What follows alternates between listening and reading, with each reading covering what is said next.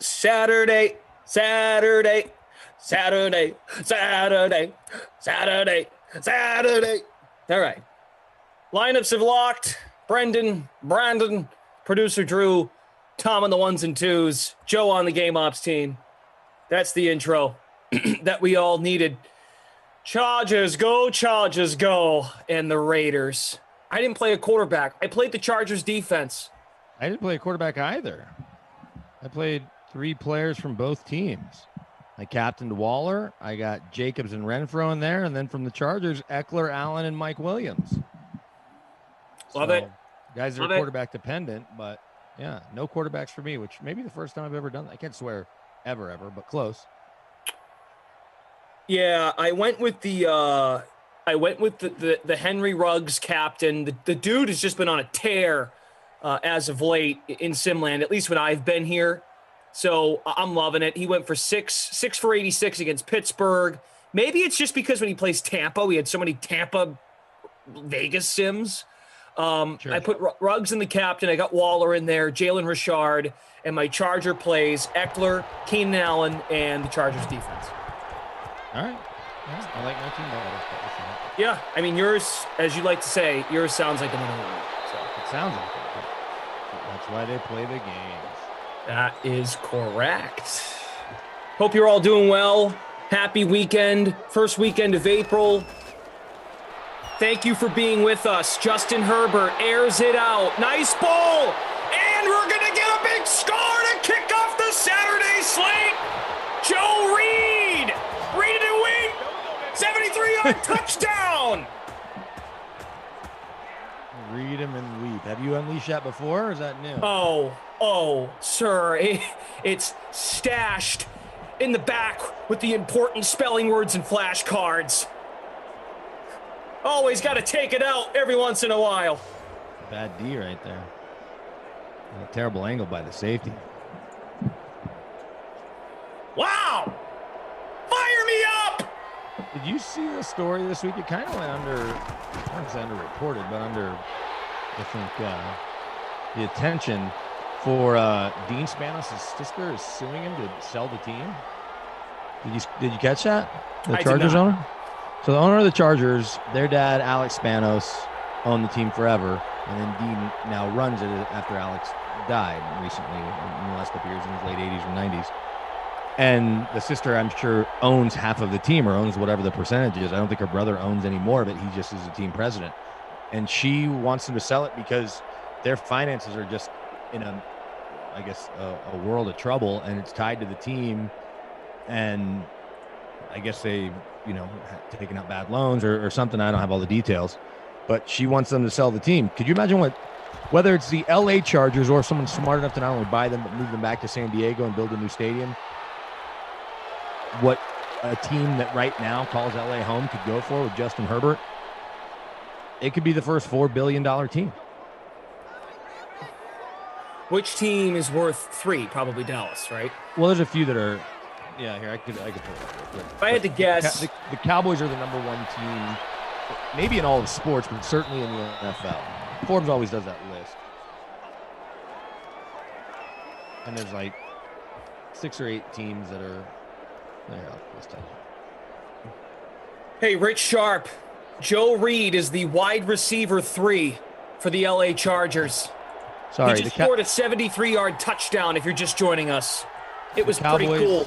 Cowboys, according to Forbes, in the fall of 2020, so in the middle of a pandemic, they're worth $5.7 billion. The New England Patriots, $4.4 billion. The Rams, $4.3 billion. Oh wait, no, I'm missing it. The Rams are 4. The Giants, $4.3 billion. The Rams, $4 billion even. So you've got 4 that are worth $4 billion. So when I say the $4 billion franchise, I mean sold for $4 billion. Right. You're not saying like the last team sold. Yeah. No, the last team sold was what, the Panthers for 2 and change, or like 2.7 or something. Does that sound right? Yes, says producer Drew. I was going to guess Patriots also number 2. Niners $3.8 billion. Jets 3.55. Bears 3.525. Washington 3.5. Philly 3.4.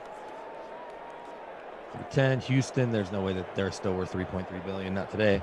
Broncos 3.2 billion. Raiders 3.1. Now they're in Vegas. Seattle 3 billion. Paul Allen's, that team's going to come for sale at some point too. But Paul Allen's assets, Paul Allen's assets are so complex because his sister is as hands-off an owner as there is in football. She just owns everything because he never got married, never had kids. So his sister owns all of his stuff. So I think she owns the Blazers and owns all of his other holdings. At some point, everyone expects she will sell the team. So the Seahawks will become available. A lot of people think Jeff Bezos is just waiting to buy that. But I would think if the Rams or the Chargers became available, he would also make the bid there. The Packers, which are publicly held, $3 billion. Who else is over $3 billion? Steelers, $3 billion on the nose. Ravens, 2.975. Vikes, 2.95. Dolphins, 2.9. Falcons, 2.875. Colts. Chargers right now are worth $2.6 billion. Yeah, they'll sell for 4. Carolina Panthers, $2.55 billion it says. But I don't know what Kevin paid for it. Yeah, I feel like it was 2.7. Chiefs, Saints, Jaguars worth more than I would have thought. Browns, Cardinals, Titans, Bucks, Lions, Bills, and the Cincinnati Bengals are worth a measly $2 billion. Hand it to Jacobs or throw it to Renfro or Waller, my captain. Yeah, the flag puts them in a good spot here. Oh, Richard, Vulture. Jalen Richard, let's go. Jalen Richard with the touchdown. If you missed it, 73-yard score for Joe Reed. 5th-round pick of the Chargers. Noah Moon. I don't know who that is. Wah! Wah! Anything surprising about that Forbes list as far as where teams, like a team that was lower than you would have thought or higher than you would have thought, and I kind of flew through it? The Jets. I mean, they're the New York City. I kind of. The Chiefs at 23. That valuation will continue to go up if they win more Super Bowls and/or just having Patrick Mahomes. I think, although they're in the 30th biggest TV market, so.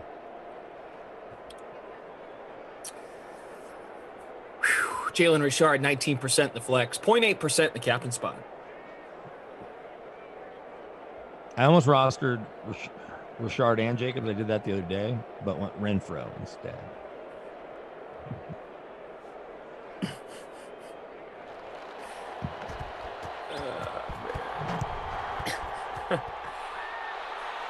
What's up, everybody? BK, yeah. I mean, producer Drew, yeah. Chargers could easily get $4 billion. Easily. The flag helps set up the Richard touchdown from the 1. Aiden needs Hunter Henry to score. AFC West matchup here. And I believe that's Hunter Henry. Matt Silverman says, yeah, Reed. Noah Moon, let me ask you a question. Are these guys not nobodies if you played them? Just curious. They become somebody. They become somebody to the moon. If the light shines from the moon into his lineup. Hit that like button, guys. Good to have you here. 7-7 score. Me and BK here for the first 2 sims. I got 3 tomorrow. What's that? I have 3 tomorrow. What time are you doing those? I think I have the first 3 out of the gate. I say first 3, like I have the early slate. Must Be is asking, do you know Ray Romano? Do I know Ray Romano, the comedian? Not personally. I've never met him. I know who he is. He was dying for me to ask, so. Want to just plug something here from my good friend Julian Edlow of DraftKings. Head to his Twitter account at Julian Edlow if you're interested in NCAA men's basketball and then big tournament. Of course, the Final Four is tonight. There will be no return here on this punt. Good effort, Bill. Oh wait, finish your Julian Edlow plug, or is that the end of it? On Twitter. Yeah, all right, check Julian out on Twitter for some great college hoops insight. Yes. I'm gonna have to watch the first semifinal. It's a little earlier than normal. It doesn't normally tip at 3:14 Denver time, Mountain time. It usually tips at like 4 or 5. I'm trying to think. Maybe I'm off a little. The second game, because I've gone to 17 of the last 19. So, and obviously the time zones change. It feels a little early, is all I'm saying. I'm gonna have to watch the first semifinal game on my phone at the zoo. It's a beautiful day here. It's 72. We're going to the zoo. Easter's tomorrow. My niece and nephew are coming down from Fort Collins to meet us there. And so, in a normal year when I would have lived and died with the tournament, mostly because of my Jayhawks, but just been more into it, there's no way I would have agreed to go to the zoo. But it's a nice day. I think the phone gets like 4K picture or whatever. It'll be fine. And I know the reception's good at the zoo because I actually had to do 20 minutes on the air last year from the parking lot when at the very last minute the Diamondbacks had to bail on the Rockies game or vice versa when they all got together about the George Floyd stuff. So, and the host had left and the baseball guys, for whatever reason, couldn't jump right into it. So I went into the parking lot and just did 20 minutes on the phone. Anyway, so good reception at the zoo, but not ideal for watching the national semifinal. Have fun at the zoo. It'll be nice. We got a good zoo here. Hey, this is pretty cool, reading the chat. Ashley Edwards, my little cousin, balled up against UConn, like I said. Arian McDonald. Arizona, a 3 seed in the NCAA Women's Final Four. Yep. Beat UConn last night. And apparently, Ashley's cousin is Arian McDonald. That's pretty cool. That is cool. Congrats, Ashley. Awesome. Congrats to your cousin. It was great. I mean, I tuned into most of the second half. You sensed UConn was going to make a run. And you know, that is basketball, the basketball gods making everything right in the world. Not for Baylor so much, but not letting Gino get another title when they should have called a foul. Yeah. True. What was that, Monday night? Yeah, Monday night.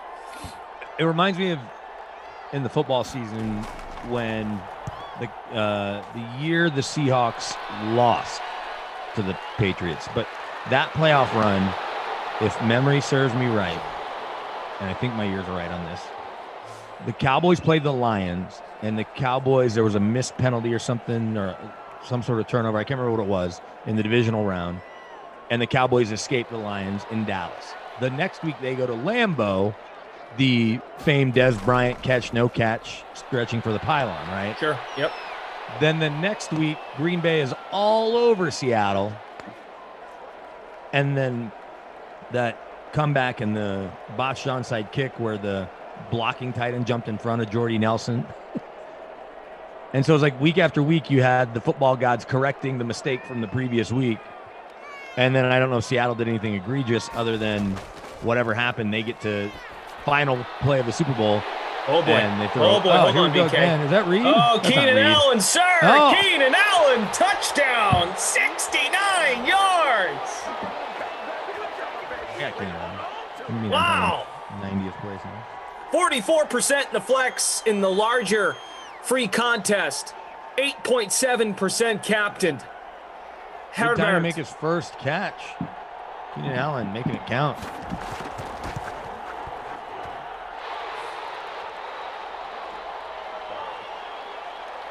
Nice. Good energy in the sim. Evan says incredible women's games yesterday. Hope the men's are just as good. Who won the other semifinal? Between Louisville and South Carolina, I did not catch that game, to be quite honest. So you assume it was tremendous. Well, I'm just reading. Oh, someone else said that. Oh, okay. Well, tell us who won. What's interesting is my, I guess, counterpart, my 14-year-old. South Carolina smushed Louisville. My 14. Oh, no, I apologize. Wrong. I'm looking at a game from 2016. Go ahead. Okay. Just go. I said my counterpart, my 14-year-old stepmom went to Arizona. And so when I went to pick him up yesterday in the middle of the day, she had her Arizona flag out. Like my neighbor a couple doors down has the San Francisco Giants flag. baseball season, I get it. And I'm like, it's a college basketball tournament, but was Arizona even in? Like, I'm racking my brain and not realizing that Arizona women were playing UConn. And so I don't know how big of a women's basketball fan she is, but maybe she got word of it, on Facebook or whatever. Thus, she was flying her big A Wildcats flag yesterday in place of, a Colorado flag, an American flag, whatever. Stanford beat South Carolina by 1. It looks like. Yep. Stanford. I was thinking of the previous week was against Louisville. That was Elite Eight. This just broke and is interesting. Hold on. Let me give you a breaking news sounder. Okay. This is breaking news on the DraftKings Dream Stream. Here's Brandon Crystal. In the pantheon of breaking news, I'm not sure this is going to go down, that everyone's going to remember this, but it just got announced, NBA on TNT, it appears to be breaking it. Grant Hill's going to take over for Jerry Colangelo as USA Basketball's next managing director. I don't know how many people even realize Jerry Colangelo's been running USA Basketball forever. Don't you think we're at a point where, as much as we love seeing LeBron and Steph Curry and all of them in the Olympics, we'd be fine if it was just like the players from the rookie game, like Zion and Michael Porter Jr. and just a bunch of first, second, third year guys. They would still win the Olympics, even if pretty handedly Giannis is playing for Greece or whatever. Yeah, you're not wrong, but it's you. It's representing your country. No, I get it. And Carmelo has 4 gold medals, I think. Yeah. 2002, everyone started saying that, and then what do you know? They lost, and keeps the pressure on the rest of the world. Yeah, maybe. Unless you had to have the redeem team. Hit that like button, guys. Good to have you here with us. Darren Waller has 3 catches for 20 yards. That's not the story. Keenan Allen, 69-yard touchdown coming out of the slot, and then Joe Reed, who, Jordan Lindenbaum, you know why Joe Reed's important to me? Because in the fantasy league you ran this past year, Joe Reed is in my my little taxi squad spot. That's why I know him so well. Former 5th-round pick out of Virginia. Speaking of fantasy, I've got a couple of Red Sox guys holding down roster spots to get called up later in the year. Actually, I dropped the one kid, Duran. Was that his name? Duran? What's his name? Producer Drew. The outfielder? You've produced Red Sox games. Duran, like Roberto Duran and Duran. Like the band, sure. I had him, actually. I forgot I had to drop him because my buddy who's super fantasy baseball guy said no one else will even know who he is, so you can pick him up in a couple weeks. At about 300. What's the first baseman's name? Dahlbeck. Bobby Dahlbeck. Yeah. Right, I had him in my queue, and he got drafted literally the pick before I was going to grab him in the 20th round or whatever. Want to say hi to the Twitch fam. Smash Lenta, first time playing Fortnite. Derwin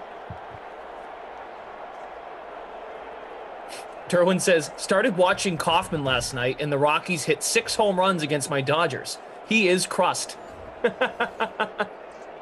I love how that's the connection. He put the Rockies-Dodgers game on, had the Sims on. Freaking Kaufman ruined everything. Just by watching Kaufman, the Rockies unleash against the Dodgers. Well, unleashes maybe it only affects pitchers' ERAs because it was 10-0 when that home run barrage began, and the game ended 11 or 12-6. So the Rockies went from first place to 500 in one game. And you got 2 more, obviously, Rocks and Dodgers today and tomorrow. You can get down to the ballpark here. I could have gone Thursday for opening day, but just had a little too much going on at the house. I know that I'm going to be going to a bunch of Nugs and Avs playoff games, so I'm kind of like, unless to cover them or to like just to to cover them. Okay. So, because I want to be there for playoff runs. Unless I can grab a bunch of tickets and bring the whole family, I don't know. My wife's gonna be like, "Oh, why do you need to go to the Padres game?" Because I can't really justify covering it. Opening day I probably could have. I just didn't plan very well. But we're the Rockies station, so we already have all the Rockies coverage we need. Like, I'm not doing much unless it's a real playoff run and they want, just a little extra help. And the Rockies are unlikely to go on a playoff run, but I did bet it. So let's see if it comes to fruition. Nice, dude. There's Joe Reed again. The nobody, Joe Reed. I hope he scores again. I didn't even play him. He's becoming a somebody. Rick Tom's telling me says, Dahlbeck can hit. I know Dahlbeck can hit. That's why I tried to draft him. I just missed. I got the Vaughn kid, though, from the White Sox. Got him in like the 12th round. Maybe paid up a little for him, but he's rookie of the year. It won't be overpaying. Ofer in his debut yesterday in game 2. Rich Sharp says, you guys bring good energy and knowledge. What's up, Rich? Thanks for being here. Admittedly, Blash's energy is better than mine. I think our knowledge is equal, but we had a rough night's sleep. You're absolutely smart. No, I just pretend. I'm just radio tricks, dude. I'm a lot older than you, so I've got all these, a lot of tricks to pretend like I'm smart. I didn't even know who won the South Carolina-Stanford women's game. True. Hey, Mr. Nick says, anyone else horrible with picking baseball lineups? I suck. Well, Mr. Nick, I can't promise you that you won't get better, but you will suck less if you tune in on Tuesdays and Fridays to the DraftKings Dream Stream after the 4 p.m. sim. So right around 5 o'clock p.m. Eastern Time. Is Steve Buchanan going to show up every week, or is he just going to choose when he wants to show up on the stream? Because, we can't give Steve too many shifts. He'll big time us and just say he works over at MLB Network. So, it is Steve Buchanan. Great. Every Tuesday and Friday. Garion coming on Tuesdays, and I guess LaMarca on Fridays for MLB pre-lock. Check it. Nice. Check it. I should ask my buddy who, like I said, is Mr. Fantasy Baseball. The second something's happening with his team, he's in this big keeper league, I get a text. It's like, pick up so-and-so. Hey, is this guy available? Pick him up. Oh, somebody just got hurt. Make sure to grab this guy. I'm like, okay. So I just literally make the move. I wonder how he'd fare in a daily DraftKings setting. I think that's a different skill set to some degree. Like knowing that a guy's going to be, there's Keenan Allen again, knowing a guy's going to be used a lot, or there's a domino effect from an injury or whatever, or a guy coming up, like the Duran kid. Knowing that is a different skill set than being able to break down a daily matchup, right? And not that you can't do it, but just because you're tracking that these prospects are on their way up or somebody got hurt, that's different than knowing that today Nolan Arenado is going to hit really well against the Brewers, even though the Brewers are in first place. Touchdown, Eckler. Austin Eckler. That's good for him, too. I got him, too. There you go. Eckler, highly owned, 75.4% overall. And in the captain spot, 26%. All right. Very good. You excited about Aaron Rodgers on Jeopardy this week? Of course he's on Jeopardy. He's hosting for 2 weeks. Did you know that? I didn't know that. He's hosting for the next 2 weeks. Actually, no, I did know that. That came up a while ago, though. Yeah, he was in the list. It was like him, Katie Couric. Yeah, for sure. I liked him better getting hit by fire in Game of Thrones. Well, we haven't seen him on Jeopardy yet, Tom. Have they decided who is going to take over the show? No, they haven't. But some people liked when the executive producer had to pinch hit last minute. He's a guy probably in his mid to late 40s, knows a lot because he's the executive producer, had a good kind of smooth, easy delivery. So a lot of people are like, just make that guy the host. Make the producer the host? That's kind of funny. Well, because he had to fill in for a show or a couple of shows because somebody, the COVID issue or something. I can't remember exactly what it was. Mm-hmm. But I remember flipping it on because, the first host was Ken Jennings, and I was like, eh. And then Drew likes that precedent. Well, now that you're in charge of the schedules, Drew, that'd be like, hey, Drew, can you just call the rest of the sim? Call the rest of the sim. One of us has to step away. It would almost certainly be me because something's going on with one of the millions of kids in my house. But Drew, I intentionally did not respond to that email because about you getting, put in charge. And I heard that the other night when I heard about Madison leaving us. But I am ready to talk to you about what you'd like. I might have a Pedro Martinez baseball I could send you or something, or a Bronson Arroyo baseball to try to ensure I get favorable time slots.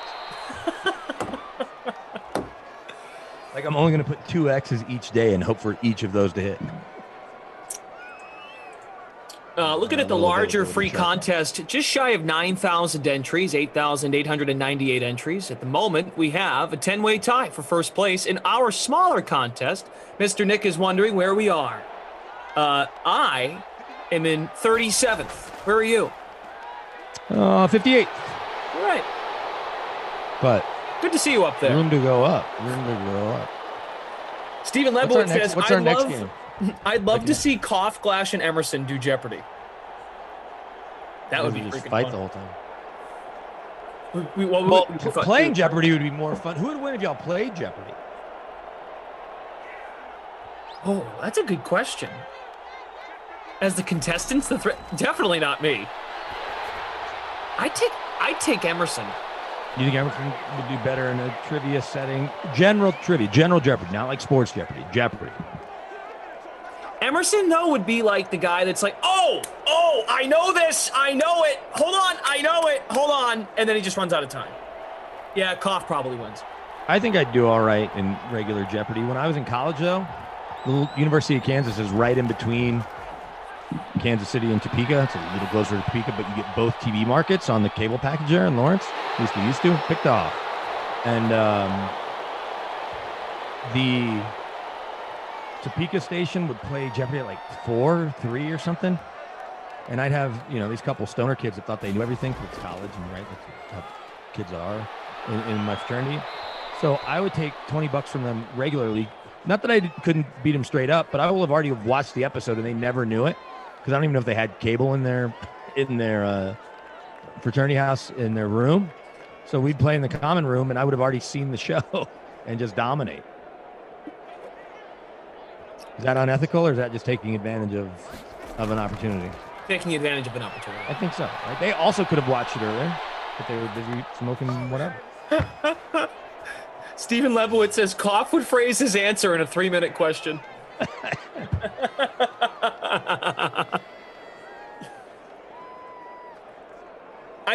Sometimes Koff will call. I haven't said this to him. I'm like, dude, just get to the point. Like, get to the point, please. I don't want to listen to you. I'll never say that to him because I also can meander from time to time. Oh, it's ridiculous. Like, let's go. He does something that I often do when I'm hosting a radio show, unintentionally, where I kind of throw a question out there, answer it, and then throw the question out again. Yeah, it's like, stop doing that. Stop. Just get the question out. I don't do that as much here, but that's because I feel like I'm a little more focused at times on whatever I'm saying. But 3-hour radio show, it's easy to do that. Hey, I'm me. I'm going to ask you a question to try and get you involved, but I'm going to answer it first and then ask another question or ask it in another way. No. Too late. I already forgot the question. You're 30 seconds into asking it. Well, and look, I think all not all of us, lots of people, whether it be in a press conference setting or in an interview setting, can certainly in this business, especially early on, but when you're talking to somebody that you would deem an expert, specifically former athlete, former coach, then you want to show your knowledge, right? Like, I am qualified to be asking you. So, blank, I think this, and what do you think about, me over versus, hey, what should the Falcons do with the number 4 draft pick? You know? At this point, he's such a familiar voice on these streams. Well, right, and to have to prove that I guess he should do it as a question in a different way, right? Just start talking, and then ask the question. Be like, hey, I've got an idea. What do you think? Rossi's Fat Cat. Tanner Houck over Harvey. You talking about Matt Harvey? Is Matt Harvey a number 2 starter in Major League Baseball? Matt Harvey's still playing, huh? Is he on the Reds? Yes. Oh, no, maybe with the Orioles. Oh, the Harvey that he's talking about pitches for the Orioles. Houck looked good in the spring, I guess. I'm looking forward to watching him. Hey, so as my buddy was texting me who to pick late in the game, we were FaceTiming early in the draft the other day, and then he was talking to his girlfriend, and so I was only getting texts. He's like, is Jeffries available? And I spelled Jeffries wrong or whatever. I didn't have an extra E in there. So I grabbed the kid Jeffress. There's someone named Jeff. RES that pitches for Washington, like a middle reliever or something. Oh, And Matt he's like- Harvey's pitching for the Orioles today. No kidding. Hey, very exciting. You ever been to that ballpark, by the way? My favorite ballpark, I think. Oh, I've been a few times. It's great. Natty Bo. Yeah.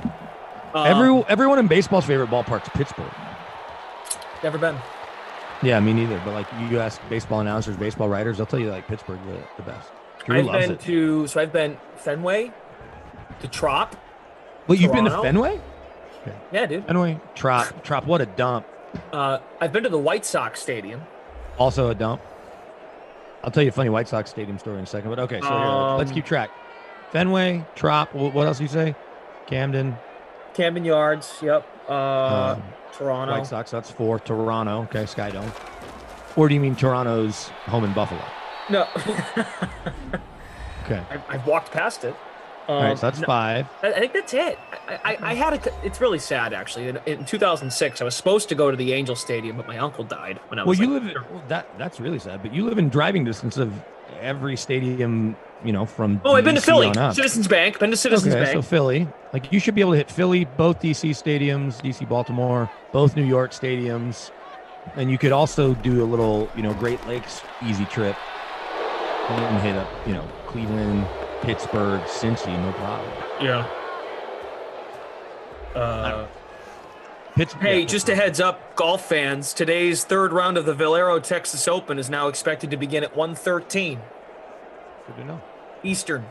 So if you're like, Is there where's weather the down golf? there? Is there weather in Houston? Or just Weather, yeah, something. It just says golf weather alert on my Okay. DK Nation update.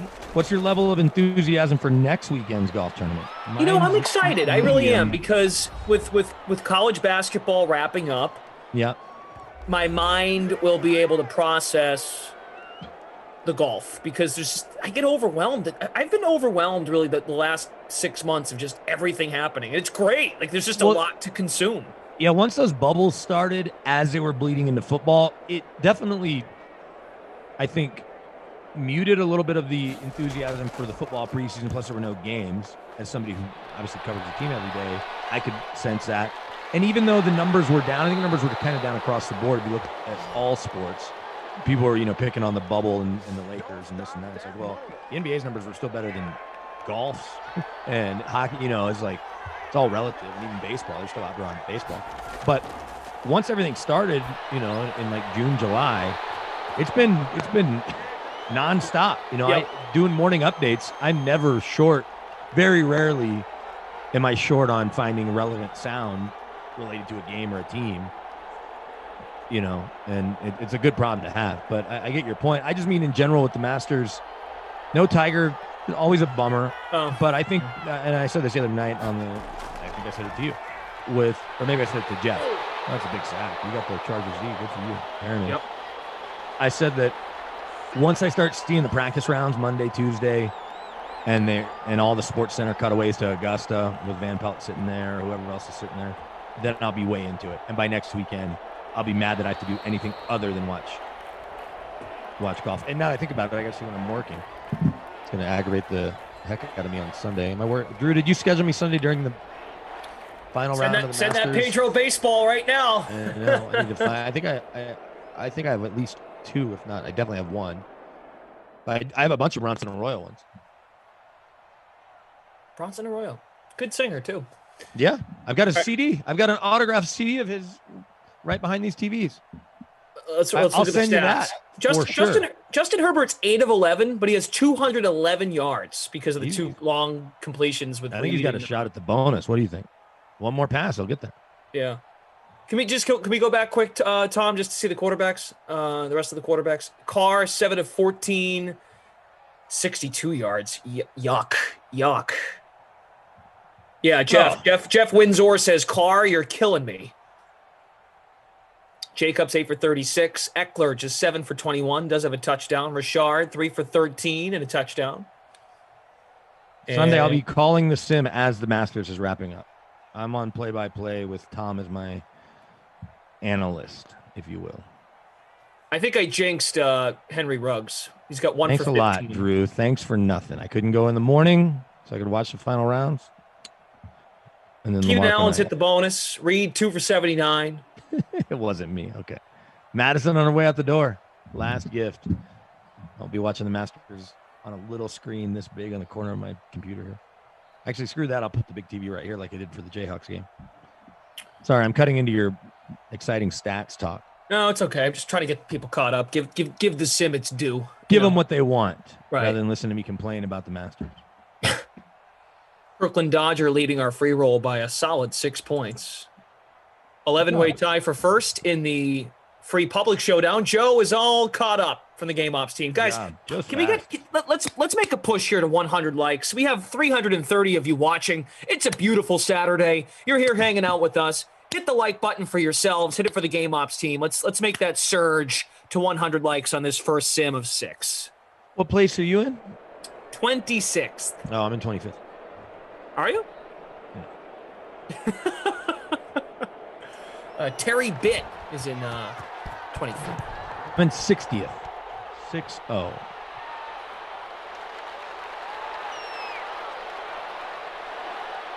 So I ordered that webcam. Remember last week I was talking about my new setup? It hadn't come yet. It's supposed to come Wednesday. Then it was like, oh, no, it's coming the 1st through the 5th. So come on, Amazon. Oh, you know what? It actually may be here because we've got a PS5 coming today, and the 14-year-old is just sitting at the door, basically waiting for it. And I get the ring alert, and it was an Amazon drop-off because it might very well be my new camera. So by the second sim, I may have a whole different setup, other than the same with everybody else. Did you make a phone call, or are you just kind of still in that stage of, you're going to wait it out a little bit? On what? On the webcam. No, I think it got dropped off. As we were sitting here 15 minutes ago. Oh. The Ring doorbell, and it was Amazon, and the PS5 is coming from a friend that is sending it from Dallas that he was staying up to all hours of the night buying them, and he posted online, I've got 2 left, and I was like, hey, man, when I tell you who it is, and I'm not going to say it on air, everyone's going to laugh behind the scenes because he's someone who does not need the money to be staying up all hours of the night to buy him, to flip them for like $200. He seems to just be doing it for fun. But anyway, I was glad that he cut me a deal compared to what he's selling them for. He basically charged me, $40-$50 more than he paid. Not Mark Cuban, but he did play a professional sport for a long time and does not need the money at all and has a good job now. It's just funny. Are you playing Jeopardy? Who is blank? No, it's somebody that I've told you about stories, but I've told you a lot of stories, so keeping track of them is impossible for you to figure it out. Please let me Michael Irvin. No, Michael Irvin's not doing it. What's funny, though, Maurice Jones-Drew got hacked a few months ago, like 6 weeks ago. Said, I got PS5s. I got 4 of them for whatever. So I just texted him immediately. I go, yo, man, if you're serious, I'll buy one of those. He goes, I got hacked. I was like, oh, that stinks. He goes, yeah, it's a headache. I said, okay, well, I hope you're doing well. That's why I actually said, is this real or did you get hacked? He goes, no, I got 2 left. I was like, all right. I had 7. Patrick Little in the YouTube chat. Did Eckler miss the sim flight? Well, he's got a touchdown. He scored. The yardage isn't there. But, talking ballparks, Jeff says he's been to Camden, the old Yankee Stadium, Citizens, Wrigley, Seattle, L.A., Minnesota. Minnesota's new park looks cool. Both Minnesota's, or not both. The new Minnesota's really nice. And in fact, there's your hint. The person that sold me the PS5 had a tie to Minnesota. Anyway, if I were to count real quick, let's see how fast can I count. I'm not good at this, but been to Fenway, both Yankee stadiums, both Mets, so that's 5. Camden, 6. Does it count you have to have seen a game? Yeah, you have to see a game, right? Like walking by there. So Trop is 7. Houston, 2 stadiums in Arlington, but not the newest one. So that's 10. Royals, Cubs, both Twins, so that's 14. Dodgers, San Francisco, Seattle, Angels. So 8, 19? 19. Some now defunct. So I think 19. I'm pretty close to hitting all the NFL stadiums, including the new ones, because the Broncos are lucky enough to, I'm going to be in Vegas and LA every year, so I'll hit those. Did you see the Brewers, Milwaukee? I have not. I've driven by there a bunch. My dad lives in Milwaukee, but I've never gone to a game. We have It looks cool. a member of the Sim fam. I forget the person's name. It's someone who's Kristen not here all the Yelich? time. Not Oh. Yelich. The member of the Sim fam was like, he was in the chat. Like, actually, it was kind of funny how it started. They were barking about a score update, and they actually messaged me on Instagram, and they're like, "Hey, if you're ever here, like I work as in the mascot department with the Brewers. If you're ever in Milwaukee." Could you do the hot dog race? Is the question? It's hot dog race there. That'd be amazing. Sausage race, whatever it is. I'm gonna go. Choker said BK's trying to buy a PS5 from Alan Roach. Not from Alan Roach. Alan Roach is, first of all, Alan lives in Denver. He is the voice of the NFL / he calls Vikings PA. But he lives in Denver. He does Avs. He used to work at KOA before I got there. And he does, and he did Broncos PA, but he's from Minnesota. So the Vikes literally fly him in every Saturday and fly him home Monday. But then he, all the NFL London games, Super Bowl, he's the guy in the stadium giving all the announcements. But no, I did not get a PS5 from him, but I could just drive to his house. I'm excited to have it, and it's definitely been motivating to get the 14-year-old to get his room clean, do all his homework, watch his little siblings last night, so we could go to dinner. And I got to play golf yesterday. He's all about it, because he's wanted a PS5 since he heard about it. And in order to gain access, he has to do all the things he's just supposed to do.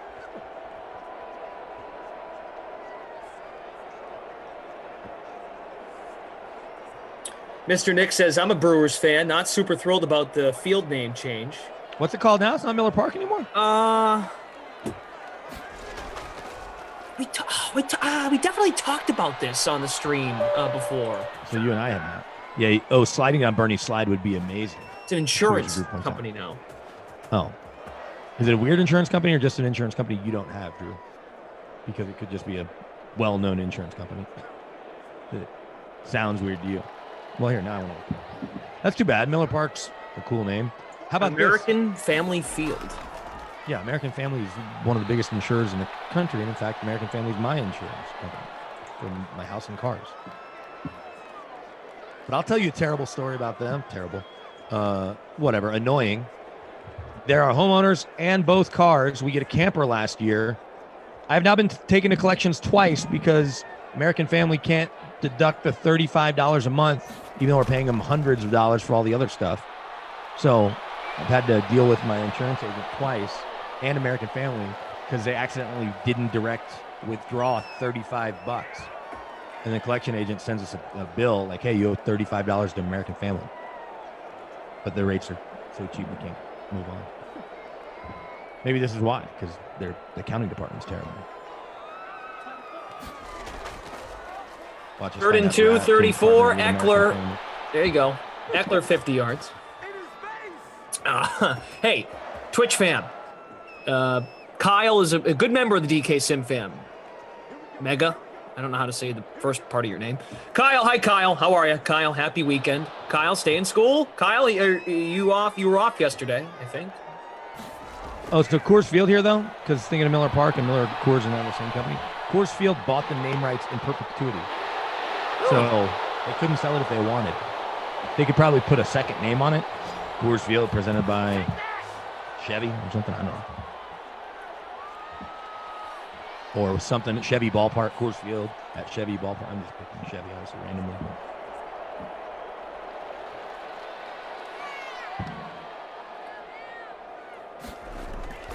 So I've come in contact with the Joe Reed. Oh, come on. Joe Reed's going to hit the bonus, right?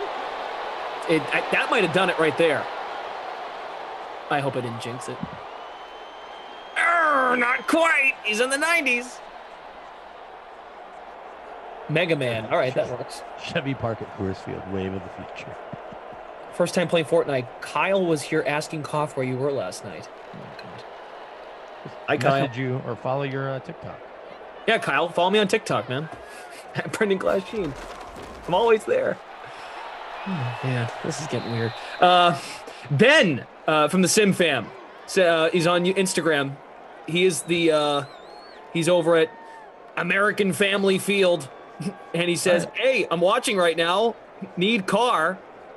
What the hell?" Well, you're not going to get Carr here, but if he can get us in the sausage race, I got a place for us to stay. We can stay at my dad's. He lives about 10 minutes from the ballpark. Or we can just stay, in a hotel. Oh, Keenan Allen. Number 2 for Keenan. I should have captained that guy. Yeah. Darren Waller. Maybe Darren Waller gets going here, though, the 4th. Yeah, man, maybe. That's why they play the games. So next game. Maybe it's Longfellow. Speaking of next game, I apologize again. So I'm going to stop making contests on my phone on the app. Lamar and Tom Brady. How about that? Yeah, it's a good. So I made a contest titled Best Matchup of the Day by far, but it was a contest for Madden After Dark tonight. But I'm not doing that game. We're doing the next game. So that's why there's an UG in the name of this? So now the new name of the correct contest is, this is the correct contest. Something like that. So I have a rule of always captaining Lamar, but man, there's so many good players on both sides of this contest. It's going to be a real Sophie's choice. Maybe that's a little too dramatic. Ooh, I've been told I would have to ask about the sausage race. Okay, we'll ask. Maybe there's a chance. Me, you, Koff, Emerson, I'm in. Emerson feels like he's in the best shape of the 4 of us, so. Coffin's not going to go. He'll back out last minute. Oh, He hey, would I got to do go- Celtics are in the finals. So. He, Celtics G League are in the finals. yeah, I was going to say the actual Celtics are not going to be in the finals. Are people freaking out there about Brad Stevens to Carolina, right? Because whenever a job's open, Brad Stevens, of course. Locally, some folks have brought that up on like talk radio and stuff. And Yeah, of course. He should. There's no reason to leave. What's he make? $6 million a year? Yeah, but why is he going to Carolina where he can make $4 million a year and have to deal with recruiting? Correct. I was just going to get on that. Like, that's the one thing where I think if he had to make a call, like, do you really want to go back and do all that crap? Once you're in the NBA, that's what makes the Mike Woodson thing. I guess because he's from Indiana and he didn't have any NBA. He's not getting NBA head coaching looks anymore. So he just continue to be an assistant, go take good money, maybe help resurrect your program. But in general, Brad Stevens, as good a job as Carolina is, and you can get the best players in the country, it's still not as good a job and as good a lifestyle as the NBA. Right. It is a shorter season, so there's that. No, but it's not though, because your point about recruiting, it's well, right. Instead of versus other than having to deal with your kind of draft stuff. When as soon as the draft ends and you've already signed your free agents, you're cool until October in the NBA. Yeah. Yep. Drew's going to walk to Milwaukee to be a part of the sausage race. You can have Kaufman's spot. I think if Brad Stevens does not survive in Boston, he will go to another NBA team. Yeah, somebody will want him. And Charlotte. Figure it out there and give it a chance before he's like, I want to go back to college. The Celtics, though, aren't letting him go. They're not letting him go. No way. They're not I'm not saying that's the right call, but and it's not all his fault. This isn't a blame thing. It's more like that's how it works in that league. You get rid of the coach first because he's just not getting through to guys. Does that make him a bad coach? Not at all. I think it's sad that it's not working. It's not his fault. Not all of his fault. Some of it's his fault. There's Hunter Renfrow. Nice. Ben's messaging me. I'm not going to reveal all of his personal stuff, but it's the one message I read. I would have to ask about the sausage race. He's got 4 tickets to every game in his name. That's nice. Yeah. Well, when you work for a team, see how it goes. That'd be sick. Let's pick a date. Me, you, Emerson, and Drew. Screw Kaufman.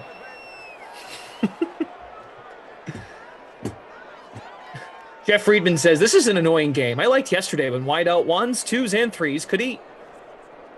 What if I told my wife, I'm going to Milwaukee, to see your dad? Because my wife doesn't necessarily love my dad. I'll save that for another day. But I'm like, no, not to see my dad, just to go to a Brewers game. She's like, what the hell? Bass Pops, yeah, Valero weather delay. They're starting at 1:13 p.m. Follow DK Nation on Twitter. It's at DK Live. That's the handle name. You can get all that information. Guys, we're almost at 100 likes. 350 of you watching on YouTube. Smash that like button. Fumble! It's been all Chargers. First sack for Joey Bosa. Jeff Friedman, I'm not sure I get your point because Keenan Allen has 2 touchdowns. He's a wideout 1. And a wideout 3, and Joe Reed has had a great game. But Mike Williams has not been good. That's true. A lot of folks commenting about Mike Williams. Carter Robinson, Mike Williams on the milk carton. Oh my goodness, come on. Can we at least get a long touchdown? One grab, 55 to 75-yard touchdown. And now you're asking a lot. Intercepted! Derwin James! Chargers D-man's eating. All right, my lineup for the next game is set. I don't know if I love it, and maybe that'll be better for me in general. It's usually how it goes. I'm in 57th place in our contest right now. Captain Well, Blood. look, if I was running the sausage race, my wife would be fine with it. If I'm just going to watch the Brewers, she'll tell me to F off.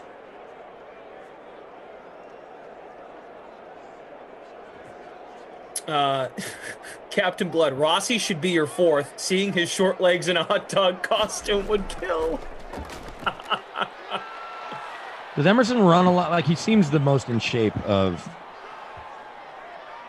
the folks that work on this. He does the Peloton. He'll run stairs. Yeah, see, I don't do it. Like, I have a Peloton, but I don't know. The older I get, the less I want to work out. I probably should be working out more since I got all these little kids. Anna says, Glash and Ducey should be on every sim together. That would bring so many likes. I wouldn't last a week doing that. You and your buddy? I wouldn't last a week. I would burn out by the 3rd day. And then I would probably rot. I would rot in sim hell. You don't want to work with your buddy Ducey? I didn't say that. I couldn't do it I could not do every sim. That was the question. That was the point. Buddy. Glash and Ducey should be on every sim together. Hey, buddy. I'm good. That's how you would start it. I'm good. And then that would set a negative tone from the get-go.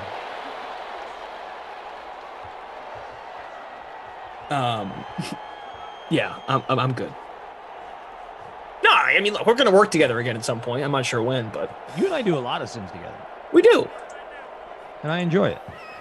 I mean, you brought this up last night or the other day whenever we were last together. We have a big roster, so it is normal to not work with someone for a while based on availability. Like, There's a handful of people Christian. that I've never worked with, and I couldn't necessarily even pick out of a lineup. Like, I've never seen Zach Thompson. I think I saw him on camera the other day for the first time. Yeah, like, and Zach Nothing does. against Zach. It's just Zach does like 2 days a week around Right. in the afternoon. Right, and so if He's I'm busy not, doing other content. yeah. I've worked with you and Koff the most. It's not even close. Rossi 3rd. Touchdown. Virgil. The Verge. Let's go. So I've definitely worked with you 3 the most. And then after that, it's probably Lamarca, a little bit with Kenny and Jeff a few times. And then I've done 2 with Tom Carroll, and they've both gone to double overtime. Yeesh. I've done 0 with Reed, 0 with Zach. I'm missing a few people.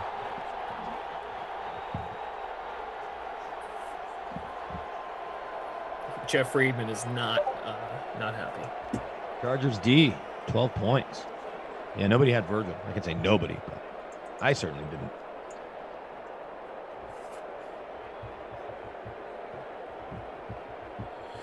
All right, 35-7.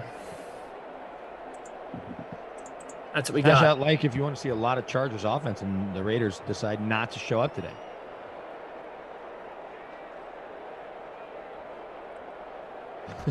Flash Sean that Preston. Sean Preston's message in YouTube made me chuckle. Smash that like button, everybody. We're only 20 likes off from 100. Hit that like if you just appreciate The Sims. Something to turn to begin your day. When you call another football game, I feel like, and I don't mean to say, when are you calling it a live football? So yeah, it's supposed to be next week. 2-1 actually. There's Tyrell Williams. 2-1. It's just a family. Hey, 2-1. Never mind. It's just a 2-1. Two of them, I think. Yes, I say it with my cousins. It's just a dumb inside joke. Sorry. It's funny. That's how my 2-year-old talks. Yeah, exactly right. Yeah, I'm doing 2-1s. Okay. So high school game Friday is on track to happen In Cape Cod.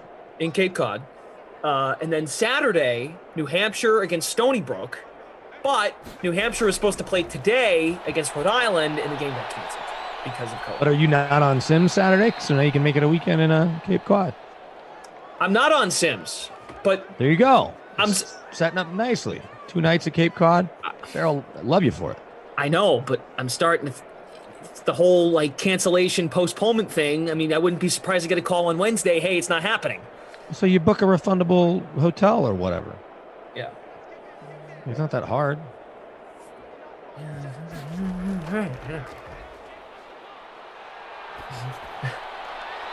I'm still waiting for the Chinese food to show up for my birthday from the other day, but not as long as Kaufman's been waiting for his. Sorry, I meant to cross it off my list. Yeah, next year.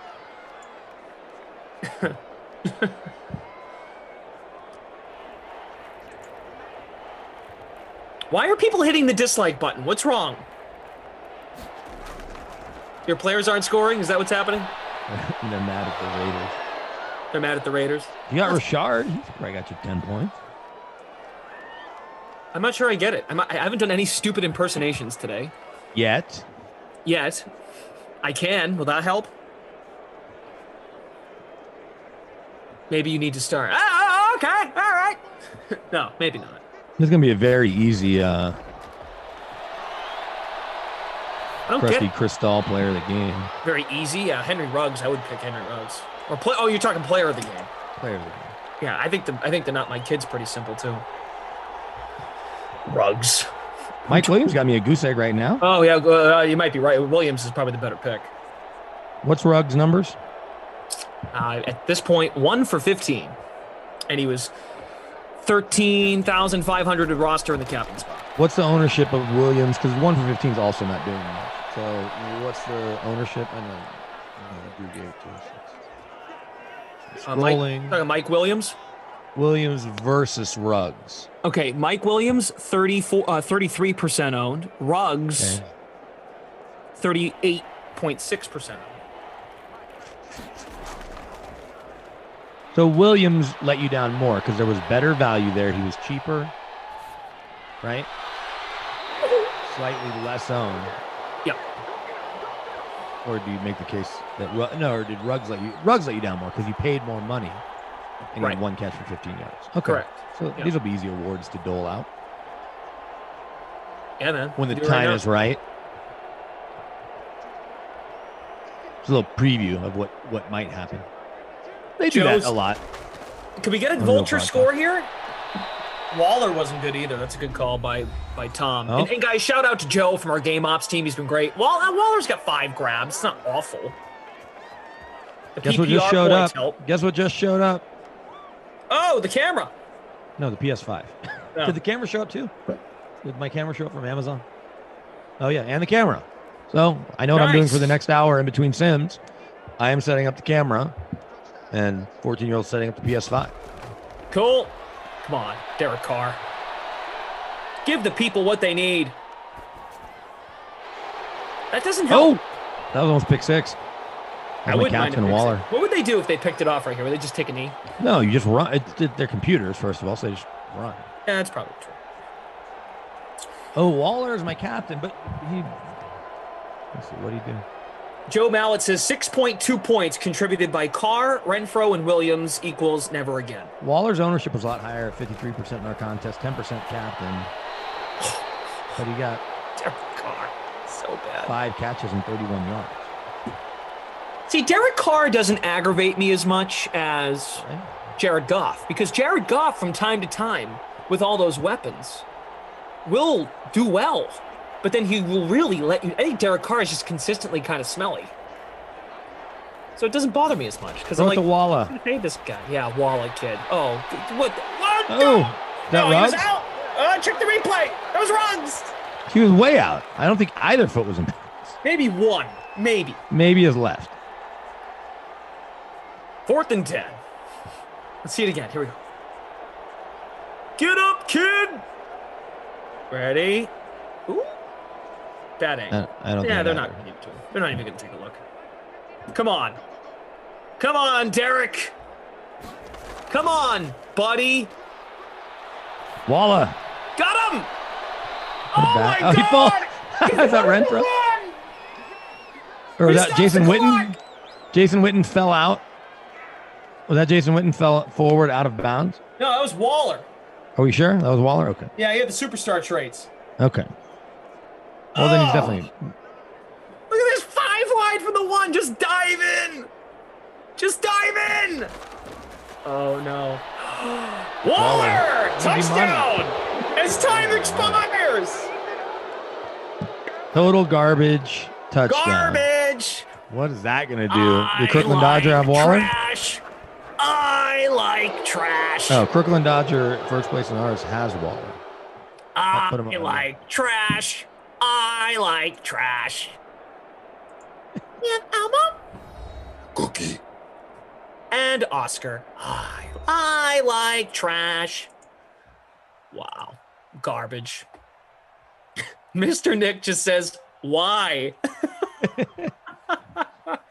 Why? Oh, man. I like trash. Wow. So that's going to shake things up. Not in our contest. Nah. No. Kirkland Dodger had Waller. Kirkland Dodger was just kicking so much butt. He had Waller, so he or she. I don't know. And Train 1, who also had Waller, did not have him in the captain spot. So Waller's in the leading lineup in the free roll as well. So maybe it doesn't shake it up as much. You want me to hand out Player of the Game awards? You want to see how big the PS5 box is? Sure. Hey, buddy, bring that over here real quick. Hopefully you didn't get mad at me for calling him buddy. Here, don't get on camera. 14-year-old. Hope you're not going to get mad at me. What the hell? The Whoa. next generation of gaming has arrived. And as it says, play like never before. I don't really know what that means, but because we're going to be playing the same games. So it's going to play exactly like we have before, just maybe faster processor. All right.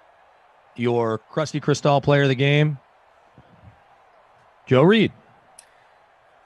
And your Not My Kid Award, what do we decide? Mike Williams or Ruggs? Ruggs cost more and was more owned. So Yeah. Ruggs. He could have redeemed himself there. Mike Williams had Keep his feet 0, though. Yeah, zero. Yeah, zero's tough. I don't know. I can Zero's go either not way. good. Drew, Tom, y'all want to convince me? Mike Williams. No point. 0. Okay. Mike Williams. Yeah, Zero zero means brutal. Yeah, did he even play? Exactly. mean, I think he that's did. why people hit the dislike button today. It feels like Joe Reed took all of Mike Williams' catches, but I blame nobody other than Mike Williams. People are mad because Mike Williams didn't score. Hey, on your way out, please hit that like button. We're only a couple away. Smash it. Smash Atlanta the like button. We're only 3 away from 100. Oh, here, I'll like it. That'll get us 2 away. Nice, dude. Perfect. But also got a dislike on the way out. I just saw. Yeah, I know. It's like, Won't do that. Oh, 99. We're so close. Smash Atlanta. Oh my God, he said it. I am complete. Smash Atlanta the like button. There you go. You know what would be funny? Only because I glanced down at it and I got like an alert on my phone for, I don't even know. What if we could set it up where if you wanted to opt in, you could get Dream Stream game updates. You could get Madden Sim updates. Like a sports radio update? No, like a score update. Like Waller scored, to make the score 35-14. Oh, game ends. Oh, Raiders beat the Chargers in the noon Madden Sim 35-14. right. Just like I you got get a you. score alert, like when the Red Sox hit a home run. Or whatever. Right. And now I it's got you. 3-2 Yeah. in the third. All right, we're back for the next one. Great matchup. Tampa and Baltimore. I think if you look at the slate today, it's the best matchup of the day. Making my lineup very tough. I got congratulated on the PS5. Dumb luck, believe me. It wasn't for lack of the 14-year-old looking online, but when I looked, neither of us could ever find it. So we tried. He tried a lot. And then just, like I said, dumb luck. Jordan Lindenbaum says, I think some people hit dislike when you specifically ask to like, which always seemed kind of petty to me, but it is petty. But people might just get a laugh out of it. Like, I'm going to hit the dislike just to as long as they come back and hit the like later. It's all right. You know, we're done. Yeah. We only ask, and if you don't want to, we understand. I mean, it helps. It's a good reflection of how we are doing. Good sim, guys. The last thing, when you hit the like button, just to throw this out there, when you hit the like button, okay, it further convinces people that are in charge of us to do more things to make these more fun and build it, you know? So that's all. It helps. It's a small, like it's like 2%, maybe more than that, 5%. It helps. 18%. Noah Moon can dislike, though. Noah Moon, that's fine. You're just a big baby. That's okay. Okay, that's it. We're back in 45-ish minutes to preview Tampa, Baltimore, BK, and Glash. Thanks to Drew, our producer, also Tom from our production team, and Joe from Game Ops. We'll see you in a bit.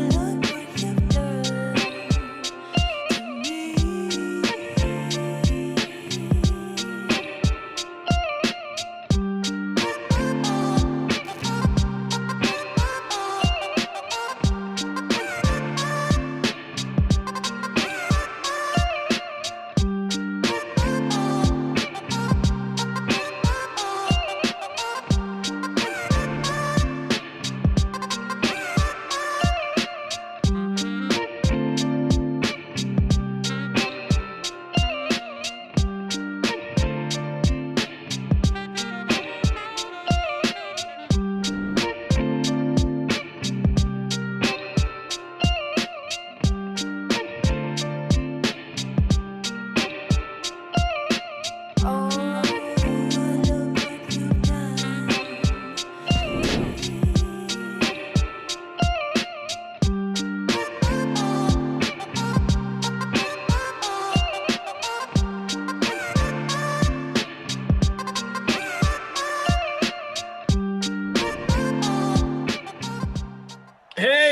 what's up? We're back.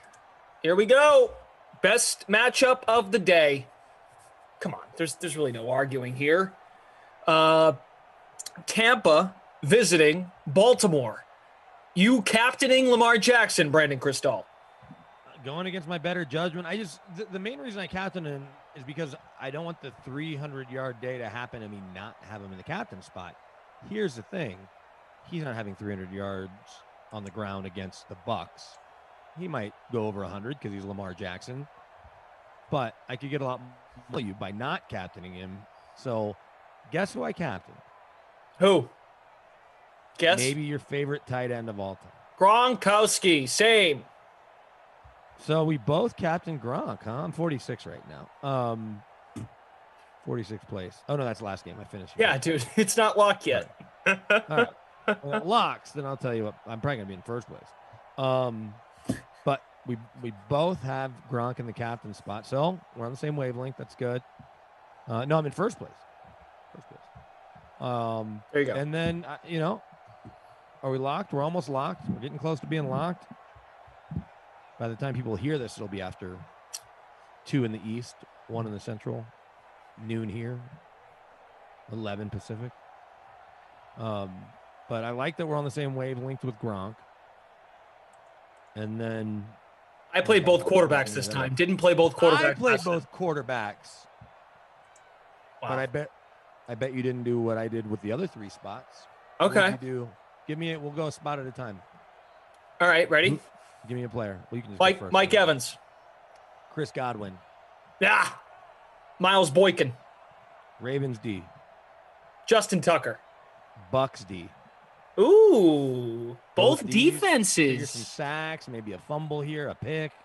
2 good defenses. All right, man.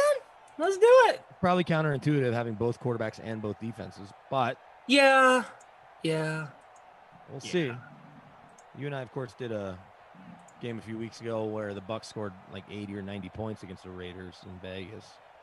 So this is a better team, the Ravens. Oh crap! I forgot the Red Sox were on. Because Rossi's fat cat just said, "Glash, Hauk has 6 strikeouts through 3 scoreless for Boston." Did I add him to my roster? Go get him. Right? Go get him. I'm gonna put the Red Sox on right now. Go Sox. Yeah, dude. Go Sox, go. Sweet. Still no score. Of course they haven't scored any runs. Matt Harvey also doing well. Good for him. Great. He seems very unlikable. Well, he's trying to right the ship on his career. But he was like a really popular dude because, of course, the Mets were relevant, so that helps. The Batman thing. The Dark Knight. Oh, it was great. I thought it was cool. Chef Duke, what's up? Brad Wallace captained Leonard Fournette. Ashley Edwards put Tommy Boy in the captain spot. Jordan Lindenbaum says, LOL, yeah, both defenses, great strategy. If we had a competition to see who could create the worst lineup, BK, you just won it. Got him! We'll see. You're right. That's why they play the games. But maybe. I believe in you. I'm in first. Both defenses, I'm in first. Stephen Kennedy, turn on Skip Perkins. He's dead, though. But, tomorrow is Easter. So maybe we get the resurrection, baby. That is actually a good way to bring back Skip Perkins. Easter. Am I doing games with you tomorrow? I got 3 games. I am doing the last 2. I have got Lamarca for 1 and then Freeze Pops for 1. We're going to have a good time. Hey, there's our man. Yeah, Gronk. Now, we both have Brady and Gronk, but that does hurt my Ravens defense, to be honest. Yes, Brandon, that's how it goes. Jim, hey, Jim, I am not on every game today, just the first two. I can give you the schedule for the rest of the day. Still in first place. Let's see. 4 o'clock, you get Kaufman and Jeff. 6 o'clock, Jeff and Lamarca. 8 p.m., Rossi and Freeze Pops. And then Madden After Dark, Kaufman and Freeze Pops. There you go. What's your level of excitement for these two semifinal games tonight in college hoops? Is it a point of view? I'll just have it on. I'm going to be honest. Because Gonzaga is really good. It would be cool if UCLA... Not really. I don't need to... The fun run for UCLA is to get to the Final Four with a team that was on 11 speed. Mark Few has been a great coach, and Gonzaga has been a great program for 2 decades now. And they were in the championship game, and they were a bucket away. Look at Gronk. This is the Gronk run. Dude, Gronk's too cheap in these, I think. All the time. It's too cheap. So it's Gonzaga's time. The idea that they'll be the first undefeated team since 1976 is pretty crazy. But yeah, but it's not like it hasn't been hard for them. It hasn't been hard. It's like UConn women-esque. Okay, well, I don't know what to tell you. They played a tough non-conference on paper, and they beat Kansas, beat Louisville, a couple more in there. They were set to play Baylor and Indy. It could be a championship game preview. There's Evans. They knew not to let him score because they're going to let Godwin or Gronk score. But I think this is Gonzaga. I mean, obviously it's easy to say that. I'm hopeful because all my interactions with Mark Few have always been positive. The program seems to be run the right way. But when you're getting like the #1 player in the country back-to-back years, it means you're doing something right. Oh, look at that. Calais Campbell, the Denver native, sits down his former Jags teammate Leonard Fournette.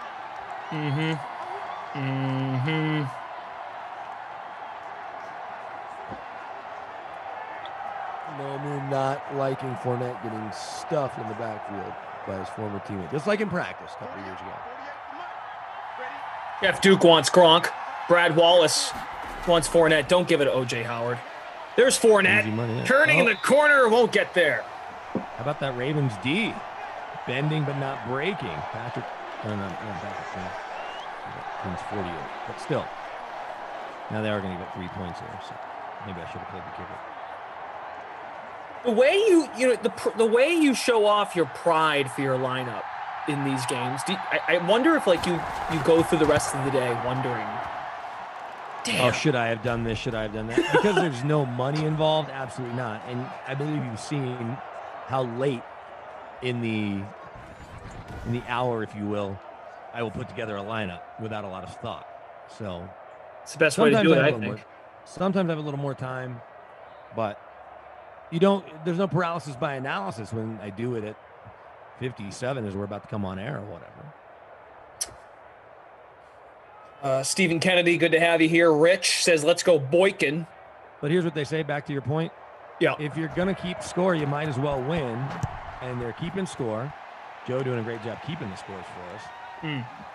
And if I'm going to be in a contest, even though this is just pride, which I would never do in real life on my own, like if a bunch of friends sent me an email and said, hey, we're just going to pick the Masters winners. Okay, how much? Just for fun.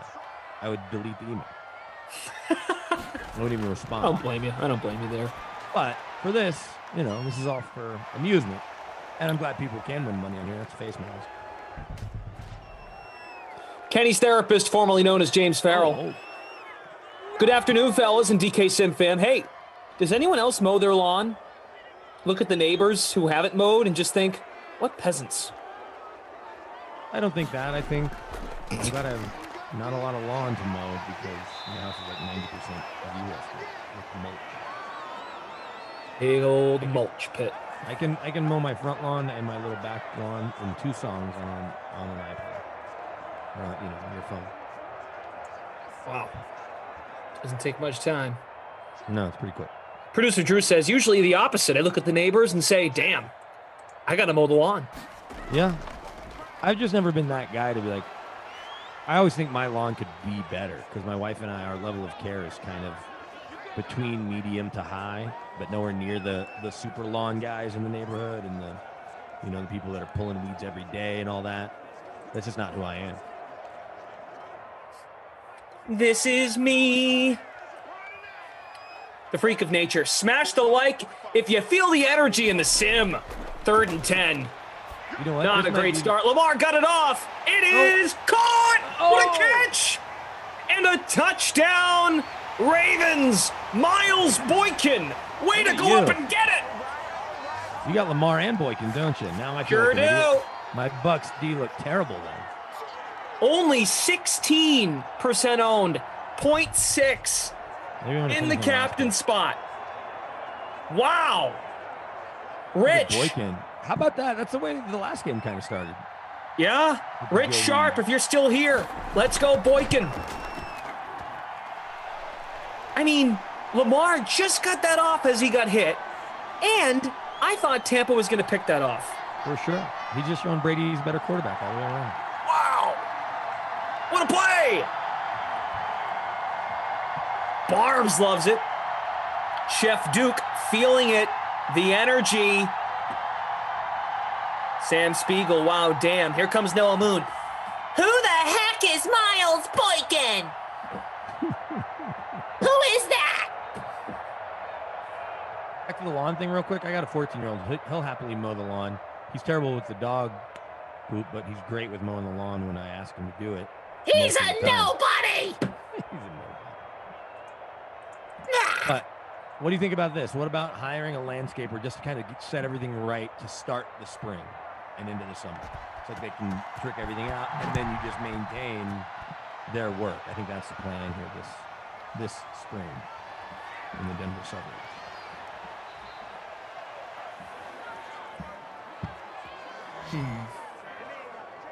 Actually, check out this hustle. The high school near us, the football coach has a side business where basically he has players on the team move furniture and do yard work, and he pays them as employees, and then he, it's his business. Okay. Because like my neighbor just had all hardwood floors installed, and they used to have a bunch of carpet. I had to go over there a couple weeks ago, and he was doing it.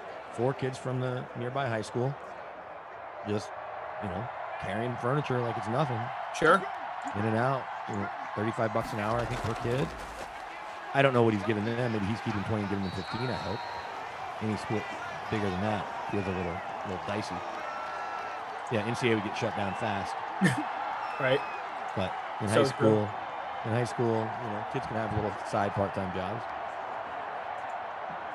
So I'm thinking about getting them maybe to handle, not the landscaping part, but like redoing the mulch this year and applying it. Apply the mulch.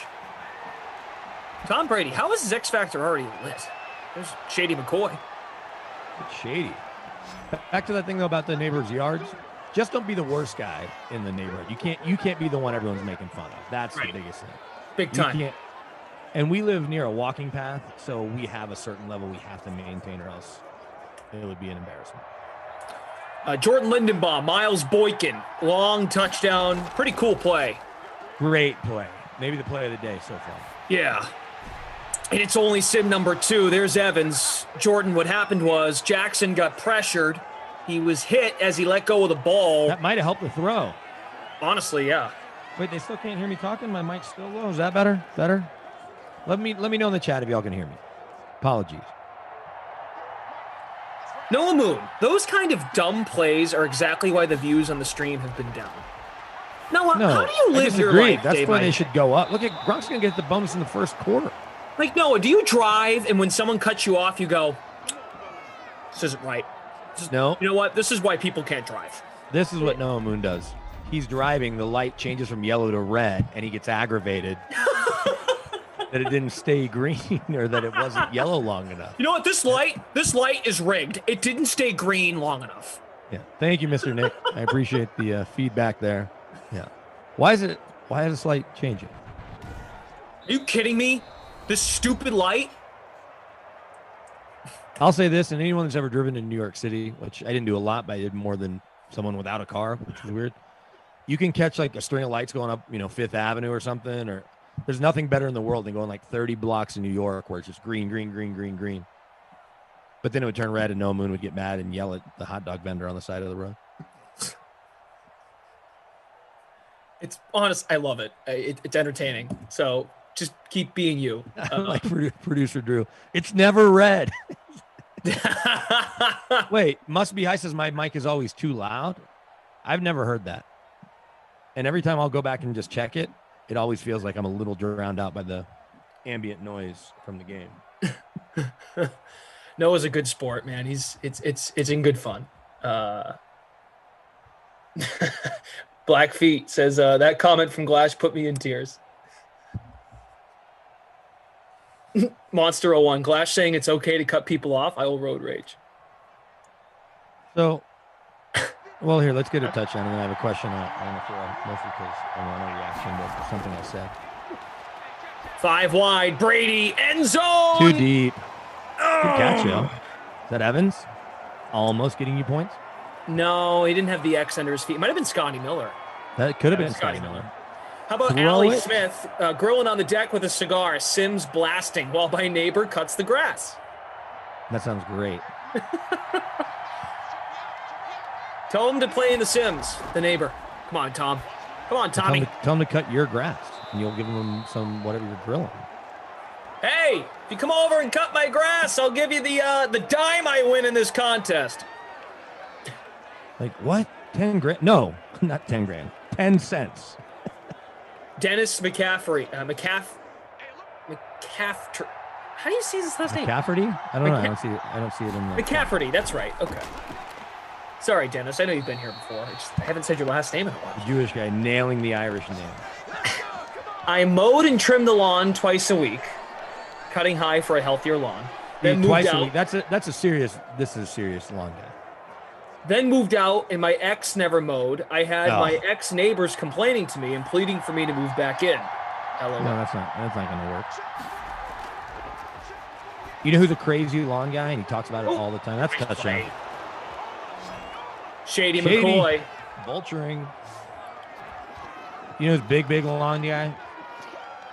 Mark Stink Schlereth talks about his lawn almost every day when March rolls around until football season starts. On his morning show here in Denver. I ain't mad at him. I mean, he's got an immaculate lawn. I think he cuts it with scissors. Okay, so we were at dinner last night, and I texted a buddy because I thought he might be out and about with his wife. They had some friends in town, and they were talking about maybe doing something, so I thought they'd maybe meet us. And I said, we're at this place. And he goes, I was over there for right next door at Cabela's for Easter Bunny photo shoot with his little ones. And so my first joke was, is the Easter Bunny wearing camo? Because it's Cabela's. Yeah. And then I immediately go, wait, do they give the kids little bow and arrows to shoot at the Easter Bunny? Because it's Cabela's. Oh my God. And that got a lot of laughing emojis, and it really made my night. That was the highlight of my day, was quickly catching myself and making a better second joke. Not the camo Easter Bunnies, it's amusing.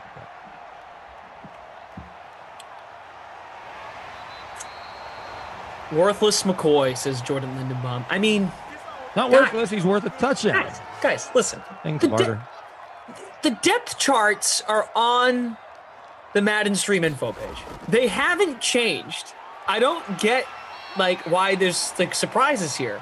Boykin is the wide receiver 3. Shady McCoy is the third down running back. Yeah. These are guys who have been active. He's averaging seven points a sim. I just don't get it. Barter Robinson said definitely the way to go. Hire the landscaper in the spring, make your yard nice, and then just manage it. See? Yes, correct. Shady McCoy was a healthy scratch most of the season. Yes, this is not the real NFL. You know that. Le'Veon Bell still a Jet. We are due for a roster update. That is the elephant in the room. We know. If not, one's definitely coming by August when the new game comes out. Here's a real question. Will they be on PS5s? And there's just no, I guess we can ask, that's actually something I should do. Would DraftKings pay the difference for the producers if my former pro athlete keeps doing this he's going to give me a deal, but he's not going to give DraftKings a deal. For the technical producers, they could obviously, if they want to pay up, I'm sure he'd hook it up. But with DraftKings, they might cover the difference. Either way, hopefully, the reason I say hopefully he's on PS5, because this is what I meant to tell you last Sin when we were talking PS5s. Koff had said, and we know that he can be wrong about stuff sometimes, he thought that these next-gen console games were going to be like PS4 games, Xbox One games that just looked a little bit better, right? Well, my guy Dustin, the Madden's ratings adjuster, said, no, these games are being engineered for the next-gen consoles, for PS5 and the new Xbox. Like, the Madden game is designed, because they want everybody to be on PS5 at some point. Look at Lamar. Whew, he's a good player. With the ball in his hand. So, getting a PS5, if you're someone behind the scenes, it's probably worth letting the bosses know that. Maybe doing a little bit of research, but I figure I ask a guy that works at Madden, he's going to not lie to me about how they're engineering the game. So, PS5s for the new season could be great.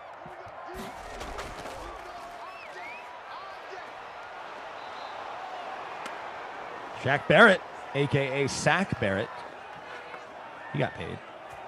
Good kid. And kind of my neighbor. He lives like 15 minutes from here in the off season. Jordan, why are you calling me sensitive? We can't have a back and forth. I can't call you out if you're going to call me out. Like, what is this? I read your comment on the air, then you respond to it. Don't tell me to stop. We can go back and forth like adults. You want to throw out the teenage girl comment? Ooh, got me, dude. Like, Levante which one is Davis, it? Do you want the back and forth, or do you just want to say, oh, yeah, Jordan, you're right. You're right. Let's just move on. Which one is it, dude? Let's go back and forth like adults. Back-to-back sacks from my Bucks D. I'm not in first right now. Robbie Noble is. Yes, Joe Reed and Miles Boykin have touchdowns. They are wide receiver threes. That's how it goes. Any given sim day. I'm in 16th with my two defenses, FY, and I almost had a pick there.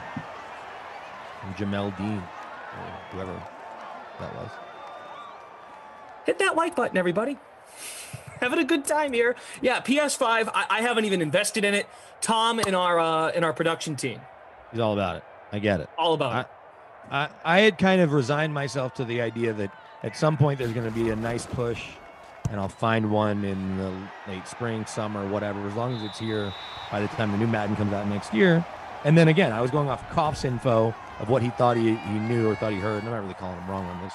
And it's not that wrong of a line of thinking, but that the games weren't going to be engineered for these new systems for a couple of years as people were just trying to upgrade their own systems across the board, across the world of gaming.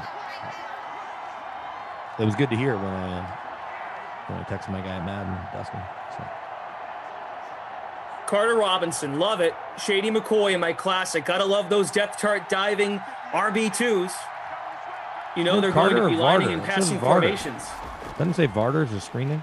Yeah, I think his YouTube got screwed up, so it's really the Carter Robinson. I should be calling him Carter and not Varder. Varder's not a typical name, so. Jordan, listen, at this point, why should I even read your comment? Because by reading your comment, I'm now being called sensitive.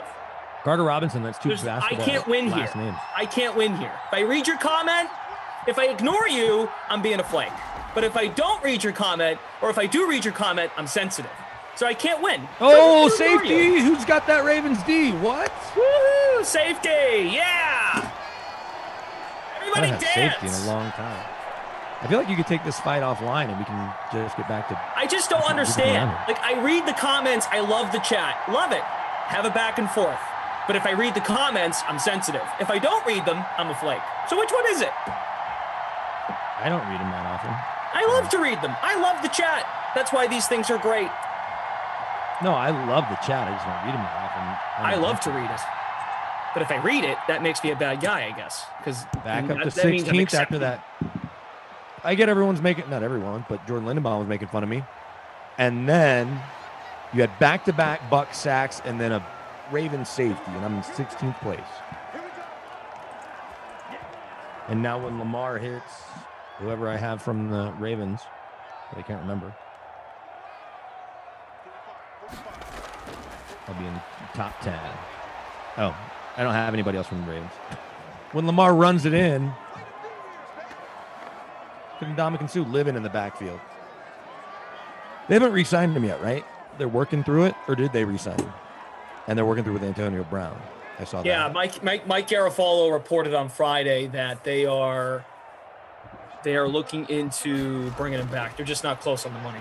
Yeah, because you know what? They don't need Antonio Brown. He's a luxury. But Evans and Godwin are better receivers right now. Jeff Ulrich called out maybe the Ravens should go get him, but the Ravens signed Sammy Watkins, as we found out. Also, nobody wants to go play for the Ravens because Lamar's not going to throw it enough. That's why T.Y. Hilton and Juju Smith-Schuster re-signed with their teams for less money. Sammy Watkins has money, and he has a ring. And he'll be the number one there now. Ooh, Lamar almost went 80.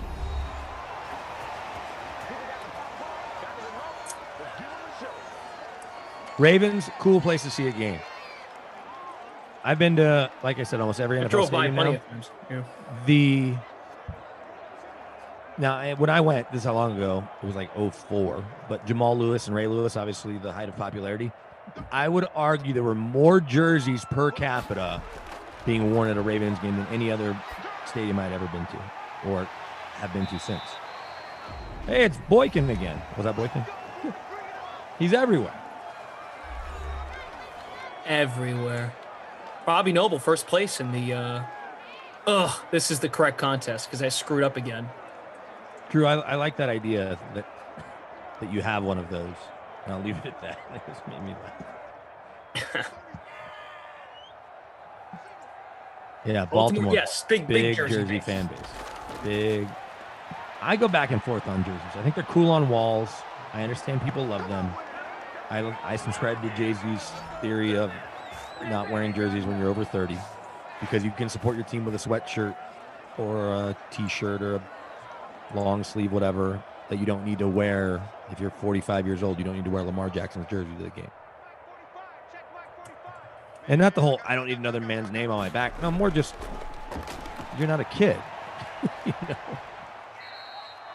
Like, you also, the only time you should bring a glove to the game is if you're sitting in a baseball game, when you're sitting near foul territory on the first or third base side, or you're 10 or 11 years old, 7 years old. Like, you don't need to be 40 years old sitting way out in left field with a glove on. Just catch the ball with your hands. It's not going to hurt. Catch it with your beer or your hat while you're holding a baby. Can't waste the beer, though. No. Well, if the ball lands in it, it makes for good video. Yeah, only people under 13 are allowed to bring it. I'll say this, though. The not Tulsa Drillers, Oklahoma City 89ers. This is how long ago this was. Oklahoma City 89ers. I don't even know how. I must have been 10. We're at this minor league game in Oklahoma City. Screaming line drive. What's their mascot? The 89ers? Or now Oklahoma City is something else. But they were the 89ers back then. They were Rangers affiliate. Screaming foul ball right over the net. Coming straight at a lady in a wheelchair, an older lady in a wheelchair. And this kid in his full baseball uniform, like he had definitely just come from his game, probably about 14 years old, runs across, snags it as it was about to hit the lady. And I was like, whoa, that's as good a catch as I've ever seen. It wasn't going to destroy her because it had cleared the net, but she would have got a little thump. She wouldn't have loved it. And this kid comes across looking like Derek Jeter or Ozzie Smith. It was great. But in general, if you're far enough away that you're not going to that's not going to hurt you when the ball gets there, you don't need to bring your glove, adults. And you don't need to be wearing someone else's jersey, in my opinion. Well, we've had that discussion before. My TVs are off. And my remotes have disappeared. So we're getting half of a DraftKings logo. Dude, it's fine. There's plenty of DK. There's a big DK crown in the top right corner of the screen. Sure. And I've got a DraftKings shirt on. I pretty much just treat this as my work shirt. You know how, like, if you work at a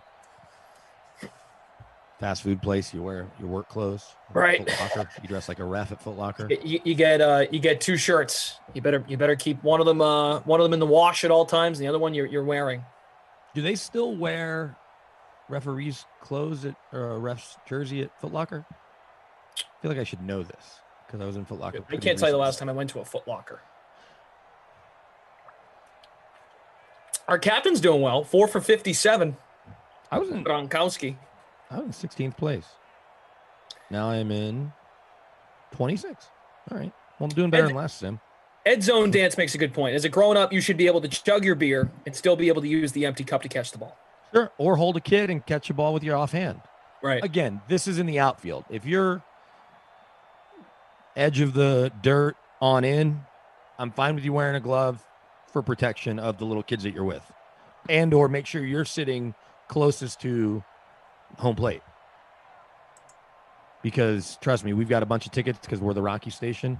And these balls will come screaming. They've extended the netting, so not anymore. But before they extended the netting, I mean, you would see people get thumped all the time.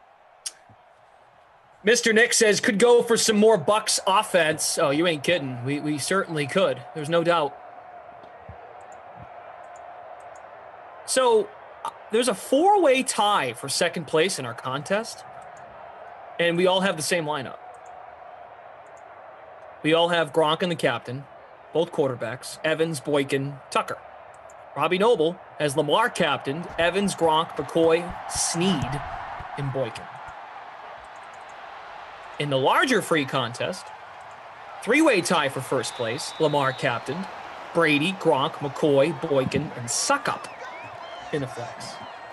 Freak of nature, I did not go get my bat yet, the Louisville Slugger bat, because I am still waiting on getting a waiver to go in the office. But I've reached out to get back in the office to stop in. I've got a bat coming my way now too, from my man Justin. Very nice. Admittedly, I was trying to just get a softball bat, because Louisville Slugger makes softball bats, but not in Louisville. So he's all about the wood bat. So now I'm getting a wood softball bat. And I have to figure out the weight differential and if it feels the same as, because I'm going to use it. Maybe not all the time because I have a couple of good bats, but. Oh, fumble. Whoa. It was like a late, animation to show the fumble. That was almost a scoop for my Bucks D. Oh, they're reviewing it. Let's see this Bucks again. That was like a late call, kind of. He's down. No way. Oh, then the Bucks. So 12-10 the score. Third quarter underway. Glash, BK, producer Drew, Tom on the ones and twos. Thank you all for being here. In the top 30 or so in a 140-person contest, I think Jordan Lindenbaum has to apologize for me picking both defenses in this game. Where are you right now? 26. Okay. Pretty respectable, I would say. Out of 141? Yeah, that's pretty good. No apologies necessary. Love you all. Love you, mean it. Certainly not losing sleep. I like the idea that I thought it was a fair question, that I lament my lineups the rest of the day. Well, I'm just saying, like the way you live comment, like you're like, oh, I'm in 10th. Oh, I'm in 46th. Oh, I'm here. You think that's bad? You should sit next to me at an NFL game while we're watching the game we're covering, and I've got 6 fantasy teams all doing something. Should have played so-and-so. Oh, should have played that guy. Well, should have captained him. It's just the way does BK afterwards go like, really, really bugged me. I didn't captain Boykin. As Drew can attest, these get out of my brain so quickly, except for the very first game where Mostert scored and the double overtimes, like a little thing here and there, that when I have to figure out what games I've called, I have to ask, hey, what games did I call just the other day? So that I can mark it down as, that I did that. Which is just on my part, for whatever that word is, management of my schedule to write it down so that we can keep track. BK at the stoplight. Man, I really wish this was green. That's good, Tom. Smash that like button, guys. We are almost at 150 likes. We all do that, though, right? How many people on an NFL Sunday, and you're looking at the Millie Maker, and you're in it, or the bigger contest, and you're not lying to yourself, you really did contemplate playing Miles Boykin because of the vest that you took a guy that played. You took Scotty Miller. Scotty Miller didn't do anything. Miles Boykin scored and had 110 yards on 4 catches and was the difference in the lineup. It happens where you're like, oh, I almost played him. Now, I didn't know what's going on with Boykin today, so I'm not going to pretend. Half the time I do it just to make Lamar! myself laugh. Lamar! Should have captained him. See, there it is. But I always do that intentionally after the first score. Because the idea that sometimes the first score by a captain may end up being the first of 2 or 3, and you really should have captained that person. But if Miles Boykin scores on that opener, that might be all he does for the game. So maybe you shouldn't have captained him. Spencer says, Glash, my friend made special brownies if you need something. Yeah. His name's Caleb. Thank you, Spencer. Spencer always manning the concession stand. Appreciate that. I can't wait to get lunch after this and go to the zoo. Jordan says, if BK gets a ticket from running a red light, he will say to the police officer, well, since it just turned red, you should let me go.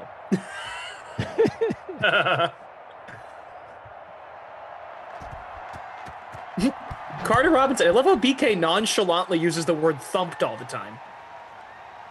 To be honest, we'll call it 100 sims, and that's an approximation. I don't think I've said thumped ever until today. Yeah, I don't think I really heard you say that. Now that I think about it. Look, I'm not pretending to be Doc Emmerich. I just like to use different words from time to time because it pops into my head. Doc Emmerich can say pass 85 different ways or whatever. Oh, nice run by Leonard Fournette. I think about that all the time when I do these sports updates in the morning, that I use kind of the same, phraseology, if you will, phraseology. But I realize if you were listening yesterday and it sounds the same, who cares?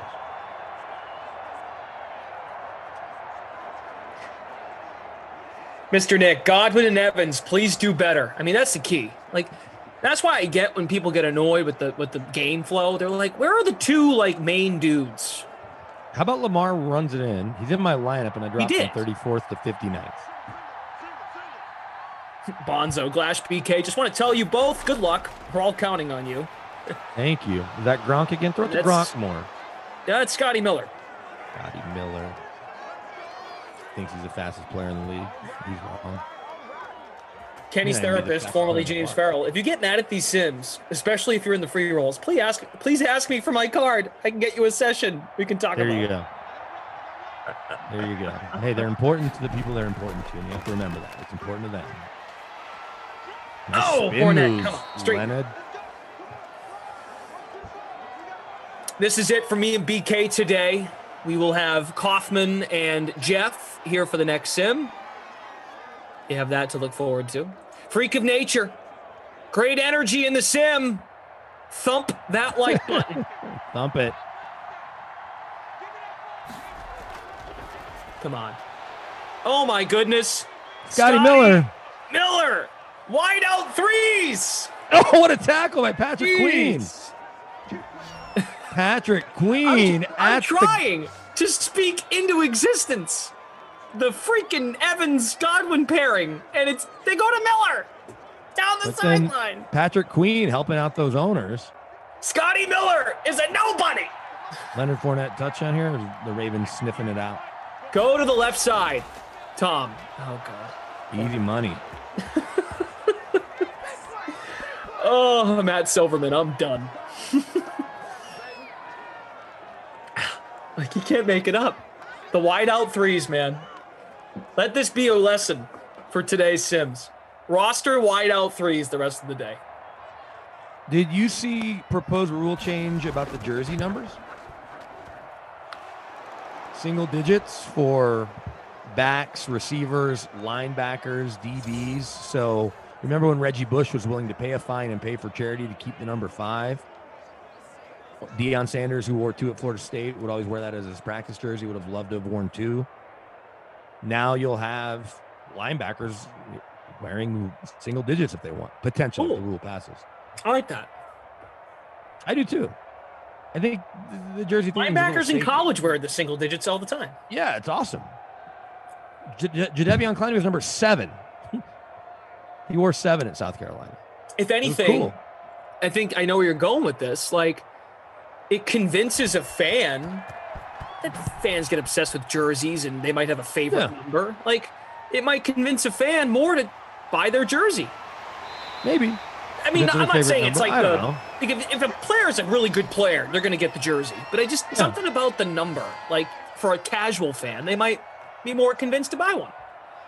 Carter Robinson says, I can picture BK sweating his NBA lineup against Kaufman. I bet it's hilarious in text messages. There's definitely times where I'm aggravated and I'm texting Kauf. This is just trolling. You're ready to get the bonus. I haven't played Kauf all week. I beat him Sunday in NASCAR and basketball and haven't played him since. Or maybe I played him Tuesday and beat him or whenever I played him, I beat him one more time. But you're right. I do get more aggravated about it than I should. Ashley Edwards, like Cam, huh, Glash? Well, Cam is not a linebacker. He's a quarterback. Like Levante David or Devin White wearing the number 6.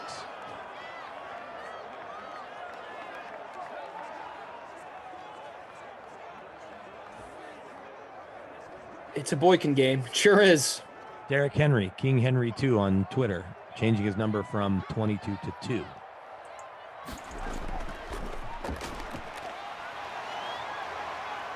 Oh, Gordon Hayward got hurt again. Right foot sprain, 4 weeks. Yeah. Bummer. Brother Phil, there are no safe plays in Simland. You've been playing these long enough to know that. Any wide receiver could put up a bagel. It happens often. Each team only gets average about 6 possessions. Not wrong. I mean, Mars running. I could have told you that. Jeez. How many times have we done? Oh my goodness! He fumbled. Who's got the Bucks D? Shaq Barrett, Johnny on the spot, picks it up. So, to Roland's point, how many times have we? To Brother Phil's point, how many times have we done a stim where a team opens the game with the ball and they take up the first 6 minutes, or even like the first 6.5 minutes? That's Scotty Miller. What are we doing? Scotty Miller. Go to the other guys. He's hitting the bonus. Did he already hit the bonus? Close. He's in the 80s. No, 80s. But how many times does that happen, and then all of a sudden we just get a field goal from it's like a 27-yard field goal? It's the most annoying thing ever. And all of a sudden the whole quarter's taken up. We get 3 points on the board. Typically when a drive takes that long, it's because the running back is churning out yards and the clock's moving. There's Mike Evans. There you go. What's Brady at? Is he 212? 212. Does Godwin have 0? No, he had a catch in the first half, I think. I don't think so, dude. I think he's got a big goose egg. Find out. He's in my lineup. I'm now in 98, so Jordan Lindenbaum is looking smarter. Criticizing. Yeah, Godwin, goose egg. Oh my God. Oh my God. Scotty Miller's taking all of his run. This is such a troll job by the wideout threes today. 99 yards for Scotty Miller. And watch him not get the bonus. So my favorite thing that's happening in my house right now is that Madden Sims. We connected the PS5. That's second favorite. We connected the PS5 and the 14-year-old's going nuts, like pacing back and forth, waiting for the sim to end so he can play on it. And I get it. If I some were Madden, 14, play this matchup again and see if the wideout threes are the story. Well, he talked to one of his buddies as I was setting it up, and he's like, "I'll be ready to play." He's like, "What time are you done?" I said, about 1." He's like, "All right, at 1, I'll play." So then he walked back in here. I downloaded NBA 2K21 right before we started, so it should be ready to go. Zion on the cover, and I go, "Yeah, cool. We can play NBA Jam. We can play 2K." And he just kind of looked at me like, wants to play the PlayStation, but also deflated because he wants to play Fortnite against his buddies. Or with his buddies, whatever. Crackle smack. Miller. Godwin equals Badwin. Nicely done. So Boykin hits the bonus, and right there, Scotty Miller, 1 catch, and he's over. Gronk had nothing in that quarter. Nothing. Gronk is still 43 yards away. Hit that like button, guys, if you don't mind. Let's make a push for 200 likes today. 300 of you watching on this Saturday afternoon. Scores have been updated by Joe, so check out your lineups. Jimmy B, some familiar names here leading our free roll. Jimmy B in first place. Mark Mantelli's in second. Robbie Noble's in third. In the larger free showdown, Desert Dolphin in first place. Hey, Chris! Hey, What's up, Chris? Get me out of the 90s. Ashley Edwards, kids in this Fortnite game, terrible. They like it, whatever.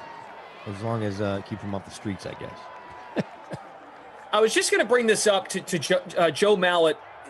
The wideout threes feel like a really strong play in those classic contests. If you're playing in those paid contests, because you need to have some uniqueness. There's Godwin, stays on his feet, he's in! Yeah, Chris! Yeah! Give the people what they need! From a goose egg to 2 catches and a touchdown. Way to go, Chris. Thank you, Chris. Thank you so much, Chris. Thank you, Chris. Thank you. Thank you so much. Thank you. Thank you for showing that you exist.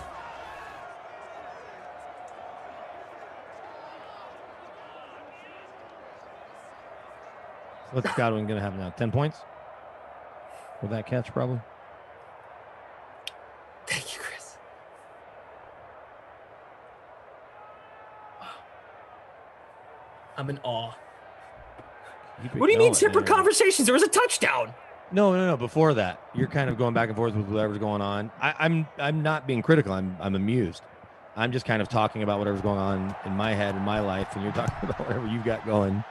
And we just are coexisting. Man. Yeah. Well, look, it's not like it's the first time that this is the way our day will go, especially in the second of 2 games together. We've covered almost everything else. Still good energy, though. Still good energy. Oh. I realize I am a lot more energetic most of the time with the sun. And this coffee that I'm drinking. Are you drinking coffee? Well, like one of these Starbucks cold drink, cold can drinks that cost $3. Okay. I'm not a big coffee drinker, but I like these because they got too much sugar and vanilla flavor. 29 sugars and 12 added sugars. 24% of this drink is sugar. Old man dog fan. I have Scotty. Glash is right. He won't be targeted the rest of the sim. Noah Moon. Once you mention Godwin, he goes off. Pretty obvious someone's controlling the game. Bye. Very obvious. Look, it took me from 96 to 63rd. They did that just for me. Ensure that I would finish in the top 70. Some of you are just impossible. That's who's actually controlling it, not Chris Godwin. God. On the day before Easter, he's focused on his sin. Heel issue. Who caught that? Andrews? Andrews.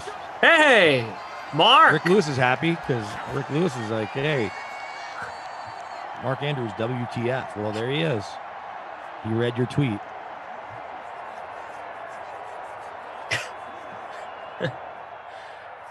What do you got going on the rest of the day? The zoo? Is that today? Zoo's coming. My niece and nephew get ready for some Easter stuff tomorrow. Admittedly, Easter is not really a holiday I connect with. The whole resurrection of Christ is kind of the complete opposite of Judaism, but it's cool. We are a multi-religious household and not very religious other than kind of celebrating holidays. So the little very excited about the Easter bunny coming to visit him. Oh, Easter bunny coming to see me? Easter bunny? Who was I working with the other day? They were like, "Are you going to dress up as the Easter bunny?" My wife went very overboard on the Easter baskets. I don't know what a normal Easter basket should look like or cost, but this has to be above and beyond. Spencer, no, brownies have not kicked in. What are you doing and the 7. rest of the day? Watching the Sox and then watching some Final Four? Yeah, I think so. I think I'm gonna might go sit by the fire pit later. That's nice. I guess I'll play PS5 for a minute before we leave. A minute's gonna turn into like 3 hours. I got too many little kids here, and my wife had to run her friend to the airport before we go to the zoo. Well, this is what happened. Look, the 5-month-old. 5-month-old's up all the time, random times, and then the 2 dogs come bursting into our room at 3:30, so it's extra wake up, and I go to put them back downstairs because they're almost never upstairs unless they're doing something bad. And the 14-year-old had just got done playing Fortnite at 3:30 in the morning. And we're like, all right, dude. So I told him, I was like, PS5s and controllers are going to bed when I go to bed. At least. And How did he not catch that? I thought JK? it was Dobbins, right? It looks like he thought he had the touchdown and just dropped the ball. I know. He started celebrating before he caught it. I'd cut him.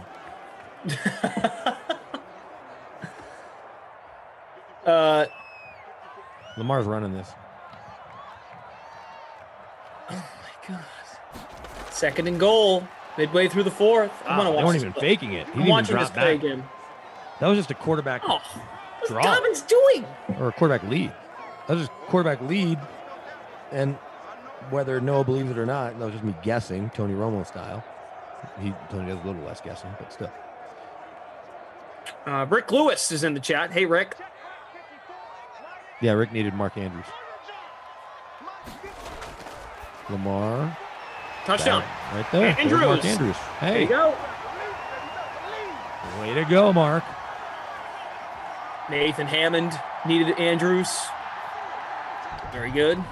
Admittedly, my defensive plays aren't feeling great now. I got 10 combined between the two defenses. Had I played Boykin and Miller like I was planning, I'd be winning. Brother Phil, they're going to go for 2, as you said. This is big. Put him up the field goal. Right. No, got him. Easy money. Slant. Watch. Oh, it's Hollywood Brown. Hollywood on the slant. Brother Phil says, Glash, I thought about proposing 2-game slates with 12-minute quarters. There would be more possessions for each team, more scoring. Each announcing team would only have to do 1 sim a day. 12-minute quarters. I wanted to see 15-minute quarters to see what the scoring could get to. Not all the time. Never a bad thought, never a bad question or thought here in Simland. But Brother Phil, I think the idea, it's not a bad idea. I guess what we've been doing with the current 8-minute quarter format and having 6 a day is just more chances to play in a contest. I get that nobody...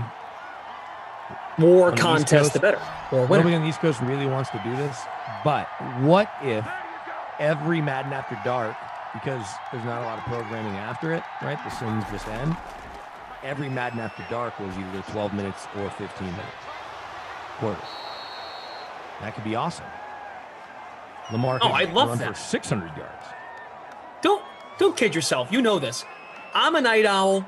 Kaufman's up till 3 in the morning. I know. Kaufman, I text them. Kaufman I text can work them and I'm Madden like, After Dark every night. He just chooses to, and he chooses to carve out the 10 o'clock window to do, tweet about the Celtics and then start his work. Which is weird because with all those kids in his house, you figure he's up early because they're up early. He is up early. He doesn't sleep. Yeah. Good for him. I just think it'd be fun. I don't know how that would. It would obviously, you'd have to have a whole separate category of stats if all the teams played one 15-minute game, randomly or whatever. Yeah.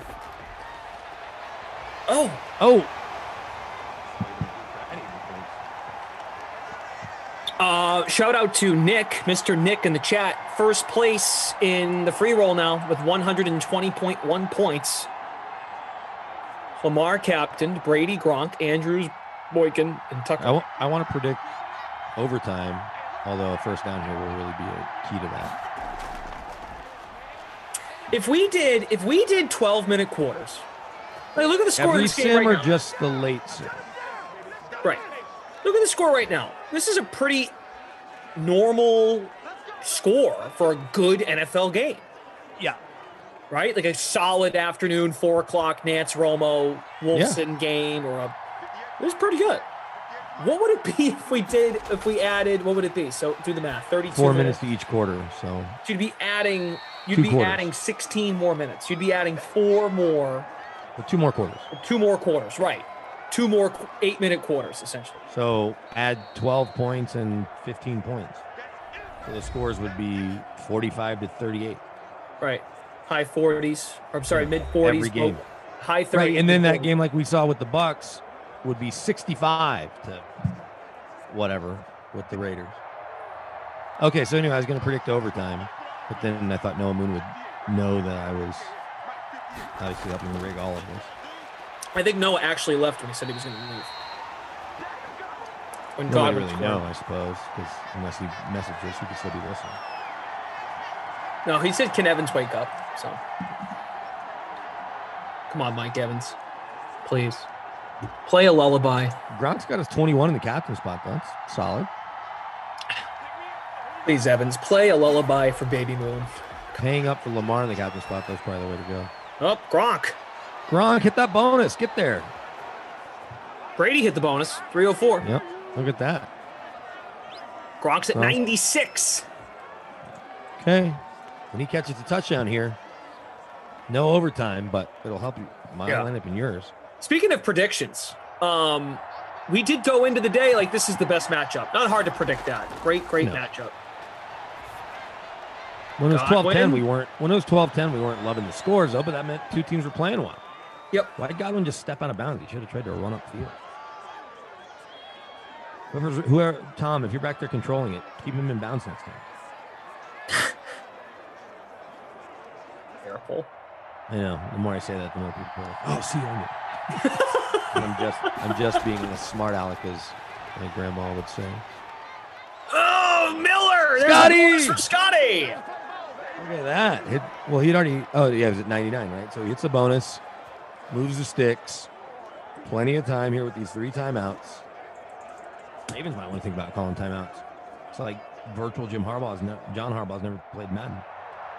Smash that like button, guys. We got a good finish here. Minute to go for Tommy and the gang. He missed the running back wide open. Oh! Gronk got knocked from underneath. Who's the running back there? Is that McCoy or Fournette ran wide open on the little arrow route underneath? Wide open. If I had to guess, it could have been either one. They both have made catches in these sims. Let's see. See if I can get my replay up in time. That's Fournette right there, I think. Yeah, that's Fournette because he's got the elbow pad. Brady. Gronk, throw it to Gronk. Nope. Same route. It was the same route. It was open. It was more open the first play. That was O.J. Howard, and it's the first time I've just remembered, is O.J. Howard about to win this game?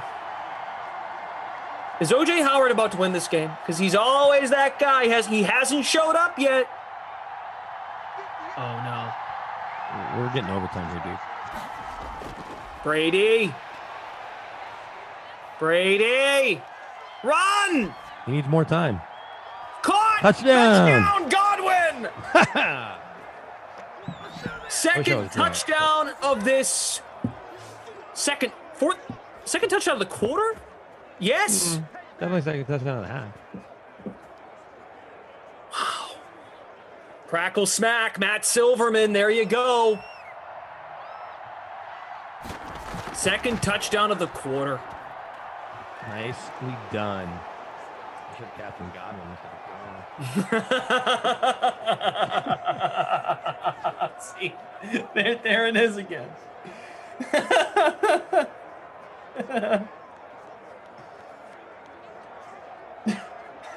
I know it makes you laugh. I'm going to do it more. I think it's great. Like, now it's so funny how you say it. Oh, I should have done that. It's like, you sound like like you said, every NFL Sunday, every guy or gal is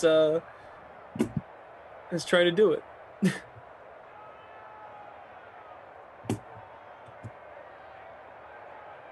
Does Lamar have any magic in him with 3 timeouts here? I'm going to take the under, but we'll see.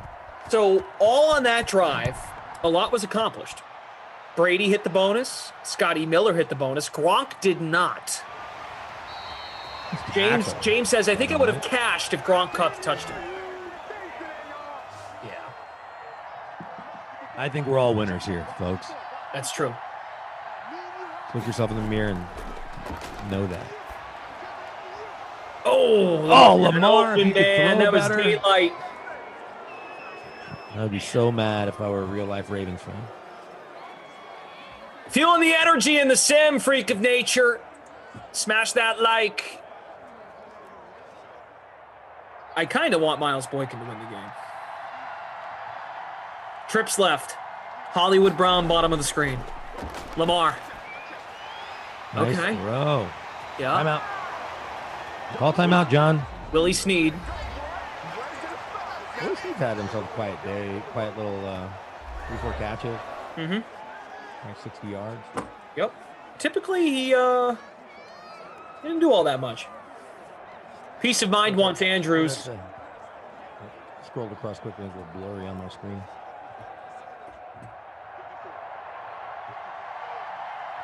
Yeah, Jordan. Godwin scored again.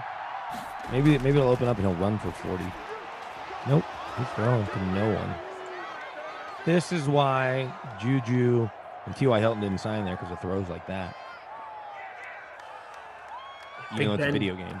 Yeah, but come on, Juju. Big Ben threw for 500 yards and 5 touchdowns.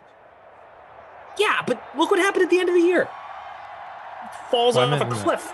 Make it they threw 4 interceptions before that. Oh, you're talking about the playoff game. Yeah. Yeah. Which is end of the season. Most recent game. That's fair.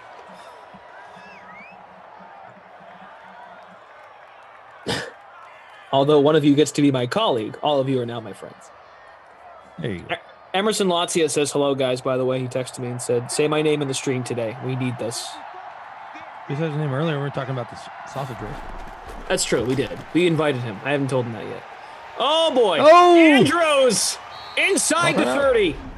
Call timeout. 2 shots here. 2 shots.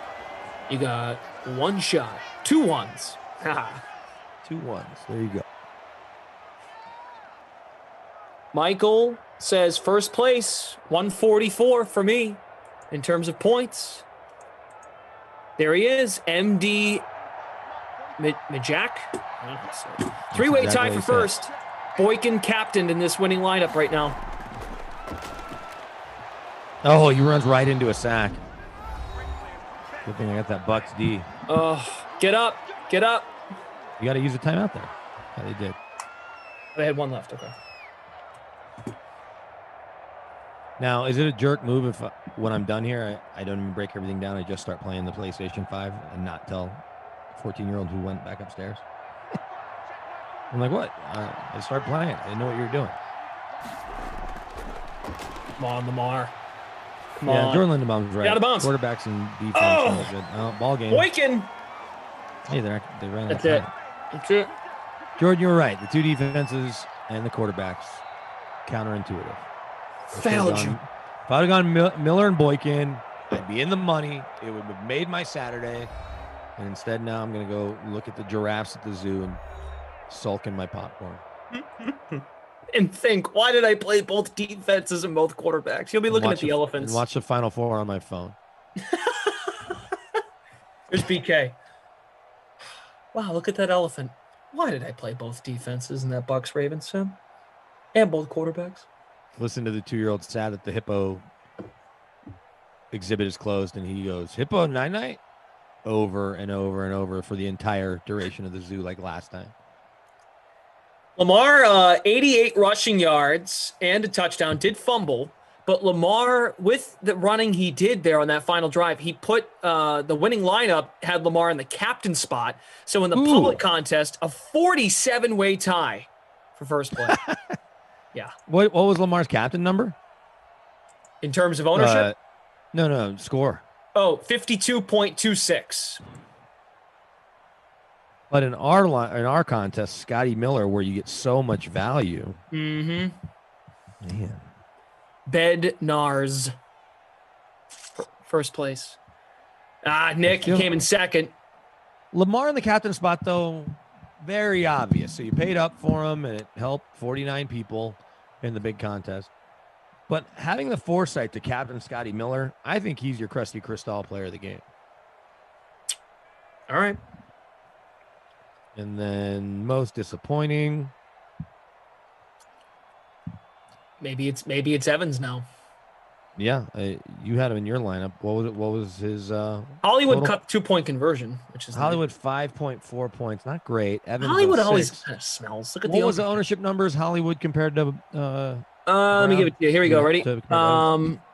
So Evans was the 4th highest owned, 48.5%, and then Hollywood Brown, 23.7%. Okay, Evans, you get it. Way to go, Mike Evans.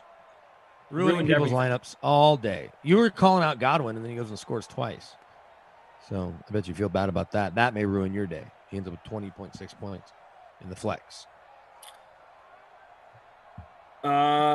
James Malasek, thanks, man. Thanks for being here. Crackle Smack.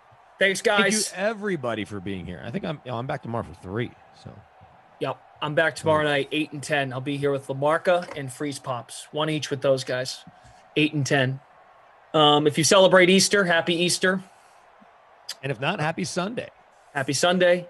Enjoy your weekend. Producer Drew, also Tom on the ones and twos. Those guys are back with Kaufman and Jeff. They'll be here for the next one. Hey, when are you and I back together? I'm sure it's not too long from now. Oh, I Let's haven't even looked. I think there's a night this week we're together. Tuesday night. Oh, Tuesday night. We got a double header. Rams at Bills, Falcons at Raiders. Could you get 2 better matchups? Yes. But we will make it fun. And then I am doing play-by-play with Christian on Thursday. And then nothing with you next weekend, bud. All right, so Tuesday. That will be it for the week. And then you'll be in Cape Cod watching the Masters, going to the Brazilian steakhouse. Could be a lovely weekend. Don't blow it. Okay. Don't blow it. Your much better half endures you doing this silliness all the time. So much pressure. Don't blow it. All right, Joe from Ops. Everything's been updated in the scores, so check out the game center. I just jumped up ahead of Bednar's to first. No, you didn't. Because it's all rigged. Just kidding. I finished 45th. 45th. 29th. I did well. I had a couple of top 30 finishes today. Not bad. All right. Jordan Lindenbaum, I hate agreeing with you, but I will not play 2 defenses and 2 quarterbacks likely ever again. Do it. Just keep doing it. And 2 kickers. That's what I should do. 2 kickers, 2 quarterbacks. Because I could have captained Lamar. Oh, well. All righty. Everybody, thank you. Really, I mean it. I know I kind of lost my cool there. I also mean it. It's just, you do so many of these, you just get caught up in the action. You feel it, you feel the game. EA Sports, it's in the game. It's in the game, right? It's in the game. And Enjoy now the Final Four. You got picks tonight. I'm going Gonzaga, believe it or not, and Baylor. A little chalky, but that sounds right. But I'm rooting for the Bruins. It'll be kind of fun. Okay, that's it. So long. We're both back tomorrow. BK's got 3. The first 3, I'll be here for the last 2. See ya.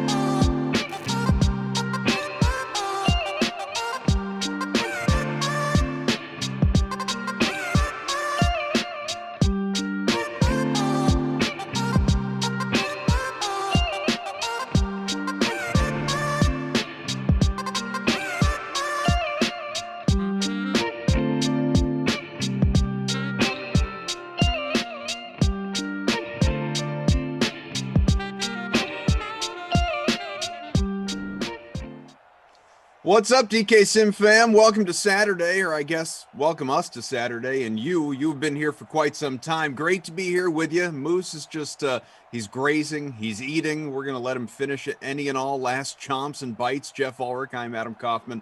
Great to be with you. How are you, man? Doing good. I might have a chip stuck in my throat, but we'll get it out eventually. Better in your throat than in your teeth, probably, right? Stuff in my teeth for sure. There's definitely stuff in my teeth. I'll try not to show it on air. Either way, it's a nice little Saturday. Hope everyone's having a good day, and excited to sit in for the next couple sims. I think I'm not with you on the next one, though, am I? No, I'm leaving and I'm coming back for Madden After Dark. I have kind of a weird day here, choppy Saturday for you. I'll break it down in a little while. It's just an odd little whatever kind of. I don't really, we could talk about this during the sim. I don't really like the Easter week. It's too weird. It's like, is it 2 holidays? Is it 1? It's anyway. Yeah, and with us, like you're also mixing in Passover too. So there's just a lot happening on like Passover and Easter, return to kids' activities. Now that we're like, to some degree starting to come out of this thing, it's like it's all kind of happening at once, Moose. And yep. I'm having a tough time adjusting. I'm not going to lie to you. We'll get to all of it, but you know what? Lineups have locked. So let's at least break out our Titans Rams contest that we've got going on. The early bird special. Did Moose order those cosmic brownies yet? Free roll. Or are they still sitting in the cart? Cosmic brownies are in the cart with the air fryer. Why is there an air fryer in the cart now? Oh, you didn't hear the air fryer story? I know air fryers have been a popular topic in the chat and during these sims of late, but no, I've not heard an air fryer story. Yeah, it's because Glasheen and I did a sim, like I think it was at the start of this week. And, he tweeted out like before the sim, he's like, oh, yum, like fries, air fryer rocks or something ridiculous like that. Okay. And I've legitimately never seen an air fryer in my life. So yeah. I asked him on the sim, I'm like, what is this? Everyone just went off on me. What is wrong with you? You don't know what an air fryer is? You don't have an air fryer? Okay, tell me what an air fryer is. So I'm getting an air fryer. They sound amazing. I've heard of them obviously, but I don't really know what they are either. I've never used one. Thank you. I see people like crazy on social media, Twitter in particular, tweeting out pictures of food they have cooked in their air fryers and wings and things like that. And don't get they look good. I'm not sitting here telling you, hey, don't get an air fryer, but I don't know. It's just like another big thing you got to make room for in and around your kitchen. I don't know. I've kind of been convinced. They sound like, they're really good for cooking certain things, I think. And the big thing is they warm up like right away. So from what I've been told, you don't have to for fries, you don't have to warm up your oven. It's all about convenience with me. So I'm kind of into it. I'm very into it. I'm actually a little bit annoyed that I haven't heard of them before. So I'm getting one 100%. It's in my cart with my cosmic brownies. Well, Undercover Boss Tom, who is our TD, says, imagine a better version of a toaster oven. Drew, who is our producer and new schedule maker, so make sure you kiss his behind. Not that big if you have room for something like a crock pot sized appliance, easy to store. No, I get that. Thing is, what if you already have a crock pot? Or, 2, or multiple things about the size of it? Like, the cough compound's only so big here, Drew. Like, we haven't finished the spare, kitchen in the guest space in the basement yet. So there's only so much space.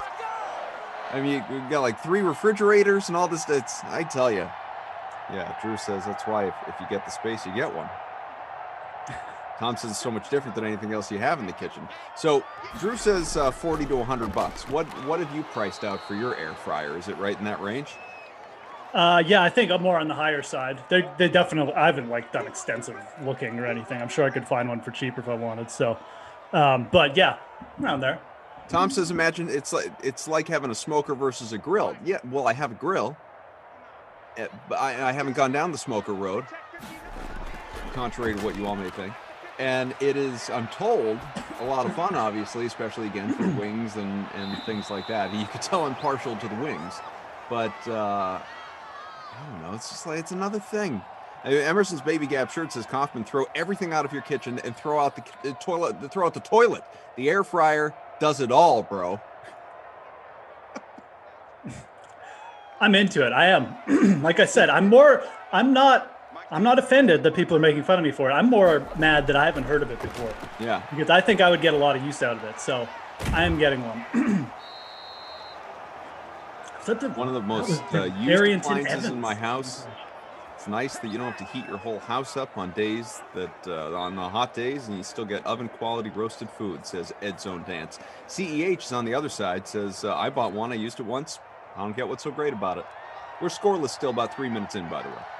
Interesting. The scoreless part? No, the air No, I fryer. know. I know. What's your lineup look like? Let's go over my lineup. There was Darrington Evans on a catch there. The play before that. There's A.J. Brown. I put A.J. Brown. Oh, that was a 4th down, too. They went for it, by the way. Nice aggressive AI. Yep. A.J. Brown. I put A.J. Brown in my captain. I went heavy Titans. Brown, Tannehill, Henry, the big three, and I put Corey Davis in, and I used their kicker. Only Ram for me was Tyler Higbee. Okay. Well, I went Derrick Henry in the captain spot. Chalky, obviously. In fact, in the large free roll, 30% own there, 78% overall.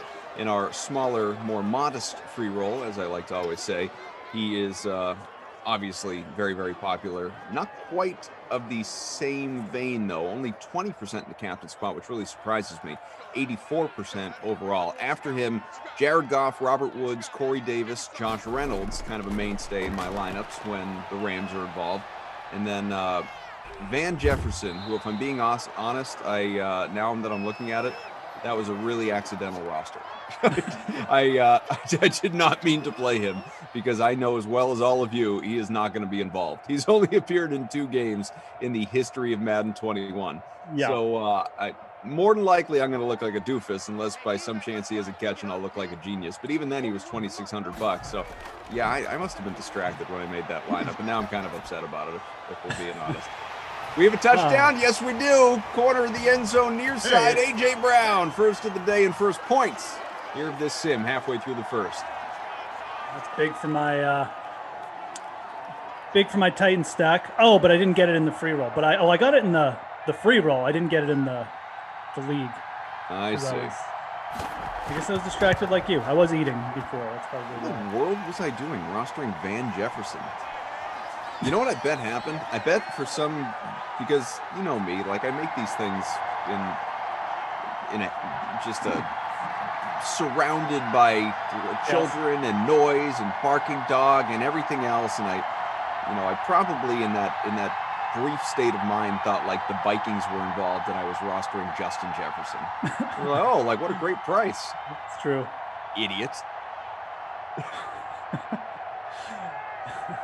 Oh well. So much for this lineup. I mean, I usually do those things. I usually do roster people like Jefferson on purpose. So it's Van Jefferson. I mean, yeah. So you're still ahead of me. I mean, sure, in Madden 20, not 21. Better chance of the Shermanator doing something or Chiefs sim. 7-0 Tennessee.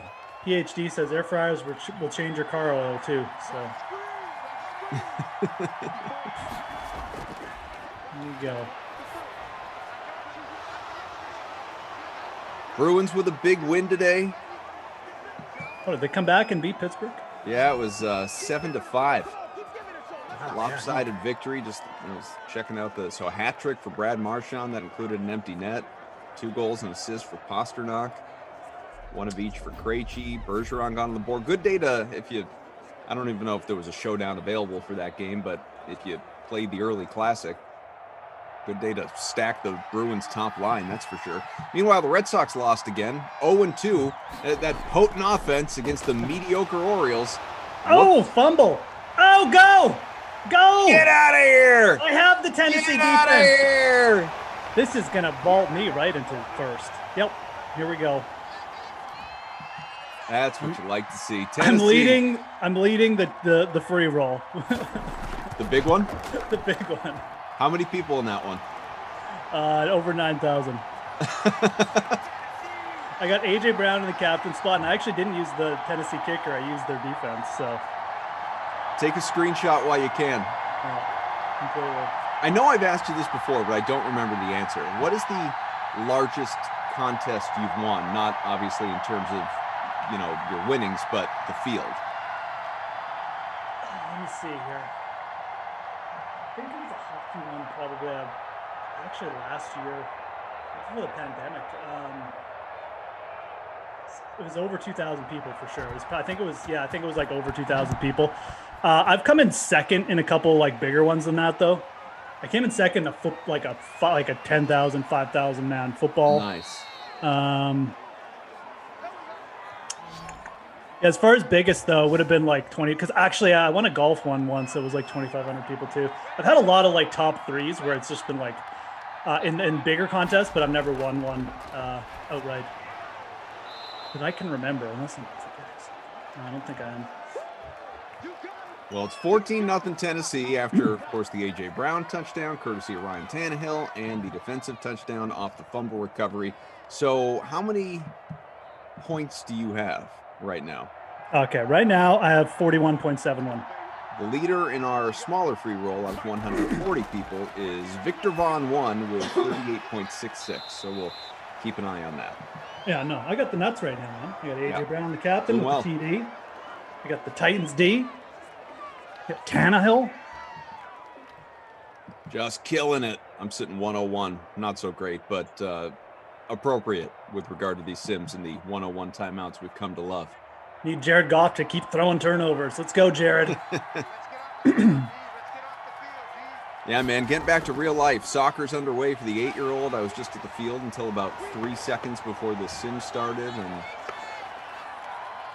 that was after hours of playing outside to, run through some drills and things like that. So we are, and then later on tonight, a little Passover dinner, like you said, Easter tomorrow, Madden After Dark tonight. I still got to finish up Blue Mountain State, catch up on Falcon and Winter Soldier. Manifest Season 3 got underway. I got to do that. There's a lot happening here in this house this weekend.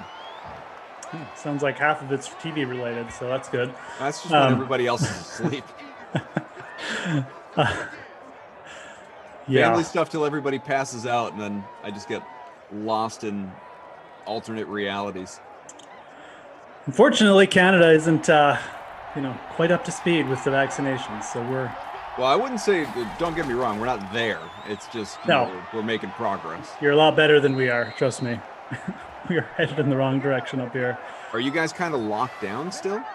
No big gatherings allowed in the province I'm in. Ontario, Eastern Canada, they just had to lock down for another bit. Is that right? The vaccination just isn't happening fast enough, and then the variant strains are spreading too quick, and it's chaos again. It's not. I mean, it's not like out of that bad, but it's it's going up instead of down, right? So they're there to end this quarter. Ain't getting done fast enough, but at least the vaccine's out. In truth, though, we won't go down this rabbit hole with regard to just turning it into a conversation that obviously neither of us are medical professionals. Why bother? I mean, we talk enough about player movement in the NFL and spouting on about things that we don't really know about. We're not going to do it with science. We could do it with NFL transactions and who we think will be good and not, and what GMs are idiots and which coaches are going to underachieve and all that stuff. Tannehill, 64 passing a touchdown. Henry just 3 yards rushing to this point. Malcolm Brown has 7. But what I will say is, there are more and more stories coming out now about people who are fully vaccinated. Okay. You've had both doses, fully vaccinated people that are testing positive for the coronavirus. So, and remember, still, once you test positive, you carry it, you can transfer it to someone who's not vaccinated. I say all of that just to say, reminder, this thing is not over. Do be careful, wear your mask, do be mindful of, just safety and, we all of this stuff. It's, we got some news coming in here. We're going to give you that in a second, but just keep in mind, we're not at the end of this thing is really all I need to say with that. It's still very much a process. So we've got news here. The MMQB, of course, affiliated with Sports Illustrated. Larry Fitzgerald has played his entire 17-year career with the Cardinals. NFL executives expect him to retire ahead of the 2021 season. So this is not Larry Fitzgerald announcing his retirement or the Cardinals doing that, but the expectation from execs who obviously have not signed him, he's still a free agent. I wondered if he'd go back to the Cards on the cheap in a wide receiver 4 kind of role, just a mentorship role. But I don't know, would it surprise you if just knowing sort of where he ranks all time and that there are a couple of categories he could still climb the all-time leaderboard just a little bit? He's very much solidified himself as a Hall of Famer, so not a lot would change among the statistics. But does it surprise you that he'd walk as opposed to going back for one last hurrah in a minimal role, or even trying to latch on with a contender in a minimal role, just trying to get a ring? Yeah, Jared Goff missing like 2 wide open guys there as we're talking, but the only reason he'd walk, is he just wanted to chase a ring for a year. I just don't see been with the same organization. Why change now? It's a completely different, preseason routine, new system at that age. I mean, I just can't see that being super appealing, but it's got to be want on both sides. Like the Cardinals have to want him back. So who knows? I don't really know what's going on with him, to be honest. Like I could definitely see a team like the Packers or something being like, yeah, let's go. Let's bring in Larry Fitzgerald for a year. But I don't know if that's what Fitzgerald actually wants, or if he's just waiting to, for the Cardinals to make up their minds. So for the longest time, didn't he, I don't know if he said these words verbatim, but didn't he more or less say for at least the last few years, I will only play for the Cardinals? Like this, the only place that I want to be. But at the same time, he hasn't come out and said that this offseason, has he?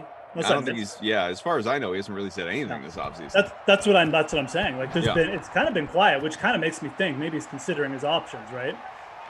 Maybe he does just want to chase a ring for a year. So, but you're right, that he's always kind of been like, it feels like he's just it's Arizona or nothing. So I don't know what the holdup is, or the team and him have like a handshake agreement. That could, that could be it too. If they're just waiting for something to announce it, I have no idea. So kind of feels like something like that. Like it'll probably just get announced. Wow, nice play by Tannehill. Go, Jimmy Smith there. First and 10 here for Tennessee. It's 14-3. Jeff Ulrich, Adam Kaufman, Drew, Tom, Joe, and Game Ops. Great to have all of you here with us on a Saturday. Hopefully everybody had a good Friday. You. Yeah. All right, so from the article, NFL executives around the league expect the Cardinals wide receiver to retire ahead of the 2021 season. According to The Athletic's Mike Sando, Fitzgerald, who's played the entire 17-year career with the Cardinals, is currently a free agent. Executives believe if he does not sign with another team, he will retire instead of returning to Arizona, per Sando. So, that's kind of the opposite of what we're saying. That, the belief that he's waiting maybe for presumably a contender, right? Like he's not going to go to the Jets for a year. Like he's presumably waiting for, if anything, someone who actually gives him a legit shot at a ring to say, hey, do you want to come in, versus hanging it up and maybe wouldn't want to go back to the Cardinals. Yeah, kind of interesting. So yeah. So it's kind of like either he finds another spot or he's going to retire then. Okay. Interesting. Well, maybe Fitz is someone to watch. Maybe the Green Bay thing will come true. Makes sense to me. I mean, get a couple of veterans in there, guy who can work with Aaron Rodgers quickly. Who knows, man? Be a interesting fit with Green Bay too. They don't really have a dominant tight end. Like Tanyan's good, but you could deploy Larry on the other side, or as kind of like the inline guy as well. So I don't know. I don't know what that was. I was like, oh, maybe he'll dump it off to Henry. It looks like he was going to run, and then it looked like he just spazzed. He got too excited. He's like, should I run? Should I throw? And it just, the sim just had like a complete meltdown there. We see you guys asking about scoring for the Tennessee defensive touchdown. Not to worry, all stats will be updated. Manually scored. You all know this by now. They have never. I should get in there. Where's my Tennessee touchdown? They've never, in the history of these Madden simulations, and there have been damn near 2,000 of them, the scores have never been wrong at the end of a sim. All right, so rest assured, everything will be updated. Always is. Nothing is ever finalized incorrectly, and I want my touchdown. Joe's not going to be the guy to break that streak. We're good. We're good around here. 3rd and goal. Run. You can run again. Tannehill. Got it. Touchdown. Oh, it's AJ too. Oh, this is Moose's day. Oh, boy. Look out, folks. This is Moose's day. Should break out the Moose call if we keep going. You should. AJ Brown, 2 touchdowns in the first half. Tanny. We should just get the Moose call for everything good that happens to your lineup. Wow, and I don't even have, like, I'm in 48th, but like we haven't had the second AJ Brown updated. We haven't had the Titans defense updated. This might just be a Moose blowout. 4th multiple touchdown game for AJ Brown, folks. That's it. Good day to captain him if you did. Yeah, he's really not that explosive a sim player. He's got pretty good stats, but I just roster him because I like him. He's really not ever that heavily owned, so. Yeah, he's only in a quarter of lineups in our smaller free roll, 3.6% in the captain spot. Here we go. We got the Titans touchdown updated. AJ Brown getting updated here. Brown's already up to 20 in the flex. Goodness. Quarter and a half in. We need some Higbee action. We need What's 80 your yard point Tyler total Higbee at now? touchdown. Let's see here. I'm in 5th. I got 68.62 points. Okay, our leader over here, Victor Vaughn, 65.88. Continue to keep an eye on how Moose stacks up against the field. Very mad I didn't get this one in the league free roll. Just for gloating status. Yeah, of course. Sack him. Give me some more. Interception. Ooh, nice completion. Zone Dance just sent me an NBA head-to-head for tonight, and I love that. So one of my favorite things about playing members of the fam here, the DK Sim fam, in NBA head-to-heads, is some of them, like Ed Zone Dance, have made it a point to send me contests with names in the title now. It's not just like so-and-so's challenge you to a head-to-head. Right. So Ed Zone's is, I might be going broke, but I'm not a quitter. Beautiful. Oh, last night was a good night. Fumble, but got it right back. No, wow, it was live there. So close. I didn't know that was still live. Brown got it though. Hanging out for a minute. Last night was a good night. Last night was right around 325, I think. For you? Yeah. Nice. Oh, to update something, by the way, that we started talking about last night. I don't know that we had a different, not only you weren't here, I was with Tom, but we had an entirely different crew. So I'll bring you guys up to speed very quickly, whereas obviously the chat may already know where I'm going with this. So I don't remember how many times we played, 3 or 4, but I didn't lose an NBA to Emerson. It was a clean sweep before he said, bleep you, you're a thief, I'm done, like whatever, as he is prone to do. And so fine, so I left him alone. And then I get a text from him the other day, out of the blue, unprovoked, with a series of texts that I cannot read here for this audience, basically just saying, he's ready, let's go. But I knew what was going to happen if I played him again in NBA. So all I said was, name your sport. So he said, let's mess around with hockey. So we played last night, head-to-head, on the ice. I won. And I sent him a text when I woke up this morning, because I wasn't going to do it right after, went final last night. That would have felt mean. So when I woke up this morning, I sent him a text. It's a GIF. I don't even know who the guy is, probably from a movie or TV show. But he's, the text there is, all right, what's our next move? And no response.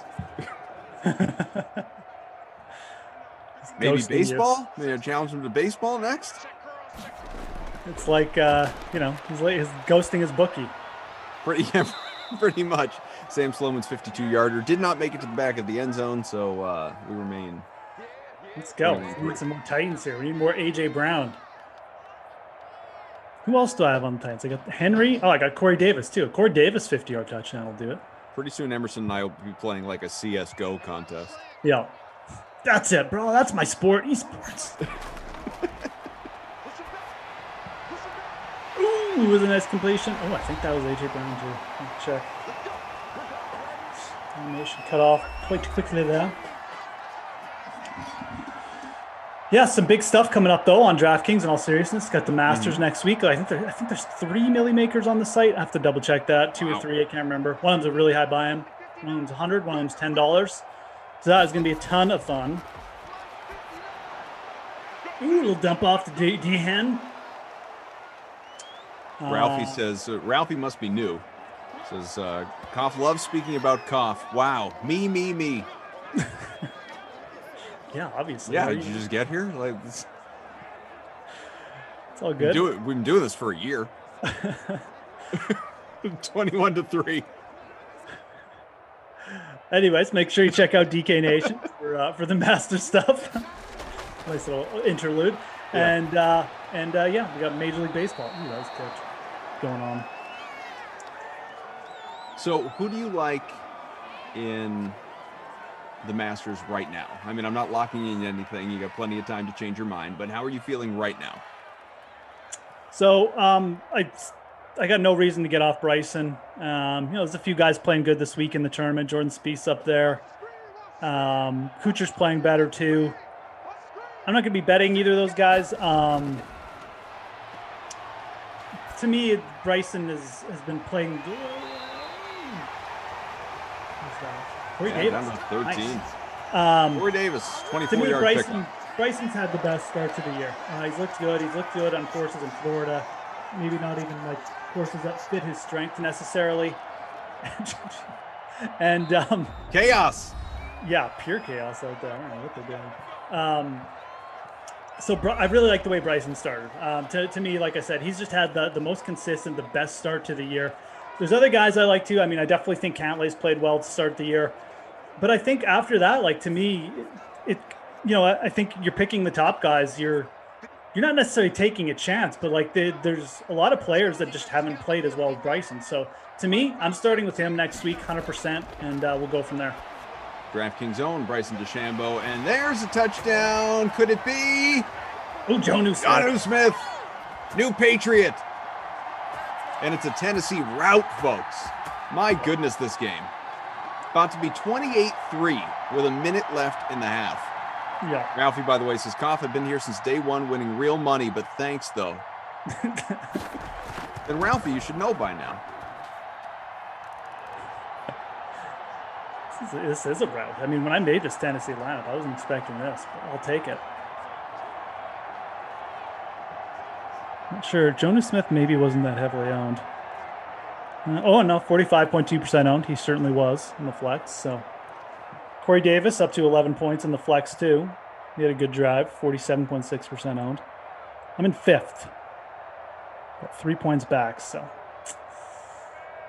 Sure, it's the Super Bowl 34 revenge game. Yeah. Don't forget, though, if you want to hear more and more Moose thoughts, get some more Moose tracks on the Masters. Tuesday, Jeff, Reed T. Fowler, as Drew calls it, the Ulrich Ultimate Golf Show. The Ulrich Ultimate Golf Extravaganza. Yep. Which comes your way on Tuesday. Of course, that has been a mainstay program for us in recent weeks. Not going anywhere. Make sure you tune in. It's a great opportunity to be live with the guys, get your questions in, help you build, set those lineups. And, they're not just there to hang out. Don't get me wrong. They would, but they're also there to help you guys along the way. So make sure you tune in for that. And that is after the 4 o'clock sim, or is it earlier in the day? I think, 4 o'clock sounds right. I always forget too, but I'm pretty sure it's after the 2 o'clock sim. That's what we're told. After the 2 o'clock sim. So coming your way, ballpark 3:30 Eastern. Maybe closer to 3:15. 1st and 10. 4-yard pickup.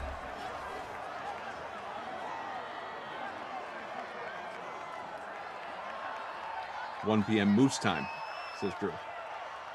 That's right. It's 1 p.m. Moose time. I always get confused because I'm trying to give you guys the time, and Eastern Standard. You don't need to. I mean, we probably, well, not even probably, like we No. definitely have an East Coast bias with regard to what time we tell you stuff is. But, you know, you can stay true to you. No, it's easier if we all stay on the same page. It's just easier. Ralphie says, Koff, you're not so bad, but I'm Team Glash. Ooh. I didn't realize that Glash and I had become like a full-on, you know, you remember the whole the Twilight movies where it was like Team Edward and Team whoever the other one is? Right. It was a big thing there for a little Werewolf. while. Drew's going to tell me. Jacob, yeah, Team Jacob. Thank you, Tom. Glash and I, just a regular Edward and Jacob. No. Is Edward even right, or am I making that up? It does sound right. I don't know. Right. It really does sound right, Team Edward. I have no idea. I know it's Robert Pattinson. I can't remember the other guy's name. He's really fallen out of favor in Hollywood since then. Taylor something, I think. Oh, Lautner. Yeah. Taylor Lautner. My wife loves those movies. Those movies are like her, like a happy place. Like I've had a bad day. I'm gonna put on a Twilight movie. I'll never. I mean, I've seen them all. I watched them all with her once. You know, however long ago when they came. Not right. It was after they were out because they were all on DVD by that point. But they were fine. But it wasn't. I didn't say to myself, I need to go back and re-experience this. I need to relive this. I think I watched the first two. I think I might have started the third, and then I was just out. I guess the first two are watchable. Fine is probably even being a little bit generous. Kristen Stewart's terrible in those movies. Awful. And I mean, honestly, pretty much. I'm not saying she's a bad actress, because I've seen her in other stuff. She's quite good, but she's terrible in those movies. Drew says, I think they team up in the third movie, right? So that would be like the porch sim.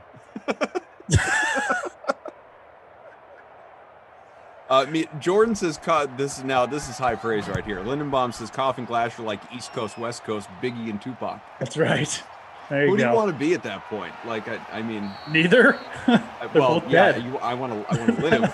I want to be alive, but in that scenario, pre that, in the height of their popularity, although, you know, arguably more popular, you know, even the years after they passed in some ways. But I don't know.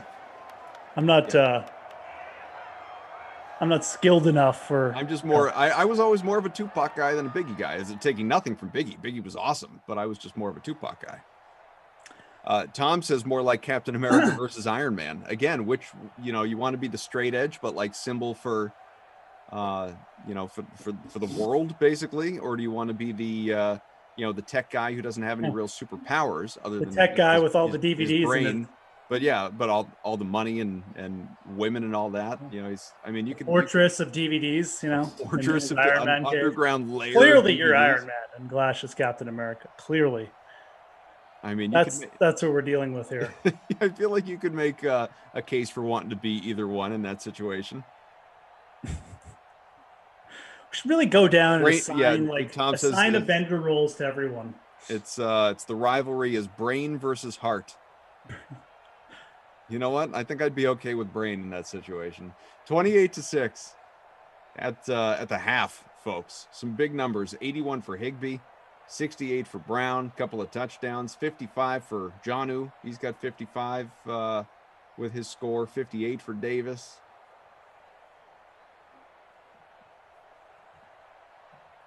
What do we have here? See what's going on in the chat. Edward says, Team Kaufman, Soul Patch Man, cool. I guess that's you in this situation. You are the Soul Patch Man. Ralphie says, Koff, where I'm from, you pick a side. We always used to be Worcester, Mass, he says. Tupac always used to be a little bit bigger where I lived. What's that? Tupac always used to be a little bit bigger where I lived because he's got, you know, he's West Coast. Yeah. We're like West Coast Canada. People seem to identify with that. Sure. I didn't, but always seemed to be a little more popular up here. Just throwing that out. Yeah, sure. Ashley says, that's why we like Koff. Pac. Jordan says, boo, Biggie. I think I like Biggie's songs better, just as a whole. But it's just me. Blackfeet 27. My man literally said neither. They're both dead. Well, it's true. Yeah. I mean, Stats are updated, by the way. it's like didn't exactly live long lives. I mean, nothing against them. They're great artists. I'm just saying. Just listen. If you guys want to, have your own little 4:35 Eastern buzzword and say Team Cough or Team Glass, you go right ahead. Let the people speak. The 279 watching on YouTube, along with the great many others across Twitch, twitch.tv/DraftKings, and of course, all of our other platforms that do not have chats. That's why we're partial to you guys, YouTube and Twitch, because we get to hear from you. But we love you all, regardless of where you're watching, just because you're watching. And smash that like. Let's get to 200 here. We're at 165. That shouldn't be tough. 200 by the end of the third quarter. One big push. Moose, Koff, Drew, Tom, Joe. So have you where are you at in the Falcon and the Winter Soldier? I've watched the first two. I've not watched the latest one yet. Yeah, I think I'm exactly right there too. Yeah, I got to watch the latest one.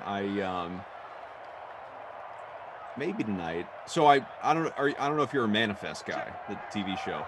I've never heard of that show. I love it. I love it. It just started season 3. It's really good. I don't know if the first 2 seasons are available on demand or something like that, but I would recommend it. I'm a big fan of the show. And so the latest one was on, I want to say Thursday. And normally, again, love it. It had been pushed back because of the pandemic. So I was probably doing a sim. I don't think I could have watched it live, but I certainly would have watched it at some point that night before I went to bed. But I thought to myself, I'm going to wait for my wife because this is like the one show that we even watch together. So I'll just, when it's convenient, we'll get to it this weekend or whatever. Sure. And then I said to her today, it's like, man, this is great. We can, I got Madden After Dark later. Before that, maybe we could throw on Manifest. She's like, oh, I'm way behind on that show. Like, we're not, I'm not up to date on that. I really? Yeah, I just like, I haven't watched it since like, I don't know, late in the first season or something. All right, well, I don't know who I've been watching it with. But jeez. But I guess I'll watch it alone then. Must have been with my other family. Yeah. Whoops. Yeah, whoops. So I'll be watching that later, along with probably Falcon and Winter Soldier. Yeah, from the garage. She's probably been falling asleep 1,000%. That's what happens. I put on shows, and she just passes out within 10 minutes, and then doesn't go back to rewatch. Oh, completely. We've been watching The Night of from HBO. It's really good. Heard of it, but I've never seen Rossi recommended it. Yeah? Fantastic. Really well done. Surprised I didn't see that when it first came out, actually. What's it about? It's just about like a young person basically like goes out for a night, meets someone, and basically gets accused of murder. And there's all these circumstances around it. It takes him through like him getting processed in New York, the New York penal system, and then the trial and stuff. And he's got to figure it out in jail, what his lawyers are doing. So it's like a multi-character, multi-arc story, and it's just really well done. It's one of those things. It's one of those things that HBO shows are just like well known for, but it's just well executed and it's relevant. It's got a lot of, relevant themes, and it takes a good look at like, just probably what it's actually like to go through that process, being booked and stuff, upstate New York, whatever. Not even upstate New York, just New York. I'll have to look into it. It's good. I'm pretty sure you'd like it.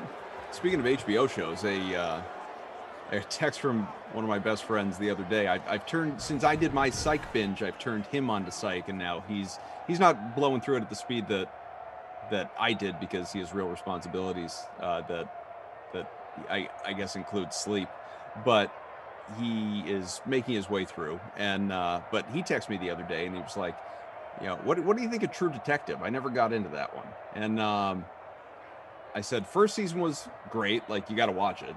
First season was awesome. Second season was just terrible. And third season, I never watched, maybe because the second season was terrible. But the first one is absolutely worth for anyone out there that never got into True Detective.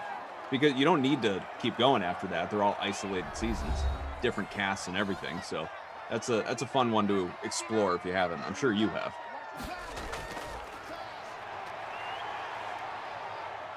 No? So wait, what were the movies?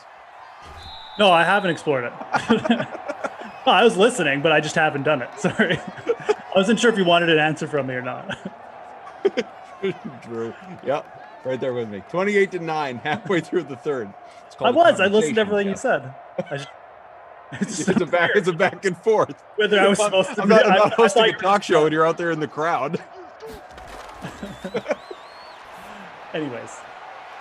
Hey, do we have a Simtroversy on our hands, by the way?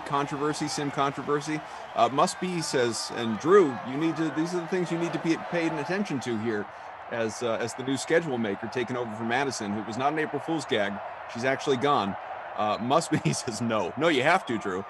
Must be says, I think BK was trying for 50 dislikes earlier. Pretty sure Glash doesn't want to do Sims with BK.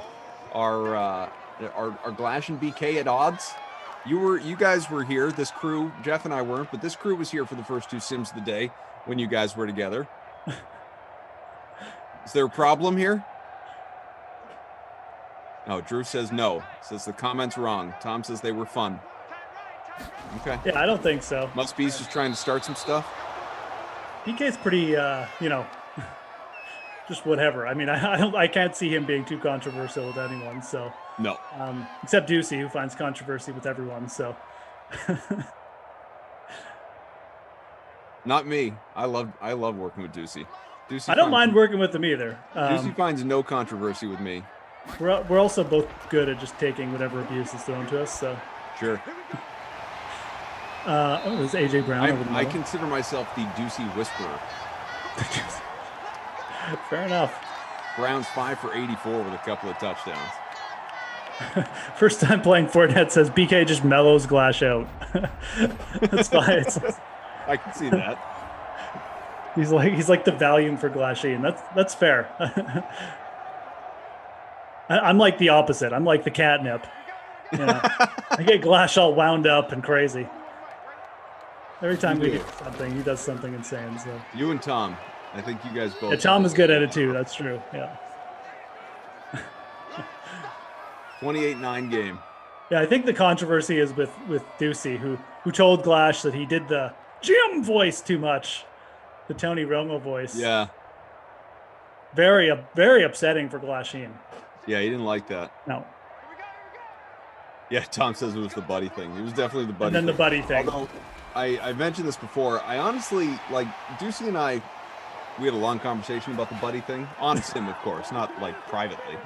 And we like to air out our problems in public. And, I mean, he doesn't like the word buddy. He does feel, I think, as he put it, a little demeaning. But I think it was also more, for whatever reason, like being called buddy was one thing. Being called buddy by Glash was next level. Like he really took it the wrong way from Glash. Because I call him buddy and he's never said a thing. But it came from Glash and it hit a nerve, man, that he could not recover from. I think it's much more a Glash thing, the buddy thing. Okay. I will say, though, Ducey is in my head about the buddy thing now, because even when I'm not with him, like today, case in point, if you were to scroll back, anybody, to the beginning of this Sim broadcast with Jeff, you will probably see or hear the hesitation in my voice when I welcomed him in, and I said, with Jeff Ulrich, what's up, man? Because I was about to say buddy, and I pulled back. I pivoted. And I blame that on Ducey. Buddy is fine. 12. Buddy is fine. It's all about how you say it. Got it. He got there. Wow. Corey Davis. Oh, Corey Davis. Short. It was good. A little moose boost for the lineup. I wasn't 50. Moose boost. Should be rocketing up back into the top 5 after this. Let's go. A moose boost. trying to get them to start a moose boost on the DK Sportsbook, yeah. sportsbook, man. Look, But, if Edlo can give out free picks, exactly. I mean, how are we not getting a moose boost? It's all about delivery with Buddy. If you're like, "Hey, buddy," Yeah, like talking to him like a child. or "Hey, buddy," you say it like mean, like kind of like that. You're just like, "Hey, buddy," Like, what's up, bud? my buddy Jeff is here. Like, it's not offensive. No. Anyways, whatever. We're all too sensitive. Ain't that the truth? Joe calling for a Henry touchdown. You're gonna have to wait. 35-9. Chris, yes sir, my captain. My lineup is gross. Revenge of the Nerds has jumped in front in the small free roll here with about 115 points. So I got 127.31 right now. I'm in 13th in the free roll. What do I need? I really need I needed that to be AJ Brown because I got AJ Brown in my captain spot. I could use like a Higbee touchdown though. That would help too. Ooh, Higbee's only 7 yards away from the bonus. It's How many points do you have now? 127.31. You'd be running away from the free roll, man. Oh no, I know. My mistake was actually not to fade Derrick Henry in this lineup. –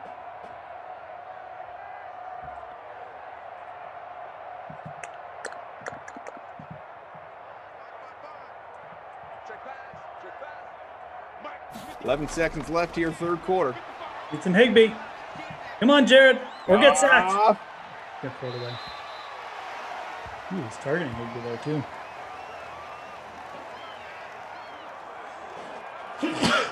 Excuse me. Whew. Bless you. Allergies coming on here quick. Couldn't get to that mute fast enough, huh? I didn't even try on that one. Little internet sneeze won't hurt anyone. Nope. Not going to get anybody dirty with that. 3rd and 10. Final play of the quarter. Goff completed shy of the first, down about the 25. Oh, it's Higbee. Was that 3 yards, though? We'll look at the numbers in a moment here. Titans, 14 the first, oh, no, 14 the second, 7 in the third. He needed 7 yards, not 3. So he's going to be – he did get 3 yards. He's going to be a few short still, the bonus. Tannehill is 255 passing and a Bundy, 4 touchdowns. Wow. Goff, 228. What a day for Ryan Tannehill, man. Have a day. 4 touchdowns. The rushing and receiving. So Derrick Henry, I mean, talk about babysitter Billy, man. 9 attempts, 7 on the ground. That's it. Malcolm Brown, 3 for 17, 1 for 12 for Corey Davis, a fumble for Henderson, 3 for 4 for him.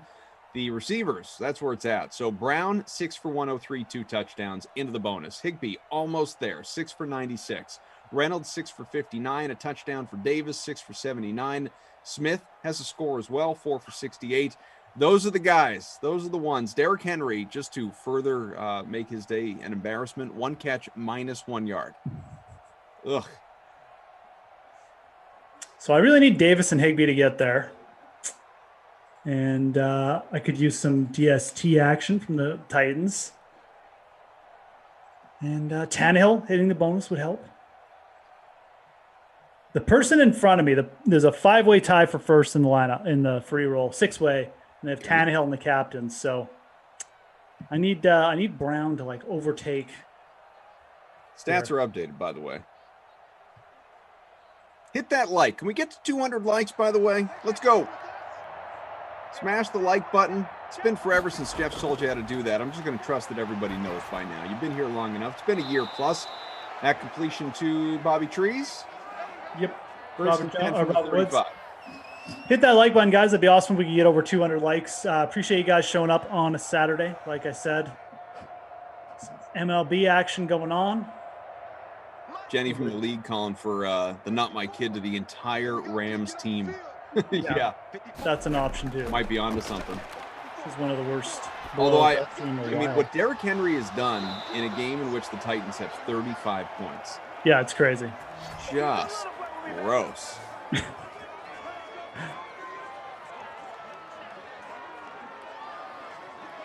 Look at that man. Even handsome and Sims. Sean McVay. 1st and 10 from the 48.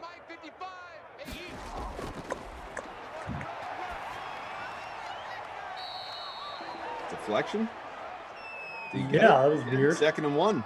Was that Cup? Yeah, it was Cup. Cooper Kupp, 2 for 19. So Rams wide receivers coming alive here. A little bit. Tiny bit of action.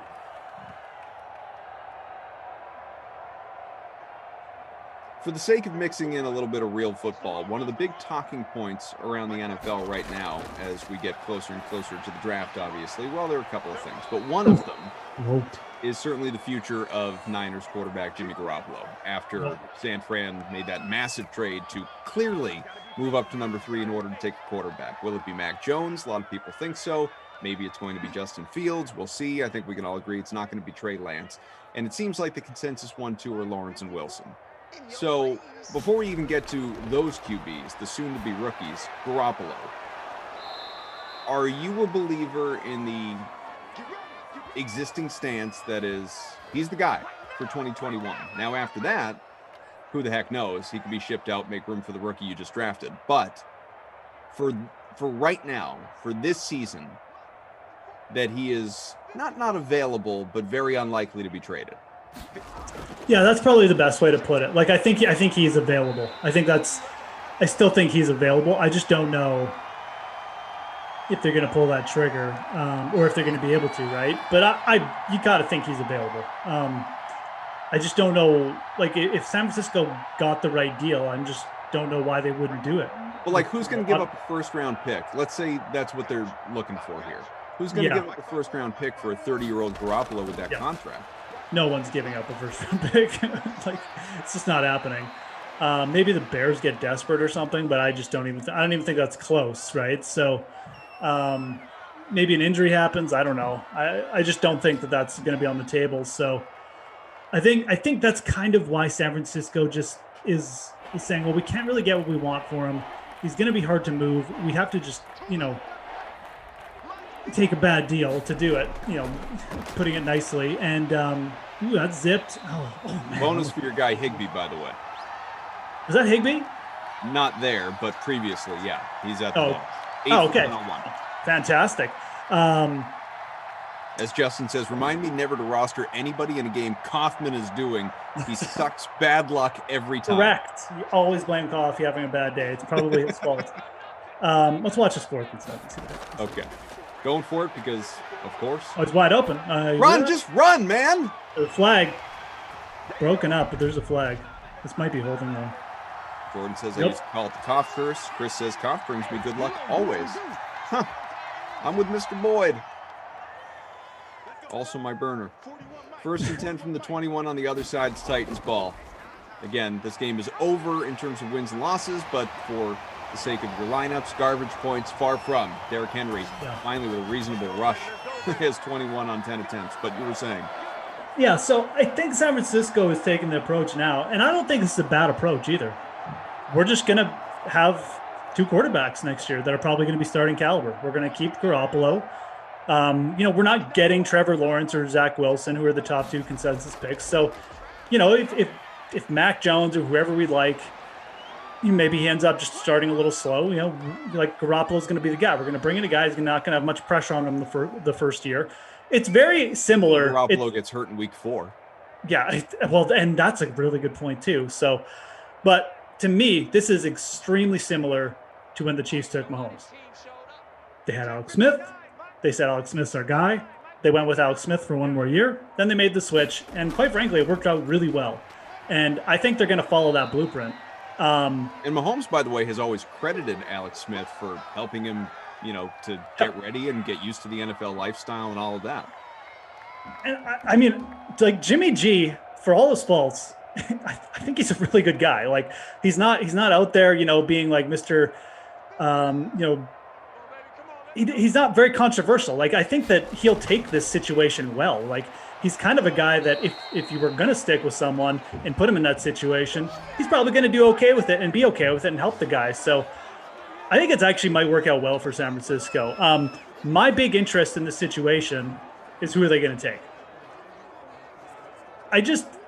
To me, Are Justin you a Fields believer is that just a you better trade all the way prospect. up to number 3 for Mac Jones? I think that's insane if they take Mac Jones, but it's Kyle Shanahan, and I'm starting to get the feeling that it's actually going to be Matt Jones, because I think if you look at the quarterbacks that Kyle Shanahan has had, and the ones he likes and the ones he's had success with, Matt Ryan, Kirk Cousins, even a little bit of Jimmy Garoppolo, that's Mac Jones. That is Mac Jones in a nutshell. More of a pocket passer, a little bit more cerebral quarterback, good distributor, not really super athletic, not explosive, but a guy you can coach up. I think that's the type of guy Kyle Shanahan wants. And I think it's a mistake. So that's the more intriguing part of this. I don't have a problem with them keeping Garoppolo. I think in a lot of ways it's going to be smart, and I think it's a good move, but at least for 1 year. I think you got to get rid of him in year 2, but I think it'll be a lot easier to get rid of him in year 2. I'm just interested who they take, because to me, not taking Fields is a big mistake. There hasn't been any John Lynch benefit of the doubt for you at all? No. Okay. Just because what? Because of what benefit should I be giving John Lynch? Like, what has he done? He's drafted well. He's made some good personnel moves. He seems to know what he's doing.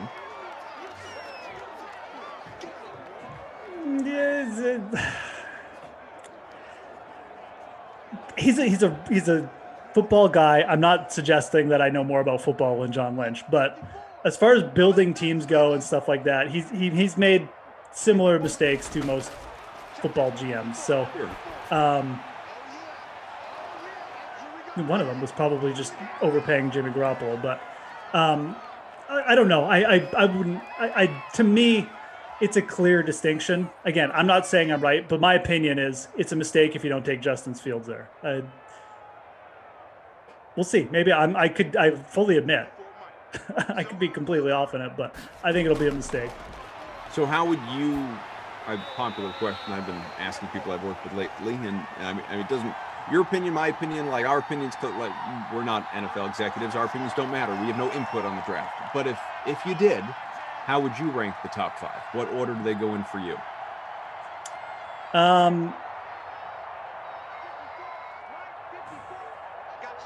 The top 3 are really close. Like the top 3 QBs, in my opinion, there just ain't that much separating them. If I'm being dead honest, I think, and this is more of just what I think. Again, I'm not going to sit here and be like, oh, my mind could be changed on this. I think Justin Fields is the best quarterback in the draft. Again, saying that with an open mind, just from my own opinion, from what I've seen. I'm not pretending that I've spent 100 hours on this subject, that I've got spreadsheets telling me this.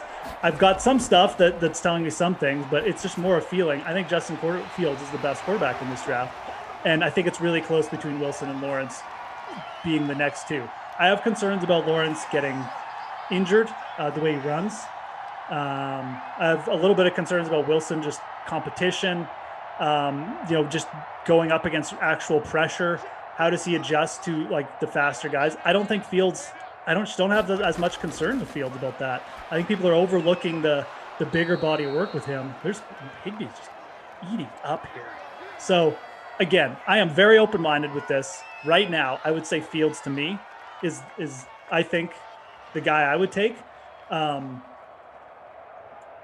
But it's really close. I recognize that it's very close. I recognize I could be wrong. I'm open-minded about it. That's just the way I feel right now. And then it's Lance and then Jones, or flip it? I'm not even going to attempt to pretend on the other guys. Lance is like a wild card. I think he's definitely got like the upside, but it's just such a small sample with him. I mean, again, I'm not even going to pretend like I'm qualified to make a assumption on him. I would probably go Lance over Jones because, again, you want realistically, like you should be going for the best upside, the guy who could develop into like the next Mahomes sort of thing. That's probably Lance over Jones. I'm not even saying Mac Jones is going to be terrible or something. I'm just saying his upside seems more limited than Trey Lance. So you're not buying into the Tom Brady comparisons people are liking to make right now with the Tom Brady comparisons are ridiculous. Just because he's a pocket guy. Just because it's exactly right. Like yeah. Tom Brady is Tom Brady. I mean, there's not going to be another Tom Brady. I mean, he's just part of what makes Tom Brady isn't even about what he does on the field. It's the way he approaches the game. Mm-hmm. You know, having that just, all-in aspect, the supreme confidence just to go out there and approach it in a certain way and kind of, whatever, however you want to. Well, I think the way to classify is we have a first and goal from the 2. See if we get a garbage touchdown. We will. Another score this time on the other side. Tyler Higbee. Oh, it is just a moose kind of day. Moose boost all around to make it a 20-point game with an extra point pending, although I wonder if they'll go for 2 just for giggles. Either way, we'll find out in a second. I wonder if the way to classify Jeff here, and you were alluding to it, but it's going to be the extra point. The way, how many guys in sports history, for one, but we'll just focus on the NFL. And the answer, by the way, for the NFL is going to be 0 aside from Tom Brady. So I'm telling you that in advance. How many guys have truly, for 20 years or 20 plus years at this point, made football the clear, undisputed number 1 priority in their life, with no exception? 20 years running. Yeah. Now you have to have the talent and the mind and so many other things to go, the good luck staying healthy, or TB12 method, if you want to take the right situation, right? Nutrition, whatever. Like, you have to have all those things. It's got to be a perfect, really just a perfect storm of things going right for you, obviously. Sure. But it is, like you said, approach to the game and priorities as well. Yeah. Which, look, when Jimmy Garoppolo came out, he was the next Tom Brady, and they have a similar game. Good release in the pocket, more cerebral guys. Jimmy G, to me, has looked good in bursts, but he's clearly, whether it's his approach, whether he's more injury prone than Tom Brady, whatever, it just hasn't worked out. You can't go in saying, "Oh, we want to target a typical a Tom Brady like guy because we think he's going to be the next Tom Brady." That's ridiculous. Doesn't work. Weston Fields could be the next Tom Brady just because of his approach to the game. Just because he's mobile, it doesn't mean he can't be the next Tom Brady. That's not how you should be looking at things. I mean, he wouldn't be Brady; he'd be Rivers or Rodgers, because he's mobile. It's different, Jeff. It's a different thing. Right. So can't be Brady. Brady doesn't run. He's got 1,000 career rushing yards. That's it. So the Mac Jones Tom Brady thing is absurdly ridiculous. Goff did throw for the bonus, 361 to touchdown in the Tannehill very threw lopsided for 0 game. yards in that the Bundy, 255. Derrick Henry, 13 for 26 on the ground. No touchdowns among the running backs. Nobody topped Henry's 26. It was just bad. We'll look at the receiving numbers which were much more compelling for many of your lineups. 151 for Higbee on 12 catches, a touchdown. So he just erupted. Brown went quiet late, didn't matter. 2 touchdowns, 6 for 103. Woods, 6 for 73. Reynolds, 7 for 76, almost captained him. 6 for 79, a touchdown for Davis. Jonnu Smith, 4 for 68, a touchdown. I think we know Derrick Henry is the Babysitter Billy Not My Kid Award winner, but who among these candidates is your Krusty Koff player of the game? Okay. And how many points did you finish with, barring adjustments as well? Right now I'm at 145-15. Oh, wait, 145-15? Wait. Is that what it is? I think so. Yeah, 145-15. You would have taken first, again, barring adjustments with the manual scoring, you would have taken first by the slimmest of margins. Our current leader is Iokama 46, 145.1. Wow. I'm going to give the Krusty Koff player of the game to Tyler Higbee. Was going to be A.J. Brown, but Higbee came through with 151 yards, 12 catches, and then that touchdown at the end. Absolute monster day. Just looking at this free roll too. Yep, you needed to have him in the captain spot. He had 54 points in the captain. So Tyler Higbee, Krusty Koff, play out of the game. And yeah, it's Derrick Henry for the DFL. Terrible game. Yeah, he was excellent. Higbee, 36 points in the flexes. Jeff said 54 in the captain spot. Our leading lineup here for this, did Moose order the Cosmic Brownies yet? Free roll, and he hasn't. They're in the cart still. Reynolds in the captain spot with about 22. Goff, who had 21 and change in the flex. Woods, who hit 13. 31 for Brown was excellent. The 36 for Higbee, and Davis with 21. So just a great build all around. Really, really good job there. And, terrific. but I admire the bravery of fading Derrick Henry as well, because you never do know. I mean, that guy erupts. Just today was most certainly not his day. So good call by Iokama or Ikama or whatever, however the heck it's pronounced. You've got the late classic still ahead of you, folks. And here's what's up. Moose is coming back with Matty LaMarca, which is always a fun time. Dolphins and Texans in a little less than an hour while I am having a Passover Seder. Jason Rossi and Tom Carroll, Eagles and Panthers coming at you in prime time at 8. And then it will be me and Tom Ace for Colts Jags tonight in 5 hours. Madden After Dark, 10 p.m. Looking forward to it. So much still to do on this Dream Stream day, but this was a good time. Drew, Joe, Tom, all hang with us, all you and the DK Sim fam. Many, for the last several minutes, have been debating which announcer they find to be the worst luck for them individually when they make lineups, and you'll be happy to know I am right up there in the running. Viewed as just a terrible luck for your builds. Cough curse. Destroying lineups left and right. That's Adam right. Kaufman. All I know is we are rapidly approaching 200 likes, so smash that like button. Thanks, everyone, for hanging out. It was a good time, as always. Again, thanks to the entire crew, Game Ops, and we'll do it again soon. But like I said, I'll be back later on. Moose back much sooner, a little less than an hour with LaMarca for the 6 p.m., the happy hour sim that is coming your way. Enjoy the rest of your Dream Stream day until we meet again. Anyway, Moose, see you, buddy. See ya.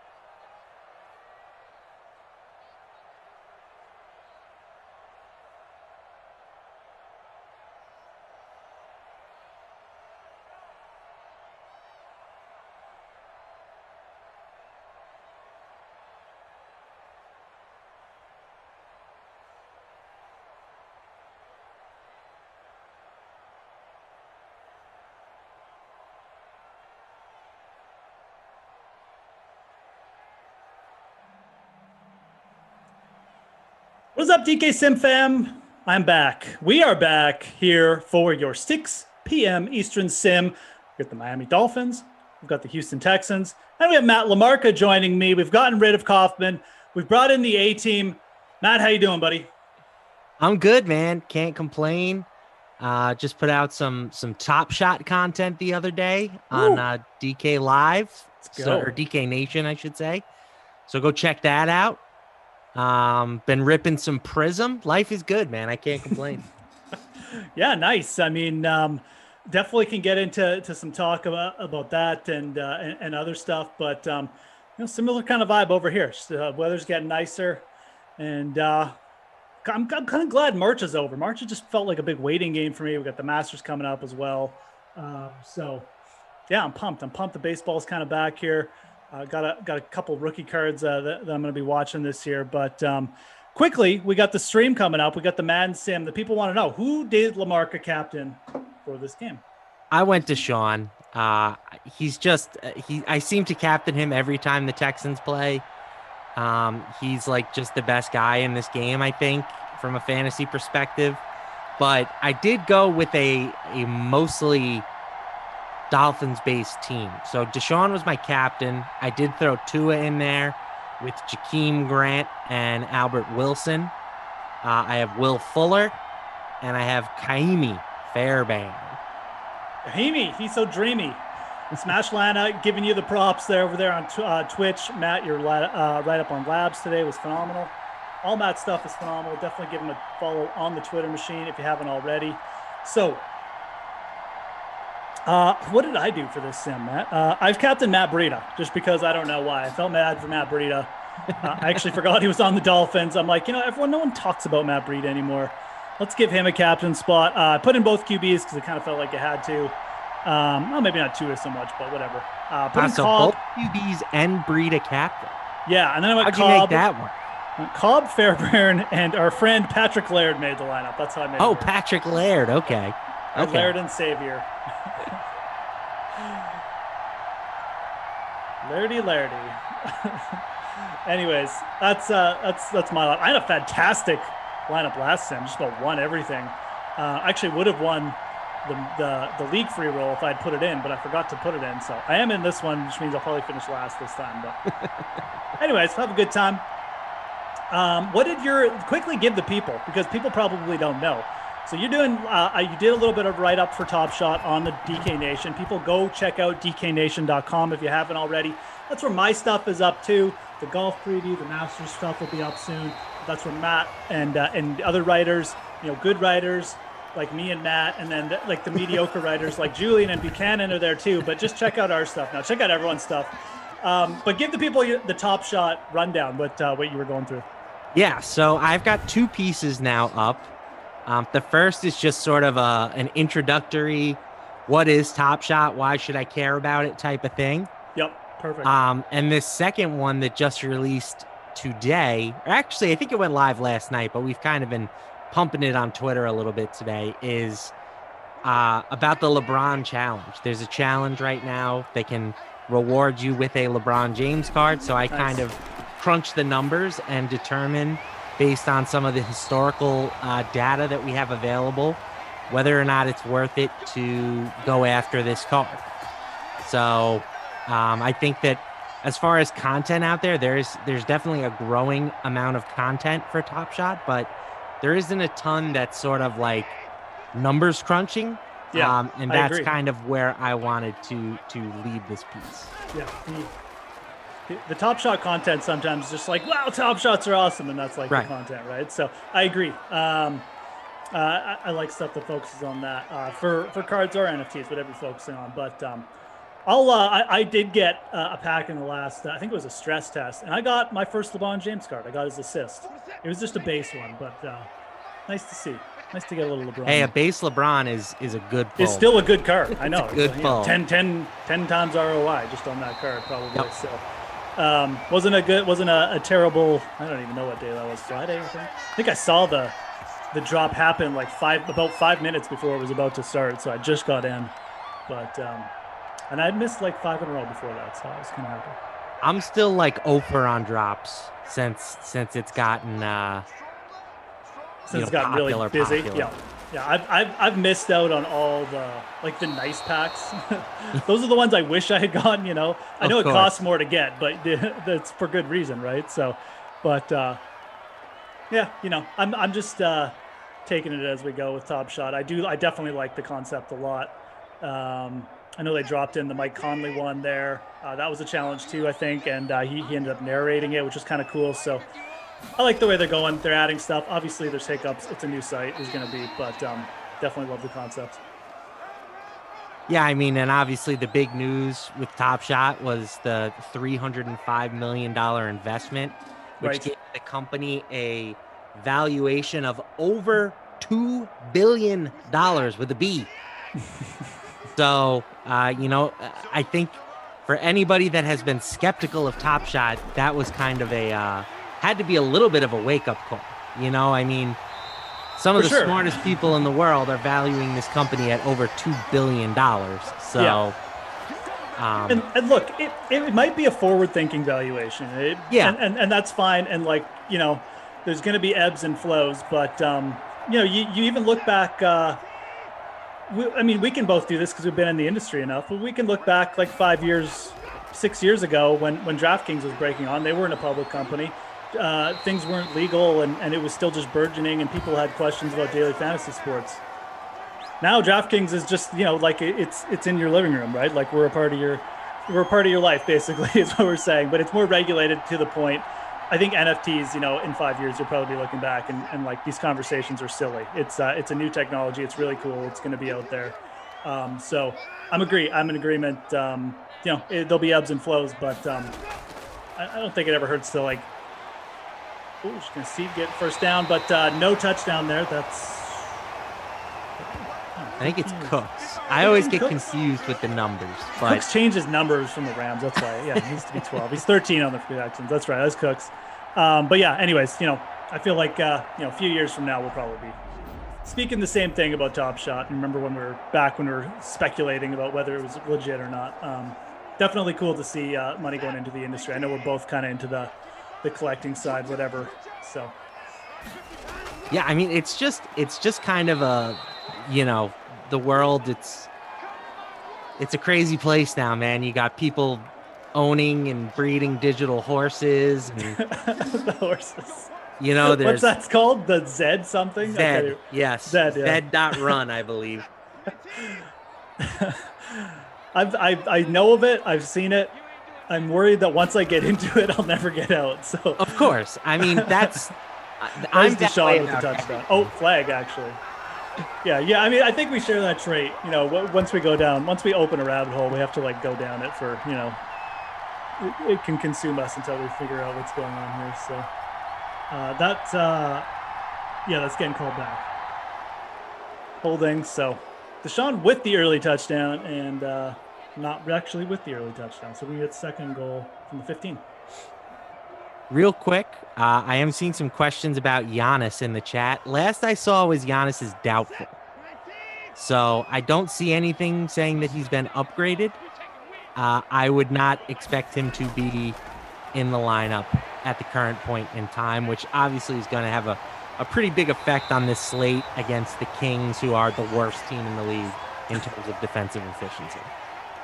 Yeah, so there you go. Definitely don't expect Giannis in the lineup. Hasn't been ruled out, though. Yeah, like Roland giving the same info, doubtful. So usually guys, NBA, sometimes they can make the heroic, oh, yeah, well, I'm just going to give it a go, and they end up playing, but usually it doesn't happen. So no Deshaun. That is going to be Duke Johnson Jr. Duke, the Duke of Arrow, Duke. Okay, sorry, just me? Oh, that's okay. I mean, you can do it because you actually have a good voice. I don't. Who's Duke Johnson? He signed with someone, didn't he? Good question. The Duke has signed with... I think he just signed with... I don't think he signed with anybody yet. Just released. Yeah, he's just been released at this point. Okay. He's one of those guys that, I think the fantasy community all wanted to be good, and he just never really became a thing. No. I know everyone's like, oh, he could be a 3-down back. I never really saw it, to be honest. One of those guys, kind of a disconnect again. He has looked good in spurts. Like, I'll give him that. But yeah, maybe it could be one of those guys, if he just get an opportunity. But I don't know. At this point, like, it feels like he's been in the league for like 5 years, which I actually think he has been. So his time is, as to be a lead runner is probably long gone. Yeah, you don't see the 6th year breakout at running back. No, not often. Not unless there's like 3 injuries before. Roland wants to know, would you pivot with Portis or Conley, I think he means? I think Connaughton. Connaughton, okay, yeah. Yeah, I would go, of those two, I would go with Portis. I think that, yeah, you can play them both. My lineup at the moment has 3 Bucks in it. So hopefully that will lead me to success against Mr. Adam Kaufman at a minimum. I don't care if I lose everything else as long as I beat Kaufman. Portis still has that like upside, doesn't he? Like he's like a point plus per minute. Exactly. Yeah. Connaughton, I legitimately forgot was on the Bucks, but he's never really been that guy. Although he can get hot, I guess, from scoring wise. Yeah, he's had some moments this year. This has probably been his best season, but yeah, okay. I think he's more of like a 0.75 points per minute type guy. Yeah. So, yeah, I mean Middleton, Holiday, and Portis I would have as sort of my top 3 Bucks options. Yeah. Makes sense. Let's see what else is going on in the chat here. Jordan Lindenbaum wants to know about Giannis's brother, aka I think it's Thanasis. Thanos. Just call him Thanos. I think it's Thanos, isn't it? I can't remember. I call him Thanos. Thanos Antetokounmpo. I don't think he gets the minutes tonight. That when we saw the huge game from him, the 49 DraftKings points game, that was when their whole team sat. With just Giannis likely sitting, I would put him more in like the 15-minute type range, 15 to 20. Right. And I don't think that's enough for him. I mean, I'll go with the classic answer. You could do it in a tournament if you want, but I don't. It's not a play that I'm particularly interested in at the moment. That is the classic answer. If you want to burn one of your tournament lineups, go for it. It's like, oh, that, and I prefer him in a best ball. Yeah.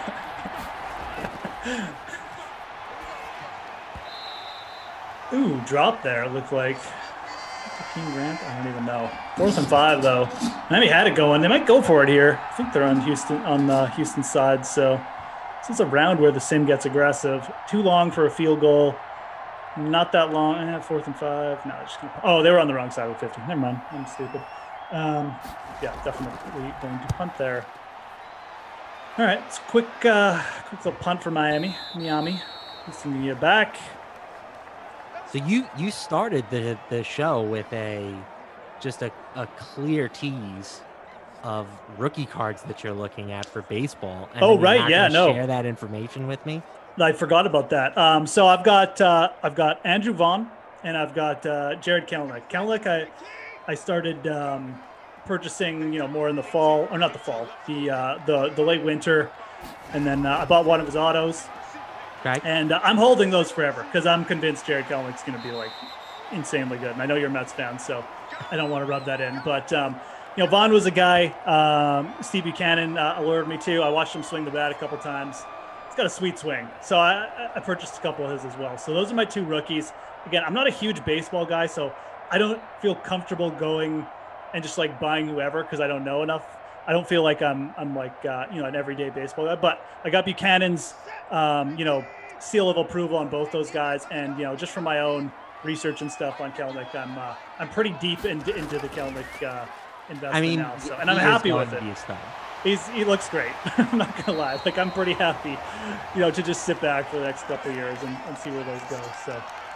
Like I said, I don't have a ton of baseball investments, so I kind of like getting exposure to a couple of young guys. So you just watch Oh, them over yeah, it's here great. and let them Very develop, fun. right? So, yeah. I like those two calls. I would add keep Ryan Hayes to the mix. Okay. That's sort of my guy that I'm trying to scoop up right now. You can be looking at that because, like I said, always on the lookout for new stuff. Short pass to Cooks there. Cooks having a pretty good start to this game. Roland says Alec Boehm going to surpass every Phillies player this year. Ooh. That is a stretch. I know that there are some people that like Alec Boehm, but that Bryce Harper guy's pretty good. Yeah. He's still pretty good, isn't he? Robbie Noble, what's up? Robbie Noble, thank you. Matty Diamond's in the building. Oh, it's going to be the end of the first Q, too. Not even paying attention here. Sean Watson, 6 for 7, 65 yards. Tua, 1 for 3, 12 yards. Yeah, Dolphins barely had the ball in that quarter. Deshaun with 30 yards rushing, excuse me. No one else with much at all. My guy, Matt Breida, pretty much a big fat 0 because they barely had the ball. Who had the touchdown? Oh, yeah, Duke Johnson had the touchdown. Cooks, 3 for 28, and that's about all it's worth talking about. So, what about on the Top Shot side, Matty? Is there anything you're like out there scouting or anything? I haven't done like a. I was keeping an eye on the marketplace for a while, but I admit I haven't like gone through. Because I'm more in just like of a hold thing. Like I might go through it and look for more deals if there is. But is there anything you're scouting, or you're kind of in the same? Yeah, I'm kind of playing the long-term game at this point. Yeah, like I don't even have any of mine up for sale, and I have a couple cards that are like, or a couple moments I should say, that are worth something now. So it seems like the flip, the easy flip is kind of over. Yeah. We've moved past that phase. It was fun while it lasted. And there'll probably be opportunities like where things might spike a bit again if you get the right card or whatever, where you could flip it. But my take on it is like if you're into it now, you missed the quick easy money at the start, but it doesn't mean you can't A, still profit off it, and B, it's still not a great long-term thing. So yeah, I'm just taking like the very casual approach. If opportunities come up, I'm going to jump on them. I'm not going to be in it for quick stuff. I would legitimately want to collect a bunch of these and see like come back to them in 3 years. Yeah, the one guy that I have kind of been making some speculative ads on, and he's not cheap per se on Top Shot because he is a rookie, but I've been buying up a bunch of Killian Hayes stuff. Oh, okay. Some cheap rookies for him, and then I bought his card was actually the first one that I purchased. I have the number 5 serial on his first moment on Top Shot. Nice. So he's missed basically the whole year with an injury. He comes back tonight. A very gifted young player, in my opinion. He was somebody that I had as one of the best players in the draft. Yep. And playing for the Pistons, I think he's going to have many opportunities over the second half of the season here. So I'm expecting him to have, some 20-plus point type games and really kind of build his stock up here, and he can join that, Emmanuel Quickly level of rookie in terms of how we're thinking about him. Interesting. See, I love it. You get some good insights.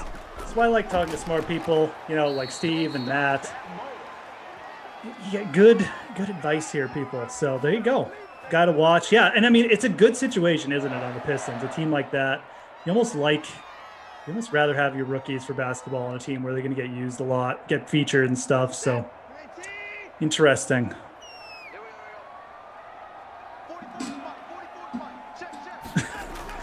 Randy says I have the Matty Ice look going on. Yeah, I guess Matt Ryan does like to wear these big hats as well. There's Randall. Let's call him Randall Cunningham. Randall Cobb. Randall Cunningham, great player. Yeah, he's fantastic. Can you imagine Randall Cunningham with Moss, just throwing up the jump balls to Randy? Yeah, it was amazing. Yeah, that guy had an arm even into his late 30s. Can you imagine Randall Cunningham though, like coming out of college today? Oh, yeah, that guy was an athlete. Like that guy could just do it all. That'd be an insane. I mean, he would be. It's like if Josh Allen and like Lamar Jackson like had a baby kind of thing, Like They'd find a way to knock him. Don't worry. Oh yeah, for real.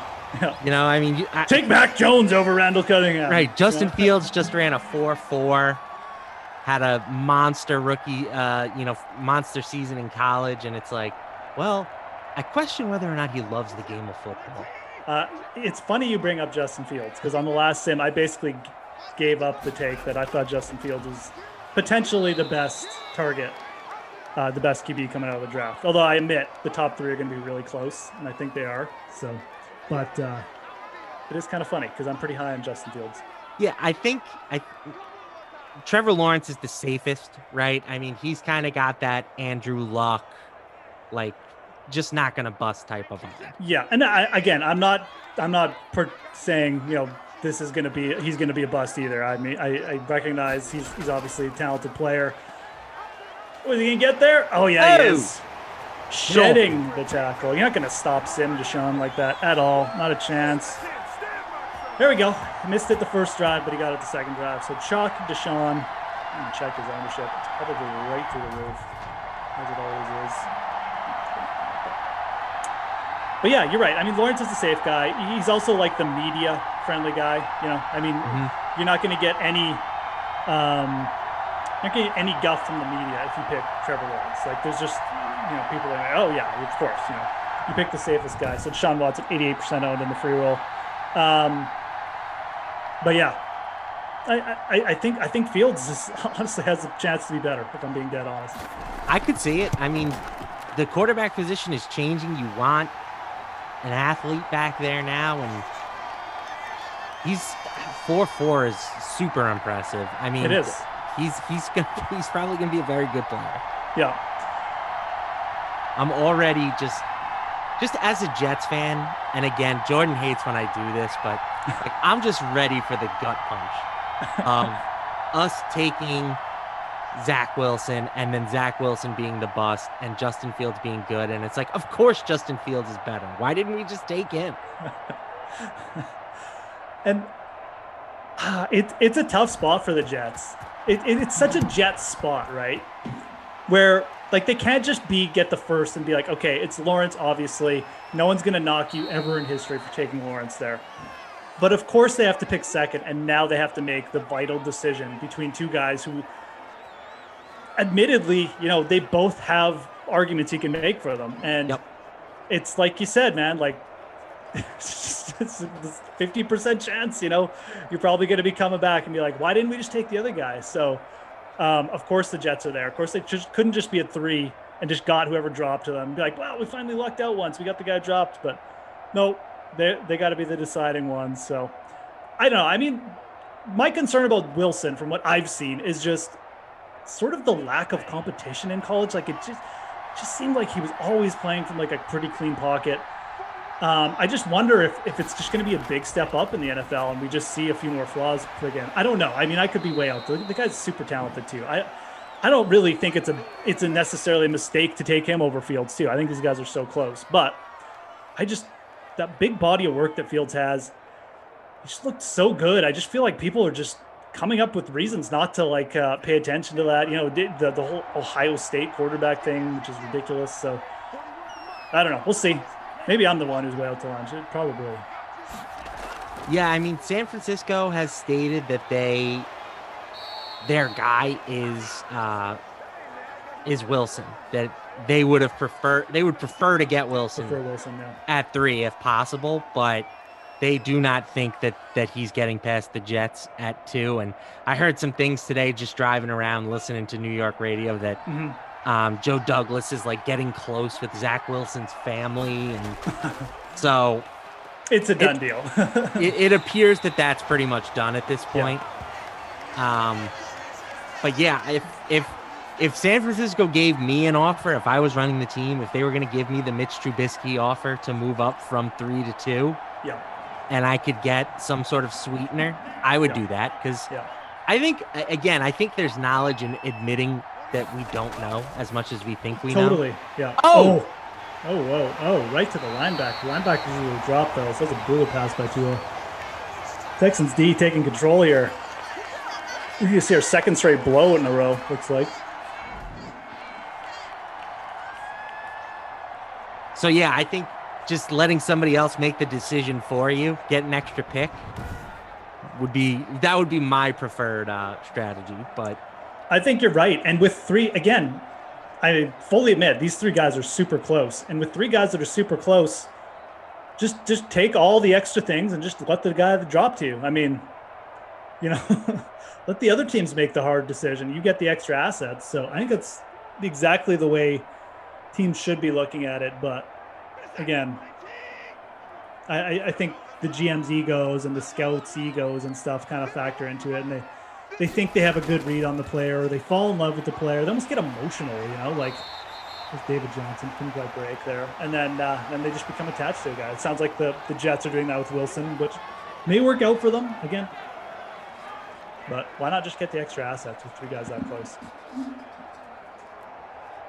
I would have been interested in the original offer from the 49ers if they were really going to give them, 4 first-round picks or whatever. It's insane, Matt. It's ridiculous. You get it? Oh, no, he didn't. Just fell short. He thinks he got it, but he didn't. It's Cooks there, if you were wondering. Cook's having a pretty good game, though. I'm very interested to see what San Francisco does.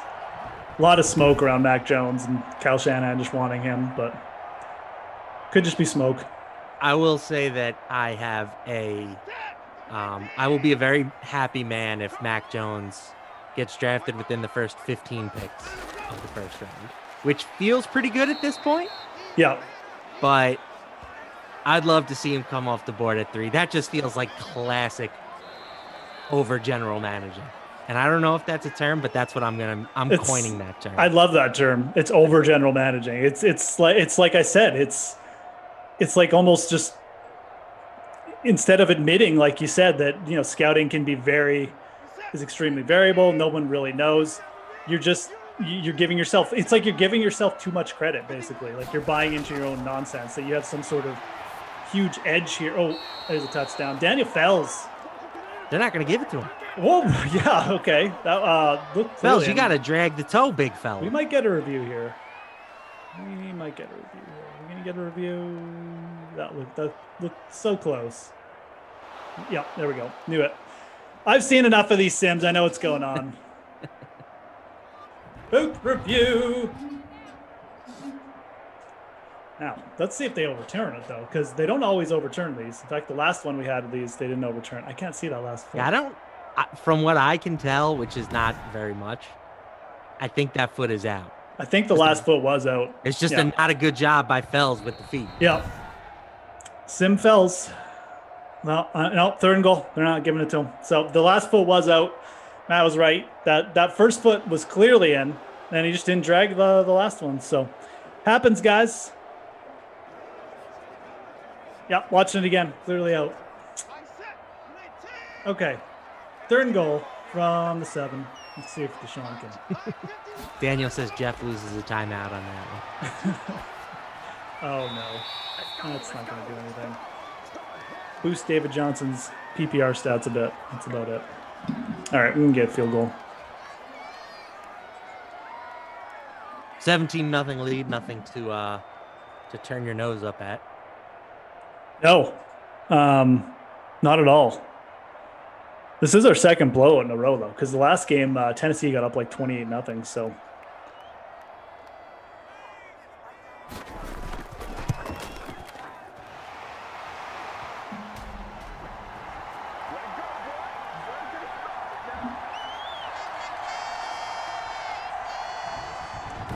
Hit that like, guys, if you could. I know it was only a field goal. Everybody wanted the Darren Fells touchdown. Sim Darren Fells does not know how to drag his toes, though. Hit that like. We're almost over 200. If you could, throw any questions in you got from Matt. Baseball, Top Shot, basketball, whatever's going on tonight. He's probably into it. NHL, I can even answer those. Yeah.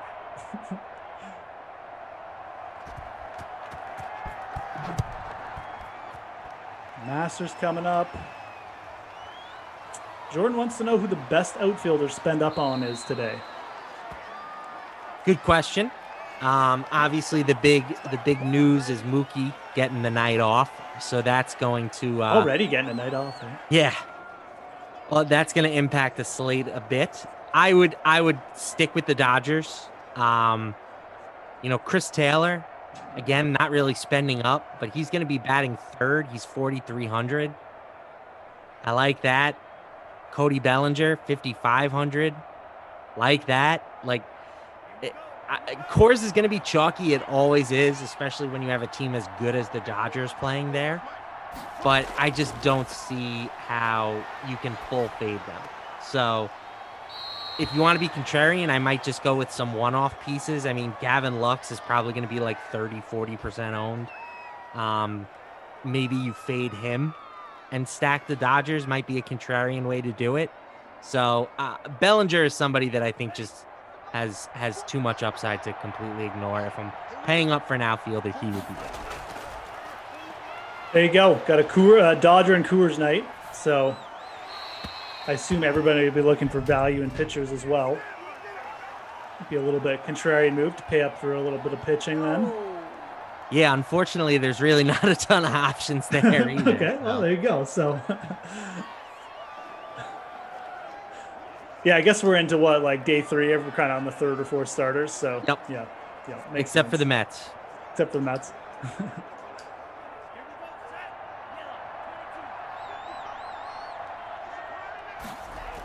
Second 11. Let's go, Miami. Let's do something before half. Let everybody know you're live. That is Wilson. Yes, Albert Wilson. Wilson! I'm sorry! Wilson! No!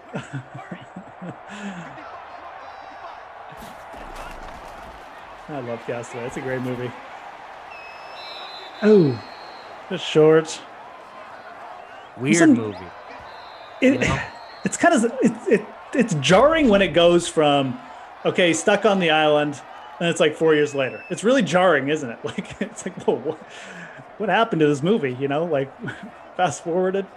There's like no music in the whole movie, which is weird. I mean, it's the right call. Yeah. Because hearing him on the island, you want to hear that water crashing and stuff. Yeah, totally. Brings in like the isolation factor and stuff. Yeah. I could just imagine being Tom Hanks filming that movie. That had to be a tough one to film. Oh yeah, I mean he had to go from like heavy Tom Hanks to, like basically starving himself, like it'd be massive body transformation. So, yeah, definitely a tough one to film, man. Had to be talking to himself and stuff like that. Like he wasn't like working off anyone. So. Yeah, I can't even imagine. I don't know where they filmed that, too. It had to be out in some kind of isolated tropical setting, too. So, we're going for it all here. He got it. Is that Wilson? Wilson! Tua bringing him back right before half. All right. Hey, that's good for me. Smash that volleyball. Smash that like. I have Al Wilson. I completely forgot Wilson was even on the Sim Dolphins. Go get it, young blood. I mean, Castaway was amazing because of Tom Hanks. Like, Tom Hanks is a great performance in the movie, I think. I still think the whole skipping over the entire 4 years is weird, but it's still a good movie. It's a solid movie. It's not one of my favorites. I wouldn't rank it up there as like an all-time classic either. It was solid. I enjoyed it. Let's put it that way. Yeah. Fair. Probably gets a little bit too much hype if we're being honest. I mean, that's going to happen. It's Tom Hanks. The Tom Hanks. I'm sure he won the Oscar for that, right? Did he win it? He won it for Forrest Gump. He won it 2 years in a row. Maybe it was Philadelphia. He won it. Yeah, I don't actually think he won it for Castaway. I want to say he didn't win it for Castaway, but I could be wrong about that. But I'm pretty sure it was Forrest Gump in Philadelphia. I think he was nominated, but he didn't win. You are correct. Yeah. Okay. I have a pretty good Oscars memory. It's one of those like useless things that I just know too much about. So Let's see who won. I think he was up against some stiff competition that year too. If I remember correctly. Winners and nominees.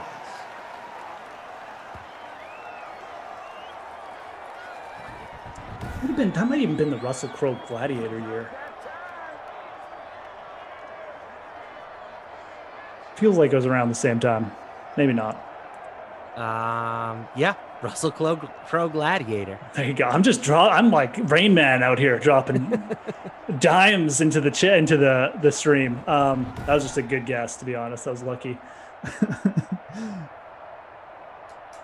Maximus Decimus Meridius. Russell Crowe Gladiator. Spielberg didn't make Castaway though, did he? Pretty sure it was Robert Zemeckis. DFS Queenie just dropping that in the chat. I'm pretty sure it was Zemeckis. I could be wrong about that. Produced by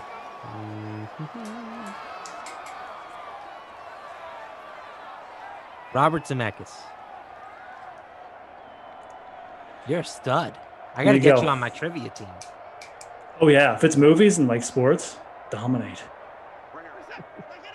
I went to like a little party once. This was like a decade ago, and they were doing like some kind of trivia thing, and legitimately, like people were getting mad at me for answering all the questions. Like, what is wrong with this guy? I love the sports and pop culture trivia. So when we were doing, when quarantine was at its height, I would make like a weekly Jeopardy game for my friends, and we would do that on Zoom. Nice. It was a good time.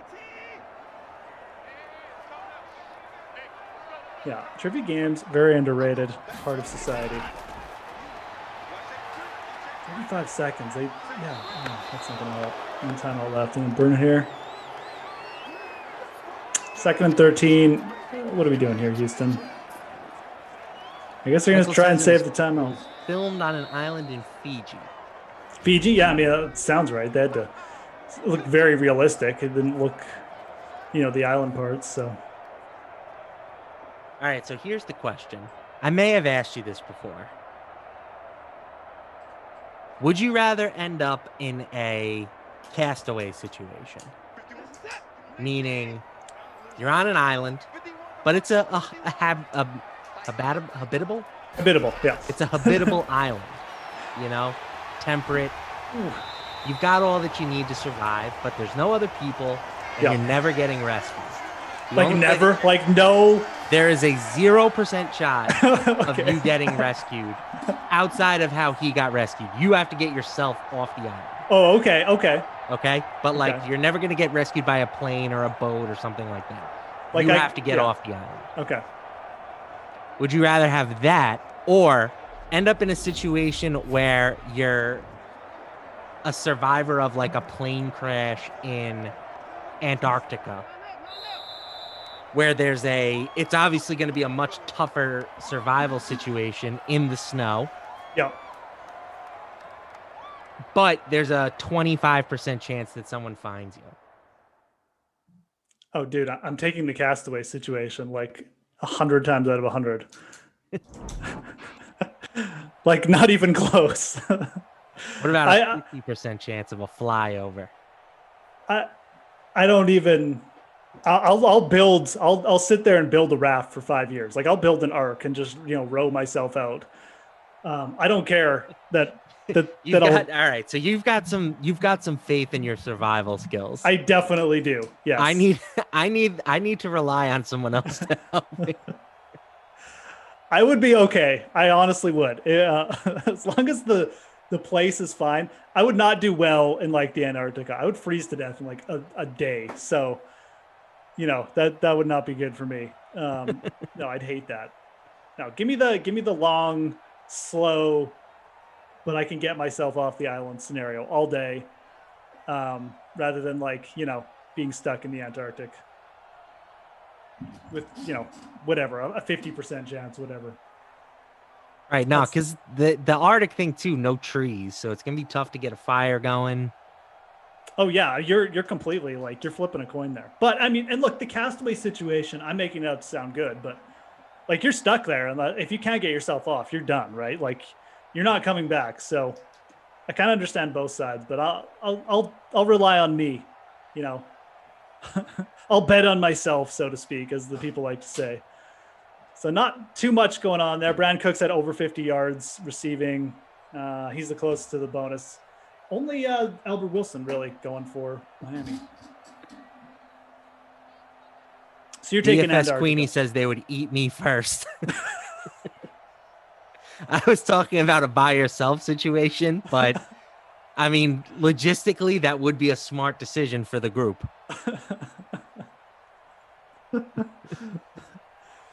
Yeah, Tiger Woods knows I already live in a place where it's like basically like Antarctica, so we don't want that cold up in here. Oh, you guys, classic sim chat. How about this from Bob Daddy? Great name, Bob Daddy. Jeff says Cody, he says to you, Jeff, Cody Glass is prime for tonight. 3 assists to Max P. Okay. Cody Glass, definitely a good source of value. Yep. Gets power play exposure for Vegas. I'm trying to think. Yeah, they take on the Wild. So Wild they have a pretty good penalty kill, but they haven't been very good lately. So I do kind of like them in that game too. I kind of like it. Absolutely. You can. If I was targeting a stud, I would probably just pay up for Shea Theodore on defense rather than pay all the way up for Pacioretty and like use maybe Glass as your value. So yeah, no, absolutely, you can use him. Edward Pride says, Jeff is Daniel Boone with a soul patch. That's right. The guy fights antelopes bare knuckle.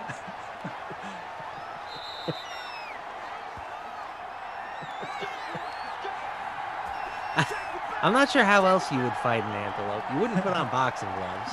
No. Make a spear or something, I guess, but I just take him down. Horns first.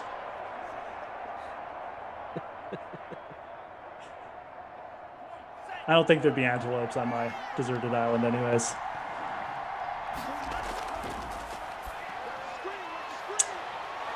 Swing pass there. Is that Kasicki? Now here's the next question. Okay. Back to our island situation. Does he survive if like the FedEx packages don't wash up with him? Ooh. Right, because he got like the skate that he used as like the axe. Right, and he ripped his tooth out with it. Yeah. So those were important. There was some video cassette tape that he uses like rope or something. Yeah. And of course, Wilson! Wilson might be the most important of those items. It's a good question. I'm going to say yes, he would have survived because he still could have eaten and the coconuts. He could have got a spear for the fish. He had a harder time getting off the island though, for sure, without all those tools. So I'm going to say he survives. Ooh, that was bad around. Bit of an air ball there by Tua. I'm going to say he survives, but does he get off the island? I don't know. Right. I don't know, man. Yeah, that's the better question. I get, maybe, but maybe it takes longer. I don't know.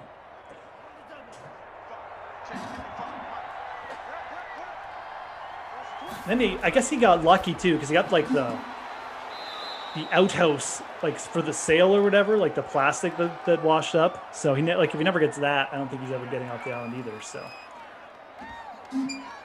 this is all just talk about how insanely lucky Tom Hanks got in Castaway. I also think about what was in that package that he didn't open. Did we ever see it? Did they open it at the end? Yeah. Because I know he delivers it. He just delivers it. Like, what if he opened it up and it was like, oh, here's a a fully charged, a walkie-talkie, global cell phone. Yeah, global cell phone. It's pretty ridiculous. Of course, he's opening that. Like what, 4 years?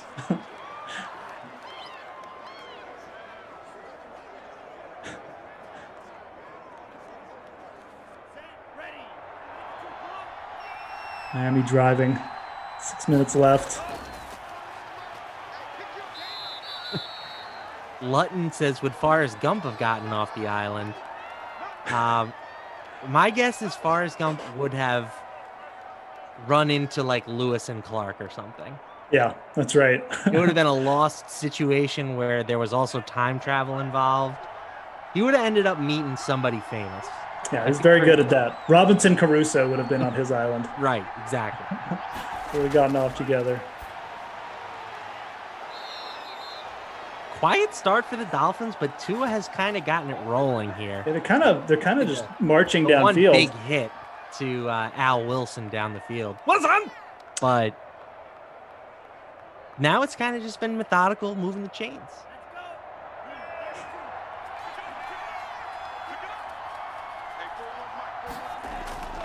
Vander Catter says, Boban going 30 for 30 tonight. Oh, baby.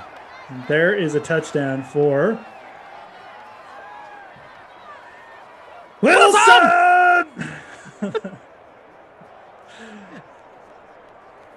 like it. We timed that perfectly. But yeah, 2 touchdowns, man. Wilson going nuts. Hope you used them. I didn't. I did. I'm in 399th in the main free roll. That's before the Wilson touchdown here. So we'll be moving on up. Al Wilson 2.3% owned there in the captain spot. So if you use them there, you're in a nice spot. Definitely the guy with the he's got 37 points in the captain spot now. So only 27% on the flex too. So pretty low owned. Most people targeting the Houston Texans wide receivers. Matt says, oh, yes, I like that. That is my captain. DFS Nice. Queenie wants to know if Boban's starting. I have no idea, but Matt might know. Yeah, he is. Oh, I boy. assume that's why people were saying 30 for 30. I mean, it's actually a legit possibility, too, when he starts. So Boban is going to have a day.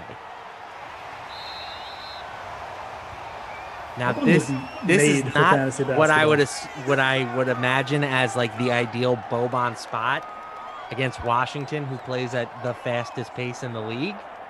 But giddy up. Even if Boban gets 15 minutes, he's a good play at 3,100.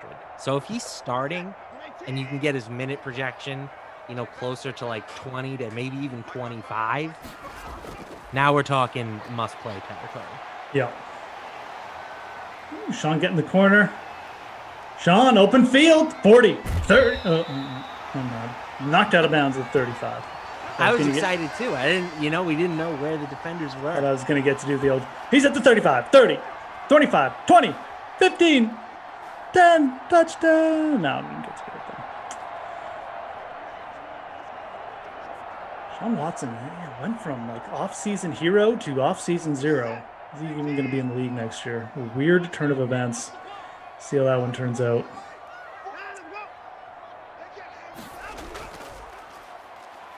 Hand off to David Johnson, who will be back with the Texans next year. Bulldozing dudes. With Mark Ingram in the backfield, though. That's going to be a disaster for fantasy. Another sad running back story. Yeah. I think we'll always kind of think of Todd Gurley as the guy who injuries really ruined him, but yeah, man, David Johnson in his prime, that boy was so good. Was dangerous. Yeah. He had basically 2 years where he was just, out of the backfield as a runner. Yeah, breakaway waiting to happen. Amazing receiver. And then, he broke the wrist with Carson Palmer one year. He came back. I can't even remember what happened. I think he did something. It wasn't like a major knee injury, but he had some kind of broke something, and then I don't know. And then he just came back, just didn't seem to be the same. Definitely looked his last year in Arizona. To be honest, I was high on getting him that year, and he got some good volume, but he was mostly terrible. If we're being honest, like he looked bad. So I drafted him, I think 5th, maybe, because there was things got weird with that Zeke Elliott holdout. Yeah. But he was going in the first round, and he was not good. Yeah, he would like some people. You were either in or out on him. And a lot of drafts, I remember that year. Like he was going lower than that too, even I think. But that was a weird year because of the Zeke thing. I tend to just fade those guys who now are holding out. Easier to just write them off. Let someone else take the risk. Yeah, like that's just not me. It gets to a point where I'm willing to roll the dice. Oh, absolutely. If it falls far enough. But they never seem to fall far enough. Like the people are just like, oh, it's just a holdout. He'll be back. You know? Right. Which it honestly worked out with Zeke, but it did not work out with Le'Veon Bell. No, that year was that was a really good fantasy year for me because I had 0 Le'Veon Bell. Second one, just missed the first down. Did Zeke end up missing games that year? I can't even remember. He played week 1, but it was like a limited role. That's right. Yeah.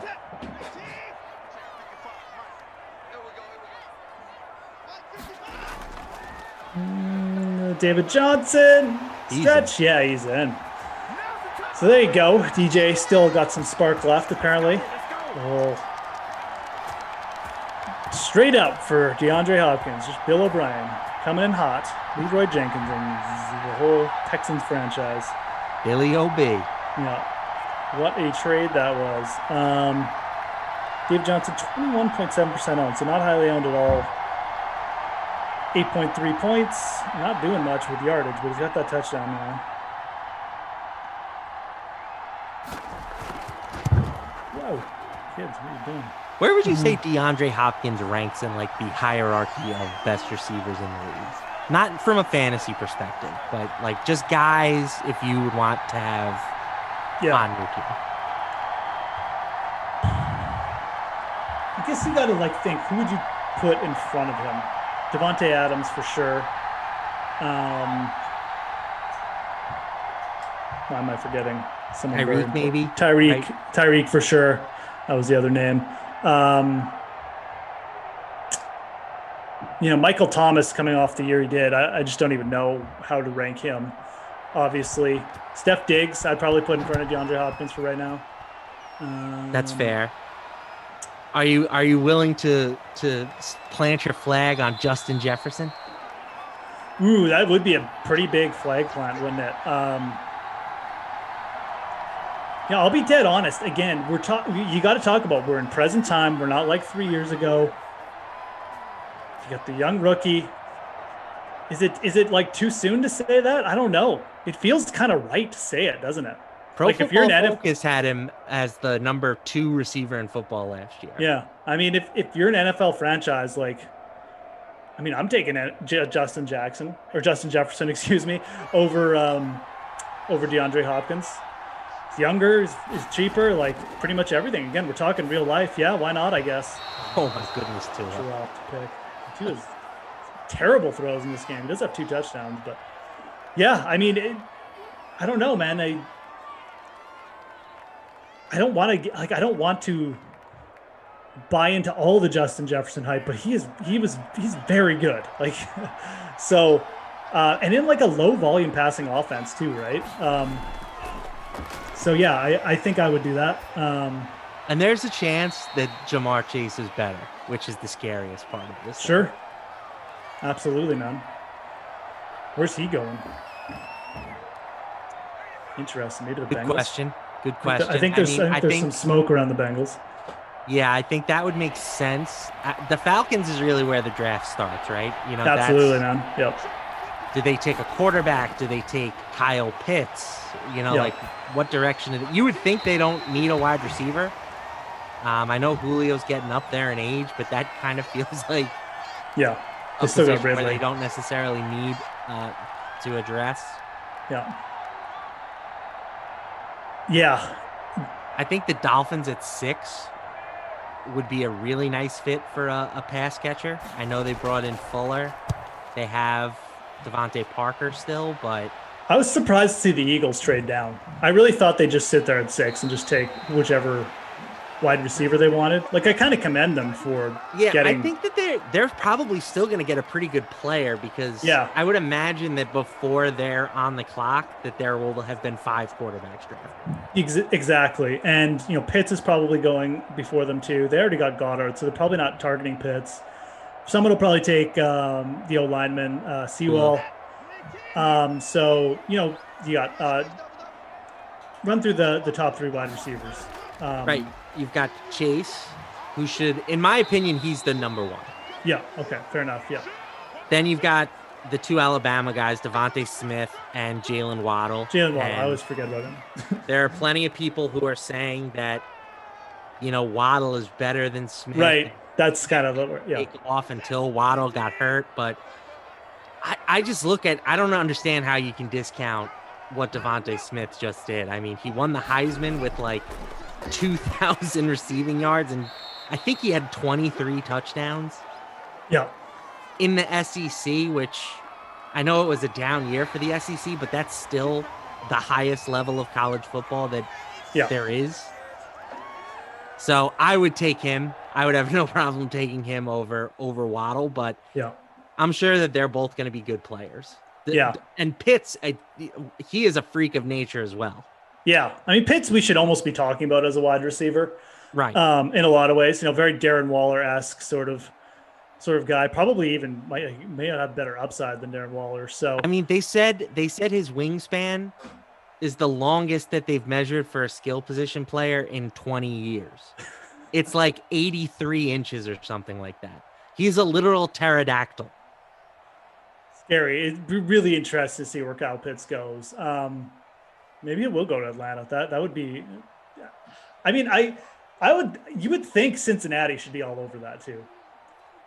I know Cincinnati's got the Chase connection, the LSU stuff, but man, Kyle Pitts, you already have ideally they'd take Sewell if they could. Yeah. They really need to do a better job of protecting Joe Burrow when he eventually does return to the field. Yeah. But if they can't get him, sure. Any premier pass catcher would be nice. Yeah.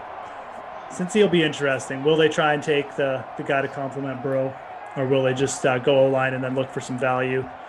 They have a pretty high second-round draft pick too, so whatever they don't take in the first round, they can probably address in the second. So Kaufman popping in to let everyone know. NBA lock in 5 minutes. Get your Kaufman lineups in. Make sure you guys all put in extra work, please, today, so you can let's make this a 0 Kaufman day. I want Kaufman to get swept in his head-to-heads today, okay? If he's sent you an invite or whatever.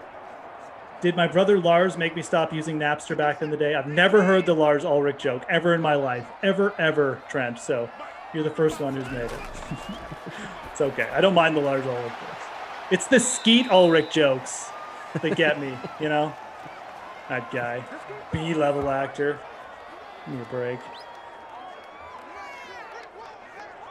Skeet. I've heard that name. I couldn't tell you a thing that he's done. Wasn't he in Scream? Oh, he was the bad guy in the first Scream. Okay.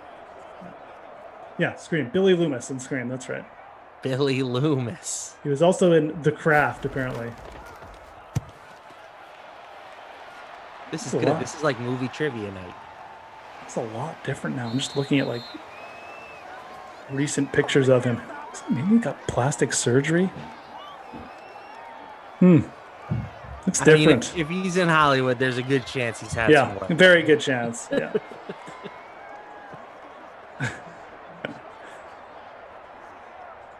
Anyways, like I said, Lars Ulrich one's fine.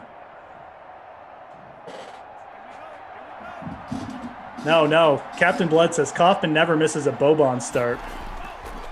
No, Kaufman, fade Boban. You don't want to play him. He's terrible.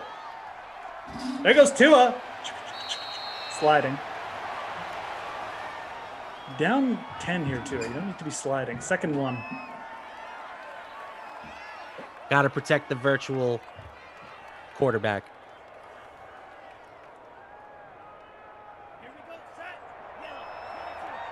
Yeah, so it looks like, back to the Philly thing. They're at 12 now. They might just, Waddle drops, maybe they'll just take Waddle. Or if Smith drops, they'll just take Smith. So It seems like that's kind of what they're into. I mean, we got Pitts and 3 wide receivers and 5 QBs. That's 9. Someone's going to take Sewell. That's 10. So, Right, you know, and there's a good cornerback, I think, that they're talking about. It's like a top 10 pick. Yeah. And where does I can't remember. Does Dallas pick in front of Philly again? It would make sense for them to. Let's see. NFL draft order. Yeah, we need to get this up so we can make sure that we're giving our full attention. They picked 10. Yeah, so Right, they're so probably it's Dallas 10, Giants 11, Eagles 12. Let's go over this. Okay. Quarterbacks to the first 3. Atlanta, wild card. Possibly Pitts or a wide receiver or a trade. Cincy, could be O-lineman, could be a receiver. Miami, everything's on the board with them. Yeah, wild card. Yeah. Detroit, same thing. Could easily end up taking a receiver, could be trading. Could just go, they could make the first defensive move as well because they got a defensive coach. I could see that. Carolina is primed to be the move-up spot if Atlanta doesn't want a QB. They could even be the ones who take Trey Lance. Yep. Denver, I don't think Denver's taken a wide receiver after getting Judy and now Cortland Sutton and Noah Fant. So, I mean, they're also definitely a big quarterback team. Yeah. Yes, that's true. Yeah, they could. They might have sights on Trey Lance or something, so you never know. Flag is probably getting called back. Holding. Too bad, because it's a fantastic round by Tua, but that's coming back. Almost guarantee. Yep, holding. And then you've got, after Denver, Dallas and New York. Like, neither of those guys are taking wide receivers. I'm sorry. Right. That would be a mistake. So when you look at this from Philly's perspective, they're getting one of those top 3 wide receivers. Unless there's some massive trades up, which could happen, I'd be pretty shocked if Philly didn't get one of those 3 wide receivers or Pitts to drop to them. So maybe it was a pretty smart move because there's at least 3 teams there who aren't going to be in on the wide receiver market. So you think that they should zero in on wide receiver? I kind of do. I mean, I don't think they have to. It's a wide receiver, right? Like, you can definitely get good wide receivers in the second, third round. So I don't think they have to, but if they're, it's definitely a need for them. I don't think Rager is like going to be a wide receiver 1 or anything. Okay. And they got Goddard, which I like, but I think realistically, it wouldn't not be buying the worst Travis idea. Fulgham year. No, not really. He looked good. He looked decent, but again, not a guy I'd want to be relying on. I will say the mock draft I'm looking at has them taking Devontae Smith. So yeah, I think it would make sense for them to do something like that. Give Hurts a little bit, give your guy a chance here. Give your offense a chance. He's still got a pretty good D-line. The other thing that they could do is go, like, I think it's Slater is the other good O-lineman. I think it's Rashawn Slater. I can't remember. But they could definitely go him, although I don't know if he'll last because someone could move up for him. The Chargers might be interested. So you ought to think Dallas will go cornerback. The Giants might even be interested in cornerback too. Carolina, I really feel like Carolina is going to be – they might be the ones that go take a chance on Trey Lance. Take a chance on Lance.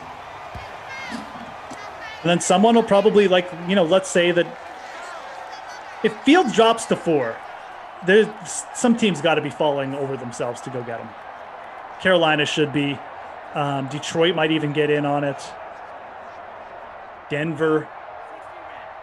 Teams from way back, like New England, might even be like, well, we got to try and get this happen. So I think you'll see at least one big trade like that. I can feel that coming already.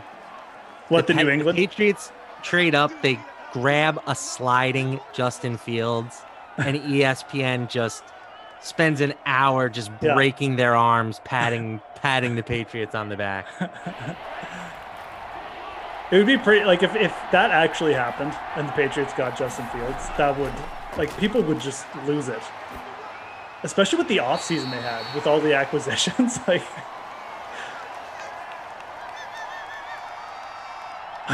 just got a real feeling that San Francisco is actually going to take Mac Jones there. So I kind of hope they do, just because I want to see who has the balls to, throw everything at the tank and move up for Fields. Or maybe Atlanta just takes them too. It's a long field goal, 55 yards. Yeah, I don't think it's got the leg cotton. No, it's a bold strategy though.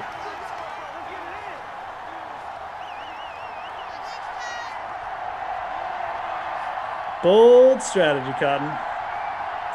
He is not going to be able to see very well.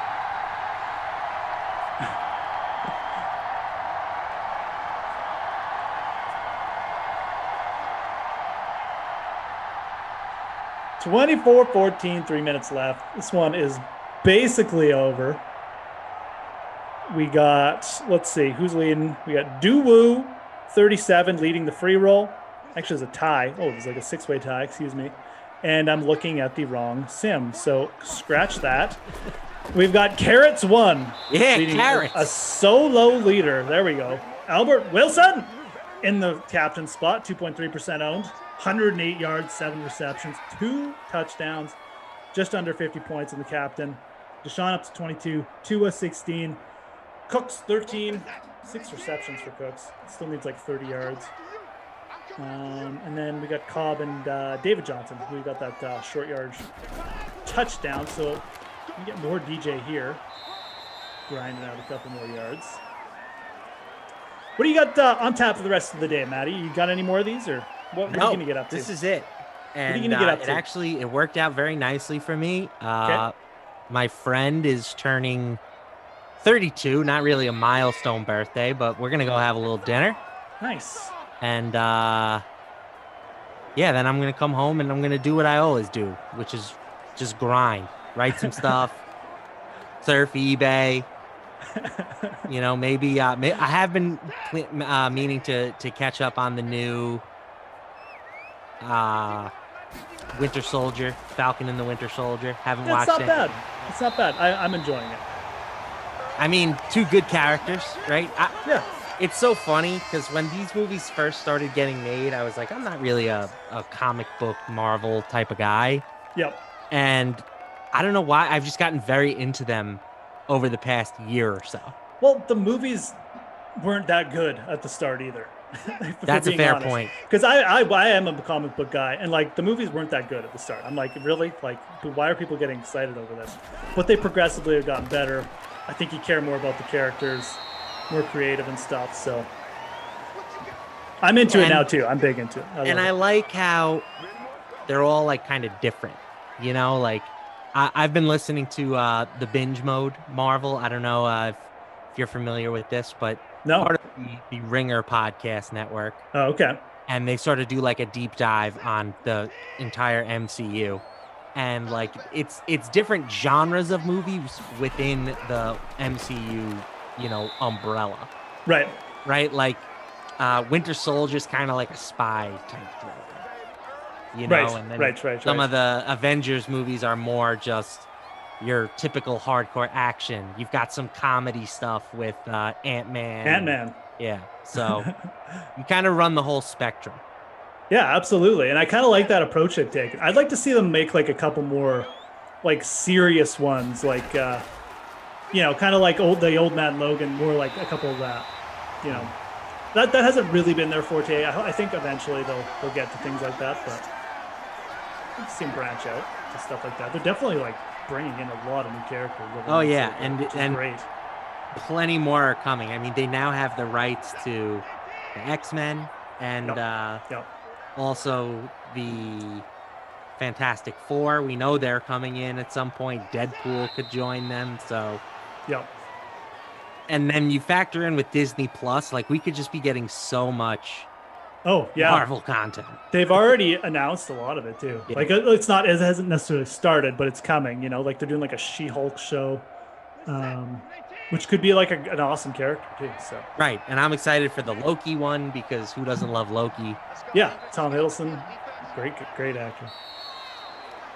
Absolutely, man. Yeah. Disney, so anyway, really that's my plan for the evening. That sounds good. There's a kneel down, folks. So that's it. 24-14. Didn't get much change on that drive at all. Yeah, WandaVision was creative. Like, it was different. I liked it from the perspective. It was just different, right? They took a little, like, grabbed a couple things from old comic storylines and kind of blended it in. Made sense. It worked. Super different, but kind of Super. cool. Yeah, the first few episodes were like, what do you like? If you were just watching it to sit down, watch like an Avengers show, you were probably disappointed. And I admit, I didn't get into it right away, but I kind of had the idea, something better was coming. But I think it's a good setup for like future stuff too. So made sense, and it was creative. It's kind of cool. It's good. Well put together. Let's put it that way. Carrots just held on, dominating 2-point win. Albert Wilson. Jeff, I want a dime. There you go, buddy. Grind out that stuff. Grind it out. I don't even need to ask this because we know the answer. But who's your Krusty Goffin player of the game? Oh, you needed to ask. Wilson. Wilson, no. Albert Wilson, huge game, 2 touchdowns, over 100 yards, 7 catches. One thing's for sure, after this sim, Jeff, you will not forget that he plays for the Sim Dolphins. No, I won't. Taking years off, though. I mean, I remember touting Albert Wilson when he came into the league. He's a high spark guy, good metrics, whatever you want to say. So he's been around for a while now, but yeah, wasn't around last year. So we'll see if he latches on anywhere. Monster game, though. Who's your babysitter Billy guy you wish you hadn't played? Well, for me personally, it's Shaquem Grant, but the real answer is Matt Breida. Yeah, my guy. Terrible. 60% owned in the free roll. He might have been even higher in the SimFam contest, and 7.8 DK points at 10,400. Not getting the job done. No, real shame. Matt Breida just dominating as a receiver and stuff for the Dolphins most games, but today didn't bring it. He is the Babysitter Billy, not my kid award, because he was terrible. Let's go through the schedule for the rest of the day. Then we're going to let Matt get back to his grinding and his celebrations. We've got... No, that is not the right schedule. Okay, give me a sec. Here we go. The next sim going to be Eagles at Panthers, Rossi and Tom C. So Tommy Carroll. Eagles at Panthers, and I'm not actually sure who's on the next one. Let's see. I'll bring up the schedule here. We got Rossi and Tom, Eagles at Panthers. Then we got Kaufman and Tom bringing us home, Colts at Jaguars. The Jaguars, those are your last 2 sims of the day, Eagles, Panthers, Colts at Jaguars. Matt, a pleasure as always to join you for a sim today. I was going to be with you tomorrow for one, but Kaufman and I switched places, so I'll be on the early ones. You will have your spot, Sounds like your my first loss. spot with... I mean, it really is. I'm not going to lie. But, you don't say that to Kaufman. You'll hurt his feelings. So, anyways, for me, Matt, Michael in the back, Daniel in the back, Kyle, guys, have a great rest of your Saturday. Talk to you again soon.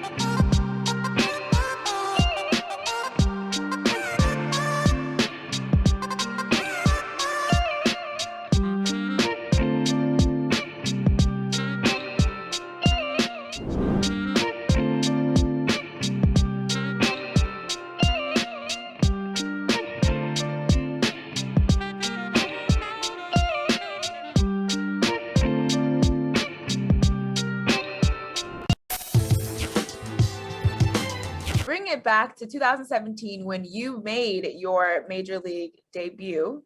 What was that like? I know the minor league journey can be a rough road. And so to finally get to the major leagues, the goal that you've been always wanting to reach ever since you first started playing baseball, what were your initial thoughts when you heard you were going to be called up? So I did 8 years in the minors. I mean, that's a grind. Right. Everyone knows that who's ever been in the minor leagues that for one to stay in there 8 years, there's a talent there. You just got to figure something out, and everyone sees that. Just to be there for 8 years, and then getting that call, I remember I was telling my team, I was like, man, I don't think I'm gonna get that. I'm just gonna pack my stuff up and get ready, get done with the season, ready to go home. And we were playing the Yankees, they're AAA. And he came in. We got done with the game, and he called me in his office like, "Hey man, yeah, we need to talk to you for a second." And my hitting coach is crying. Like he came to my locker and he's crying. So I'm like, "Yo, like, what's up, man?" Like, I'm thinking like someone died and he needs like a shoulder to, like he needs someone to hug. Yeah, like I didn't know what happened. Like, "Oh, yo, what's up? You all right, man?" And he's like, "Man, come to the office." I was like, all right. And I didn't know what was going on. I'm thinking something wrong with my family.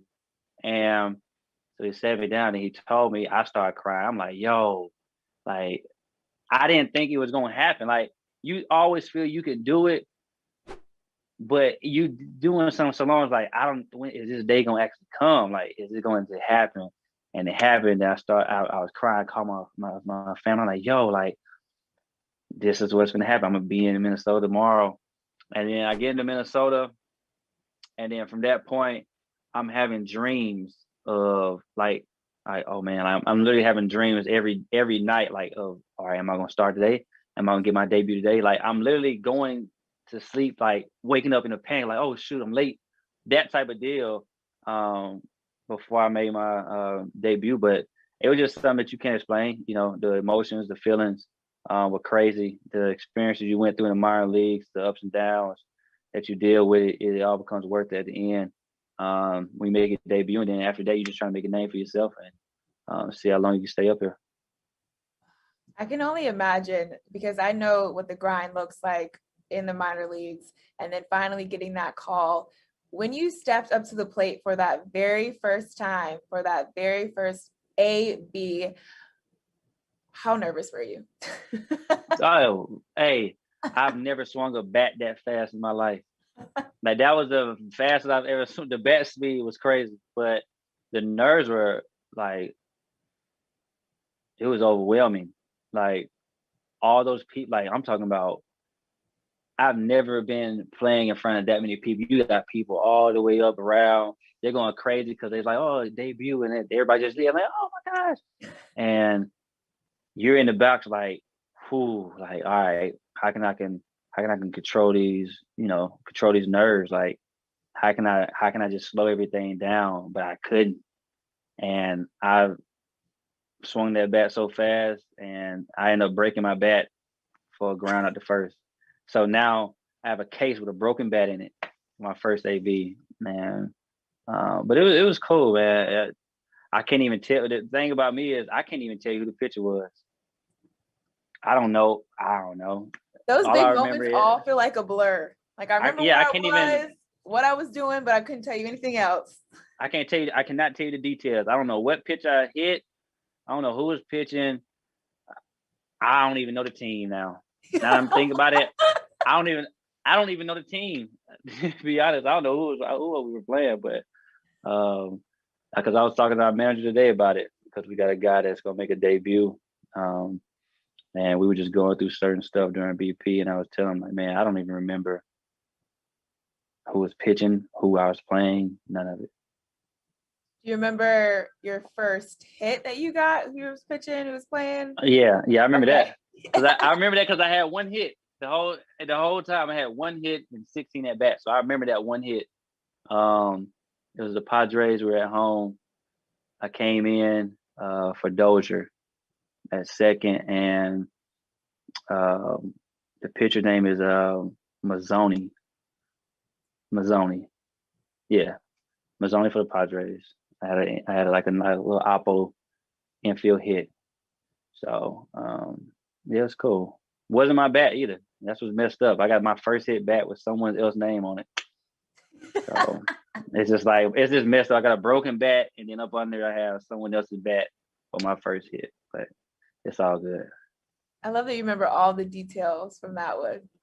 All the details. How did you control, like, as you moving forward from that first AB? I just even think, even if it wasn't my debut, when I step into the box, a lot of games, you have those nerves, a little bit of anxiety that runs through your body going up to bat, and it subsides maybe first pitch or maybe after the first AB. Did it subside for you, or what did you tell yourself? How are you able to control your nerves to remind yourself that it's easy, right? Just how you play defense, that all of it is just what you worked on before. Just being up here in the big leagues, like, you gain confidence. So, as you get comfortable, I believe, confidence goes up. And then you're able to play your best baseball. You're able to be the best version of the player you are in whatever sport you are. So when you're kind of uncomfortable, don't really know, you're uncertain, I feel you kind of lack a little bit of confidence because you're not sure if you belong yet. But then once you like, oh no, I'm supposed to be here, then that goes up. Your confidence, boom, goes right up. And so those nerves kind of go away. But the butterflies of competing, that's the thing that, every game is just like, boom, like I'm just like, all right, yeah. Like I know you there, but you gotta see me too. Like, it's that type of thing for me. And so I get like those little butterflies of just like, I'm ready, like I'm coming at you over and over again, like that type of butterflies rather than a nervous type thing. And so that just comes with time, I feel. Where those nerves go away, but you still get those butterflies of just going out there competing and want to, do your best. Yeah, I get them before every AB, before my first AB. After my first AB, they're completely gone.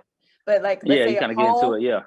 I'm home, so I'm in the outfield. I still have a little bit of butterflies ready to go. But then as soon as I hit the box for my first AB, it's done after the first pitch. Then I'm fine the rest of the game. With being in 8 seasons in the minor leagues, as you described, what keeps you motivated to keep pushing, to know that your time will come to get the call up to the MLB? How do you stay focused on that goal? I just feel so many people give up at a certain point. Yeah. When I was in that point, I was saying to myself that there wasn't something that I couldn't do. Like I've always done whatever it was that I was trying to do. So I never like failed at a goal that I had. And so I just kept that with me. Like, you can do this, but it gets to a point where you're kind of sitting there like, man, it's taking this long. Like, is this going to happen? And so, but I always remind myself like, hey man, everything you set out to do, you've done it. So what's the difference with this? And so that kept me going day in, day out, just like, no, man, there's something. I'm in this position for a reason. If I was supposed to be here, then I wouldn't be here. So something is, keeping me here. So what is it? And then you find out like, oh, okay, I'm supposed to be in the big leagues. And so that was for me. I just always knew that if there was something that I set out to do, I always achieved it. Motivational speaker. You can do it. Yeah, I can do it. You got to think that. After your first season with the big leagues, you elected to become a free agent and ended up signing with the team you're with now, the Detroit Tigers. What led up to that decision for you to want to go with the Tigers? I felt the Tigers, the Twins kind of, you can get used to someone, you can kind of get used to what they're doing. So you kind of take it for granted, and then you kind of can't see the value anymore until it's on the other side, until you're in the dugout, until you over here. Now I got a whole nother jersey on. Now you got to throw this ball to me. And so You know, I remember the manager, Paul Molitor. I remember I saw an interview and they asked him something about him. He's like, I don't know what's going on, Nico. It doesn't matter what we're throwing him. I don't know what's going on with him. Because I think I hit like 7 home runs in 2018 just off the Twins. And so you're able to just, you know, you got that thing with, all right, y'all didn't want me. Let me show you type deal. And but yeah, that was the kind of situation. It was just kind of I see the direction they're trying to go in, and the people they had in the big leagues, and it just wasn't a good fit at the time.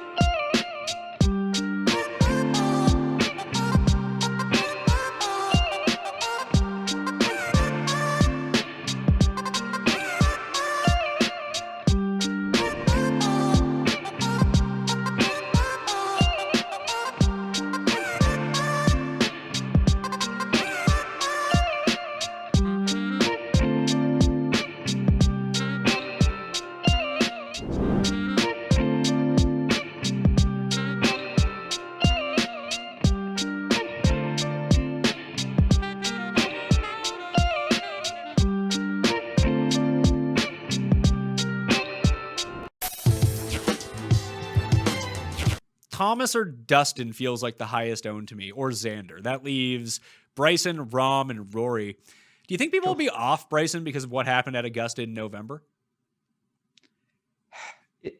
Maybe this is just me. That feels like so long ago. It does. And since then, I truly think that any residual from that has been washed away. When people think of Bryson, they think him hitting over the lake now. Like that's just the new memory right now. So he does feel, I think, a little overpriced, and he was like third, right? Yeah. But I would tend to say that most people will go to JT, but all these guys, as usual, will carry ownership, of course. Yeah, Rory strikes me as probably the one that people will get pensive about, but then everyone will talk about how no one's owning Rory, then Rory will end up 17%. This always happens with Rory. Talk about a tradition like unlike any other. And then he's hit in the azaleas.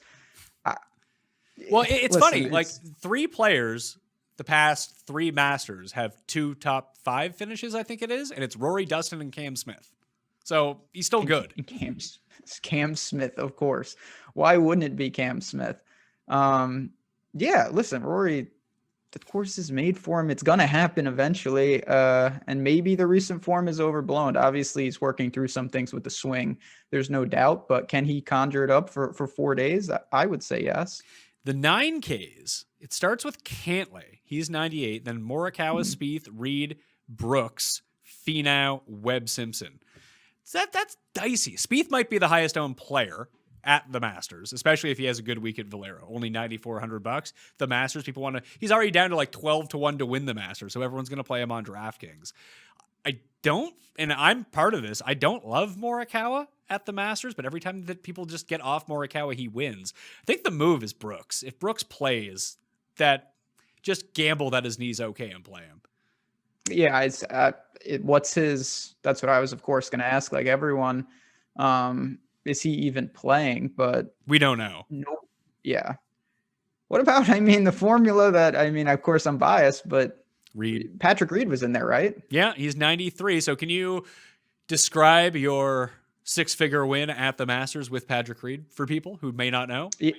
Yeah, that was a formula that I think a lot of people, they looked at Reed's course history and they weren't really there. And this is a guy that I always feel is a little under-owned and under kind of respected because people don't like him. So I leveraged with him, and I had Rory around him and some other guys that were able to hang in, and Reed obviously got it done, led to a breakthrough for me. And I, of course, he's a little more priced up now, but I think that concept still holds. Like if he's around, if he's sandwiched or near Morikawa and Cantlay and those guys, Reed is someone who can win. He gets it done. And his form to me is not really relevant. He just gets going. He's a true grinder.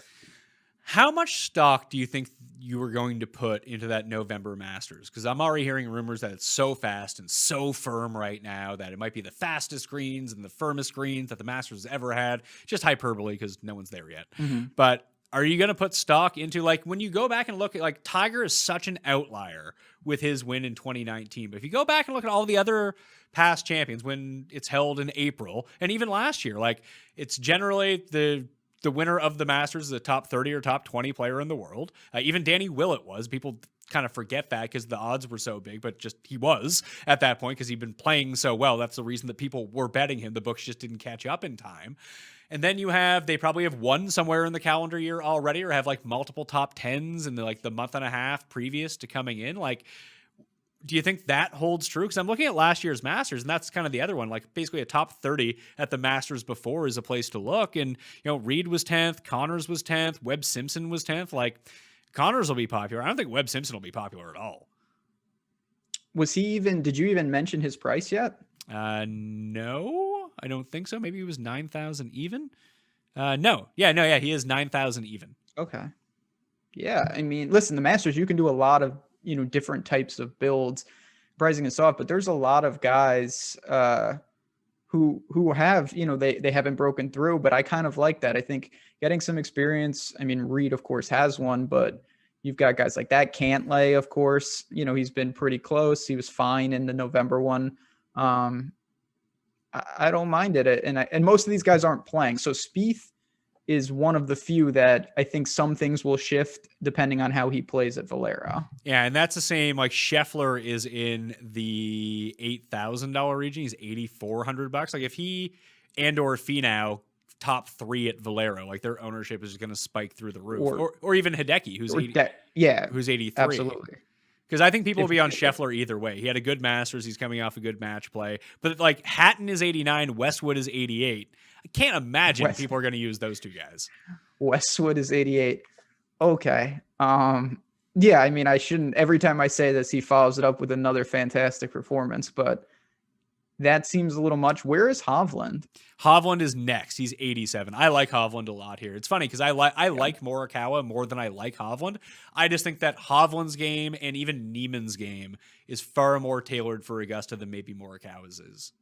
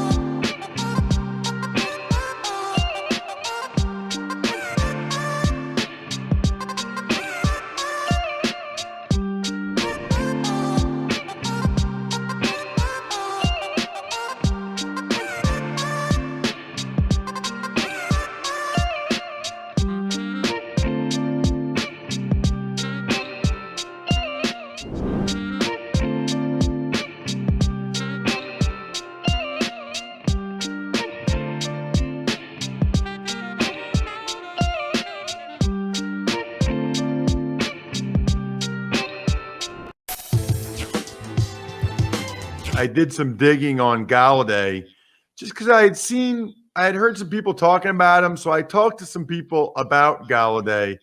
I thought it was a little weird that there wasn't more of a market for him. Yeah. So it was weird that these teams all wanted him to visit first and that he The got injury stuff, yeah, I think was a problem. well, so there's a few things. One is on the purely football side, there's question about his ability to separate, and there's some concern he's mainly just a bigger bodied contested catch guy and not a guy that gets a lot of natural separation. Yep. Then, there were a few things that happened in Detroit last year off the field, even when maybe his injuries were behind him, but he still wasn't out there on the field. Yeah. And look, maybe he did the right thing. Maybe he's like, I'm not feeling healthy enough. I'm not going out there and re-injuring something for this terrible team when I'm going to be a free agent. But there were just people that were concerned about him. So I'll be very curious to see how that works out for him with the Giants. Yeah, no doubt about it. It's like a chicken or the egg thing too with he's a great contested catch guy. He's great. Why? Well, he has a lot of practice because all the catches are contested because he doesn't get separation. But, on the other hand, the guy's never been under 15.2 yards per reception, and a career number of 16.8 in 4 years is pretty hard to argue against. He can make plays at all three levels of the defense. He can stretch the field from that X receiver spot there on the outside. And then he knocks everybody else down a peg in terms of his Danny Dimes' guy, Shepard, who I've always loved. And then Darius Slayton, you can kind of move him to Z, and Evan Ingram, of course, as well. Now, all these guys are injury risks. This could all blow up, but certainly on paper, Ross, it really does look great. I thought that Jason Garrett kind of found his way working with Evan Ingram as the season progressed. You noticed different routes that he was running, and he was a little bit more productive. I know he was not wonderful. You bring in Kyle Rudolph, who's a good blocking tight end. Obviously, you get Saquon back. That's huge. The offense should really go through him. You get Nate Solder back as well. I give him a lot of credit, too, for at least trying to upgrade the offensive line. We'll see about Thomas and Hernandez and Solder. It's not a great line, but maybe it won't be terrible. But at the end of the day, I'm a Daniel Jones believer. I know people like to make fun of him and all that, but Ross, the man is 23 years old. 23 years old as we sit here, and a lot of people are already writing him off, which I think is absurd. I believe he's got the talent to be a star. It does have to all come together. We need some fine tuning and we need a lot of things going well, but show me where he's deficient. He's athletic. He's got a good arm. It's a live arm. It's not a cannon, but it's good. He makes all the throws. Ball location's good. Accuracy is very good, very athletic. Obviously, the deficiencies are ball security, of course, but at least he did improve in that regard, improving the interception rate, and he fumbled fewer times. So he's shaky, man, but there's a reason you can get him 200 picks into a draft too. I'll take him 1,000 times out of 1,000. Like right now at like 190 overall in best ball, which is like where he's going off the board. Nothing but upside there. Speaking of quarterbacks, let's talk about the guys that moved or at least re-signed this offseason. Fitz to Washington, Jameis New Orleans, Andy Dalton Chicago, Cam Newton back in New England. Even maybe you should mention Tyrod Taylor in Houston with all the Deshaun Watson stuff. Jacoby Brissett with the Dolphins.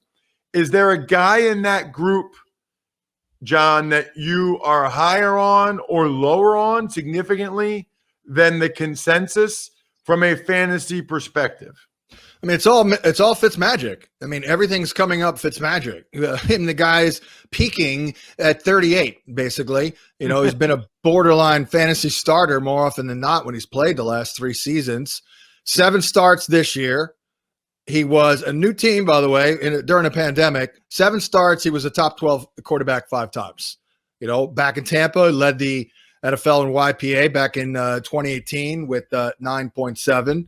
McLaurin's going to love him, obviously, and vice versa. He'll love McLaurin. Fitz is much more aggressive than Alex Smith, obviously. almost double the average depth of target from Alex Smith. He was really underhanded throwing footballs. So yeah, you add in Curtis Samuel. I was kind of hoping for that big X receiver. They may still do that in the draft, but certainly Curtis Samuel knows the offense, of course, with Ron Turner and Rivera. So he'll get the most out of everybody. And that's what you love about him. I also think it's solid news for Logan Thomas.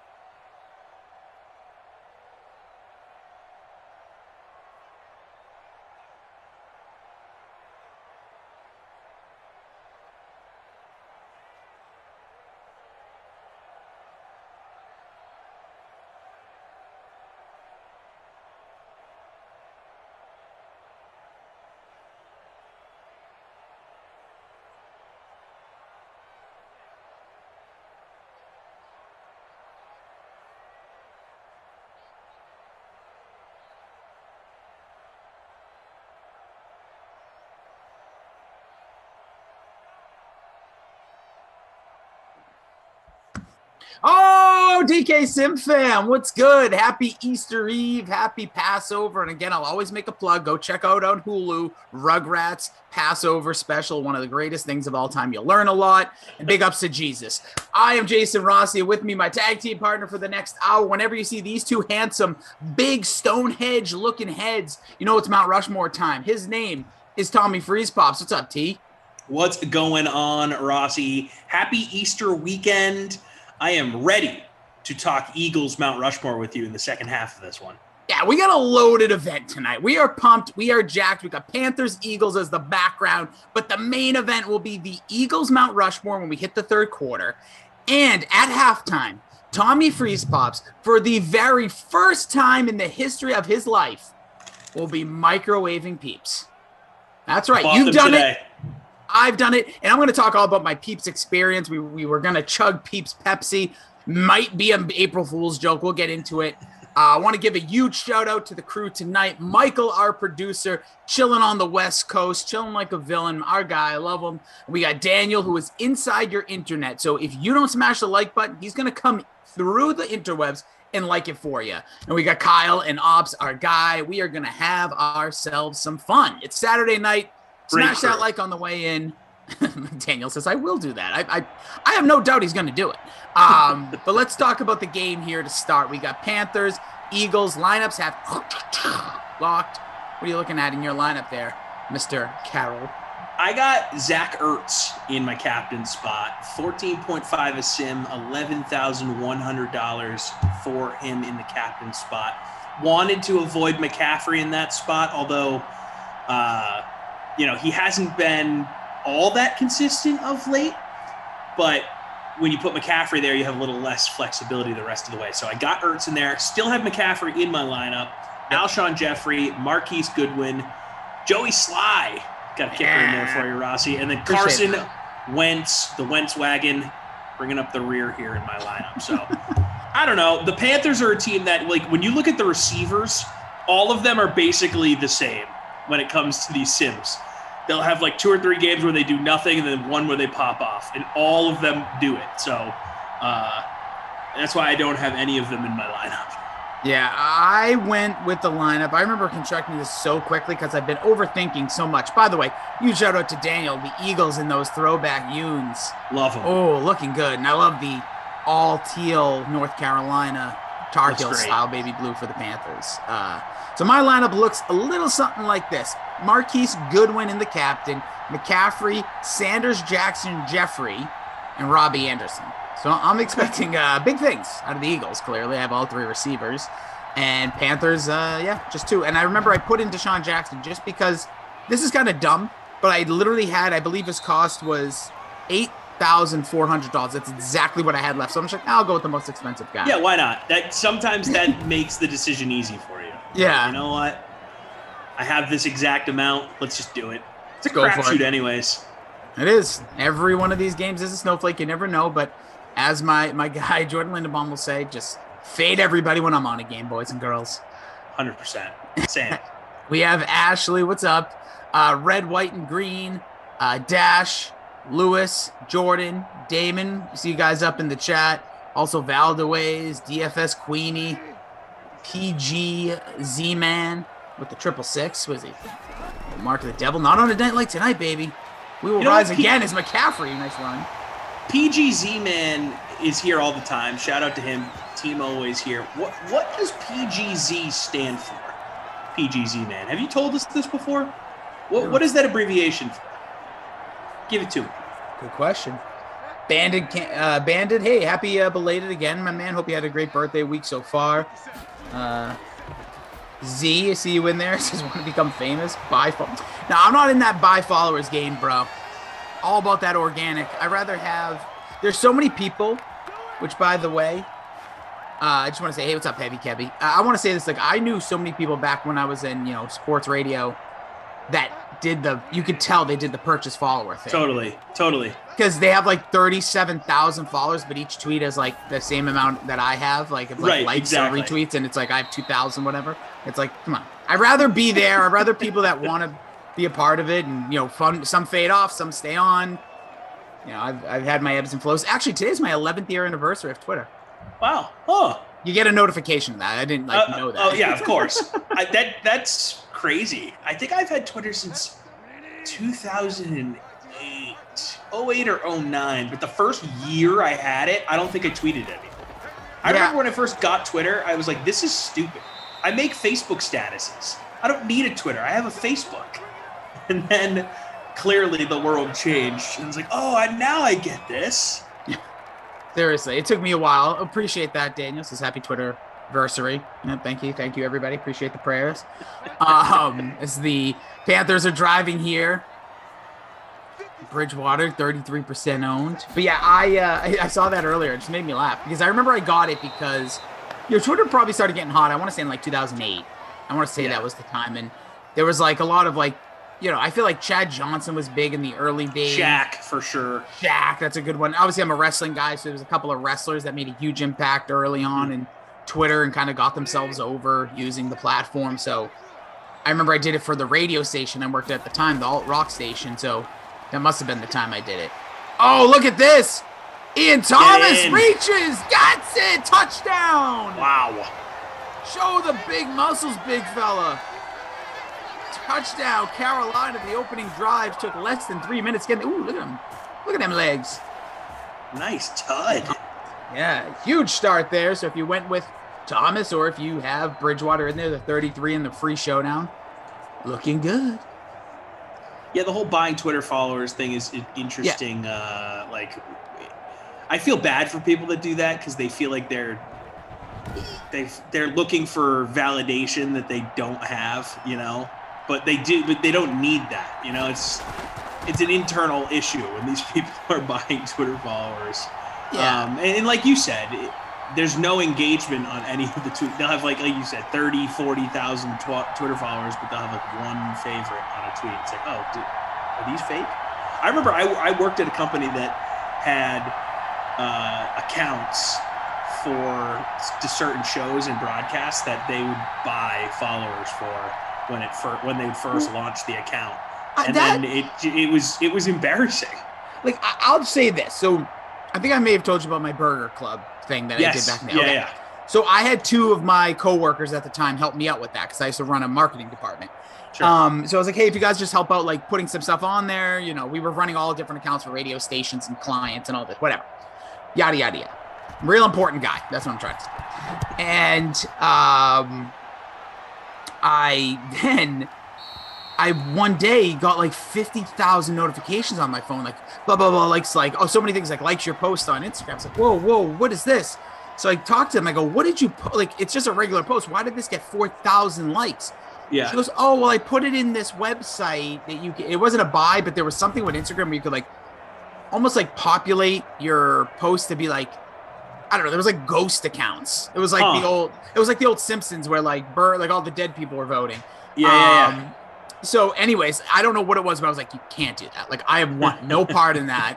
But I will say, if you want to be savvy, what you brought up there is if you're going to do it, if you like something for both of our side project podcasts or main project, whatever you want to call those, for your podcast, I could see it because at least it's a brand. It's not like you're trying to prove something from yourself, but at the same time, it's off-putting. It is. Totally. Because I just think it's disingenuous. Yeah. Especially if you're going to advertisers and stuff hey, look, we have 25,000 followers. It's it's sort of false advertising on your part. Yeah. Reed Steve, did you notice this? What do you think about people that let everyone know they got vaccinated? I'm all in on that, dude. My thing on that is, I don't understand what the pushback on that is. My thing is I posted both times I got the shots because you want to promote the fact that you're doing it so other people go get it. Because there's been a stigma. It's definitely less. Majority of the people are trying to get vaccines, but there's definitely some people out there that are scared to get it because whatever. And I'm showing hey, I got it. It's safe. I'm here, getting healthy. We're all getting back to normal. So and that's my thought process behind it. I don't understand why people are negative about the vaccine posts. Sure, and you know what? I'll just say this: if you don't want to get vaccinated, your call. Right, your call. Personal responsibility. But I think it's also I also don't take offense to a lot of posts. I'm usually just envious that I didn't post something before that person. And I'll be honest, you want to be real? Like, oh, that's a good idea. Yeah, I'm like, oh, I should have thought of that. Like when some people put stuff, or I'll like quote tweet them or retweet them as like, that's a good one. Like, I wish I did more creative stuff. CJ71 says, speaking of buying followers, Jason D. Rossi, at Jason Rossi, your check bounced. Yeah, my bad, dude. Yeah, do you mind? I don't buy, I just ask. We are in a Twitter war right now. Oh, goes into there. So if you do, so I'm part of like our little podcast, the little pop culture pile driver. We're part of this thing called like the Dork Shared Universe. So there's a couple hosts in Boston radio that like we just kind of collaborate. There's like 4 or 5 podcasts that like have our own little group. But we're in a little battle with another one. We were saying like, oh, you guys, like I don't ask for follows on the podcast page, but now they're like, oh, let's see who can get more this week. And it was just kind of like goofy. So if you do happen to just stumble around Twitter, you find Jason D. Rossi. Don't even have to follow me. If you do, that'd be awesome. But in my profile, it says Pop Culture PD. That's a podcast. Smash that follow button. It would really do me a favor in the show. Do it right now. And Babysitter Billy. Yeah, do it right now. Any sport would be great. We have till tomorrow night. Whoever has more wins. Well, we want Rossi to win, guys. So go do that. Come on. Luis, yep, it is your call, dude. I'm with you. Yeah, listen, rock forever, all good. You guys, listen, most importantly, like Jimmy B says, what up, DK Simpam? Happy Saturday. Whatever it is that you want to do in life, don't harm anybody else. Don't discourage anybody else. Don't, as I like to say, yuck somebody's yum-yums. Enjoy your life. Enjoy your life. Yeah, man, don't yuck my yum. That's my thing. I never tell somebody you're a moron for liking this or you're dumb for liking that. I will just say, I personally do not like something. I don't think this is good. I don't like that. That's okay. Like Juju Smith-Schuster on here or any picks that I've gotten. I'm telling you, my big goal this year, Tom, is to be fire in my 2021 predictions in the NFL. Okay, interesting. So are you already working on your predictions or are you kind of waiting for things to sort of round out? Or are you starting to put together a plan here? Early prognostications are already in the works. Like I've been for my low, like who will be the number 1 overall pick next year. Detroit's my favorite, but it could be chalky. I still think Goff won't be bad, but I said last year Detroit would be the biggest turnaround team. I got to cut my eye on a couple of teams for that. So I am looking at Denver there. Okay, interesting. Because I think that they could really improve. I think the Raiders have taken a big step back. Chargers, I don't know what to think there. So we'll see. I still have a lot of time. We're not even at the draft. We're not even at preseason, but I'm really hoping because I was really bad last year. Really, really bad. Like horrible. What was the worst prediction you made last year? Detroit would be a playoff team and Carolina would be the number 1 overall pick. Equally horrible. Like you completely whiffed there. Yeah, it's like, and if you look at the draft order, it's hilarious because they're like right near each other. What was it about Detroit that made you feel like they were going to be that team? I thought the year before Stafford had like 2,500 yards passing in 8 games and got hurt. Yeah, Galladay was next level. The defense actually in the second half of 19 looked decent. They just had 0 offense. So I said, okay, if they can put the pieces in Patricia, they're giving him another year. Here we go. Giddy up. I also thought that the Packers were soft. The Bears were soft, which I'm still standing by the Bears version. And I thought, I wasn't really impressed with the Vikings. I thought everybody else in that division was like, it's a kind of a soft division. And so I'm like, maybe they could come in there and be like that rough and tough team. And I was dead wrong. You know what though? You were bold enough to make a prediction, and I respect you for that. And I'm also, this is the difference between me and some other hosts on here. I'm not letting anybody live rent free. But I can admit when I'm wrong, and I know when I say is not gospel. I know when I say something, that doesn't mean I'm 100% right. It is called an opinion for a reason, and I'm open to conversations and debates. Some subtle shots being taken. I say it right to their face all the time. It's gonna be. It will be like I wish I called Miami. Like that was the right call last year. Like, Did they take a step forward? Huge step forward too. Yeah. Simon over on Twitch. I can't. We don't do like odds here, but he basically says Detroit, how many wins this year? So, dude, I'd say 5. Yeah, he's kind of have it right about there. So we have to remember they have the extra game this year, which is going to throw. Yeah, it's gonna make figuring out those numbers really interesting, especially like okay, so our team's gonna start to rest guys 2 weeks early. Dude, it's gonna be anarchy. You know? My home fantasy league's already having debates. Like, do we just stick with the plan? Like, don't even bother. So how many Well, so that would leave how many weeks of games where your league doesn't have competition then? It would be 2 if you leave it the way things are. So right now, most fantasy, by the way, end of 1, Tommy Freeze pops. Actually, I'm sorry. Quote the Raven Nevermore. The Easter Bunny Freeze pops. That's right. In the house, looking handsome as a son of a gun. He's here. We're going to be doing some peep action next time we're on camera. This game, slow and steady, baby. We're getting it done. No big action plays outside of Teddy Bridge connecting with Ian Thomas for the tud. That's your only touchdown so far of the game. McCaffrey, slow start. Miles Sanders has 3 touches and no passes for Wentz. The passing game, zippo.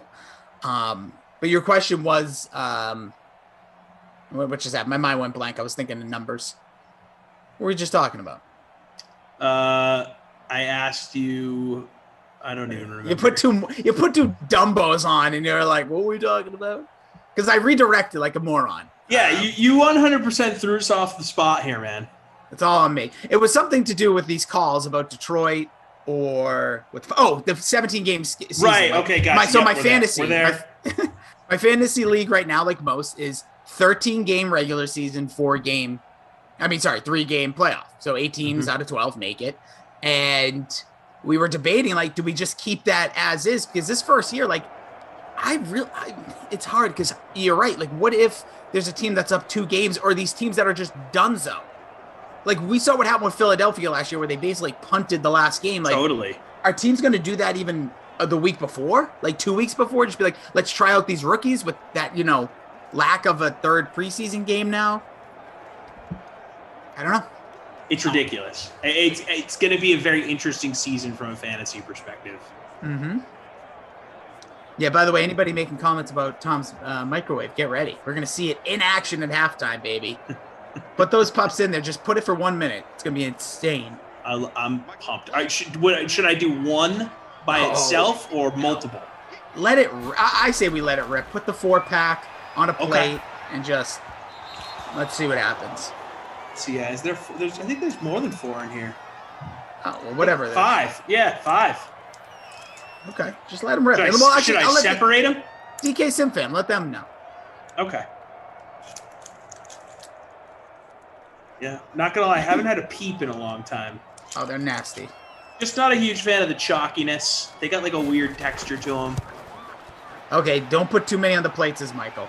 Okay. Michael is an experienced peep exploder. Yeah, before we got going here, Michael was watching YouTube videos as Joey Sly nails it.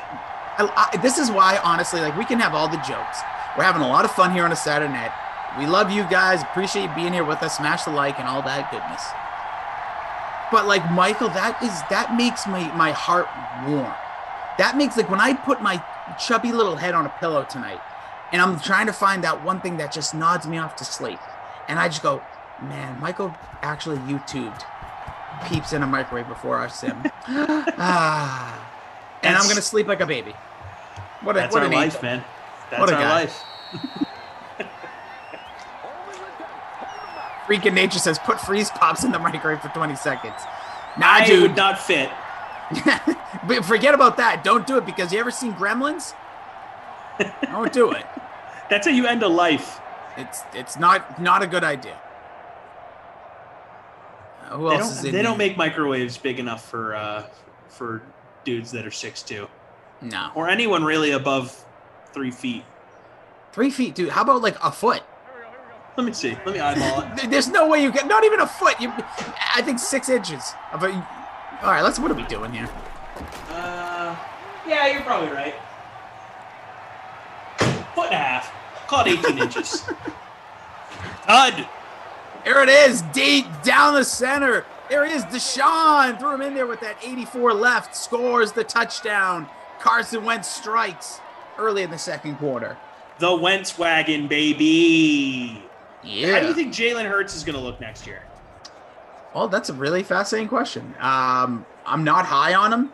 I'm not there yet. I also, that team I feel like is still, I'm very intrigued what they do with the draft. Very smart stuff. Building for the future. I think they might stink next year. Like real bad. I could see them not being good. I also think they may have made a bad coaching call. Just going to throw it out there. Yeah, the Doug Peterson thing felt to me more like the front office was meddling too much, which led to him getting weird in the second half of that final game of the year. It was like he was following marching orders and then was fired for it, you know?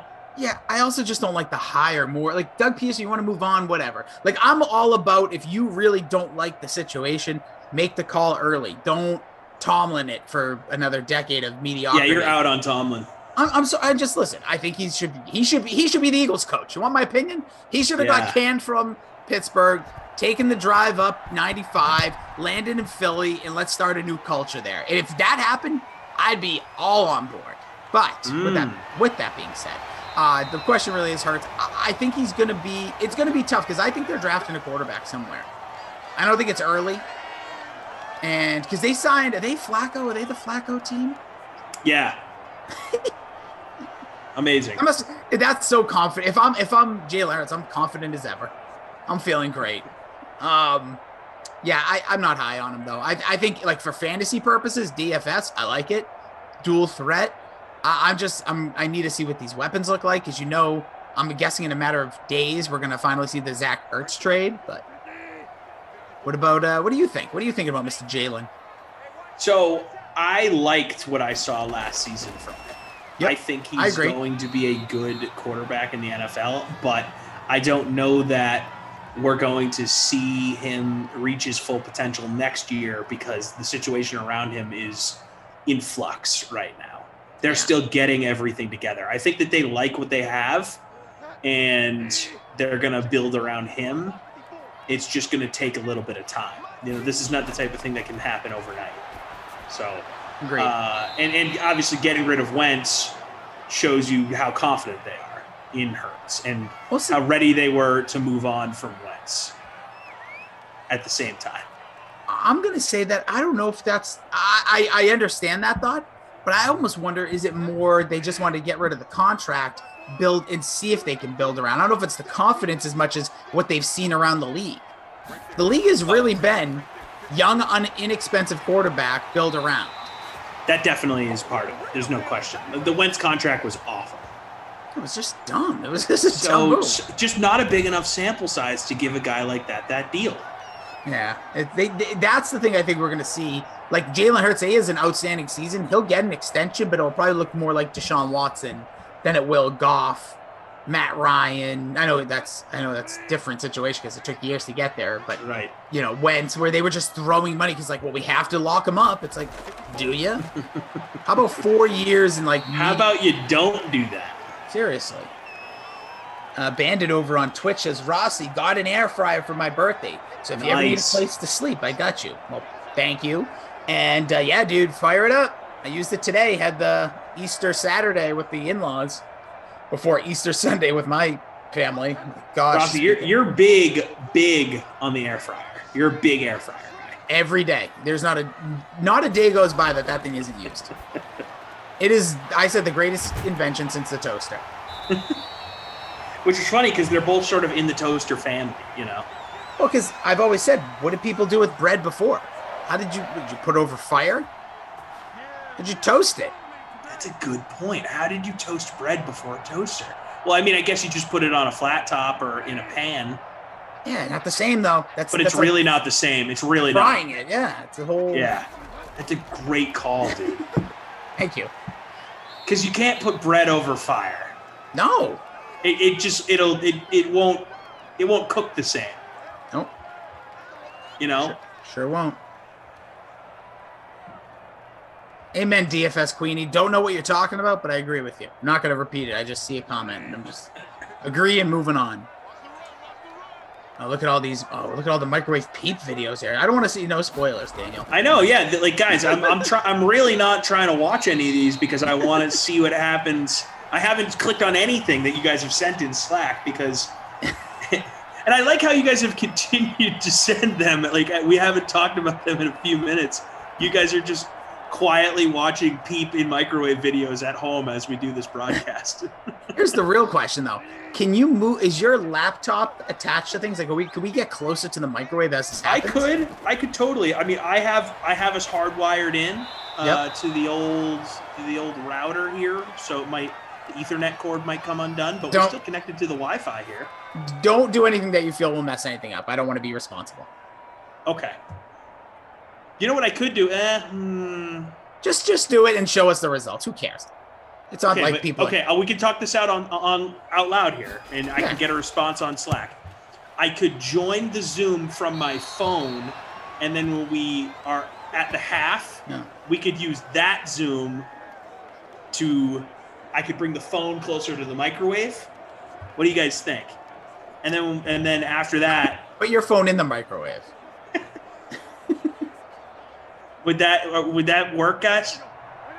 Daniel right now is just exploding. He says sure. He says sure. Okay. That's the most unconfident answer every way. That could work, Michael. Just so you know, that reminds me a lot. So in the world of wrestling, I always work in some wrestling stuff.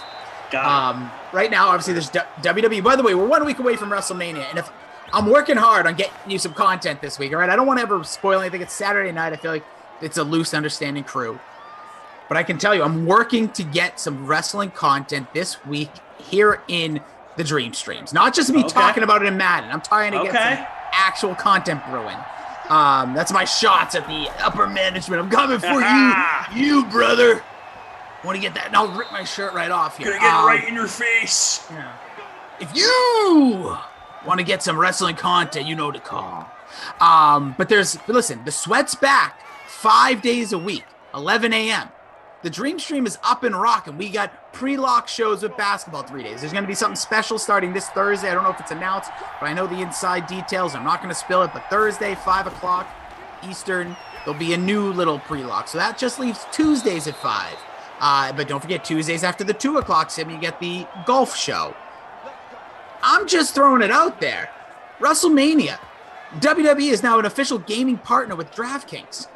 I know I'm on with Babysitter Billy, which I found that intriguing, next Sunday at 4 o'clock, which is, by the way, is the last sim before WrestleMania Night 2. So I don't know if there's something they get up their sleeves. Maybe they got all my emails and throw this kid a bone, do something to shut him up. This guy won't leave us alone. Yeah, he's like, what are we talking about? Does he want to do anything on these Madden sims? No? Or he just wants to talk wrestling. Doesn't he know that his job is to do the Madden sims? Never settle, baby. Never settle. But yeah, anyways, we'll see what comes up. But either way, we know the contests are going to be on there. They're going to have, the pick'em free pools. So we'll definitely run down some of that. Even if there's nothing crazy, nothing content-wise, if I get denied, like my credit card on the regular, I will gladly talk about that stuff here and probably do something on my Twitter page as well. But I'm fighting because I'm excited. This is WrestleMania week. 'Tis the season. Probably do a pod on it with Babysitter Billy. You can check out the Pop Culture Pile Driver, as well as Great Day Nation. Make sure you're checking out the pod. Support your boys. Good info. Fun.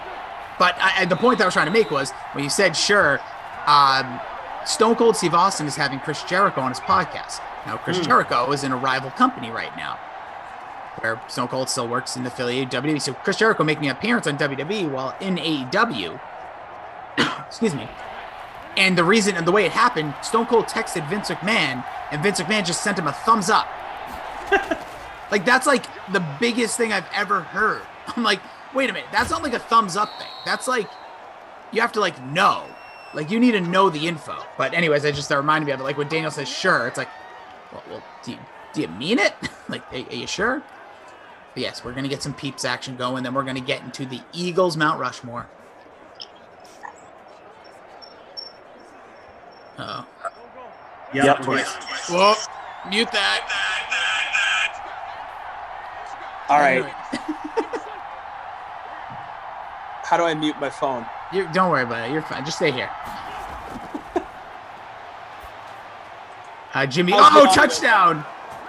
Touchdown there is, oh no, it's Goddard. Snag it. Is that a vulture? Do we count that as a vulture? Does it count? Everything okay, guys? Everything's great. I think. I don't know. Okay, good. This is cool. I don't know if yeah. You know what's funny? One of my very first Sims with Glash, I got booted off. So as the post game, I did it from my phone. Anyways, wow. Yeah, Jimmy B says WrestleMania 1 week away, and I still haven't subscribed to Peacock. I hear the platform stinks. Here's what I would say, Jimmy B. The platform doesn't necessarily stink. It's just nowhere close to what WWE Network was. All right, we're getting it. Caw-caw, caw-caw! I'm a vulture. Caw-caw, caw-caw! We're opening the peeps just so this process is quicker once we get to halftime. If you hear package opening, that's what's happening. Honestly, are you going to pull a Christian's parents and put it in the back of your car for 3 weeks, then eat it like a weirdos? That's disgusting. Frank White, by the way, I called the wrong guy for 2 seconds. 2 seconds. That was the quickest I've ever come back. So don't be doing that. Yes. Simon. Easter Eve. Yeah, I know. Get over it. Simon, you're right. The Vulture King strikes. I've had a ton of Vulture touchdowns this week.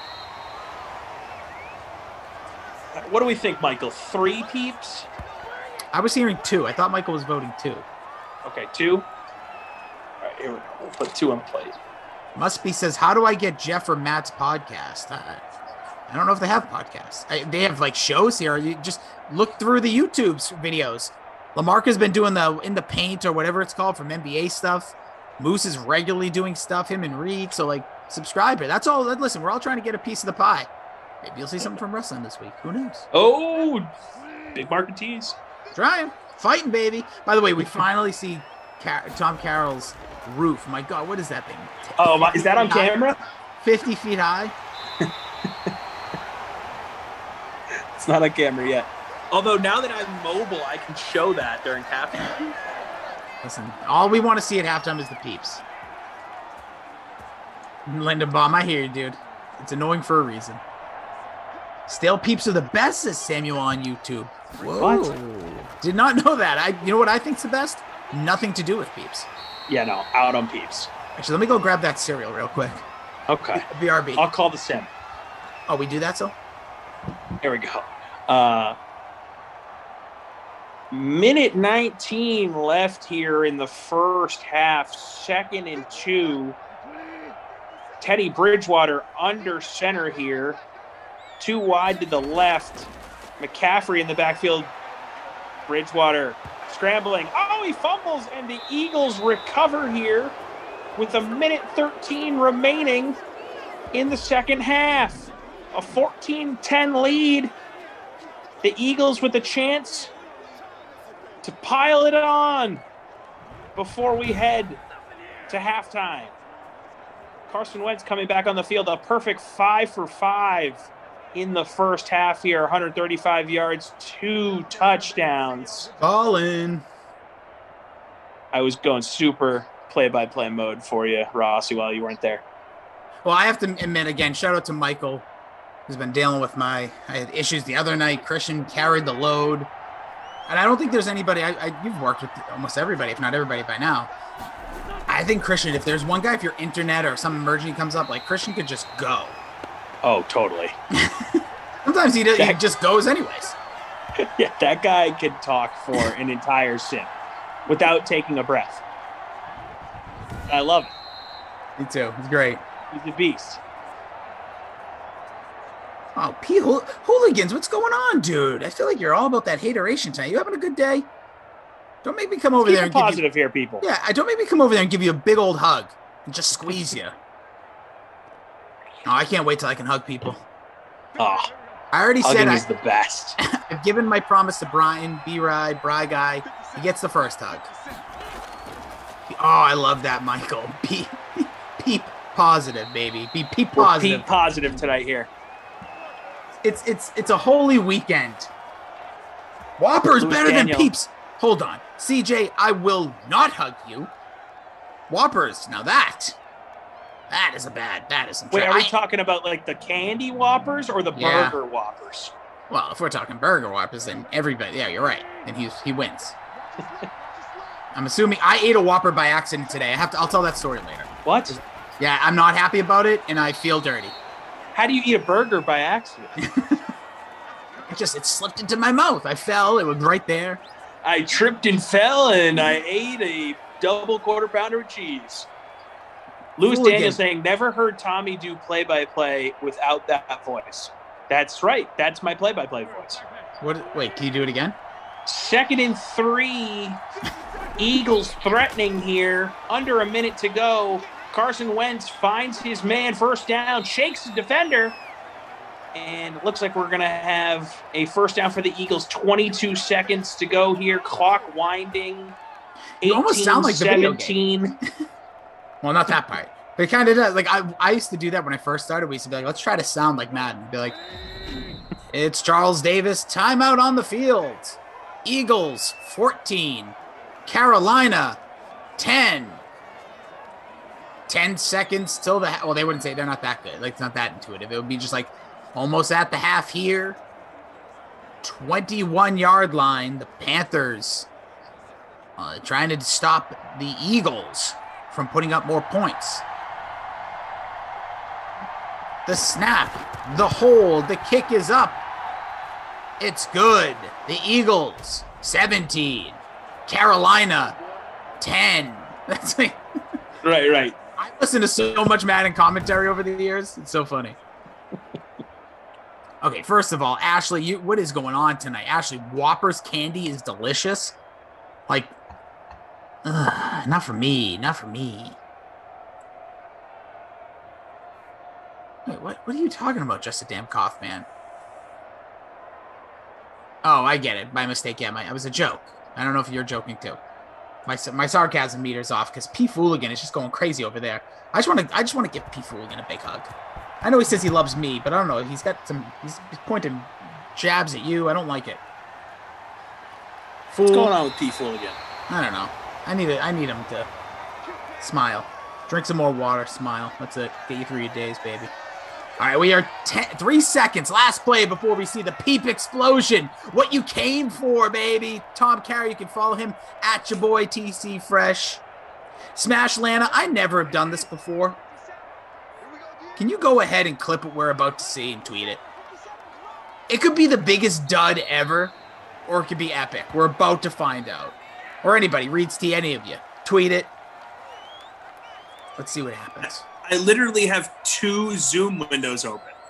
Yeah, which one will go live? We're going mobile right now. Oh, you guys are going to see like my full apartment here. Oh, look at this. All right, here we are. We're going to be coming. We are live, baby. Welcome, everybody, to the Peep After. Look at that beauty. Oh, you're on. Oh, for some reason, I always imagine you at a desk. Now, no, see, that's my kitchen counter. Oh, and look at the TV right there. It's a nice setup. Look, is that real brick? You got the Ducey brick? Yeah, of course. There's my high ceilings. Look at that. All right, here we go. How do I flip this? Just selfie it. Just turn your whole up. All right, you got these peeps in here. So wait, let's get a quick look at the peeps. Can you touch the peeps to confirm they're real? Can we get? All right, there they are. Yep, look disgusting as ever. Yep, there we go. You guys can see my microwave. Very clean. You have to stand up. How long do I go? I say a minute. Okay. Look at that old school microwave right there. You're seeing it, ladies and gentlemen. The microwave in effect, Tom's microwave. Looking at this in the stream is hilarious. Oh, this is a triple box. Yes. Hilarious. All right. Is my butt on the screen right now? Your butt? No, it's your back of your head. Okay. All right, they're starting to expand. Ooh, look at that. Keep that shadow. It's a little in and out. Oh my God. Are we losing him, or am I the one that's losing internet? It's always the question in these moments. Is the microwave taking over? Trying to move. Uh-oh. We're losing Tom. The peeps have taken over. It's Big Peep is just infiltrated the internet. Daniel is in there fighting them like the Avengers. We've expanded. Tom's internet weak. We lost him. We lost Tom Carroll. This is what happens. Oh, I see him moving, though. I see him moving in the cell phone camera's toast. Like the gremlins being gone, as it's true. What happened? Tom, we lost. You got to unmute that. Unmute the camera. What Can happened? we switch back? Can we switch back to the I don't laptop? know. Yeah, I think you're on the laptop. That's what we got. The other one went kaput. All right, Can you just show us the after effect here? What happened? Look at that! It looks like scrambled or like over easy eggs. Now, ladies and gentlemen, I'm just gonna say this. Now, we put a lot of junk in our bodies. Can I get one more shot of that? Just show me that one more time. Look at this. Tip it upside down. Tip it upside down. Nothing. You eat a peep. That's what's happening in your insides. It warms up, and that is just stuck in there until your next colonoscopy. Oh. I have to imagine that the microwave like messed with my cell phone signal there. Could have. Right? Could have. No, I think it was Big Peep. Big Peep came in. By the way, speaking about Big Peeps, here's the cereal. Look at this. You can buy this in your local grocery store.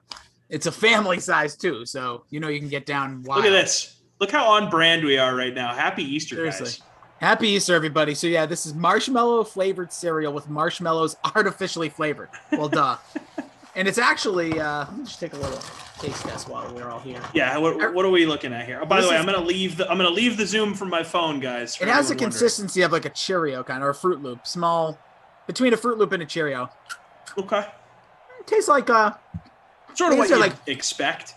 Yeah, like if you ever had frosted Cheerios, that's all. Stats are good. Shout out to Kyle.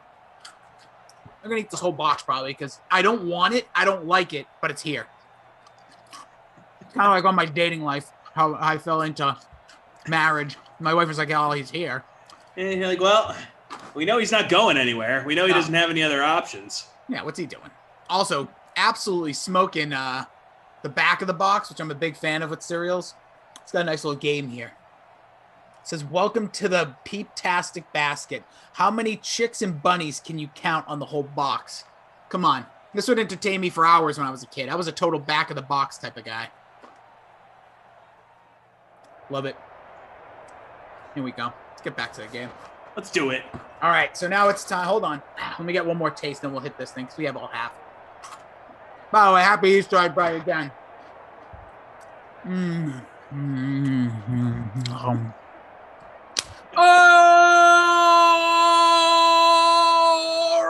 DK Simfim, are you ready for the DraftKings unofficially official Mount Rushmore talk with Tom Freeze Bob Carols?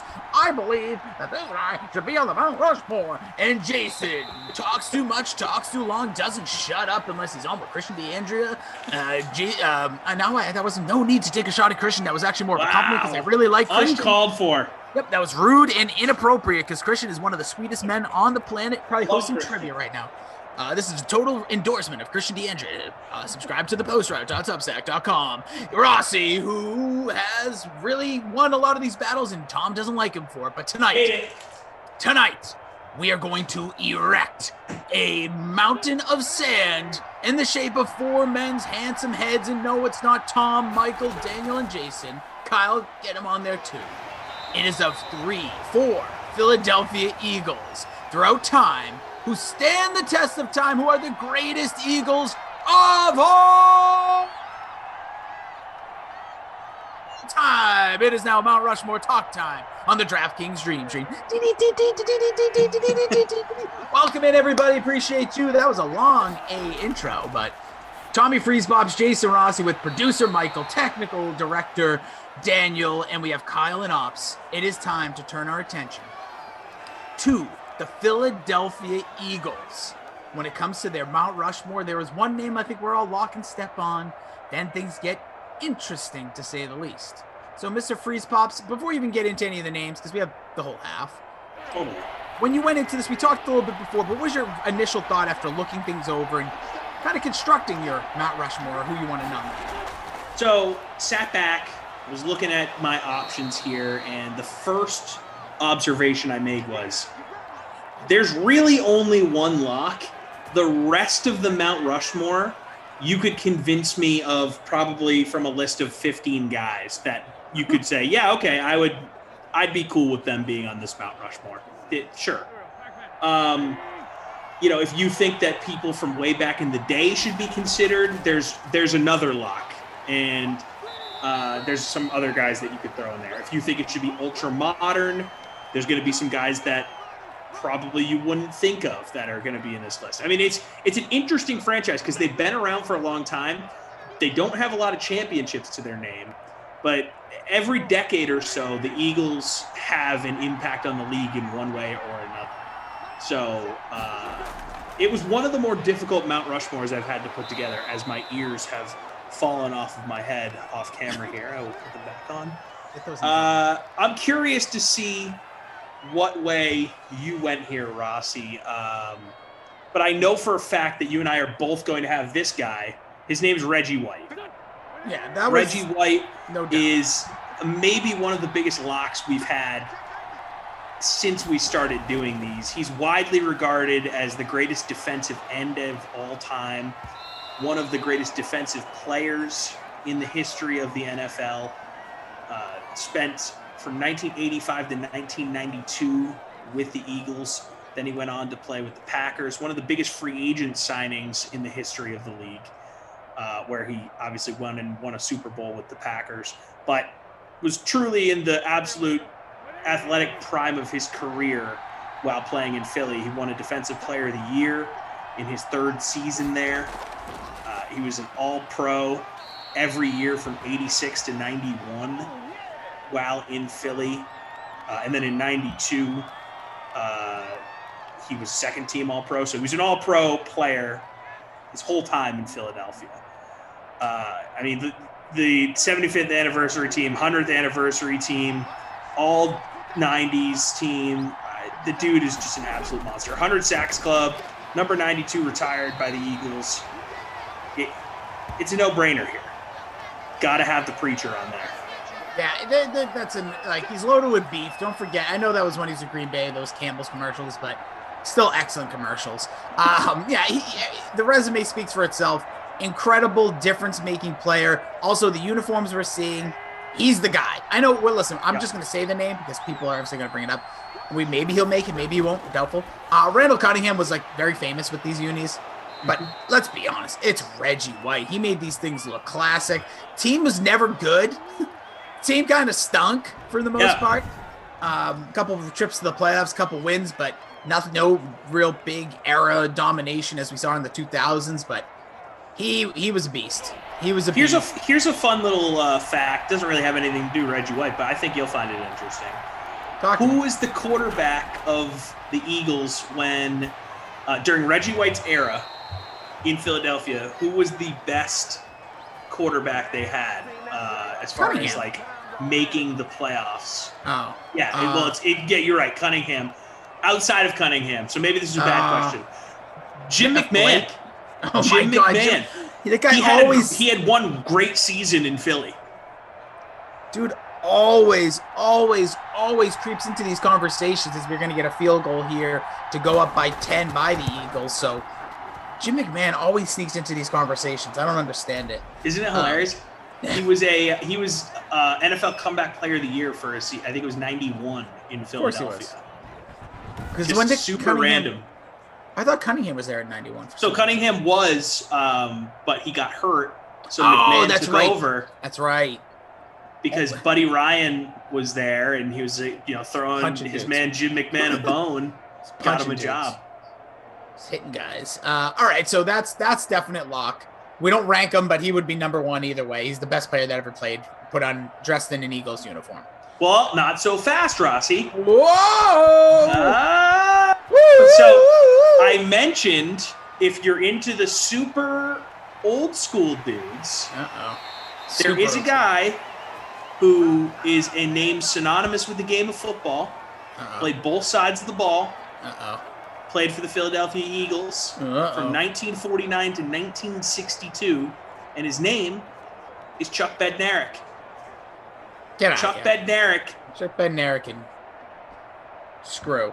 A two-time NFL champion, 8-time Pro Bowler, 10-time first-team All-Pro, NFL 50th, 75th, and 100th anniversary team, 50s All-Decade team, number 60 retired for the Eagles, in the Eagles Hall of Fame. Chuck Bednarik is one of these classic, Bronco Nagurski, Dick Butkus type of names that when you think of football, you're like, yeah, Chuck Bednarik. That's that dude. So he's on the list for me, and Yeah, you honestly, can he make, is. You can make the strong argument that he is actually the best player to put on an Eagles uniform. If we're talking about the parlance of history here, that's the guy. Honestly, with that said, I'd still go Reggie White, but either way, well, we can still keep it open because honestly, he is on the list. I just didn't go there. I'll start the conversation next with this guy. Doesn't know Locke, but there's two people we can go with here. Well, there's many we can go with, right? But I'm going to say one that maybe not the most obvious to some. I'm going to take a guy who I believe was like kind of like a heart and soul. The Eagles were a dynasty in the early 2000s. I know they didn't win jack.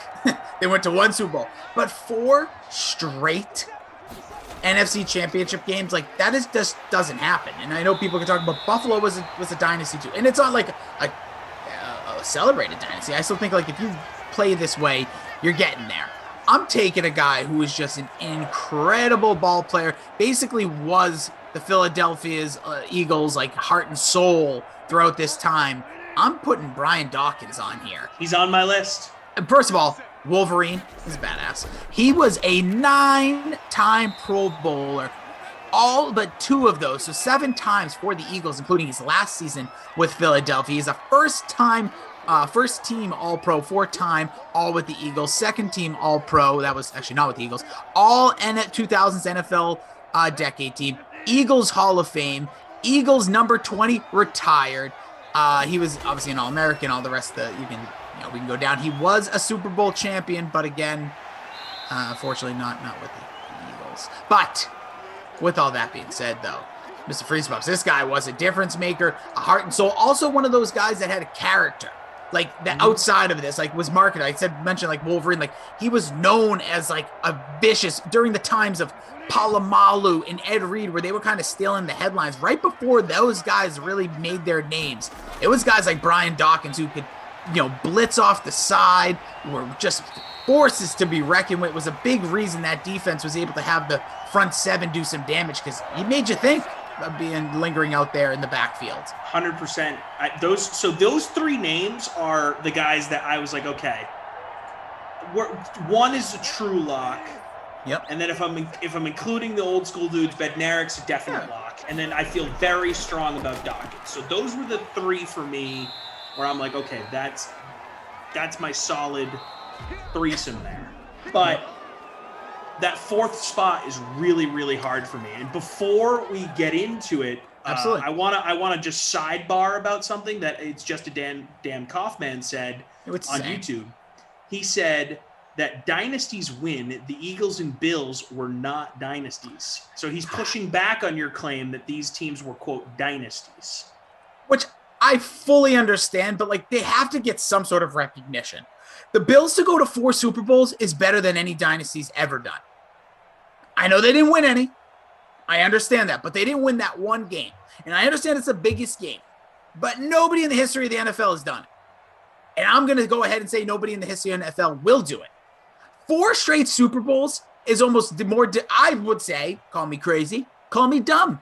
I've been called worse in the last 10 minutes. I think it's more difficult than winning is 1 Super Bowl and never going to Super Bowl again.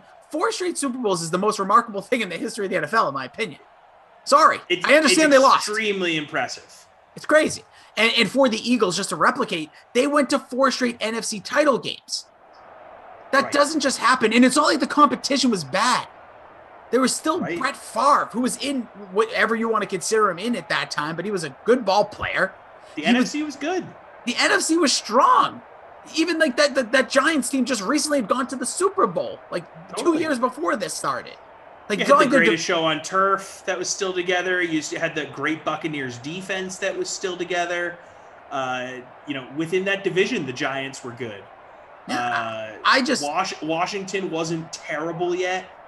So yeah, the Cowboys were really the bad team at that time. This right? Like yeah, they Quincy were the most Carter inconsistent. Yeah, that was a trip. The post Troy Aikman era for them was bad. And so I'm not saying maybe the Eagles is hard, and I'm not saying this is like. I just think they need some title. They need to give something to that. 4 straight NFC title games. Like the Patriots, obviously we know they went to like 10, but like they're known as a dynasty. They've been like right because they won Super Bowls. Yes. So like if say the Patriots never won a Super Bowl in the last 12 years and they went to what 10 AFC title games. Right. Like what are we doing here? There's so much credit that needs to be put on there. But I do understand Obi-Wan. Everyone like, oh, if you don't win, you're not get it. Totally. It's semantics. It's semantics to that you can't give them the dynasty designation because they didn't technically win a Super Bowl. Like, okay, fine, call them what you want, but it's not something that we should just shake our sock at here. Yeah, right? Like this is a team that deserves to be mentioned when you talk about that era of football. That's it. Early 90s, Cowboys, Bills, best teams bar none. Early to mid 2000s. Eagles, Patriots. Those are the best teams. Not single season, not one and dones. Consistent year over year. It is difficult to win in any sport over and over again until you get to the point where you just put fear in the mind of the other team. But I guess with this conversation, where it would go here, I would say, by the way, we have a one-score game again, 20-13 is sliding up those leaderboards, kicking it in as we're in the 4th. Happy Easter weekend. I'm going to toss in the name, then I have to. If we're talking about those early 2000s, you got to give Donovan McNabb his credit. And obviously, I know he's, as you would say, Tommy, and I will be on your gravestone, he's in the conversation. Totally. I feel, go ahead. He's my 4th.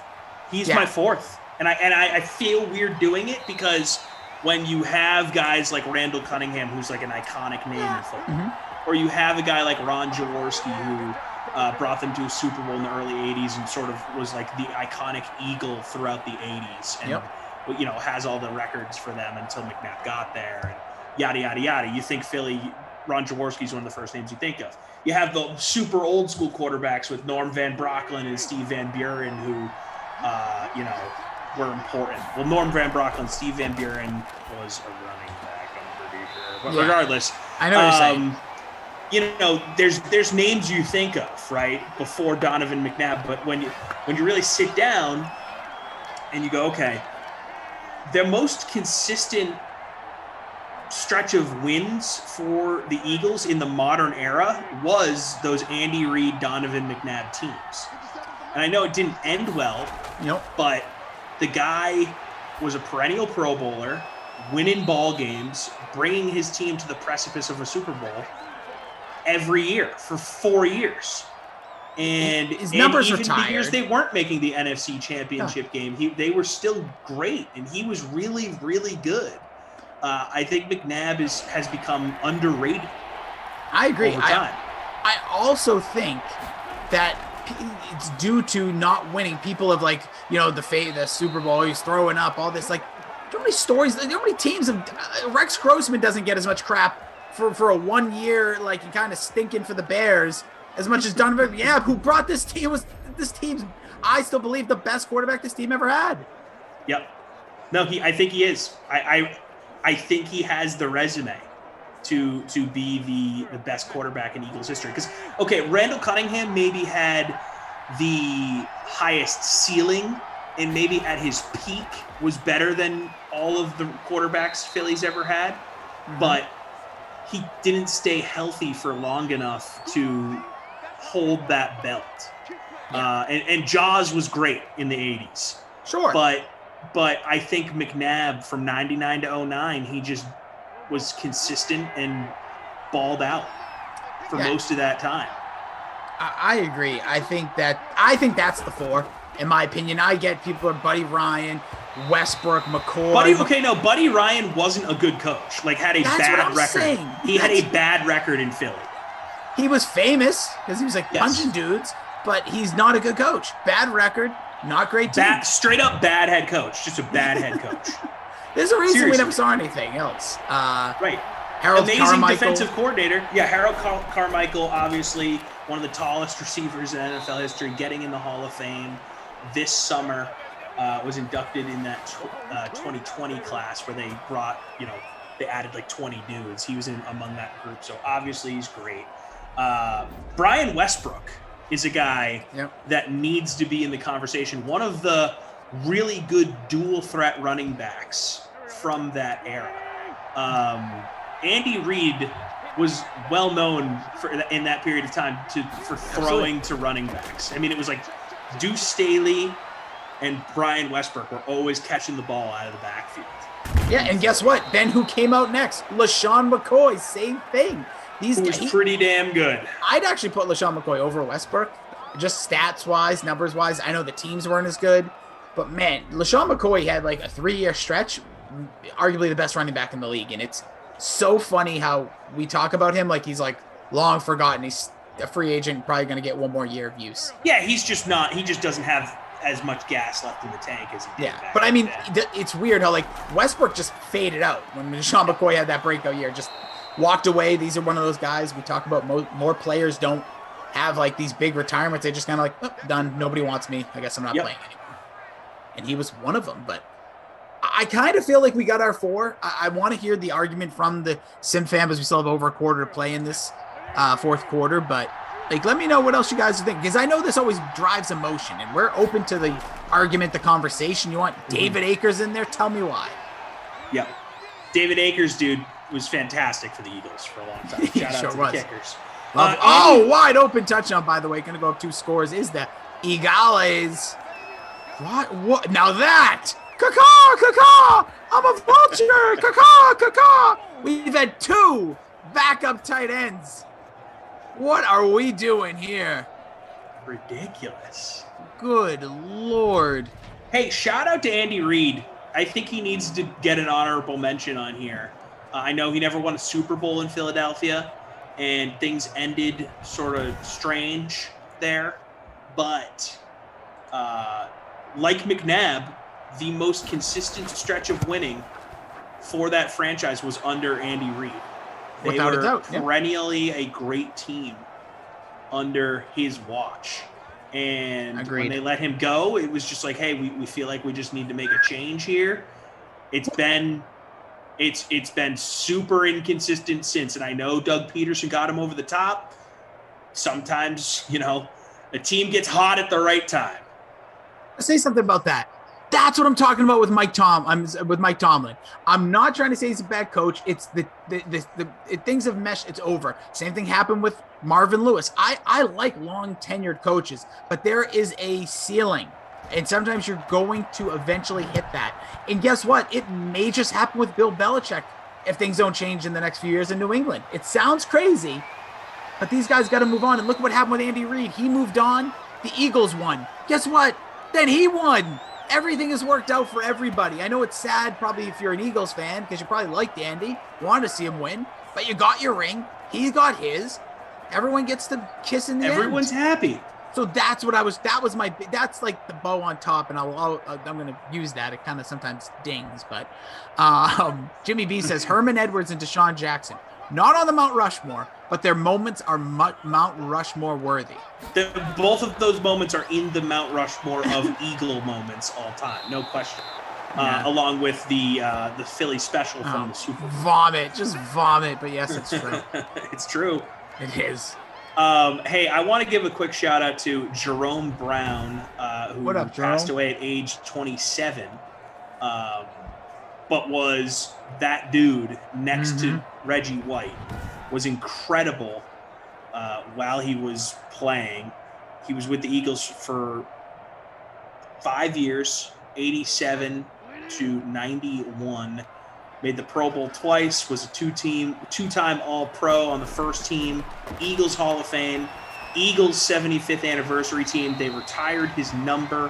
Had he not passed away, definitely would have been, it's tough to say definitely, but if he continued on this path, would have been a Hall of Fame defensive tackle. So we'd be remiss to not mention Jerome Brown in a conversation about all-time great Eagles.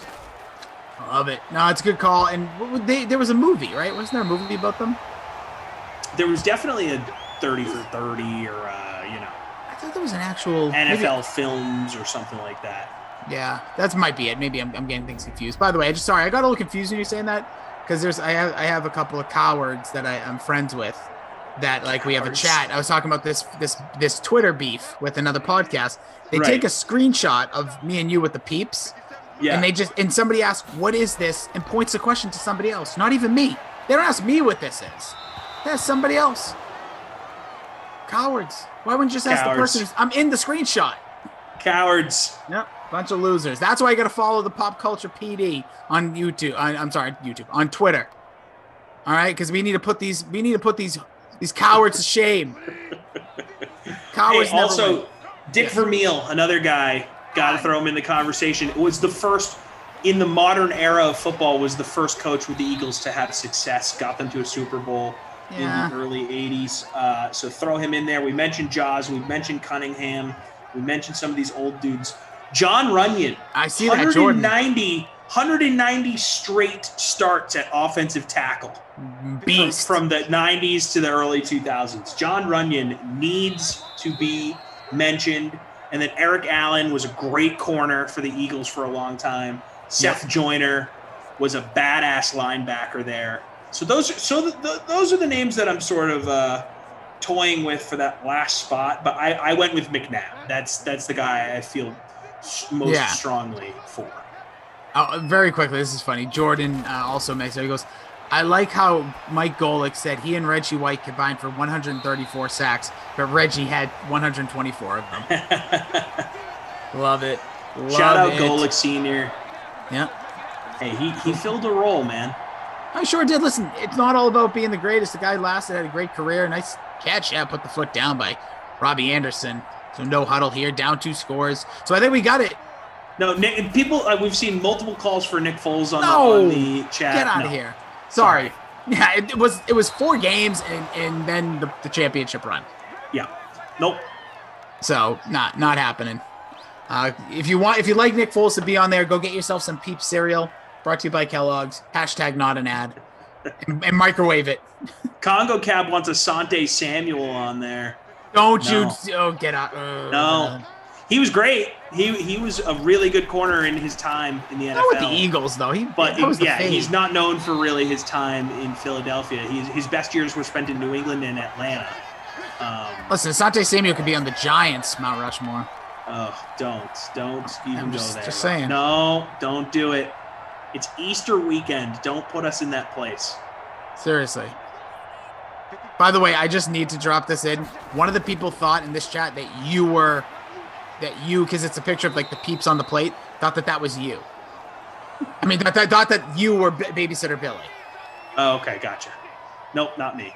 No. Or not him, me. Unbelievable. Anyways, cowards. Mention my name. Ask me. Cowards. But maybe now I understand why he's a coward, because he's dumb. All right. Nick Foles, what are you, 10? Says Jimmy B. Nick Foles, awesome run. Not going to make the Mount Rushmore of all time. For the Eagles, throwing up. Nice corner pass. Teddy Bridgewater, touchdown.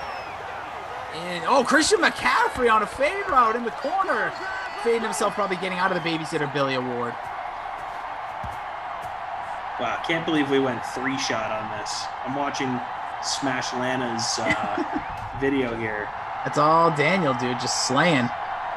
Again, shout out to Michael, Daniel, Kyle. Got a great crew. If you smash that like button, it goes a long way. Also just got a nice direct message from a DK SimFam member about some wrestling content stuff. So I see you. I don't know if you want your name mentioned. I won't say it, but hopefully this ignites the conversation. I'm going to be chatting with you.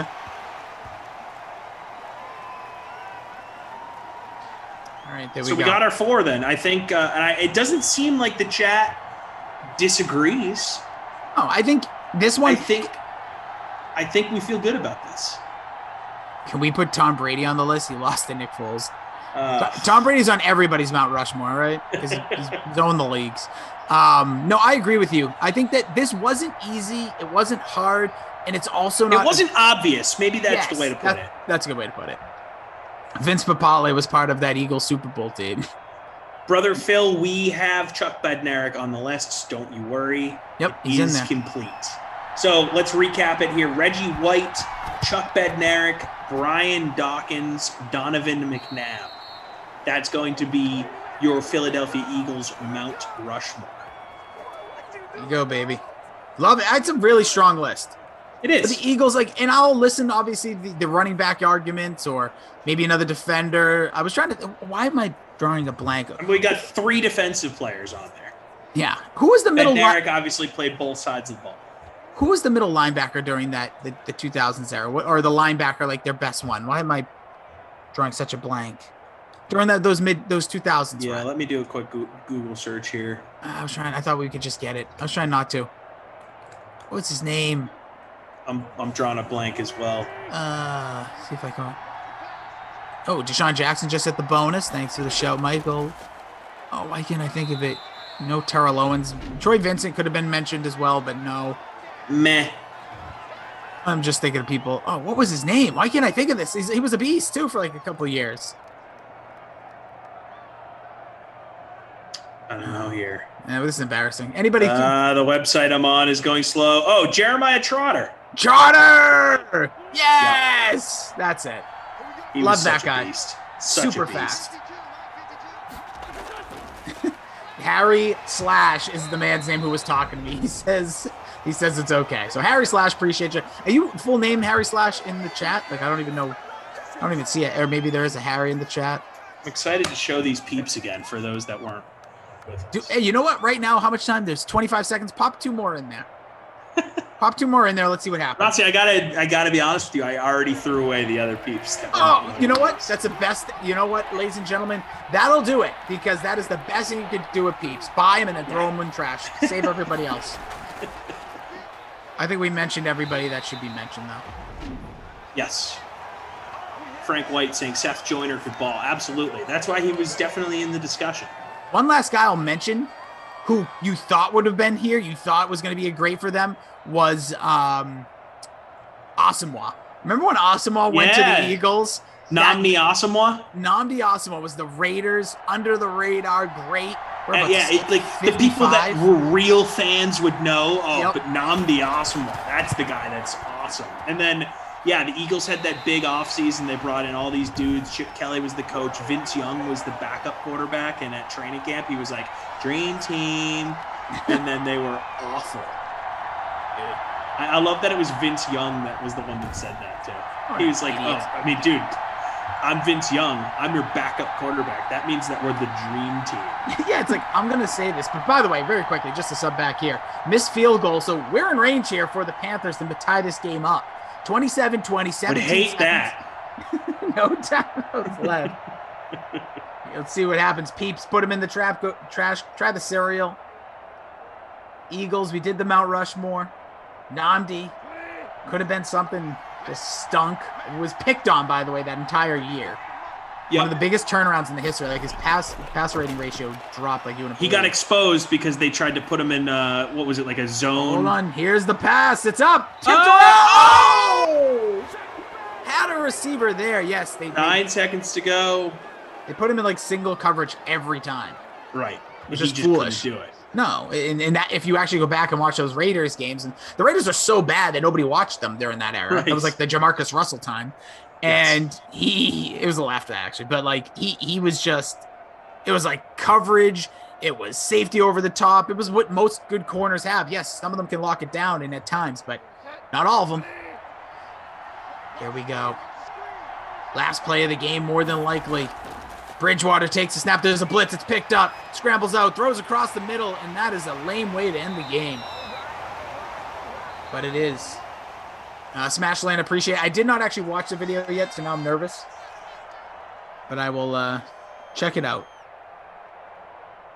Also appreciate each and every one of you joining us here. Big shout out again to Michael, Daniel, Kyle. We had a great crew. Smash that like.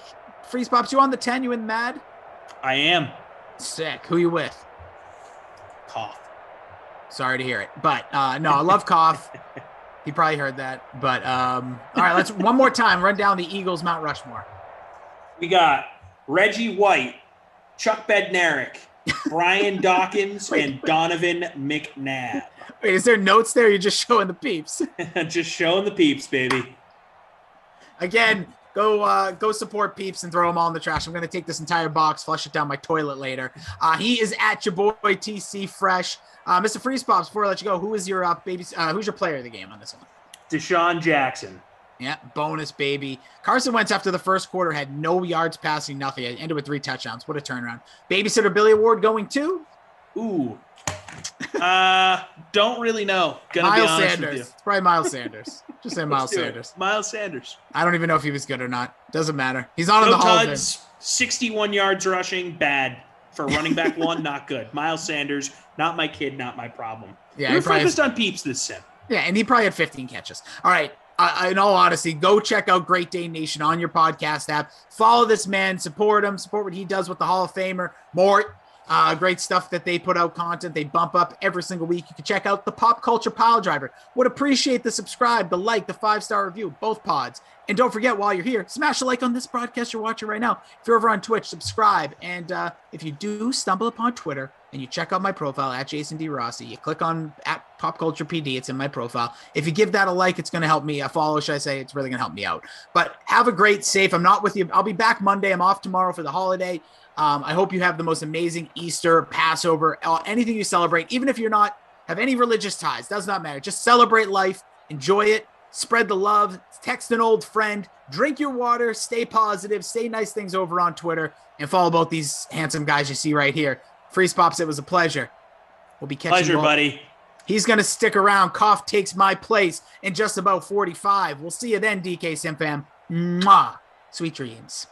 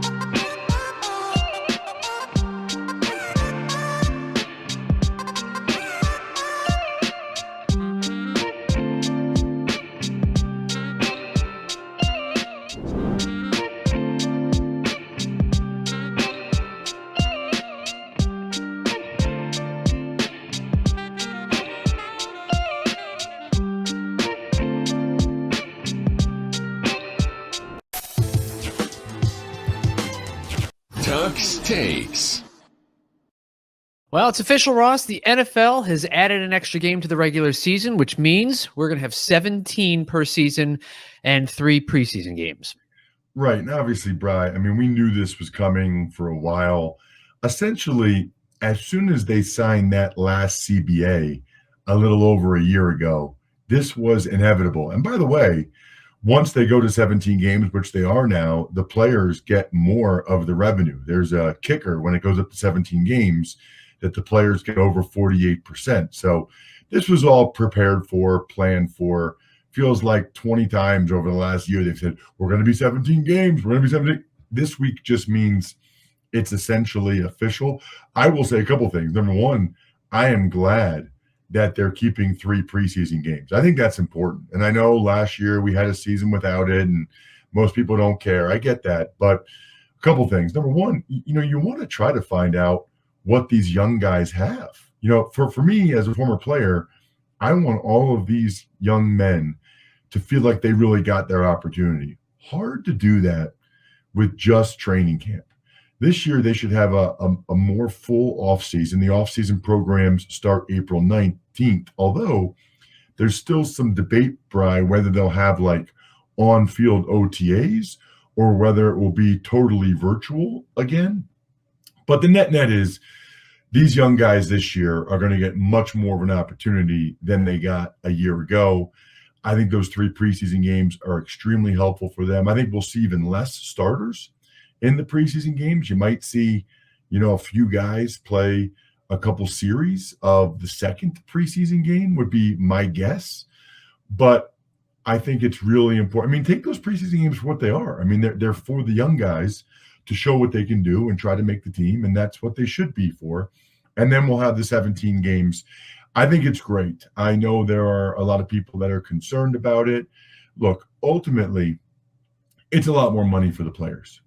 And for one more game, I truly believe the vast majority of the players, if you polled them, would say, hey, for one more game, you can make another $100,000 or $50,000 or whatever it is.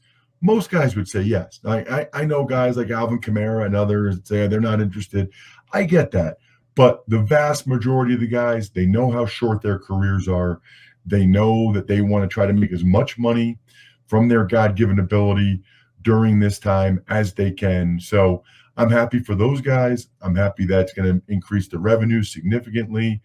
What's interesting, I guess, is they're still starting it a week after Labor Day. They don't ever want to have it Labor Day weekend because people travel so much.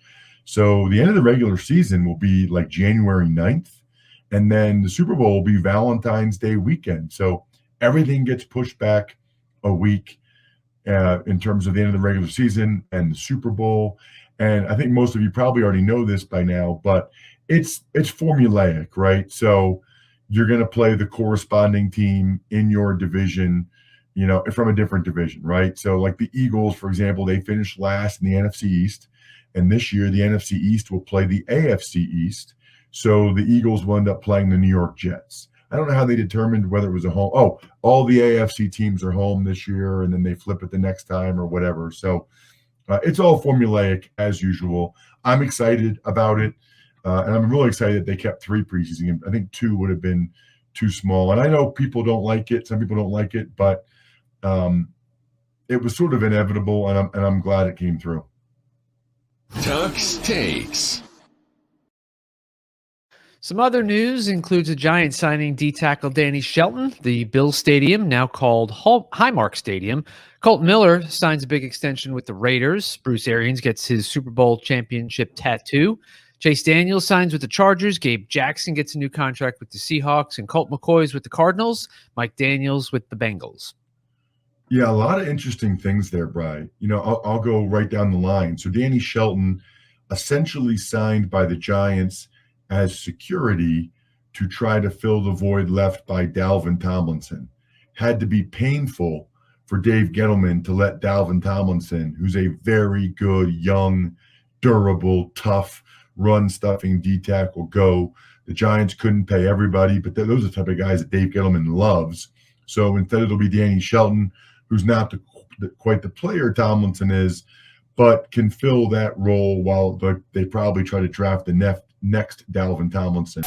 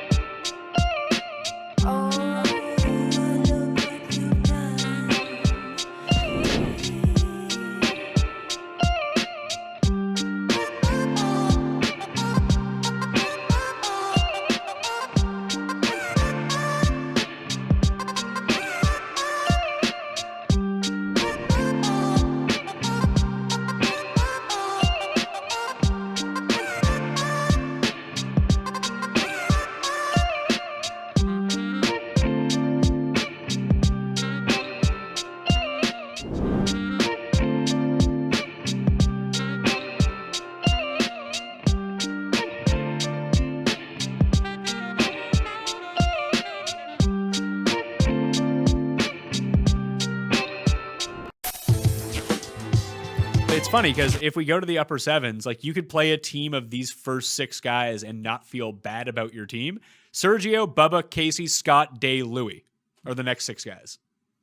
Yeah, so all guys that I play dangerously frequently. You haven't even said Neiman yet, right? Neiman is next. He's 74. Oh. Answer's 74. Zalateros is 73. English. Justin Rose is 72. With no idea if he's going to play or not. Billy Ho is 72. Wolf and Homa are 71. Molinari, Vic Perez, and Shane Lowry are all 7,000. I mean, this is why conceivably, I mean, I want to look at the pricing, of course, and see what's what, but it seems like you could certainly start with a couple of guys up top and find very playable guys even down here, no problem. Just trying to think. Neiman has played the Masters, but he played it as an amateur. I have that right, I think. Now I have to go look at it. Did he play it in November? No. No, I don't believe he qualified. Him and Berger were the 2 that didn't qualify for the Masters, despite should have having been in the Masters based on their play like post-COVID break, but they hadn't qualified at the end of March. So we didn't see them last time around. Hovland wasn't in either, was he? No, he definitely wasn't. No, but Hovland played as an amateur and he was the low amateur. I think Neiman was as well. I just remember being enamored with Neiman the year that he was at the Masters. Only because like it was just like, oh, like this guy's actually pretty good. Let's see, Dell Technologies, 2019 Valero Texas Open. How far back can I go with him? Oh, geez, Neiman has stats and like results dating back to 2004. Yeah, when he was like 12. He missed the cut at the Masters in 2018, so he has played it before, but it was as an amateur. He has not played it as a professional as of yet. So that's interesting to see. I mean, I'm a huge long-term buy because Neiman is still in his early 20s, plenty of experience. He's going to be just fine at Augusta for many, many years. What do you make of that? Like Bubba, Cam Smith, Sergio, Casey, Scott, Day.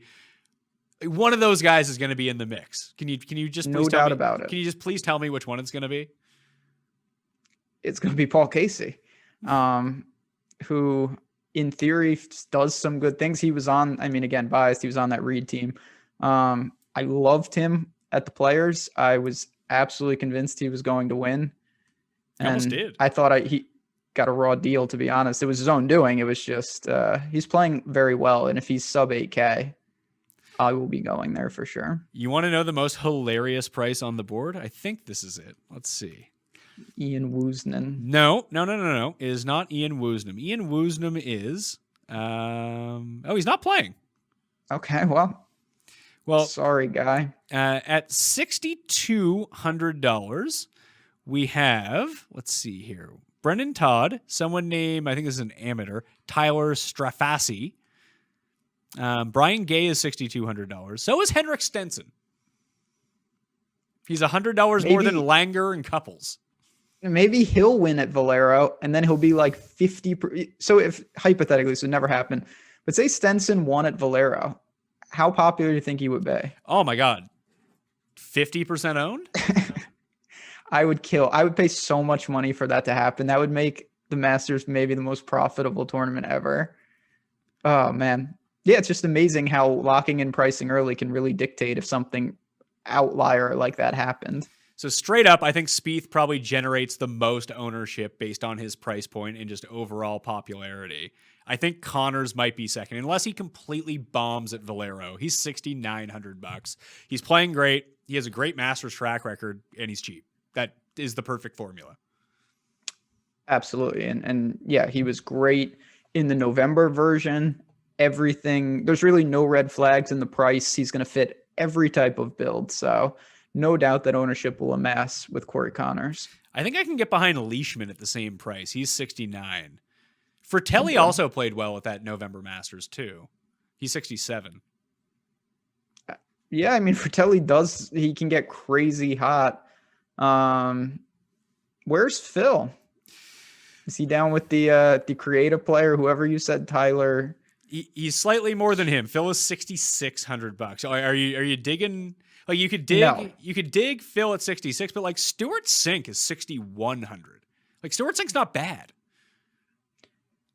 No, I mean, the Masters is always an interesting field because it's such an easy cut to make, and then you've got a handful. I like I said, I don't know if Woosnam's not playing. I assume some of those guys who have like virtually no chance are playing, and then it really shrinks it. So if you can get a regular tour player down there, it's not the worst idea.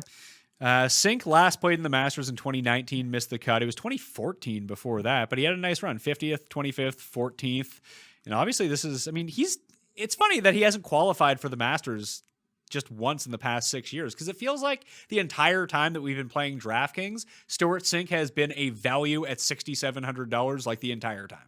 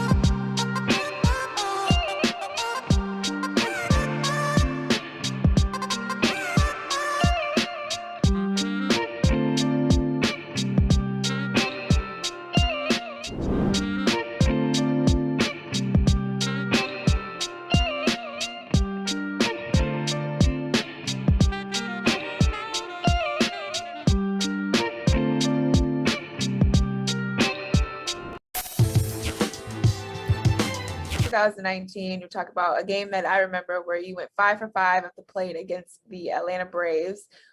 When you're in the zone, what does that look like? When you just are just smashing, you can't get out.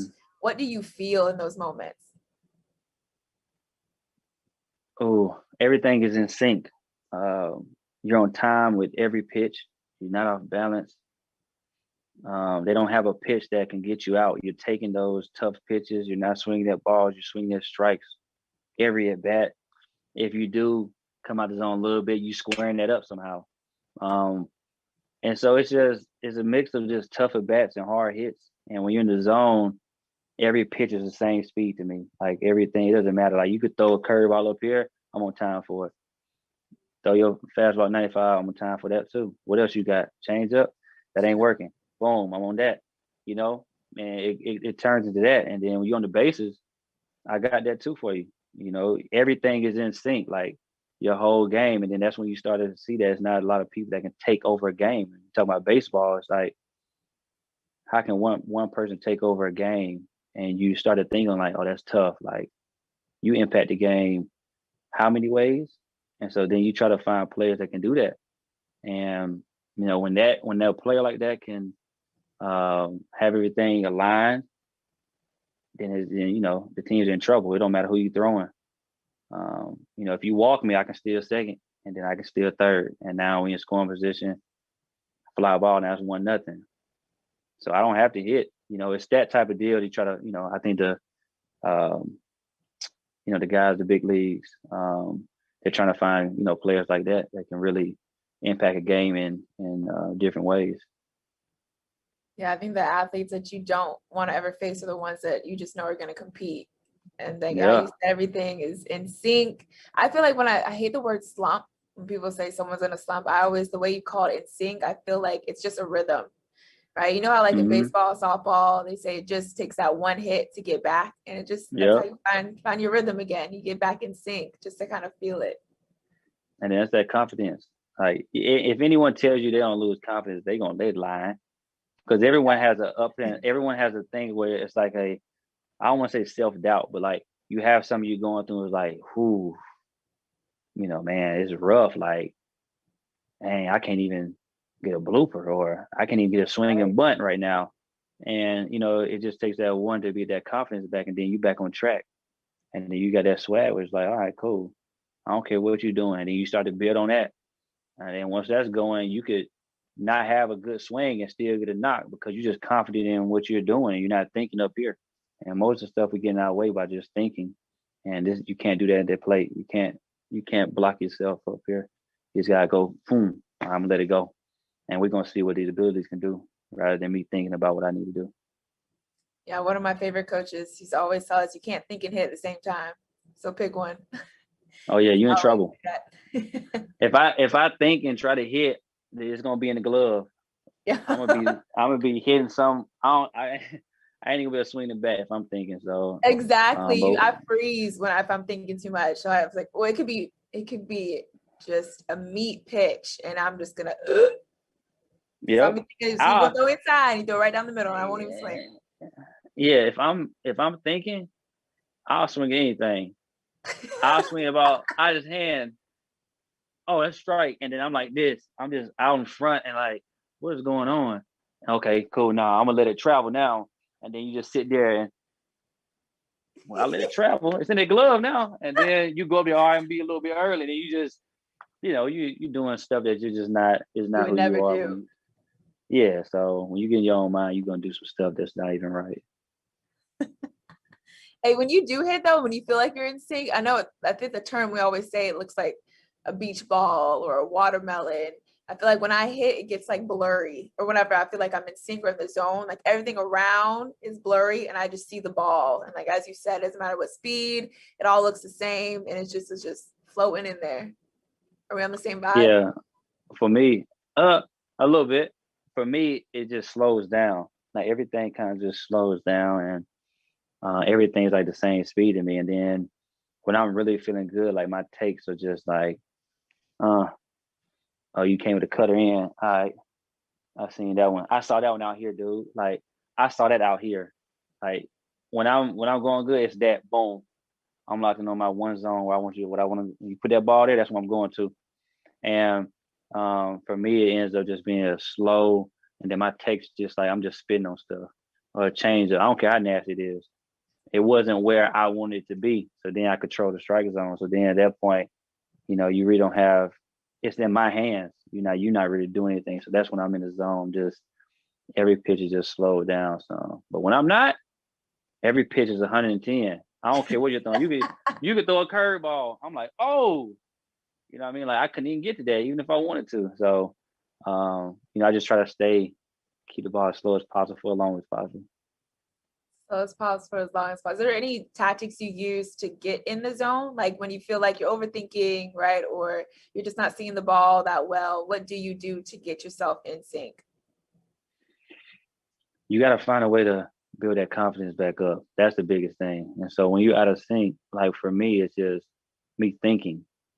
So you may be thinking something wrong with your swing when you really just swinging at bad pitches. So no one can hit it.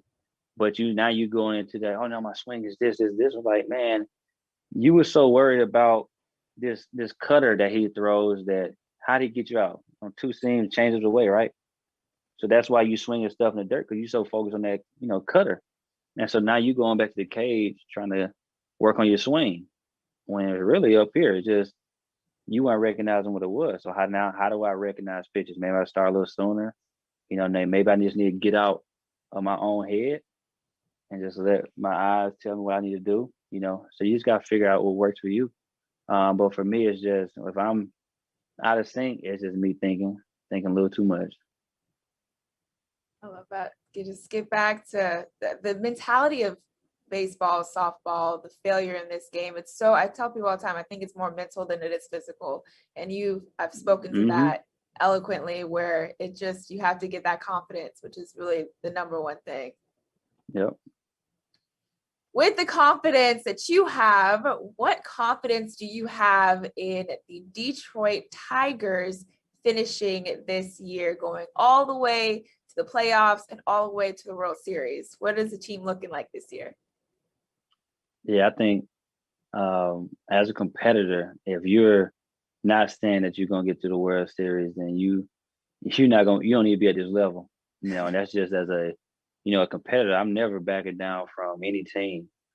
So I have all the confidence in ourselves to go out there and make that happen. But getting the playoffs, push for the World Series. That's just, I feel everyone is supposed to have that in them. I shouldn't have to tell or convince anyone that that's what you need to be. Anyone on my team, that's the only goal, is to win for today. We're gonna win this game today, and then that game is gonna turn to let's win tomorrow. Once you get to that day, though, don't get too far out in front, type deal. So if we continue just to win each day, you're gonna turn around, you're gonna have a winning month, and then you move on, and you keep having those, and then it's like, oh wow, okay, we in this. But I think a lot of people mess up. They get too out, far up front, talk about winning a series. It's like, no, let's just win today. We got 4 games. Let's win the next one. We're gonna win the next one. Now, boom, we won a series, and then that series started to turn to, okay, we keep on winning series. We win this month. I think we take it, that that mindset, and we'll be just fine. I love that mentality. I agree with you. It's so easy to look so far into the future, to think about how we have to win. All right, this is what we have to do. This is who we have to face, instead of remaining present and focusing each day at a time. Yep. Other than, of course, the Tigers making it to the World Series, as you've said so confidently, what other team do you feel like we can expect to see in the World Series? Who will you be competing against? That's what's so, it's so tough. It's literally so tough, especially with baseball, because you can have a team on paper that's like, on paper, oh yeah, this is supposed to be, who's there, like, but you gotta go out there and perform day in, day out. So that's why it's so tough to even say, like, okay, these for sure guys gonna be there, because if you don't show up, then we got you. That's kind of how sports are. But on paper, I guess you gotta say the Dodgers. I guess because they won it last year, right? So there's your NL team, and then the AL team. Detroit Tigers.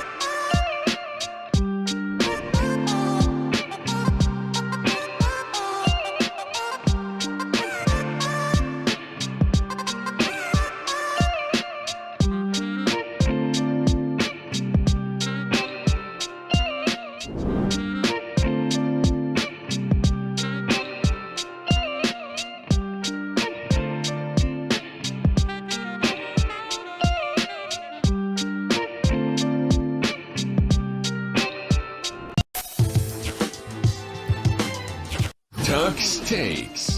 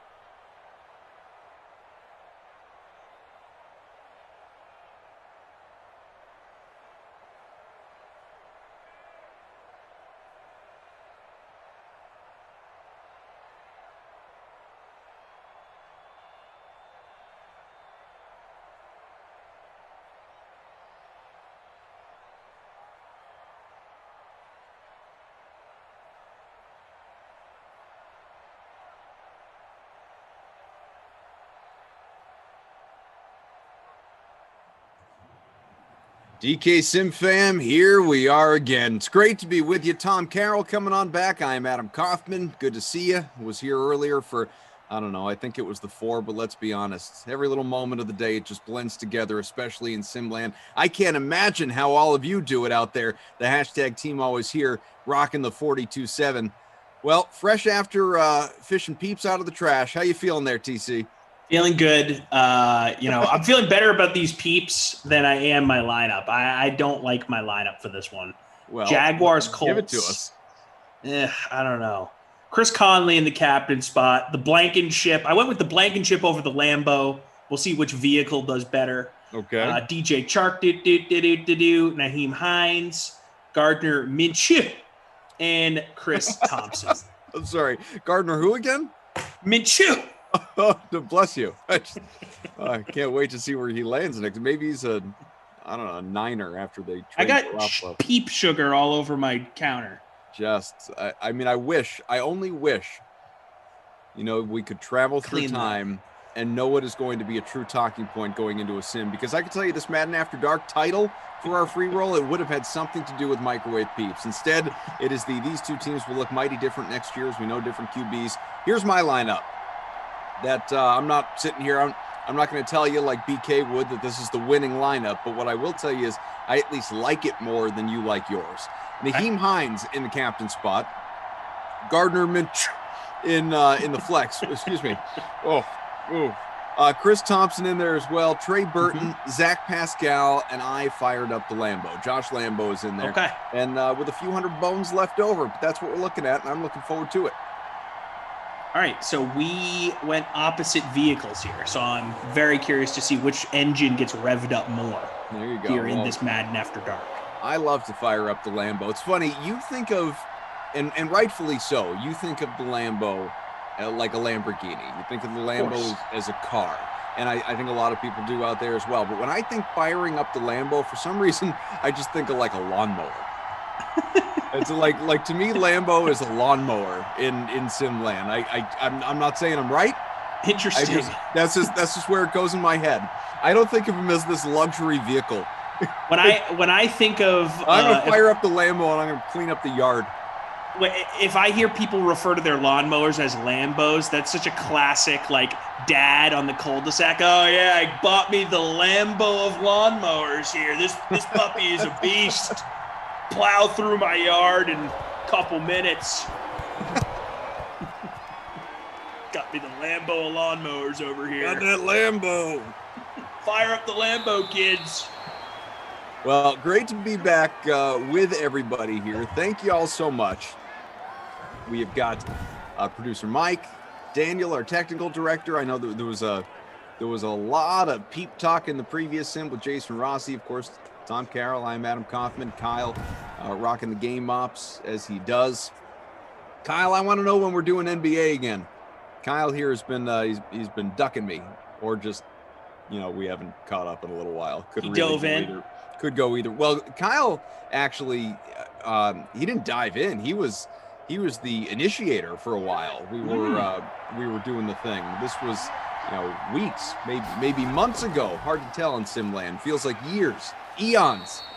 But we used to go at it every now and again, not daily the way a lot of us do that we talk about, but every now and again. But Kyle here, we need to renew acquaintances on the DFS hardwood. Got to make that happen at some point in time. Hoffman's trying to meet you at center court for jump ball here. That's right. Yeah. That's right. So in my basketball career, I played center because, I'm a bigger guy, right? Sure. But, I'm 6'2", so it's not like I'm 7 feet here. But when you're playing basketball throughout your youth and you are, going through the trials and tribulations of suburban Providence, Rhode Island basketball, naturally, I'm the guy that plays center, right? But I was not built to be the guy that takes the jump ball. So even though the center generally is that guy, I never was the guy that did the tip, ever. because I have no ups, dude. There's no how high off the ground do you think you get? Like an inch and a half? I could probably clear 3 phone books. Okay, all right, it's not bad. It's not bad. It's higher than I might have guessed. It's bad. You got a completion Come on. down to the 37. I have absolutely no ups. Honestly, the reason why I was a setter in volleyball was because it's the position where jumping is the least important. Yeah, I could see that. It is not my strong suit. I just noticed Jimmy B in the chat calling this the Madden After Dark peep show. That's hilarious. 1st and 10. It's a run for Naheem Hines. The peep show was definitely in full effect the halftime of that 8 o'clock sim. I mean, I had multiple Zoom windows open. I had the action shot camera on my phone that brought us into the microwave. I was touching the peeps to show that they were real. Did you guys call it that, or were you concerned about DraftKings getting shut down? That's the first time I've actually thought about that being a problematic sentence. I will move on. Oh, too good. But the peeps are weird, man. They look like gross, hardened, scrambled eggs. Yeah, just disgusting. Gnarly. Although, maybe you guys could weigh in the chat, all hanging out here with us, because Tom Mace here smells terrific, by the way. We were talking always. Showers right before the sim, just because he knows he wants to smell it as fresh as. Gotta get my mind right, baby. We were talking about this. I'm sorry, this is totally off topic, but again, the chat, just distracting as it always is. Lewis Daniel says 3 phone books for a town of 50. Oh, that is, it's like a pamphlet. Yeah, Rhode Island. The phone book in Rhode Island is about the size of your weekly Sports Illustrated. I probably clear about 3 of those. It's like a step. Not even just 0 ups, dude. Shuffling your feet. None. Absolutely none. What the hell was I talking? Oh, so Tom and we started getting into a discussion about Peeps versus candy corn.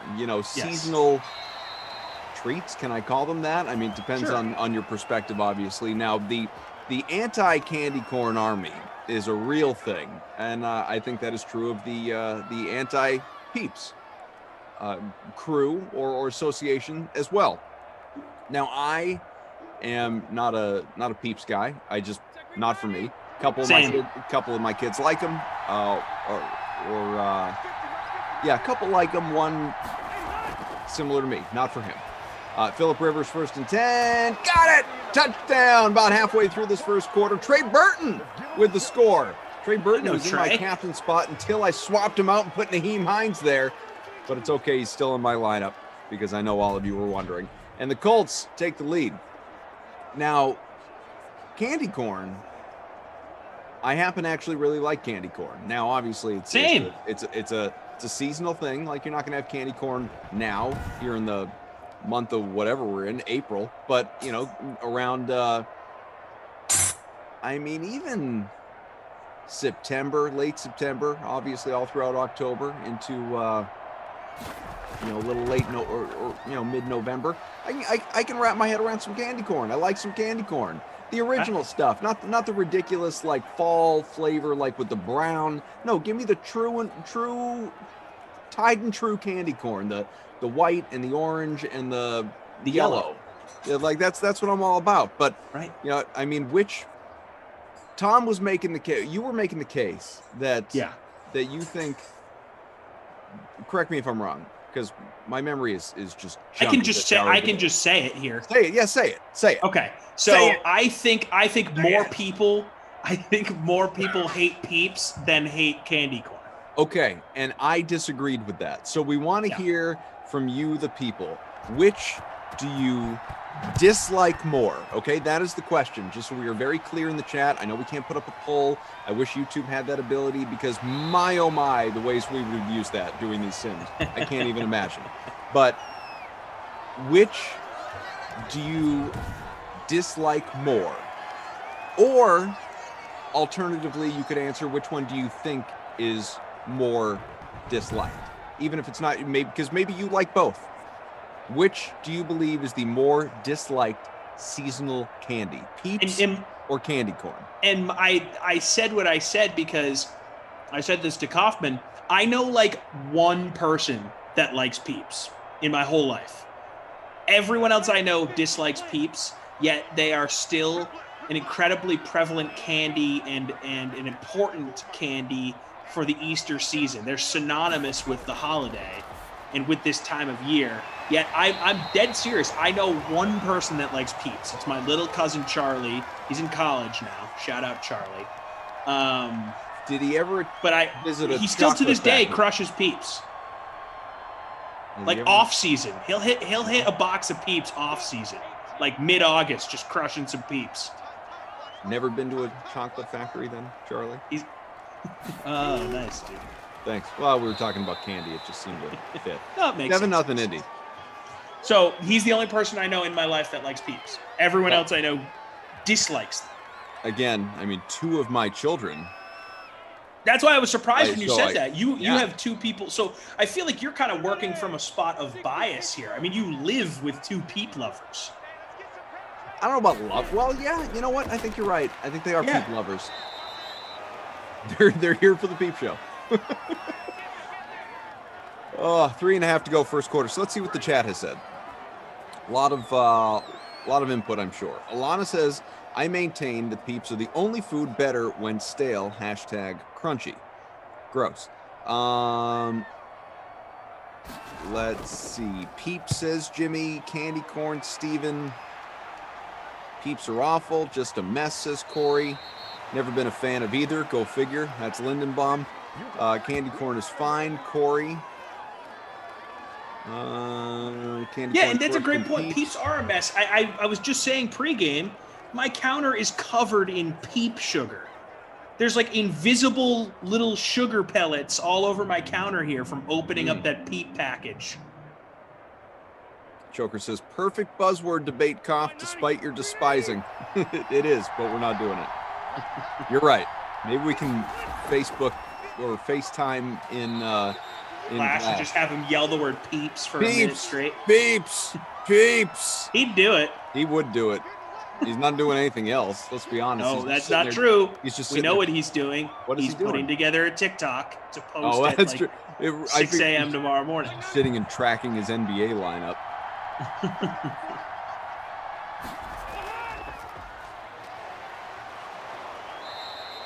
So yeah, I think 78-24. more people dislike Peeps than dislike candy corn. Here's a little candy corn little trick for you. Little Cough. Here you fast go. back for me. Okay, no, not a fast back. It's more like I'm gonna make your life better here. Okay. Or people that listen. So if you are looking for a little, we'll call it like a counter side treat, maybe at a dinner party, Sure. or people like to have like a bowl of nuts at their home bars. Mm-hmm. You get the bowl of peanuts. Mm-hmm. Make it mostly peanuts. Put about we'll split it into some percentages here. We'll go 90% peanuts, 10% candy corn. So you pick that, you scoop your hand in to get your nuts, right? And then you have a few candy corns here and there. Makes for a delicious little surprise in the nut bowl. We find an alternative name for it. That's not a bowl I feel like reaching into. Dude, everyone likes to have a good nut bowl on hand when you're at a party. Come on. You know what I could go for right now, though? Honey roasted nut bowl. Yeah, I want some pistachio nuts. Oh, pistachios are great. Pistachios are my favorite. 100%. Best nut in the game.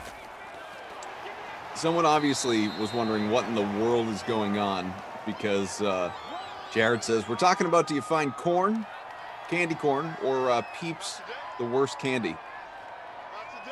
Rich says, Peeps or candy corn? There's an NFL draft coming, LOL. That's weeks away. Come on. You It's know not how many draft of these? season. You know how many of these Sims we have to fill? You know how many GMs are going to lie about liking different quarterbacks before it becomes, the week of the draft. I mean, there's probably going to be like eight or different the day dudes. of the draft, the night of the draft.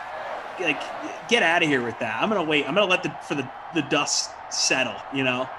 A friend of mine and I won't go all BK and tell you who it is, but he's prominent.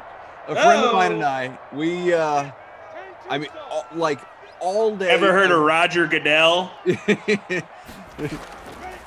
Maybe you know Ben Affleck.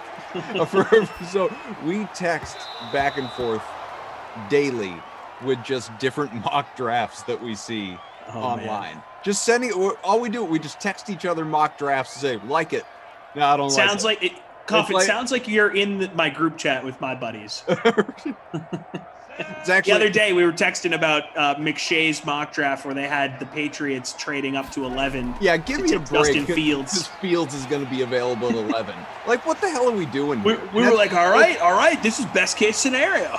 So my buddy, I texted him the link to that draft, and I wrote, would love it, but totally unrealistic. Yeah, no. Fields might go third. Or certainly he's like or second. Or he's like I mean I do think it's Lawrence and Wilson 1-2. And, if I had to put money on it today, yes. And Fields could be there. Maybe the Mac Jones smoke is real. Who knows? But even removing that, I certainly don't think there's any chance that Fields falls below top 8. Like no, I think all 5 of these guys are going to go in the top 8. It's crazy. 9 picks. So I've said it on these if the Patriots before, do want one of these guys, you got to trade up and get them. The quarterback buzz for this draft has been wild, man. It's blown me away. Yeah. And that only a couple of them are even going to be good. That's just the way it always works out. Right. So it's a function of getting the right guy. Right. By the way, 2 for 25 with the only touchdown in this game right now. And that's what's so surprising to me, because you look at the body of work here. Every draft, how many quarterbacks end up being good per draft? 1, 2, if you're lucky, 3. So you got 10 teams picking in the top 10, obviously.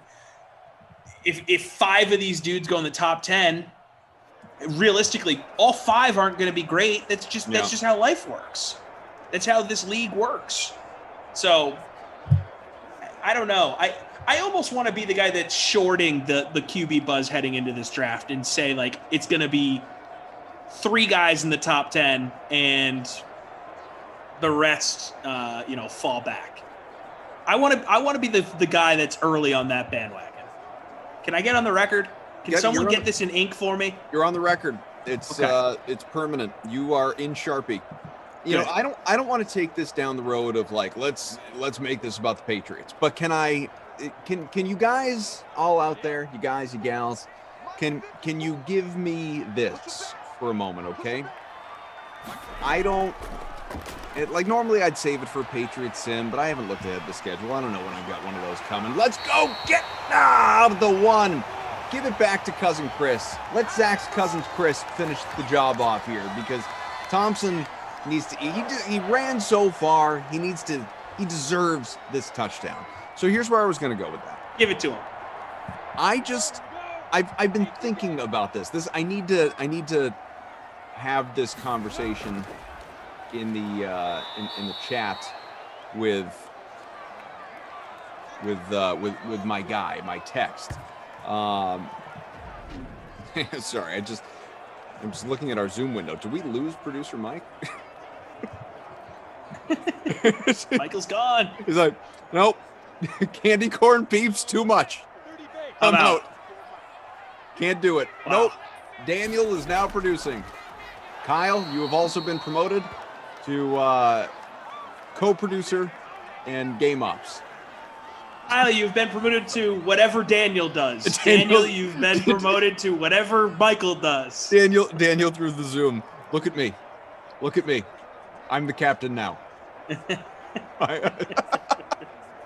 Yeah, Mike's he'll get back in here. Yeah, Mike's issues with the internet at the moment. He must be on the Emmernet. I'm going to tell him that.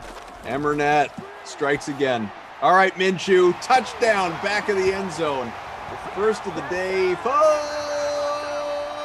DJ Chark. DJ Chark. DJ Chark.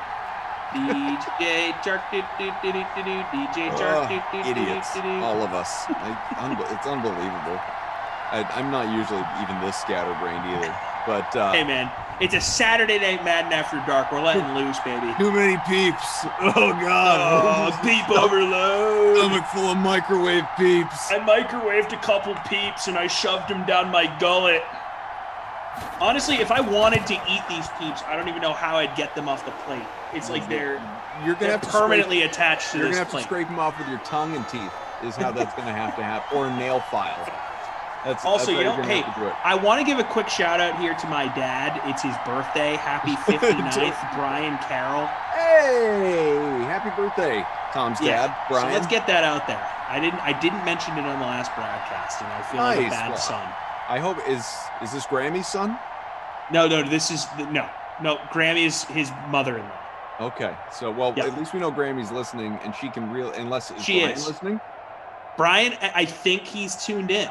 Oh, so. he shouldn't be. This sim has been bananas. How could you even begin to happy follow birthday, what's Dad. happening here? Brian, happy birthday. Also, I see Tom's Microwave, the user, of course, not your actual microwave, talking to me, saying, Jamie, for all of you Ted Lasso fans. Here's the itch I was looking to scratch with regard to the quarterback discussion. Let me itch it for you, bro. There's an article that I came across on NBC Sports Boston the other day. This is every Patriots quarterback drafted by Bill Belichick over the last 20 years. Ooh, okay, I like this. Now, I don't want to dissect all of these guys. I don't want, like I said, let's be done with this conversation by halftime. Let's not make it a full-on Patriots 7. Sure. Gives us a decent window here, 8-9 minutes, whatever, real time to talk about. So I'm just going to name you names, and then I'll get to my larger point. Okay. Rohan Davey, LSU.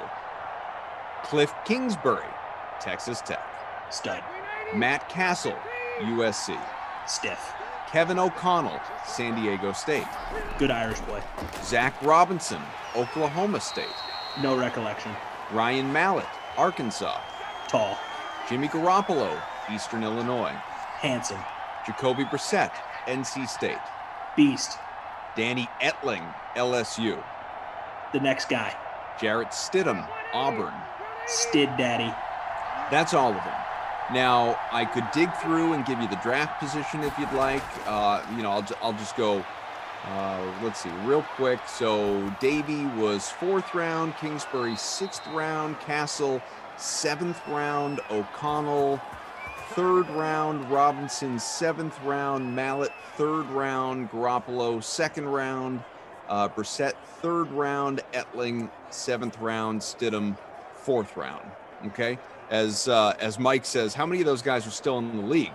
The answer is just a couple. One, two. Obviously, yeah, unless Etling Garoppolo is and around Brissett. somewhere. Remember, they talked about him moving to another position, so maybe he's still out there at as a tight end somewhere or something like that. Kingsbury's the head coach. Right, he's still in the league. Does that count? Here's my larger point. Here's where I'm going with this. Now, some of those guys, like their 6th, 7th round picks, even 4th round, like crapshoots. Like Brady, quite frankly. I mean, Brady was a total crapshoot that turned into the greatest of all time. And if you don't believe he is, he's, well, 1, you're wrong. 2, he's absolutely in the conversation, okay? Guy's won 7 championships, and he ain't done yet. Now, I would argue Belichick coached up 3 of those guys. Like, he got Castle paid. He got that huge deal from Kansas City, became a starter there, then kind of flamed out, became a backup. He was out of the league. Now he's an analyst, conveniently enough, at NBC Sports Boston, among other places. Garoppolo is a starter, but his team doesn't want him. And he was given the highest paid quarterback, contract ever off of 5 games in his career, basically. So, again, another guy, reputationally, Belichick got paid. Brissett emerged kind of conveniently as the starter in Indianapolis and ultimately is now a backup in Miami. Even if like Tua were to be traded in, this phantom fictional Watson deal, like Brissett's the backup. Jacoby Brissett right now, I'm not saying he's a lifelong backup, journeyman, whatever, but right now he is a backup quarterback. He's one of those guys that's going to start a handful of games when the rest of his career. So there is He'll stick around. only one guy. Now, jury's still out, I guess, on Brissett and certainly Garoppolo. But there is, and you want to include Castle because he got paid very well. You can do that. But there is only one guy, and his name is Tom Brady, that just turned into like a bona fide, legit stud NFL player. As we sit here and talk about, well, the Patriots going to move up in the first round and, get one of these 5 guys. Well, it depends on, if Belichick likes one, right? Like, he's got the capital to do it. If he loves his guy, go get his guy, because that's the most important position in the field. So you need to go out and make that move if, in fact, you, Bill Belichick, truly love one of those guys. Now, you're not going to get Lawrence. You're not going to get Wilson. So it's, do you love Lance, Fields, or Jones enough to make the trade to get up that high to do it? Do you, Bill Belichick, love one of those guys enough? My question, though, or what's been, pinballing around my brain is, do we believe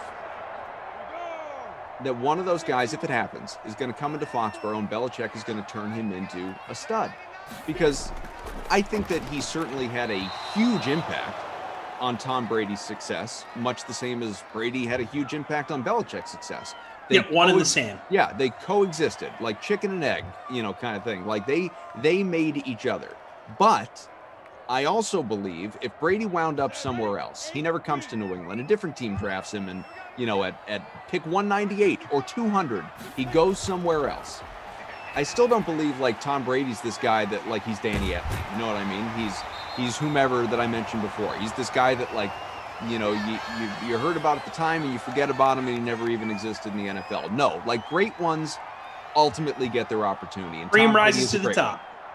Like maybe it would have happened faster. Maybe it would have taken longer. And I'm not sitting here saying he would have won 7 championships. Maybe he would have won 1. Maybe he would have won 2. But Tom Brady somewhere else, it wasn't all Bill Belichick because of the way that he approaches the game and his mentality and his dedication and his mind and his, all these things that come before athleticism in the case of Tom Brady, he would have gotten there. Like he would have gotten there and he would have become one of the all-timers. I firmly believe that because like you said, cream rises to the top. Do we believe that Belichick has it in him at that specific position to trade up? Go ahead. No. 49 out of the 15. Cousin Chris, you keep coming up short. Do we believe that Belichick has it in him to take one of these guys and turn him into the next guy? Do you believe that? So the body of work, it's tough to say because he had Tom Brady for 20 years. So it's not like he's had a lot of chances to get in there and do this. What I will say is, by the way, there we go. A little touchdown to the tight end action here. O'Shaughnessy? Is that my man O'Shaughnessy? Tyler Eifert. Tyler Eifert on the score. Less fun. So look, he drafted Garoppolo in the 2nd round. The rest of the QBs were just, throwing a dart at a dartboard. Yep. And he turned Garoppolo into a guy that, like you mentioned, at the time was the highest paid quarterback ever. Yep. And a guy that can win ball games in the NFL. I mean, whether you like him or not, you look at his career win-loss record. Has he lost 10 games in his career as a starter? I don't think he has. Don't think so. So the guy just can't stay healthy, but he can win ball games. So very small sample size. I would say the answer is yes. If Belichick believes in a guy, gets him in his system and grooms him, then, I have all the faith in the world in the best coach in NFL history to go out and do that. But, like I said, he doesn't have a crazy amount of examples to point to, but he's got 2, one of which is the greatest quarterback of all time, the other of which is a guy who went out and got paid more money than anyone else ever at his position at the time. So I think small sample size, I'm saying he could do it. Okay. I mean, you might be right. I'd love, just as a Patriots fan, I'd love to find out. Yeah, I mean, it's a fascinating storyline, man. Yep. People have said like, "Oh, Pats aren't relevant anymore. No one cares." Like it's like the whole intrigue of the post-Brady era and what Belichick can do without him is, I think, fascinating for a football fan. Alana asked in the chat, by the way, if I am closer to your age or your dad's age. Mine. And the answer would be you, although probably a little closer than some people might think. My dad turned 59 today. I turned 29 in June. I almost said 59 as well. I turned 29 in June. And I am 39. So There you 10 go. versus 20. A lot of nines. A lot of niners. A lot of Niners. A lot of niners in there. So you were born in 82. 82. That is correct. There you go. I was born in 92. He was born in 62. Now, are you an only child or do you have siblings? No, I have an older brother named Tim, and I have a younger sister named Annie. Okay. Then you answer I was going to ask if you're the oldest, but your dad started pre-30. Yes, with the children. He had my brother Tim in 91, him and my mom, Michelle. And then Annie came around in 1995. See, here we go. 14-7 game right now, as we've got about 80 seconds until halftime. Tom Carroll, Adam Kaufman, producer Mike back with us, Daniel. Hey, our there he technical is. director, and Kyle, Game Ups. Great to have all of you here with us. I'd say let's get to 300 likes, but that ain't going to happen. So let's go to 250. Smash that like. Just did it. See? And the only reason I say it's not going to happen is because we would need more people in the YouTube little viewer circle with us right now in order to cover our ground. Omar saying Tim and Tom always getting into trouble. A rambunctious duo. My brother, 13 months older than me, so we're always palling around, getting into hijinks in the neighborhood. There you go. Ryan says, cannot separate Brady and Belichick when discussing the epicness of the past 2-decade run. Totally agree Can't. with that. Brother Phil says, sorry, Koff, you think Brady gets drafted by Cleveland or Detroit and it's the same story, you're delusional. I'm not saying it's the same story. That's exactly my point. What I said was he doesn't win 7 Super Bowls, or obviously 6 in New England. I would say that he probably wins 1 or 2, though. I do believe that. Those 2 teams specifically, I don't think he wins anything. Circumstance is maybe one of the biggest factors when determining how a guy's career is going to end up, especially those late round guys. Very true. If he went to another good franchise with a good infrastructure, I think he would at least have some playoff success elsewhere. But yeah, I mean, Cleveland and Detroit were dumpster fires but I guess like the better part of their existence. I'm sorry to cut you off. I guess what we're leaving out of the equation there, as Brother Phil says, if he gets drafted by Cleveland, it's not the same story. Fine, but do you think that Tom Brady is a career Brown or Lion in that situation? No. No, he's out of there. And then he probably goes somewhere and finds some. Yeah, he pulls the Brett Favre from. I mean, that's the perfect example, right? He gets drafted by Atlanta. They decide he stinks. He's not worth it. He was a late round guy and he didn't try hard. Blah blah blah. Or maybe he was a second round pick, but he wasn't a first round pick. And he goes to Green Bay after 1 year in Atlanta and becomes Brett Favre. Touchdown. Trey Burton again. Man, I should have left him in the captain's spot. What an idiot. So dumb. So dumb.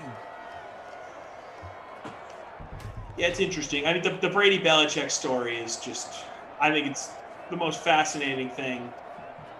I don't think you need to be a Patriots fan to feel that way either.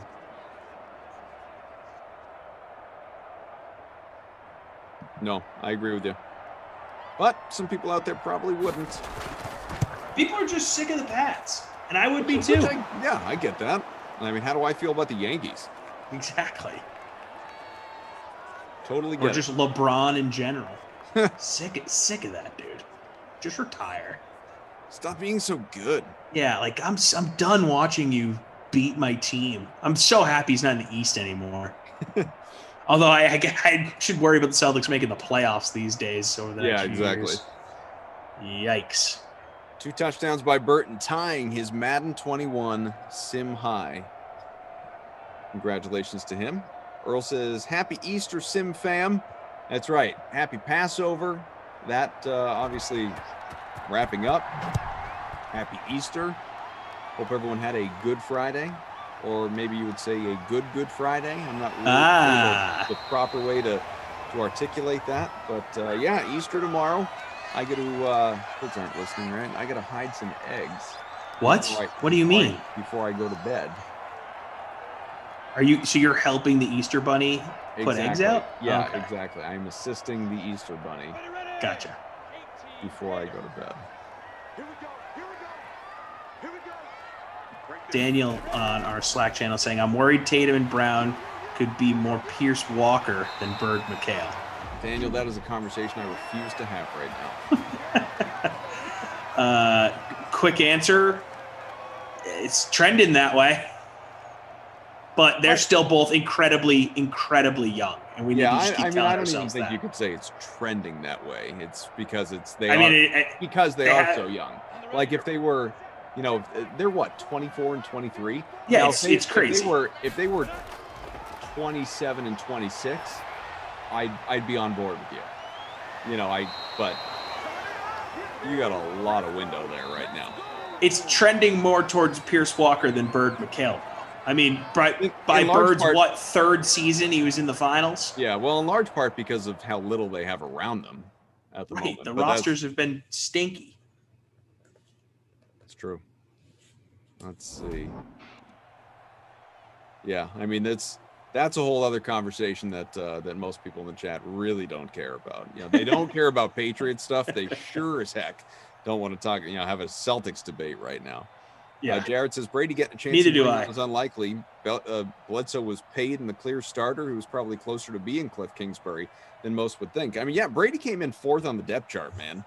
Who's more handsome, Kingsbury or Brady? Kingsbury. Well, Brady's gotten better looking over the years. So you're back in the day it was Kingsbury, but now you go Brady? I might go Brady now. I mean, they're both inferior to Garoppolo. Sure. I mean, yeah, Garoppolo's number 1. Yeah, let's be real. So handsome.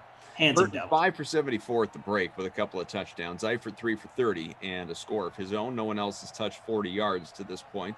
It's just Burton. We'll keep an eye on it. Marlon Mack, great job. 1 for 3. Not great catching the ball.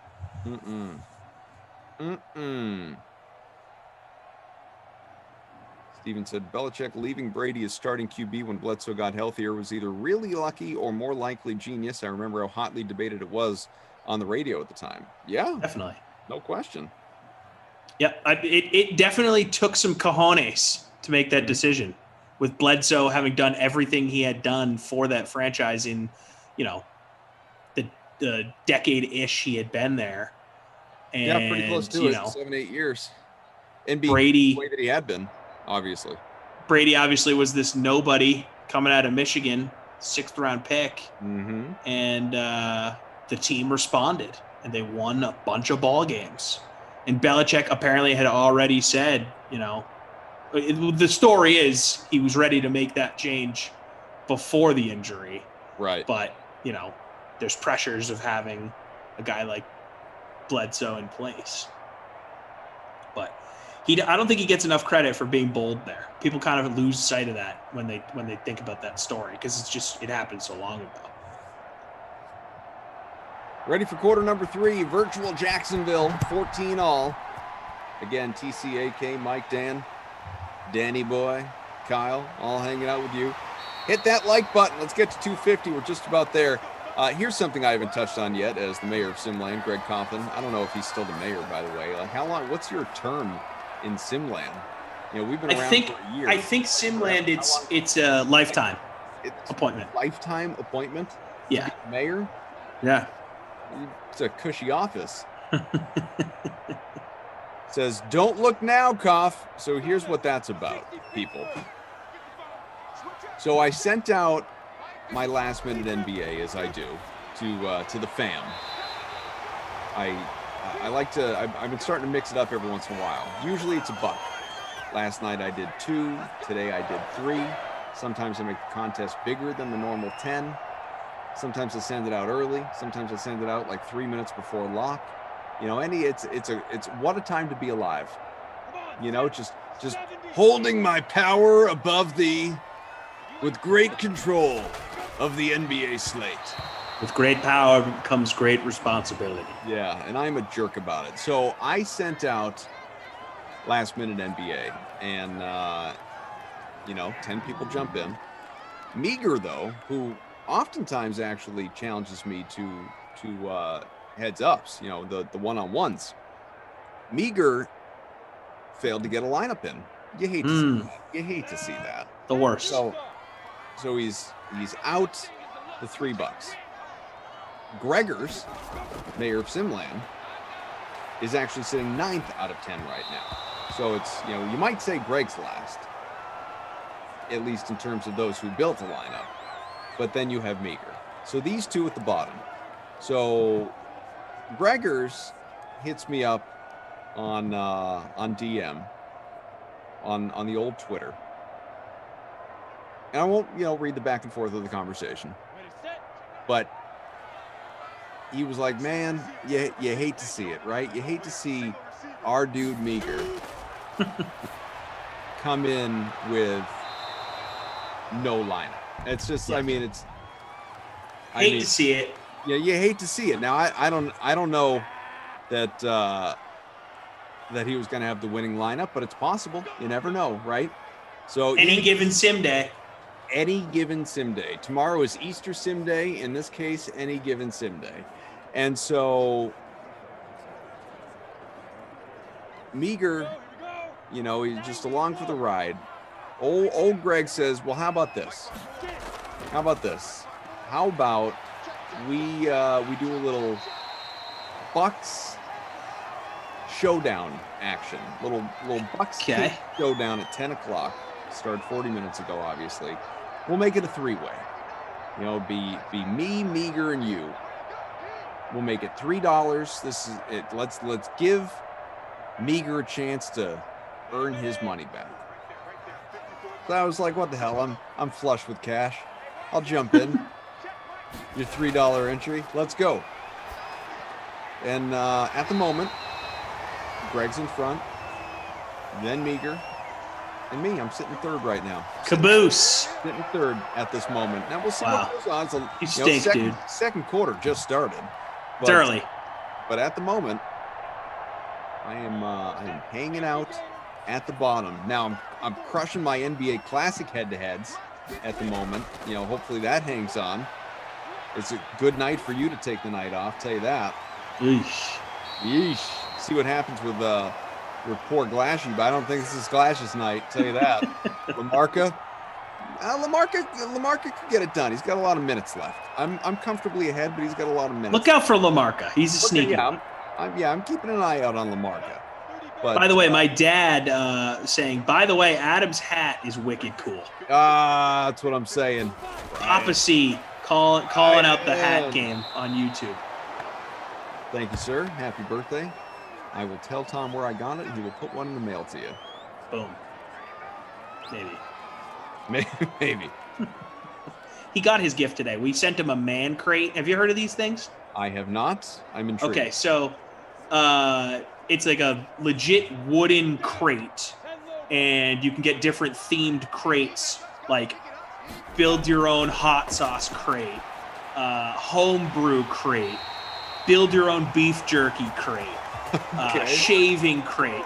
Things that are stereotypically manly, right? So we got my dad the Oktoberfest crate. So it's this huge beer stein, and we got Carol customized on the side of it. It had like this German summer sausage, these pretzel things, this mustard, some sauerkraut. Ooh, touchdown! Oh, we were out. No! Oh, challenge it. Give it a review. The thing about man crates that I didn't realize, I thought it just came in this cool box. But the crate is like really hard to open. And they send a mini crowbar with the crate and it took him like 20 minutes and multiple tools to open the crate. Stop that. I swear to you, dude. It was multiple tools. We had a hammer, we had a box cutter, and we had the crowbar, all being used to open this crate. Asking a very important question. How many pairs of sacks come in each crate? You could probably get an underwear crate if you worked hard enough. So what was in the crate that you sent? It was the Oktoberfest crate. We did a beer stein, this big, huge mug with Carol customized on the side. There was a German summer sausage. There was a delicious spicy mustard. We got a touchdown here from Minshew. There we go. Bless you. There was some sauerkraut in there, German pretzel thing that looked delicious. It was just this cool Oktoberfest crate. And then there was coasters that had bottle openers on the bottom of them. It was cool. But it took him like 25 minutes to open it on FaceTime today. At a certain point in time, it's like, this is not worth it. I'm chucking this thing in the trash. I want out. It was funny. No, honestly, I did not think it was going to be as hard as it was to open. But I did some digging around to other people I know that have gotten man crates as gifts. Yeah. And they're like, oh yeah, it's really hard to open those things. And then when you open it, there's like a disclaimer on part of the box that's like, warning, these things are really hard to open. Wait, they sent me a picture of it afterwards. I'll pull up the exact wording here. There you go. Let's see. Chris Thompson with the rushing bonus, 5th rushing touchdown for Gardner Minshew. Our dude Daniel is doing pretty well, I think, in the free roll. We'll take a look at where he sits in the I'm 39th out of 149. Again with the 9s here in this one. Choker is in front. Daniel has dropped to 15th. He was hanging out top 5 for a little while. Where's Freeze Pops at? Oh, deep. We don't even need to discuss. It's bad, dude. Oh, 105. I scrolled down. I found you. Yep. Keep scrolling, brother. Okay, so it's a live photo, so I can't open it. It says, pro tip, you might want to limber up on the inside of the box. It's like, come on, this would have been good info to have before. Bob M says, if we can get an Oshag, Tutty, I'll be all set. Rooting for you. I'm here for an Oshag. Always down for Oshag.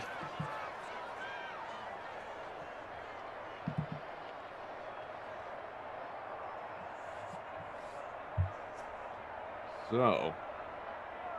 Off, what's on the Easter menu for tomorrow? You guys crushing some ham? What are we doing? We got turkey dinner? What's going on? Ham is a real Easter staple, so that is that's the expectation, and I am here for it, man. I'm excited. That's the expectation. Okay, so you don't know what's on the menu. No, here's what I know. I know that I won't be eating Peeps, and I will be eating many a milk chocolate hollow bunny. Oh, okay. You're a chocolate bunny guy. I'm a big chocolate bunny guy. That's going to be part of my world tomorrow. I can tell you that right now. I might have one before bed. Do you, by the way? Well, I don't. I want to keep talking about the Easter Sim Day menu with you, and I will be around for a couple of Sims as well. I don't know. Are you here tomorrow, by the way? Yeah, at night, 8 and 10. Nice. Yeah, I'll be on the 4 and the 6. I was just going to point out, not that I want people to leave us or anything like that, but if you're good at multitasking, this game between Gonzaga and UCLA, my goodness gracious. Yeah, I didn't want to get into it. We're not going to do play or anything. Because I've been so intrigued that once I start talking, it's going to be bad. Yeah, what a contest. 2-point lead. I am sweating, cough. I am sweating. Give me your situation again. You win with a Gonzaga win. I need Gonzaga to win the national championship now. Baylor won earlier today, which was good for me. Needed that to happen. So that was the first leg of the 3 things that needed to happen over the next few days here. Need Gonzaga to pull it off, and then need them to finish the job. So we'll let you know how that plays out, because we'll obviously be here with you. Yes. 3 overtime. I'm glad you brought it up. I wasn't going to be the one to bring it up because I didn't want to go down that rabbit hole, but I have been silently fuming about what's going on my television. I had no idea it was that close. None. Yes. Zero idea. And then I, perused Twitter for a hot second and saw what was, people freaking out. Yeah, this game is incredible. Jared says, Koff, on a scale of 1 to 10, how helpless are you in the kitchen? 10. Well, are you including like ability to do the dishes and clean up? If That should be a factor. If that's part of the overall package, it's gonna elevate my score. But if we are purely discussing cooking, I'm gonna say I reside around 10 being the best. I'm like a strong 2.5, I think. I'll put myself at that number as well. I can make, and I'm not talking from scratch. I'm talking like the way you would get it presented to you in a supermarket. I can make pasta. I can make soup. I can make stuff in the oven. The little chicken nuggets, stuff like that. I mean, if you want me to cook frozen foods, he's a beast. Yeah. I mean, animal. If you want me to cook a meal, well, let's just say again, the kids aren't listening. Well, neither is my wife. Let's just say it's been a point of contention in our marriage for since before we were married. The lack of ability in the kitchen for me. You know what? People have their strengths. People have their weaknesses. Cooking is not a strength of yours, nor is palate in general. And I'm not here to yuck your yum. No, I'm sorry. Now to yuck your yum? Is that an expression? Rossi said it on the last broadcast. It was an expression I hadn't heard ever in my life until the other day. A friend of mine said it in a group chat, and then Rossi again said it on the last broadcast. So apparently it's a thing. To be a part of you now. Yuck your yum. I like it. Jordan says, I can see you being a total incomplete mess in the kitchen, Koff. You probably burn toast. See, no, that's like Jordan says, Koff can read the instructions, in other words. Exactly. I'm not going to burn toast. You set the where you want it to be. Right. Yeah. Like he says, no, I don't burn toast. I make delightful toast. I know exactly where I want that number set. Usually a 3. I adhere to directions. I know how to follow the directions. Alana says, Jared, I'm sure he can fix his own empty ice cream cone. You know what, Alana? I might have one of those after the sim. I had a Klondike bar last night. Tonight, maybe it's an empty ice cream cone. Serial killer stuff. But I know my limits. I know my limits in the kitchen. I know exactly. My dad correctly saying I'm not a big sweets guy. That is correct. Well, I mean, I am not one to say someone is missing out on something. Clearly, like I'm the guy who doesn't eat pizza. But he eats the crust of pizza. But I enjoy sweets. I do enjoy sweets. Alana says you're really champing at the bit to use yuck your yum. Yuck your yum, baby. I might use it tomorrow just to see what kind of looks I get. But start mixing that in. Yeah, I got to figure out how to really use it the right way to make it truly impactful. Don't yuck my yum, bro. Yeah. Well, you know what's sort of it's not the same thing at all, but it feels like a variation because it just sounds so similar. I do say. I'm not trying to harsh your mellow here. Yeah. I do say it's the same. It's the same concept for sure. Yeah, and I don't want to yuck your yum. Don't want you harshing my mellow. 21-14, the Jags are in front. I do wonder. Yeah, Chris says Kaufman's extremely limited. See, now you get it. I do wonder, and this is not just about me. Like anyone who is limited, as Chris put it, in the kitchen or anywhere else. I do wonder what. Look at you, mouth gaped right now. Do I need to see what's happening in this game? 81 all. About 20 seconds left on my scoreboard. I don't know the game actually on at the moment. I guess you are fixated. Guy can't take his eyes off that screen. Blocking call with under a second to go. UCLA at the rim for the game-winning shot. It was a blocking call.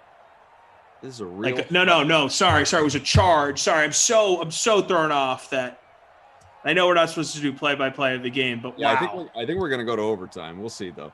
So 21-14, Chris Thompson has cousin Chris has hit the bonus, obviously. None of the receivers are quite there yet. Burton 5 for 74, a couple of touchdowns. I know a lot of you in the chat are pretty interested in this game, obviously. So, we'll let you know what happens.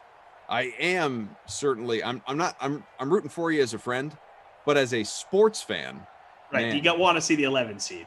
Yeah, like how could not even just the 11 seed, but like from the play-in games, right? Like from the first 4 to the final 4, as the call was at at the end of advancing out of the Elite 8. Like I mean, it's just so cool. It's such a cool story. It's a good story for sure. It'd be a better story if it wasn't the winningest school in the history of college basketball, though. Sure, totally get that. It's not like takes a little bit of the luster away from me. It's not like the Gonzaga of the old days. Exactly. Yeah, I get that. I definitely get that. What I was starting to say about the kitchen thing, I do wonder if I actually put any effort in whatsoever. If I wasn't afraid to get my hands dirty, if you will.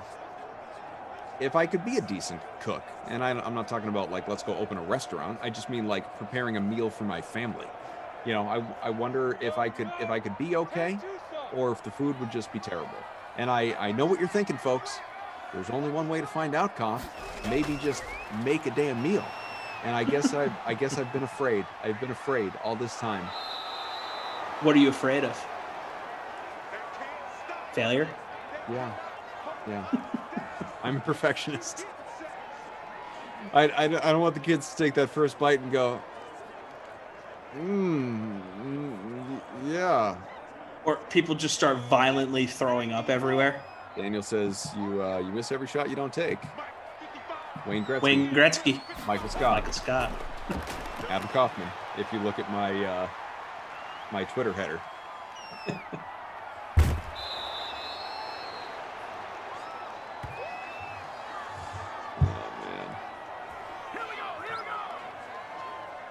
Jared's 53rd in the free roll with a 0 spot in the captain. That's not easy. Jordan says, not too hard, Koff, if you're making something simple. Firing up the Lambo. So overtime. It's happening. Overtime.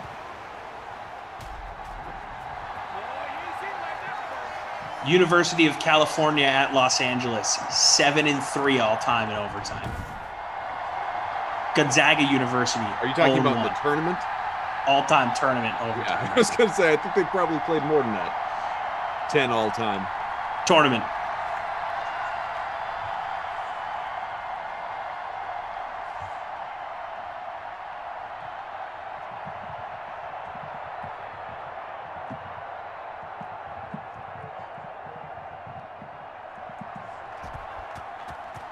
Wow. I'm restless here, Koff. Not gonna lie. Third overtime of the tournament for UCLA. I didn't realize that. Yeah, they've been in so many close games. I think it's time for the number 1 overall seed to impose their will and show why they're undefeated. Let's do that now. Let's show that it's time to be one of the true big boys. A friend of mine tweeted, "This is the game America deserves for having March Madness robbed from us last year." It is. Yeah, that was an unfortunate situation, obviously. Heck of a contest.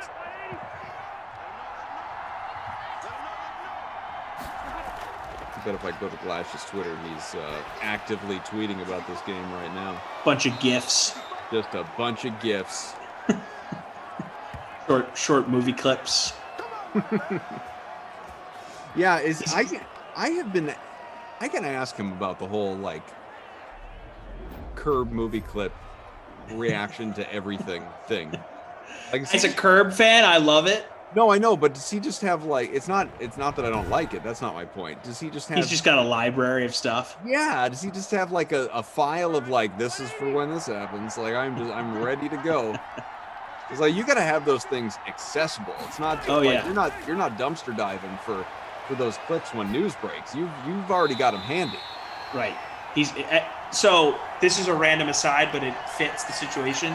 So back in the day when I was working on Rosillo and Canal, we had Darren Ravel in with us. Way to name drop, bro. Well, it'll make sense in a second. So we had Darren Ravel fill in as a co-host for the day once, and I was, it was before the show. We were grabbing some lunch with just as a crew, and I was like, so how did you have all this stuff at the go, like at the ready, all this info?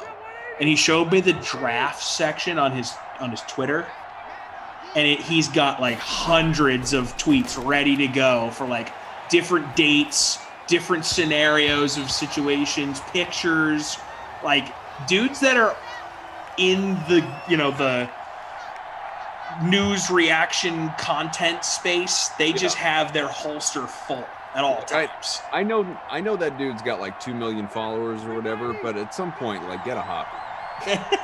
Dude, that's his life. If you've got like hundreds of drafts just ready, it's crazy, dude. He was just scrolling. I'm like, oh my god. It's a big boy throw in this 10-point game out of bounds. 6 minutes to go in regulation. A like away from 250, and I would like you to hit that button. Do it. Please. We got there. Congrats. Alana here in the chat. Keep riding that wave, though. Jared assumes I can't cook. It's worked out quite nicely for me. Jared says, wait, what? Alana says, whoops, I mean, what's a stove? What's a stove? You knew that. Even if you don't cook, you know what it's called. Look, Koff said he can work the stove. Give him a frozen pizza, throw it in there, preheat that, good to go. I'll work that stove, man. I can do it. My dad suggesting making PB&J's, Koff, can't lose. That's some old school stuff right there. Love a good PB&J. Are you well, I feel like I know the answer to this question before I'm even asking, but I'll ask. Nope. Smooth or chunky? I'm really not a peanut butter guy. I was when I was a kid. No peanut butter. No, I mean, I don't have like PB&J. It's just not part of the arsenal. The kids do, so I don't think this is like a peanut butter free house or something like that, but it's not for me. So when you were a kid, were you smooth or chunky? Smooth. Yeah, I think we all come up on the smooth. Yeah. Yeah, then you get to college, you start experimenting with some stuff, extra chunky. Sometimes things get weird in college. Yep, that's where I learned to love the chunky peanut butter. For sure. Grew up in a smooth household. Chunky was not expected, not accepted. Was never bought. You get to college, you spread your wings, start spreading out some chunky, getting after it on the weekends. It is what it is. I can't. I can't. Like, I'll only get myself into trouble. 24-14, 3rd and 10 from the 48. Oh, Minshew taking a bad sack. Minshew. Morgan texting me from the other room. Team smooth. She does. She likes smooth. Is she listening? Well, yeah. I mean, our apartment's sort of one big room. Sure. So she's not. She can't ignore it. But she just hears you. She just hears me talking about peanut butter. Yeah. There's a punt. Is UCLA tiring? That's what the chat says. I'm not watching. 3 minutes left, 4-point game for Gonzaga. It's hard to tell with, sharing my attention, but, Gonzaga has the lead. That's all I'm noticing here. But I don't feel, the fact that we're in overtime, I have no confidence because we're here, how can I? And this team has played a bunch of overtime games and won. Andrew says, I've been doing the Dream Stream since they started and love them just as much now. Andrew, there are no words for how much I appreciate that. Thank you. Hell yeah, bro. On behalf of all of us. Pascal with the grab. On the 1-year anniversary, I was trying to say that being a part of the Dream Stream has been the greatest honor of my life, and LaMarca cut me off and said I was being over dramatic. I don't think I am. Love this community. Love this job. Look, is it the? It's the greatest honor of my life. Is it the greatest honor of my life? I guess that would be hard to really navigate. But what I will say is this: in all of the media stuff that I have done the last 2+ decades, and there's a fair amount of it on a real ranging scale of low to high. You know what I mean? Like I've been big fish, small pond. I've hosted national radio shows by myself. Drumming up audience, caller relationships and all of that stuff. Had my own show in Boston for a number of years. I'm still on the radio now. I can't think of a time. I really can't think of a time where I have been part of something that has cultivated, especially from nowhere, from the ground up, from the very beginning, from inception, an audience so fun, so passionate, so dedicated, so just awe-inspiring for all of us that keep on coming back here and just like seeing these games through the chat's eyes in many ways, and having just really funny, engaging conversations with a bunch of people we wouldn't know if we passed them on the street. Right. It's so cool. It is so cool. I can't think of, even not being able to, you interact on Twitter or social media, whatever, but never having heard any of these people's voices, right? Or seeing their faces, other than like their avatars, if they're even them, right? Or on social media. True. There's just, it really is, as Daniel says, the DK Sim Fam experience is special. You can't beat it. It's that's really, why I say it's the greatest honor of my life. Think about what some of these people have shared with us, how we've helped them get through tough times, and it's almost like being a part of a team. It truly feels that way. We're all in this together. You and I are teammates the same way me and Greg Coffin are teammates, or Congo Cab or Obi-Wan. Had to throw Obi-Wan in there. Listen, man, when Obi-Wan can go. I'm kidding. So Rivals. Obi-Wan must not be here for this sim because he was here earlier checking in. People have been nice to me. Old Man Dog Fan says there are no other shows I've watched, this much for the last year, for sure. and you guys know how much TV I've been binging. I have done, I don't know what the exact number is. I could look it up. I can tell you, but it's north of 600 sims, Madden 20 and 21, which means I have spent at a minimum 600 hours with the DK Sim Fam, and a sim usually lasts about an hour 15. Right. So 600, and then you divide that by 4. Like 800 hours. It's like 800 hours, maybe more than that even. 47-yard pickup for Pascal. Greg says it's the greatest honor of his life, and Tommy got engaged during all this. Exactly. Take that, Morgan. Brian, what do you think? Jared says, let's all get some Sim Fam tattoos. If ever there really is, we joke about it all the time, but if ever there really is a Sim Fam meet and greet, touchdown at the 2-minute warning on the nose is Pascal. It is. Oh, cool. I don't have him.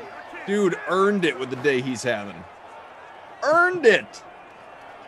Gonna narrow the gap here. If ever there is a day that we have that Sim bus, man, that there is that tour, that I want to meet all of you. I really. I want to embrace, I want to hug all of you. Think about what we were talking about last night. I haven't been with Tommy in person. Ever. Think about what we were talking about last night, Koff, the live show. How amazing would that be? It would be so much fun. Needs to happen. All right, the glasses are coming on here. Daniel says it will happen one day. Steven says we should put all the Sims on DVD so Koff can start a new wall. Bro, I'm out of wall space. I moved up into the top 12 I just want to mention, because I have Pascal and Burton and Minch, Barton, I have Thompson, Hines as well.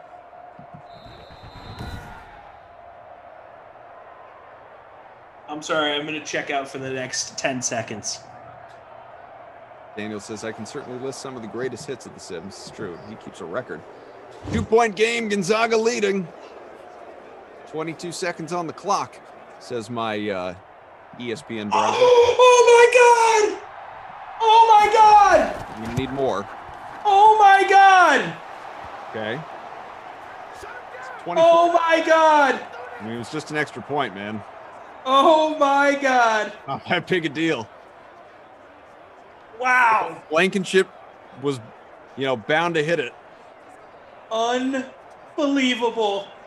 24-21. This is March. I have no idea what happened. Wow. Morgan just ran into this room and is wondering what the heck just happened. I'm going to let her watch it on the television as they show a replay. UCLA win that thing? No.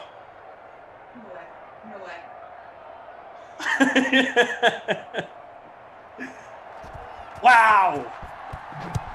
When are we allowed to talk about what happened? Well, I think it just went final. So what happened?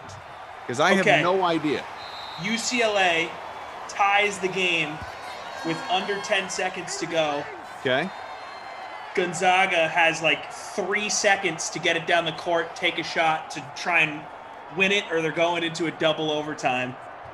Suggs from the, basically half-court logo. Bank shot 3, victory. Stop. Zag moves to the national championship on Monday night against Baylor. The pool is still alive! I'm gonna tweet, oh my God, just to fit in with everybody. I'm gonna act like I saw it. Wow. See? Morgan just read my Twitter. Morgan ran into this room. Had no idea what was going on. I'll be right back. I'm gonna go throw up. Wow. Jared, Blankenship, what an extra point. Yeah, the timing on that was fantastic. Wow. Honestly, the way I handled that, I don't think it's getting enough credit. You did a great job, Cuff. Thanks, appreciate you. All right, now that's enough credit.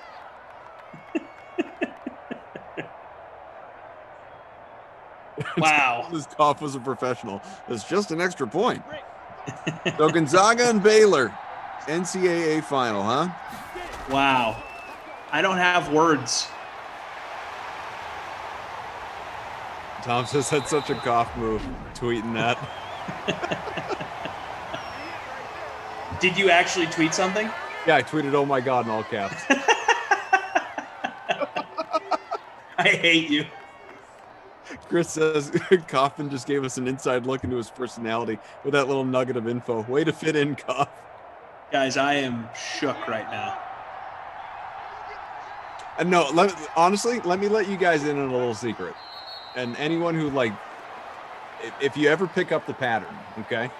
If there is if I'm tweeting a lot during a game, okay, I'm definitely watching it. If I'm tweeting a lot during a game, I'm definitely watching it. Mm-hmm. If I fire off 1 or 2 tweets during a game at just really pivotal moments, what a dunk by Tatum or something like something stupid like that, or actually, you know what? That's too specific. That's actually too specific.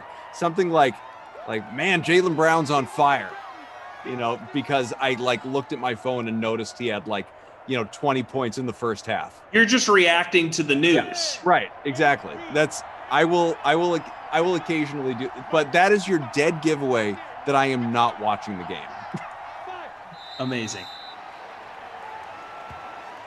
I am a buddy of mine just texted me, wow, with a whole bunch of W's and O's. And I'm going to respond to him and go seriously, right? Oh my God. I will say, I don't do this on Twitter, but in group chats, if a bunch of my friends back in New England are watching a Sox game, and this has happened the first few days of the baseball season. Yeah. They're all talking Sox, and I'm clearly I'm not locked into the Sox the first few days just because it's hard to watch these games I'm out here. I'm hitting them with unbelievable with multiple exclamation points. Yeah, and I'm just like, oh yeah. I'm like, oh yeah, they stink. Like, and I just one word answers in the group chat. Yeah. Alana says, I am how the tweet sausage is made. I'm shocked right now, man. Wow. That was incredible. That was so cool.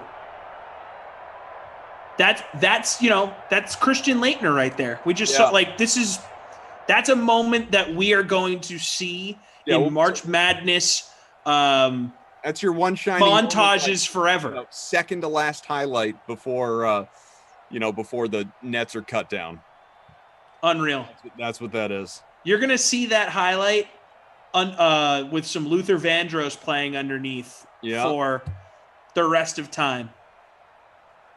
Lounge That Talk was so Podcast cool. says it's officially first time ever winning a free contest. Yes. Looks like I'm going to finish 12th, unless Kyle wants to find me 25 points somewhere, but I don't think that's going to happen. So 12th for me. Mantililini is that Lounge Talk Podcast? Is about a 5-point victory. Pascal in the captain spot, Rivers, Thompson, Minshew, Burton, and Lambeau, that lawnmower. Robbie Noble says, hey, Adam, I beat you. In your face, dude. Oh, Mayor here, cough. It should be noted, it's only halftime, but I'm up 33 points on you. Hashtag you're welcome, meager, question mark. I mean, not really. You're just going to take another $3 from your buddy. You guilted him into playing another contest to try and get his money back and said he's going to be down 3 more. You are not a good friend. Who's your Krusty Koff player of the game? Who's getting that wooden nickel? Chris Thompson going to get the wooden nickel here. It's the bonus. Having Chris Thompson in that captain spot, and I'm sorry. Can I just say that is an interesting decision on your part?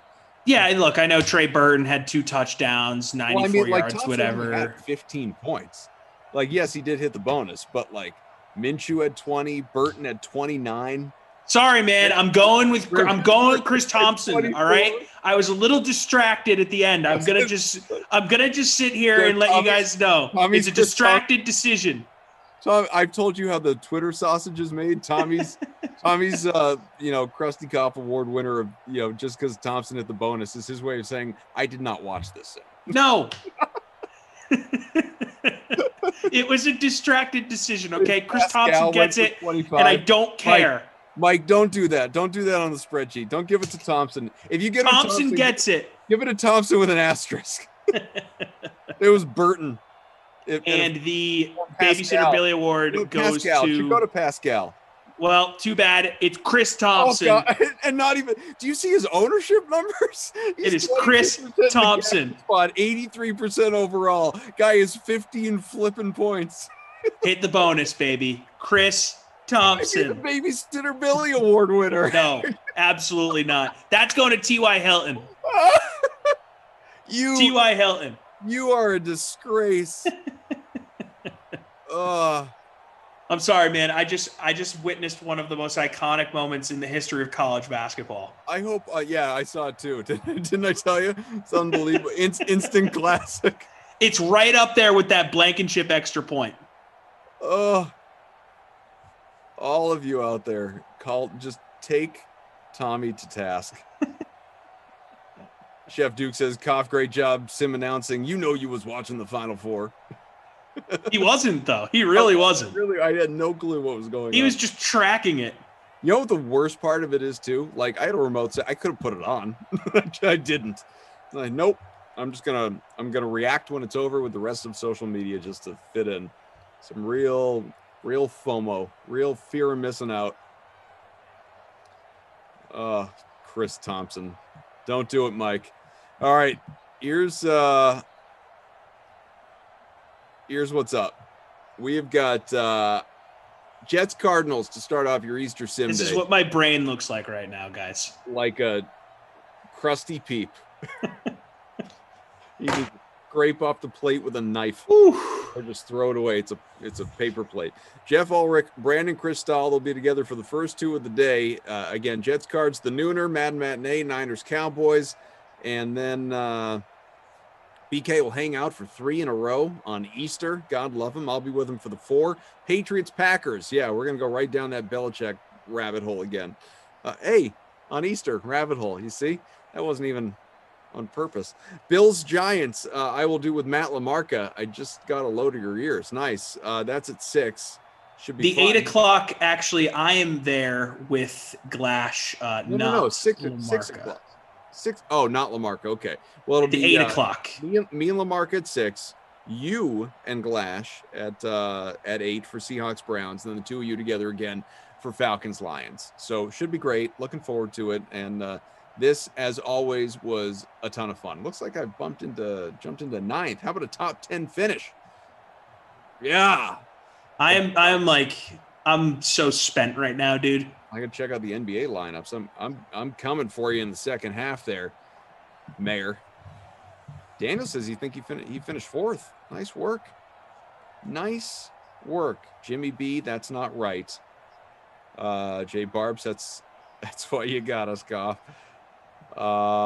Man, you guys, you are everything. You are all terrific. We love you. Joker says, why isn't Goff given the pre-Sims NBA advice? You know, you want to learn something, right? I'm just kidding. Our guys do a great job, and they are fantastic. Although Zwyman, I think, blocked me on Twitter. Anyway, Tom Carroll, Adam Kaufman, thanks to Mike, thanks to Daniel, thanks to Kyle, and you guys are all great. Enjoy the rest of your evening, what's left of it, and we will see you on Easter. The both of us, we are eager to be with you again. It's going to be a great time. Till then.